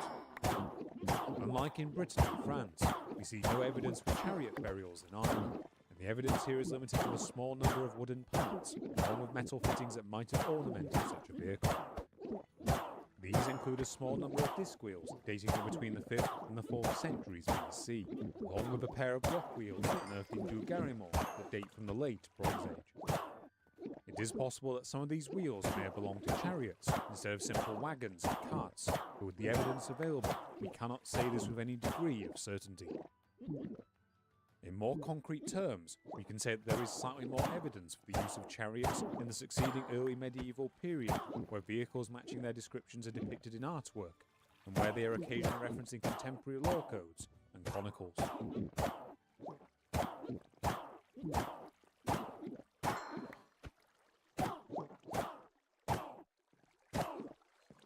So if the weaponry, transport and settlement patterns depicted in Irish mythology bear only limited resemblance to those known to have existed during the Iron Age, where else might we look to verify its depiction of pre-Christian society? Well, another useful comparison can be made with the known animal life of this period. As noted by J.P. Mallory in his work, In Search of the Irish Dreamtime, the fauna and flora of Ireland is significantly less time-dependent than the human-built environment. As we mentioned before, major domesticated animals such as sheep, pigs, dogs and cattle have been present in Ireland since at least the Neolithic, and there is evidence that others such as horses, goats and cats were all present by late prehistory. This picture is the same for the majority of Ireland's wildlife, and many of the mammals and birds described within Irish mythology are native to its shores. On detailed scrutiny, however, Irish mythology does contain some animals for which we currently have no evidence of them being present in Iron Age Ireland. For example, domesticated fowls such as chicken and geese are occasionally mentioned in these texts, but their actual physical remains are only attested during the early medieval period. There are also some small examples of wildlife that are occasionally mentioned for which remains are elusive until well into the medieval period, such as the squirrel and the hedgehog. A more egregious example can be found in the occasional appearance of snakes within its tales, which despite the famous tale of St. Patrick expelling them from Ireland, never appear to have been present on its shores in the first place. In addition to these more conventional creatures, more outlandish animals also make appearances in various texts, such as tigers, lions, bears, and the lynx, all of which were never present in Ireland, or in the case of the lynx and the bear, appear to have gone extinct by the Iron Age.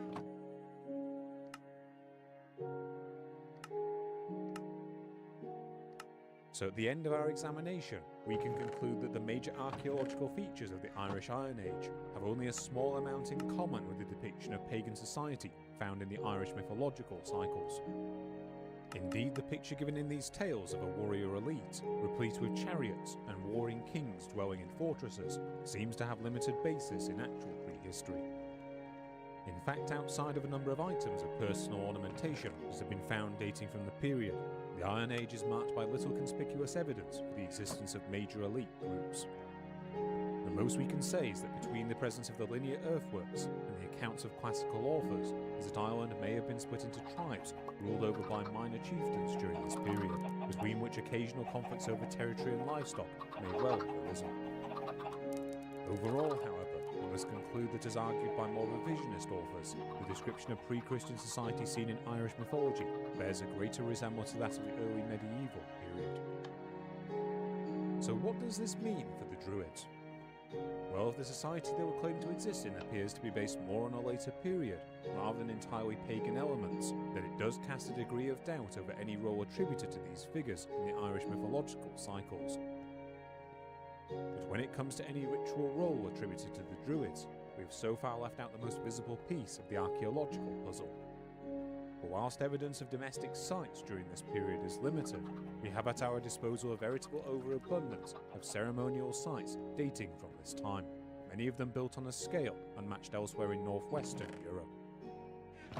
We should note that the ritual features identified within both the Ulster cycle and wider Irish mythology are known to date from across many different periods of Irish prehistory.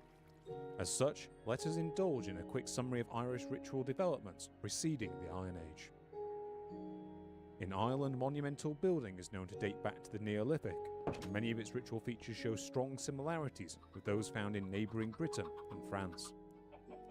The earliest of these structures consist of various forms of megalithic tombs which date back to the late 4th millennium BC, with prominent examples being found at sites such as Carrowkeel, Carrowmore and Loughru.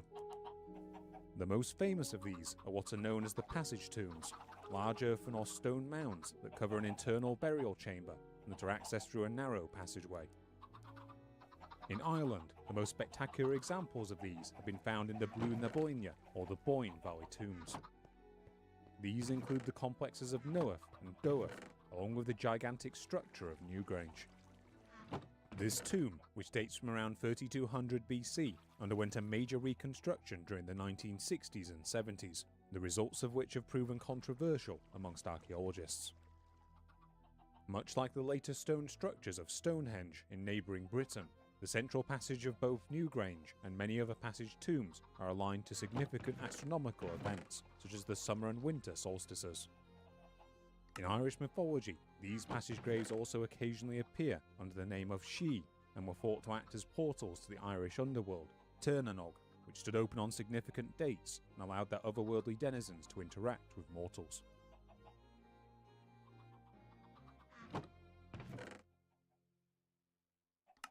Later in the Neolithic, we also see other types of monuments appear, such as circular ditched and banked structures known as henges, along with both stone and wooden circles. Many of these structures would continue to be used throughout the early Bronze Age, which in Ireland is held to run from roughly the mid-3rd millennium BC through to the 6th century BC.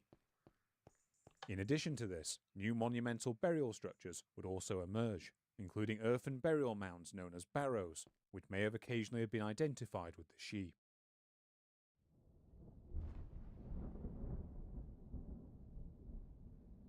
Then, as we covered in our earlier video on the Druids, in the second half of the 2nd millennium BC, the ritual practices of northwestern Europe seem to have undergone a major shift. As in neighbouring Britain, ritual behaviour seems to have moved away from the construction of new megalithic sites in favour of ritual feasting, along with the deposition of votive hoards containing high-prestige metal items either underground or in watering places such as springs, rivers and vaults. Around the 2nd and 1st centuries BC, however, ritual architecture in Ireland seems to diverge dramatically from that of its neighbours. Whilst in Britain we see evidence of smaller ceremonial enclosures being constructed, in Ireland we see a resurgence in the building of monumental earthworks with no clear parallel elsewhere in Europe.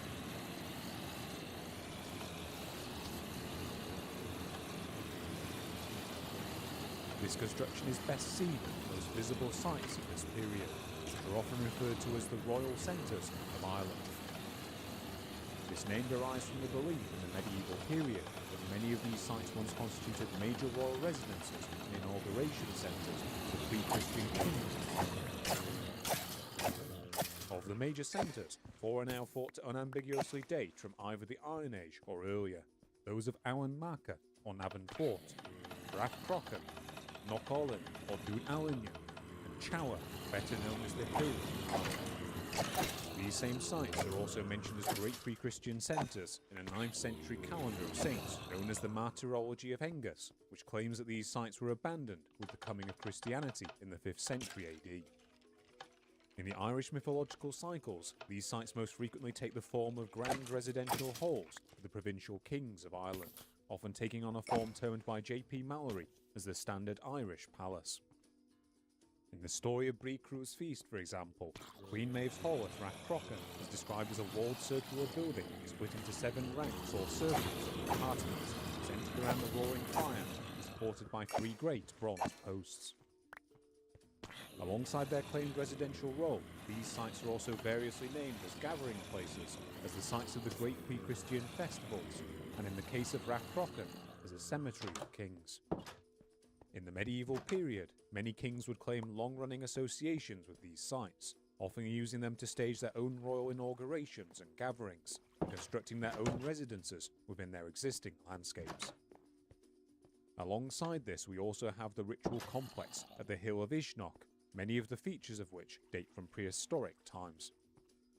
Whilst this site is less associated with kingship in Irish mythology, it does play a major role as the central axis or middle of Ireland, and indeed is situated within only a few kilometres of its exact centre point.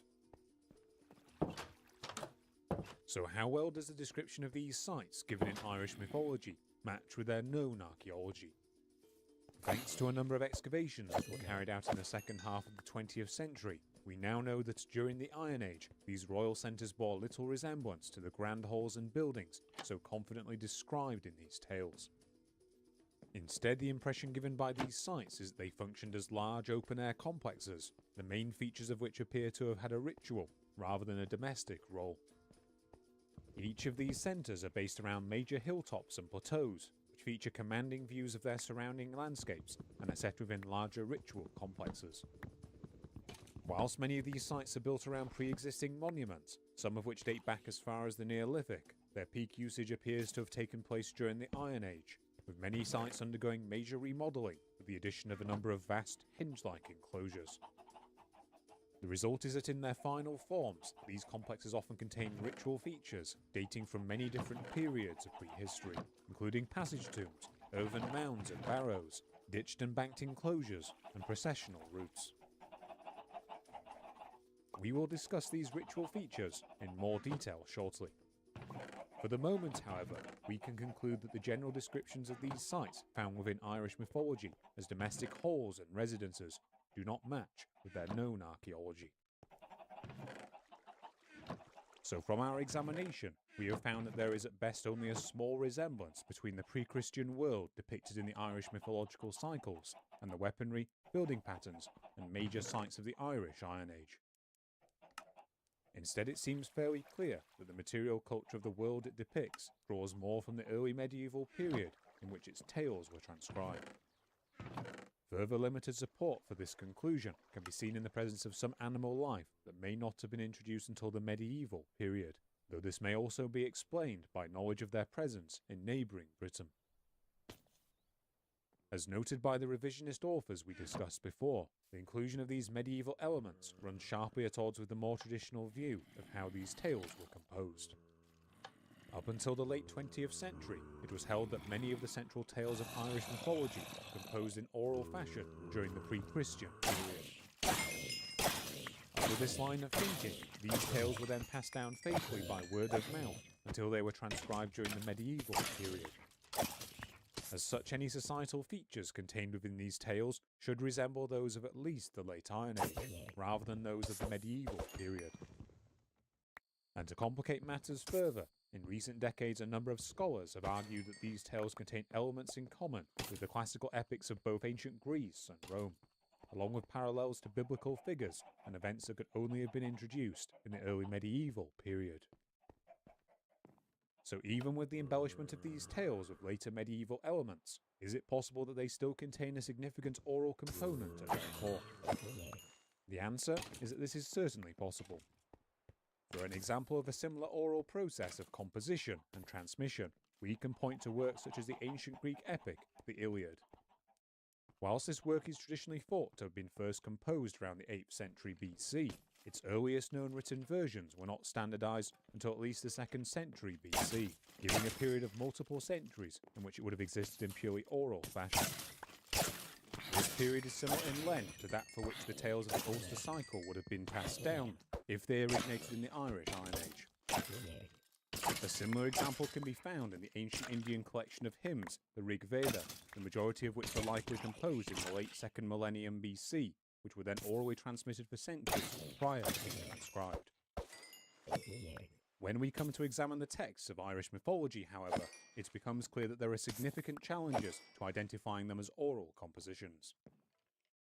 For a start, historical texts that are known to have been transmitted orally for significant periods are usually structured in verse, a format that makes them easier to recollect and harder to alter, and often contain redundant or repetitive features designed to aid their memorization. By contrast, most of the longer tales found within Irish mythology are written in prose, with occasional sections of verse text that usually take the form of dialogue and which largely lack these repetitive features. As noted by J.P. Mallory, an unbroken transmission of many of these texts in oral form also runs into the problem that the Irish language appears to have changed dramatically between the end of the Iron Age and the later medieval period, which would have made preserving the original form of most old Irish tales extremely difficult.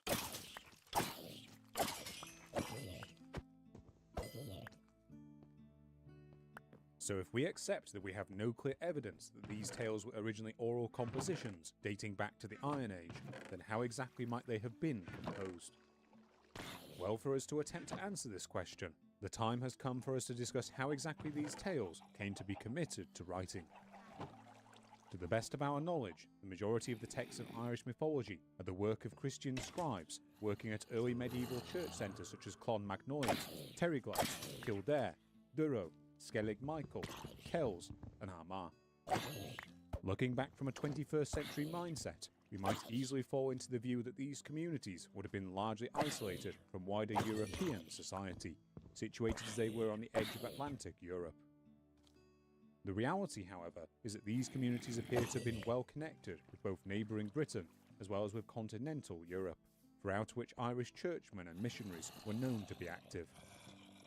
In the early 8th century, the English historian Bede, or Beda, would describe these church centres as major sources of Latin learning that were capable of garnering large numbers of students from his own country. During this period, these centres were also active producers of Latin manuscripts, including sets of the Gospels that are marked by distinctive decorative elements. These artistic motifs would contribute to the development of a recognisable style of insular artwork, which includes masterpieces such as the Book of the Kells that rival anything produced elsewhere in Europe during this time. Beyond these religious texts, these centres are also known to have reproduced a number of classical works by Greek and Roman authors, and to have committed large amounts of local folklore, mythology, and supposed history to parchment. In the traditional view, it was held that these church writers recorded the oral tales of Irish mythology as they found them. Exactly who they would have received these tales from is uncertain, though the main candidates are the Fili, or the bards. Both these figures would survive long past the demise of the Druids as a learned class in Ireland, and would continue to occupy an important role as the keeper of the traditions and the history of a given tribe or tuath. Whilst we have no direct evidence that any of the recorded tales of Irish mythology originated in pre-Christian times, it remains possible that these figures would have transmitted folklore and tales that were circulating in early medieval times to church writers, and there is evidence that these two groups would have occasionally mingled in society. To counterbalance this, however, we should note that we also have no direct evidence of such a transmission taking place, and it is possible that these churchmen may have simply collated tales that were already circulating throughout wider Irish society. Regardless of how these church writers came to receive these tales, what now seems clear is that they had a larger purpose than simply copying down local folklore and traditions. Instead, it seems likely that much of their supposed history of Ireland seems to have been deliberately constructed on a Christian model. Whilst it likely incorporated large elements of Irish folklore, it did so under significant influence from biblical texts. The result is that large sections of Irish mythology are thought to have been composed to provide what Dr. Kim McCone has described as an Old Testament of the Irish race, that directly linked Ireland with the perceived legitimacy of biblical history. In some cases, these links are more overt, such as in the Lawa Gawala Éireann, which begins with a retelling of the Christian story of Genesis. Elsewhere in its texts, several of the listed groups of invaders are described as being descended from Adam through the figure of Noah, and the wanderings of the Milesians prior to arriving in Ireland have drawn comparisons to those of the biblical Israelites. J.P. Mallory has also noted that during the time these tales were committed to writing, many of the nations of Northern Europe were attempting to connect their histories to either classical or biblical accounts. This includes Isidore of Seville's claim that most of the peoples of Europe were descended from Noah's son Japhet, or claims by the Britons to descend from the figure of Brutus, son of the legendary Trojan hero Aeneas.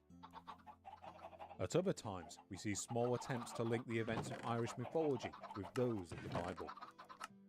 For example, the King of Ulster, Conchobar mac Nessa, is said to have died after an old war wound of his was aggravated after hearing of the death of Christ, with the blood that sprung from his wound serving as a baptism and allowing him to enter heaven. When it comes to the Druids themselves, scholars such as Professor Miranda Aldhouse Green and Ronald Hutton have suggested that their descriptions in Irish mythology often draw direct parallels with the actions of Old Testament prophets, with Miranda Aldhouse Green pointing in particular to the accounts of Samuel and Nathan, who themselves used divination to learn the will of God. Outside of these biblical influences, Irish mythology is similarly thought to have been influenced by the works of earlier Greek and Roman authors. Indeed, according to Professor Brent Miles, there is evidence that the writers of the early Irish Church were familiar with a number of major classical epics, including Virgil's Aeneid, Ovid's Metamorphoses, and the Pharsalia of the Roman poet Lucan. Accounts of the Trojan War are also known to have been popular amongst these authors, though neither the Iliad or the Odyssey seem to have been known to them.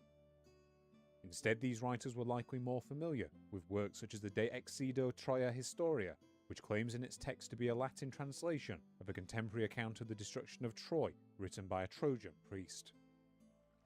In reality, this work was likely composed in the 5th century AD, but this did not prevent it from attaining extraordinary popularity in medieval Europe, where the works of Homer were largely unknown. A much expanded version of this account would be translated into Irish around the 10th century under the title of the Toggle Troy, which itself contains a mixture of classical and native Irish elements, and many other classical texts would also receive Irish translations. It goes without saying that many of the features of these epics, which include heroic figures contending with one another from the backs of chariots, fickle gods and goddesses interfering in mortal affairs, have clear parallels in Irish mythology, particularly in the tales of the Ulster Cycle and of the Tyne itself.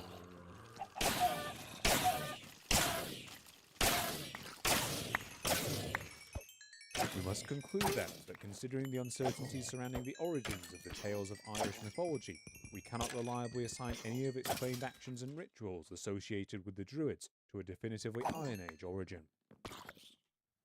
At the best, we can state that this version of the Druids represents the role they were thought to play in folklore dating from the early medieval period.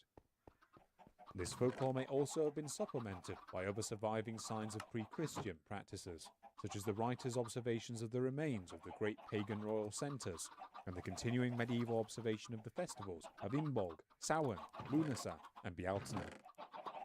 At the worst, however, many of these supposed ritual elements may simply be the result of Christian writers attempting to invent details that could plausibly represent a pagan past of which they had little actual knowledge. It is unsurprising, then, that some scholars have concluded that the Irish mythological cycles should be dismissed as a source of knowledge on any aspect of pre-Christian Ireland. Other scholars have, however, concluded that despite the uncertainties surrounding the authenticity of the Druids' depiction in Irish mythology, this does not mean we should throw out the idea of the Druids' existence entirely.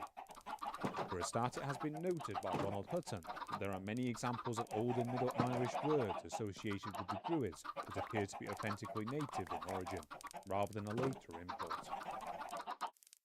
Their presence throughout much of Irish mythology also seems difficult to square with their relative unimportance in the literary sources that may have inspired much of its composition. Currently, the only major classical work known to have been available to the Irish writers of the early medieval period that mentions the Druids at all is the Pharsalia of the poet Lucan, which, as we covered in our previous video, only mentions them briefly.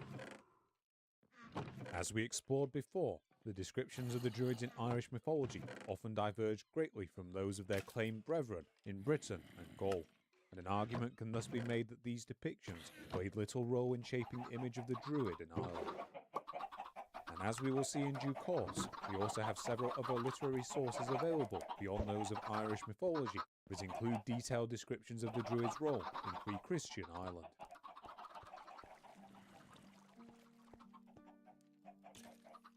So if we cannot fully trust the picture of pre-Christian practices that is presented in the Irish mythological cycles, let us put them to one side and now examine in detail what the archaeological record has to say regarding the known ritual life of Iron Age Ireland. To do this, let us begin by returning to the royal sites that we touched on earlier and examine each of their major features in turn. Of these sites, the one afforded the greatest degree of precedence throughout Irish history is the complex of the Hill of Tara, best known in the medieval period as the seat and inauguration centre of the King of Tara, and later of claimants to the High Kingship of Ireland. Amongst its surviving monuments, by far the oldest found at this complex is a passage tomb known as the Mound of the Hostages. In later literature, this structure was tied to the figure of Nail of the Nine Hostages, the semi-mythical ancestor of the Nail dynasty, who may have reigned as the King of Tara somewhere between the 4th and the 5th centuries AD. In reality, however, this tomb likely dates from the late 4th millennium BC and appears to have been built over an earlier ditched structure. This tomb continued to be used to deposit burial remains throughout the Bronze Age. During this time, a number of additional barrows and mounds appeared to have been erected on the site, many of which would be incorporated into later monuments. Around 2500 BC, there is also evidence that a massive timber circle measuring some 250 metres in diameter was built around the mound of the hostages, which was later either removed or left to decay. Then between the 2nd century BC and the 1st century AD, the entire site was extensively remodelled with the construction of a number of large ditched enclosures across the hilltop. Of these, by far the largest is the earthwork known as the Rathnari, an oval-shaped enclosure measuring some 200 by 300 metres that appears to have been built to enclose the hill's earlier monuments. At the heart of this larger enclosure lies the most striking feature of the hilltop, 2 conjoined earthworks that between them form a figure-of-8 structure when viewed from the air. The older of these 2 structures is known as the Forad and consists of a large mound that may contain a Bronze Age barrow and that is surrounded by a double ring of earthen banks and ditches. Atop this structure, which is known as a ring barrow, stands the stone known as the Lia Fáil, traditionally identified as the inauguration stone of the High Kings of Ireland, though this identification is now thought to be unlikely amongst archaeologists.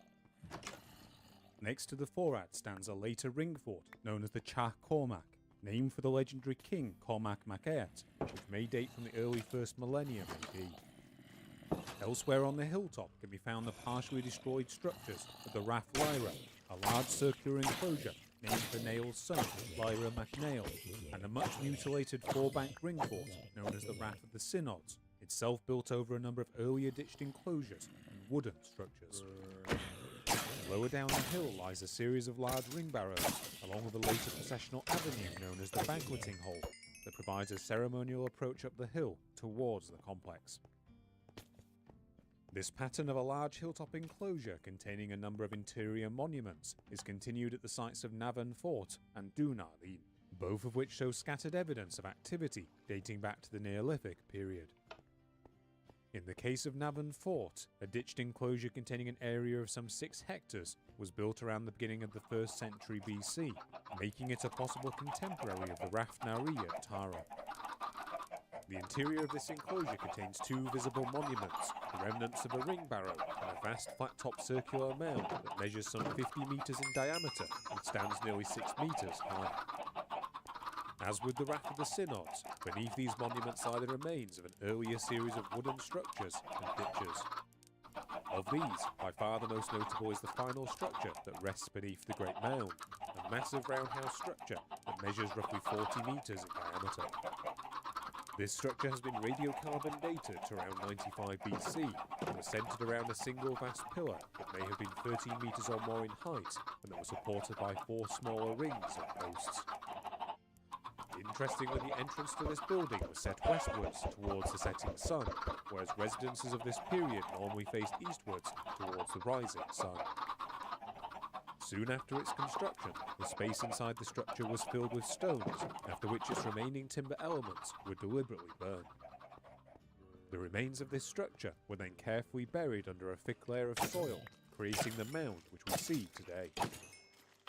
This whole process was clearly treated with a high degree of ritual significance, but as to its intended purpose, we can only speculate.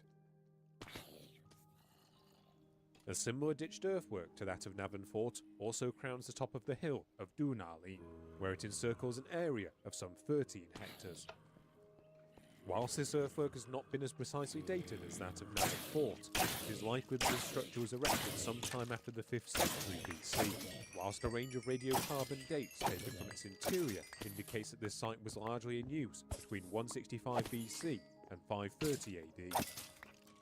Much like Navan Fort and Tara, the interior of this site also contains a complicated series of ditches and wooden structures erected at the hill's summit, which may have culminated in the construction of a 9-metre tall wooden tower contained within a double-layer palisade. Unlike these 3 sites, the scope of the centres of Rath Crochan and Ishnok are difficult to summarise easily.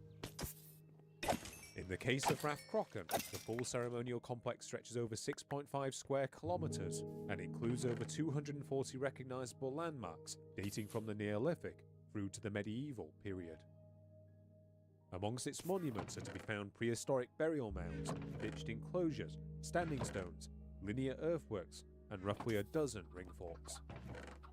Whilst none of these monuments resemble the grand halls described in Irish mythology, this site was also sometimes referred to in these texts as a major cemetery of kings and warriors, as well as a place of assembly or einach, descriptions that may have some basis in fact. Of these monuments, the one most identified with the site of Crochan, named in Irish mythology, consists of a large earthen mound that measures some 88 metres in diameter and 6 metres in height. This monument is placed roughly central within the Rath Crochan complex and was originally surrounded by a circular enclosure and ditch measuring some 360 metres in diameter. Whilst the mound itself has not been fully excavated, magnetic surveys have demonstrated the presence of a complex series of circular stone and wooden structures buried within its core, along with a wooden palisade that would have likely faced the vertical facade. Outside of the central mound, another major feature of the Rath Crochan complex that has been identified with Irish mythology is that of the Owenagat, or the Cave of the Cats. In Irish mythology, this cave served 2 major roles, acting both as a portal to the underworld and as the dwelling place of the Irish war goddess, the Morrigan. This monument consists of a natural fissure in the rock, which later appears to have been artificially widened. In modern times, this cave can be entered through a man-made souterrain, likely constructed during medieval times, and which may have originally been set within the remains of a large enclosure or tumulus, little of which remains today. The final of these centres is the prehistoric complex found at Ishnock, best known in Irish mythology for its role as the umbilical centre of Ireland, where it is claimed to have acted as a meeting place between its 5 provinces. In these sources, this site is also strongly linked with the festival of Bealtaine, at which this assembly is thought to have occurred, and is traditionally associated with a druidic fire cult.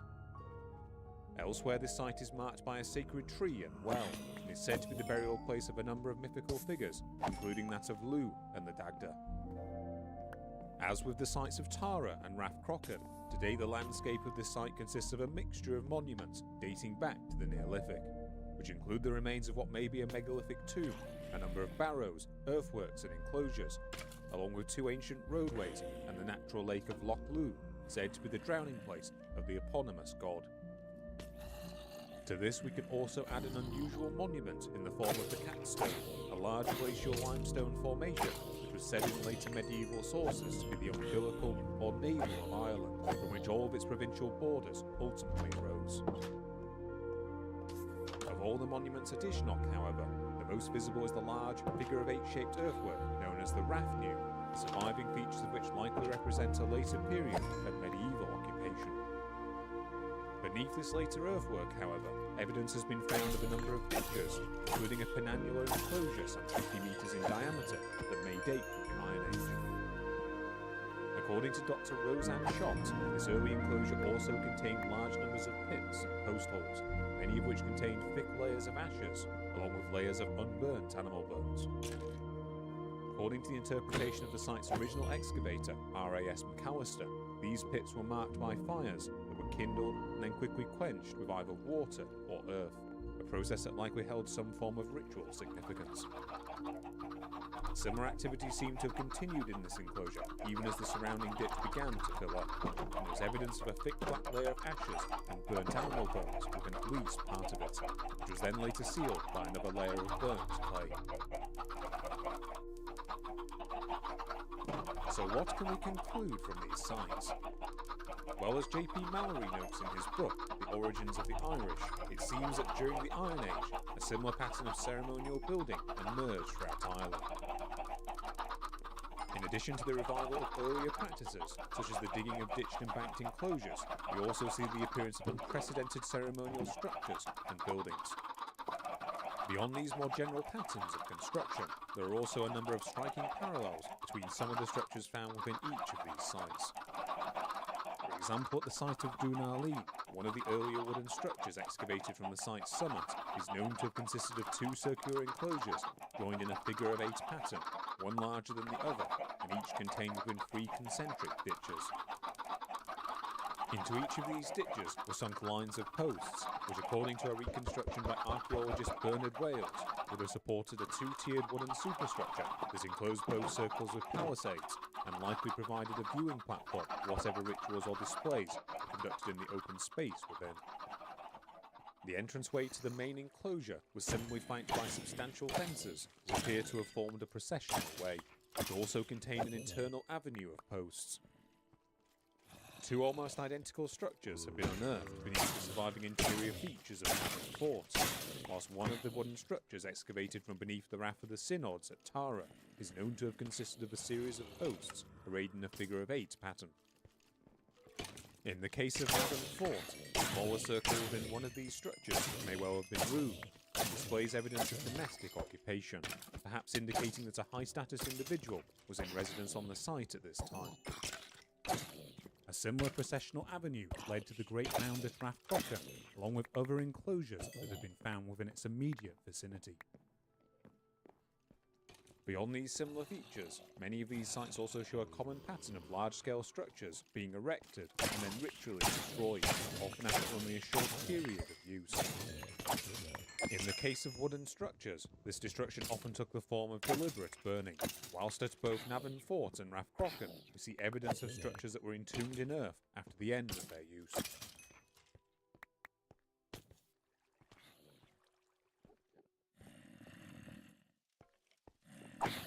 So if there were individuals who resembled the Druids of Irish mythology present during the Iron Age, what potential role may they have played in the function of these sites?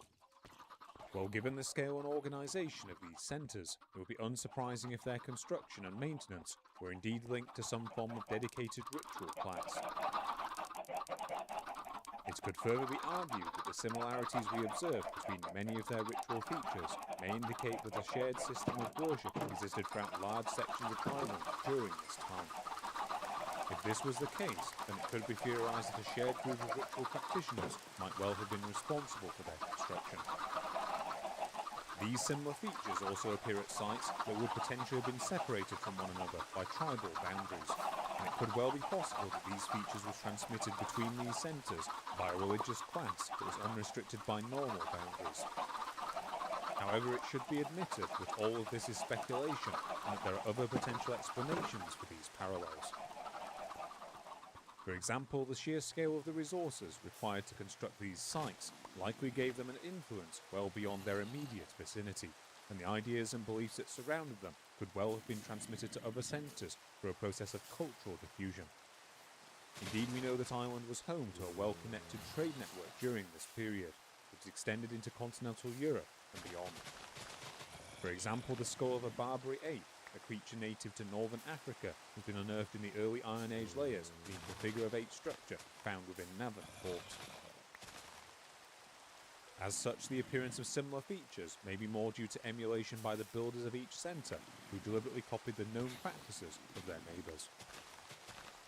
Finally, we should also note that there may have been other elite groups within Irish society who may have been involved in the construction of these sites, such as the chieftains mentioned by Tacitus, and as such their creation may not have required any distinctive ritual class.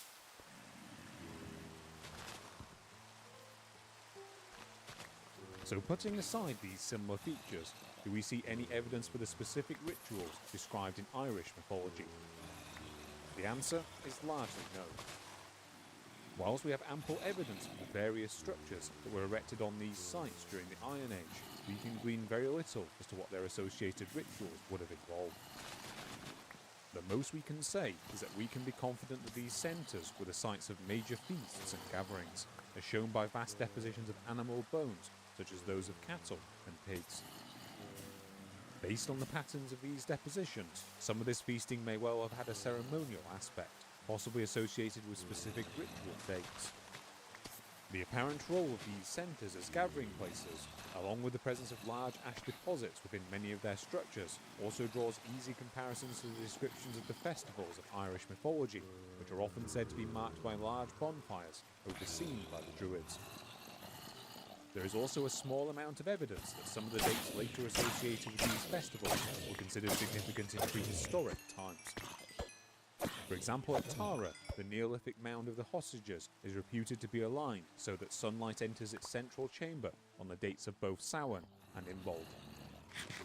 As we discussed in our previous video, it is often claimed that on the dates of both Samhain and Bealtaine are listed on the Coligny calendar, a bronze tablet written in Gaulish was unearthed in eastern France dating from either the 1st or the 2nd century. However, it should be noted that this interpretation is by no means undisputed, and it is possible that the word that has been interpreted as referring to Samhain, Samonios, may instead be related to the Gaulish word for summer. Outside of this, some archaeologists have cautioned against directly linking this evidence of ritual burning with specific calendar dates, instead contextualizing it as only one of a number of possibilities.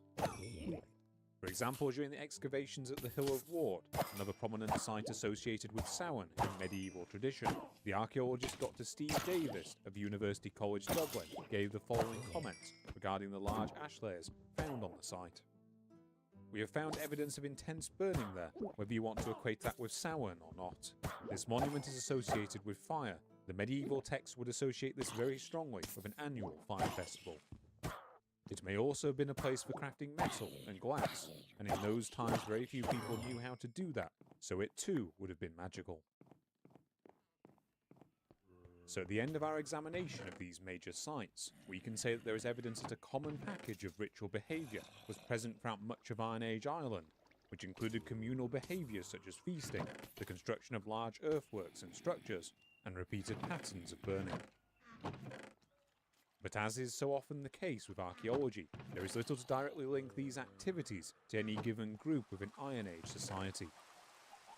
At the best, it can be said that the similarities in construction seen between these sites is evidence of a common belief system existing throughout much of Ireland during this period, which may well have been mediated by a group of religious specialists such as the Druids. Ultimately, however, we have no direct evidence that this was the case, and if we wish to learn more of the Druids' claimed role in this period, then we must move on once again.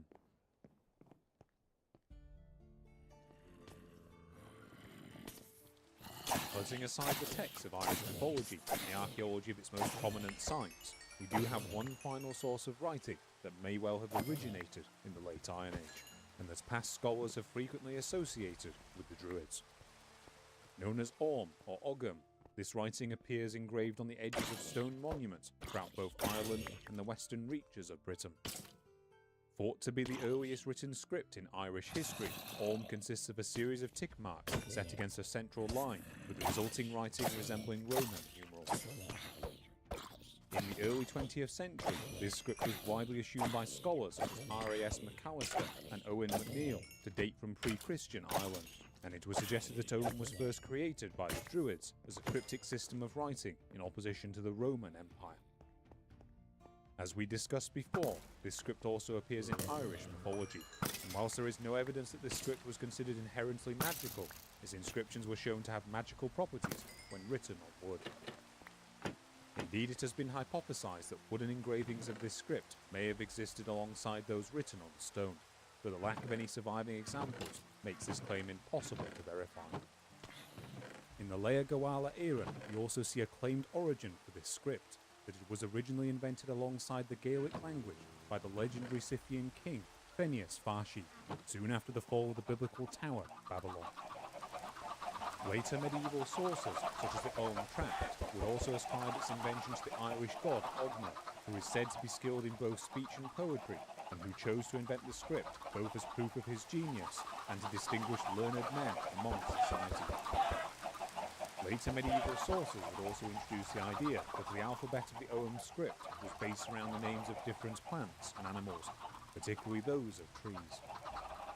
This in turn fueled comparisons by scholars with the writings of classical authors on the Druids of Gaul and Britain, particularly their association with plants lore and forested places. In recent decades, however, many of these ideas have been abandoned by scholars.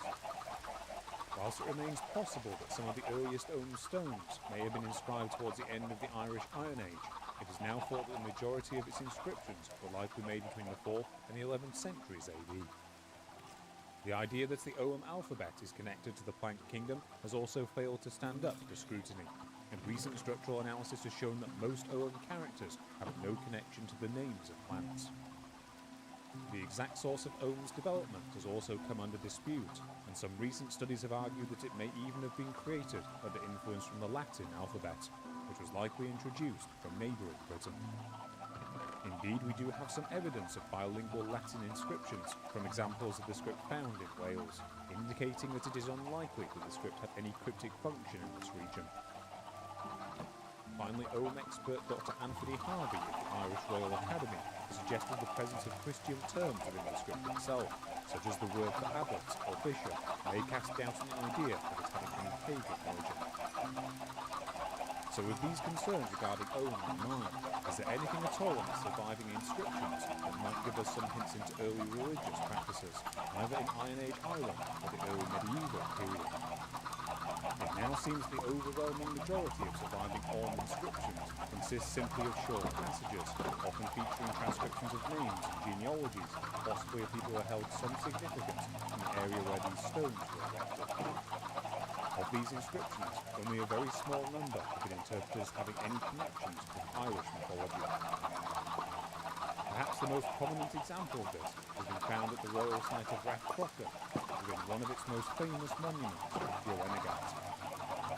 Contained within this monument are 2 Ogham inscriptions, one of them legible, which includes the words Frere and Son of Mead. This second reference has been interpreted by some to refer to Queen Maeve of the Ulster cycle, and who, as we discussed before, may also have been a pre-Christian sovereignty goddess. However, it is unclear whether this Meave is the Meave of Irish mythology. An attempt to link details of its tales with inscriptions such as these have been cautioned against by archaeologists. And regardless of whether these limited inscriptions have any relation to the later mythological tales, what is clear is that there is no mention of the Druids to be found within the texts. It appears then that we have exhausted the major sources available to us that cover the Druids' potential role in Ireland. At the end of our examination, it seems that as with the Druids of Gaul and Britain, we have little that we can conclusively link to their claimed brethren across the Irish Sea.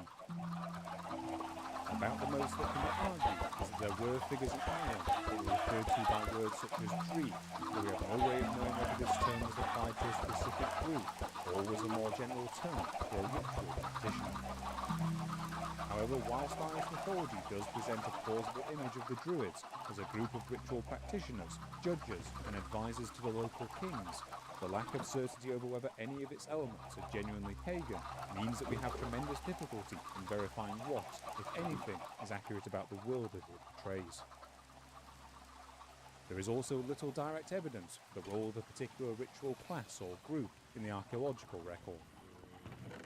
The most we can say is that the major sites of this period do show strong similarities, which may leave the door open for a group of religious specialists involved in their construction and management.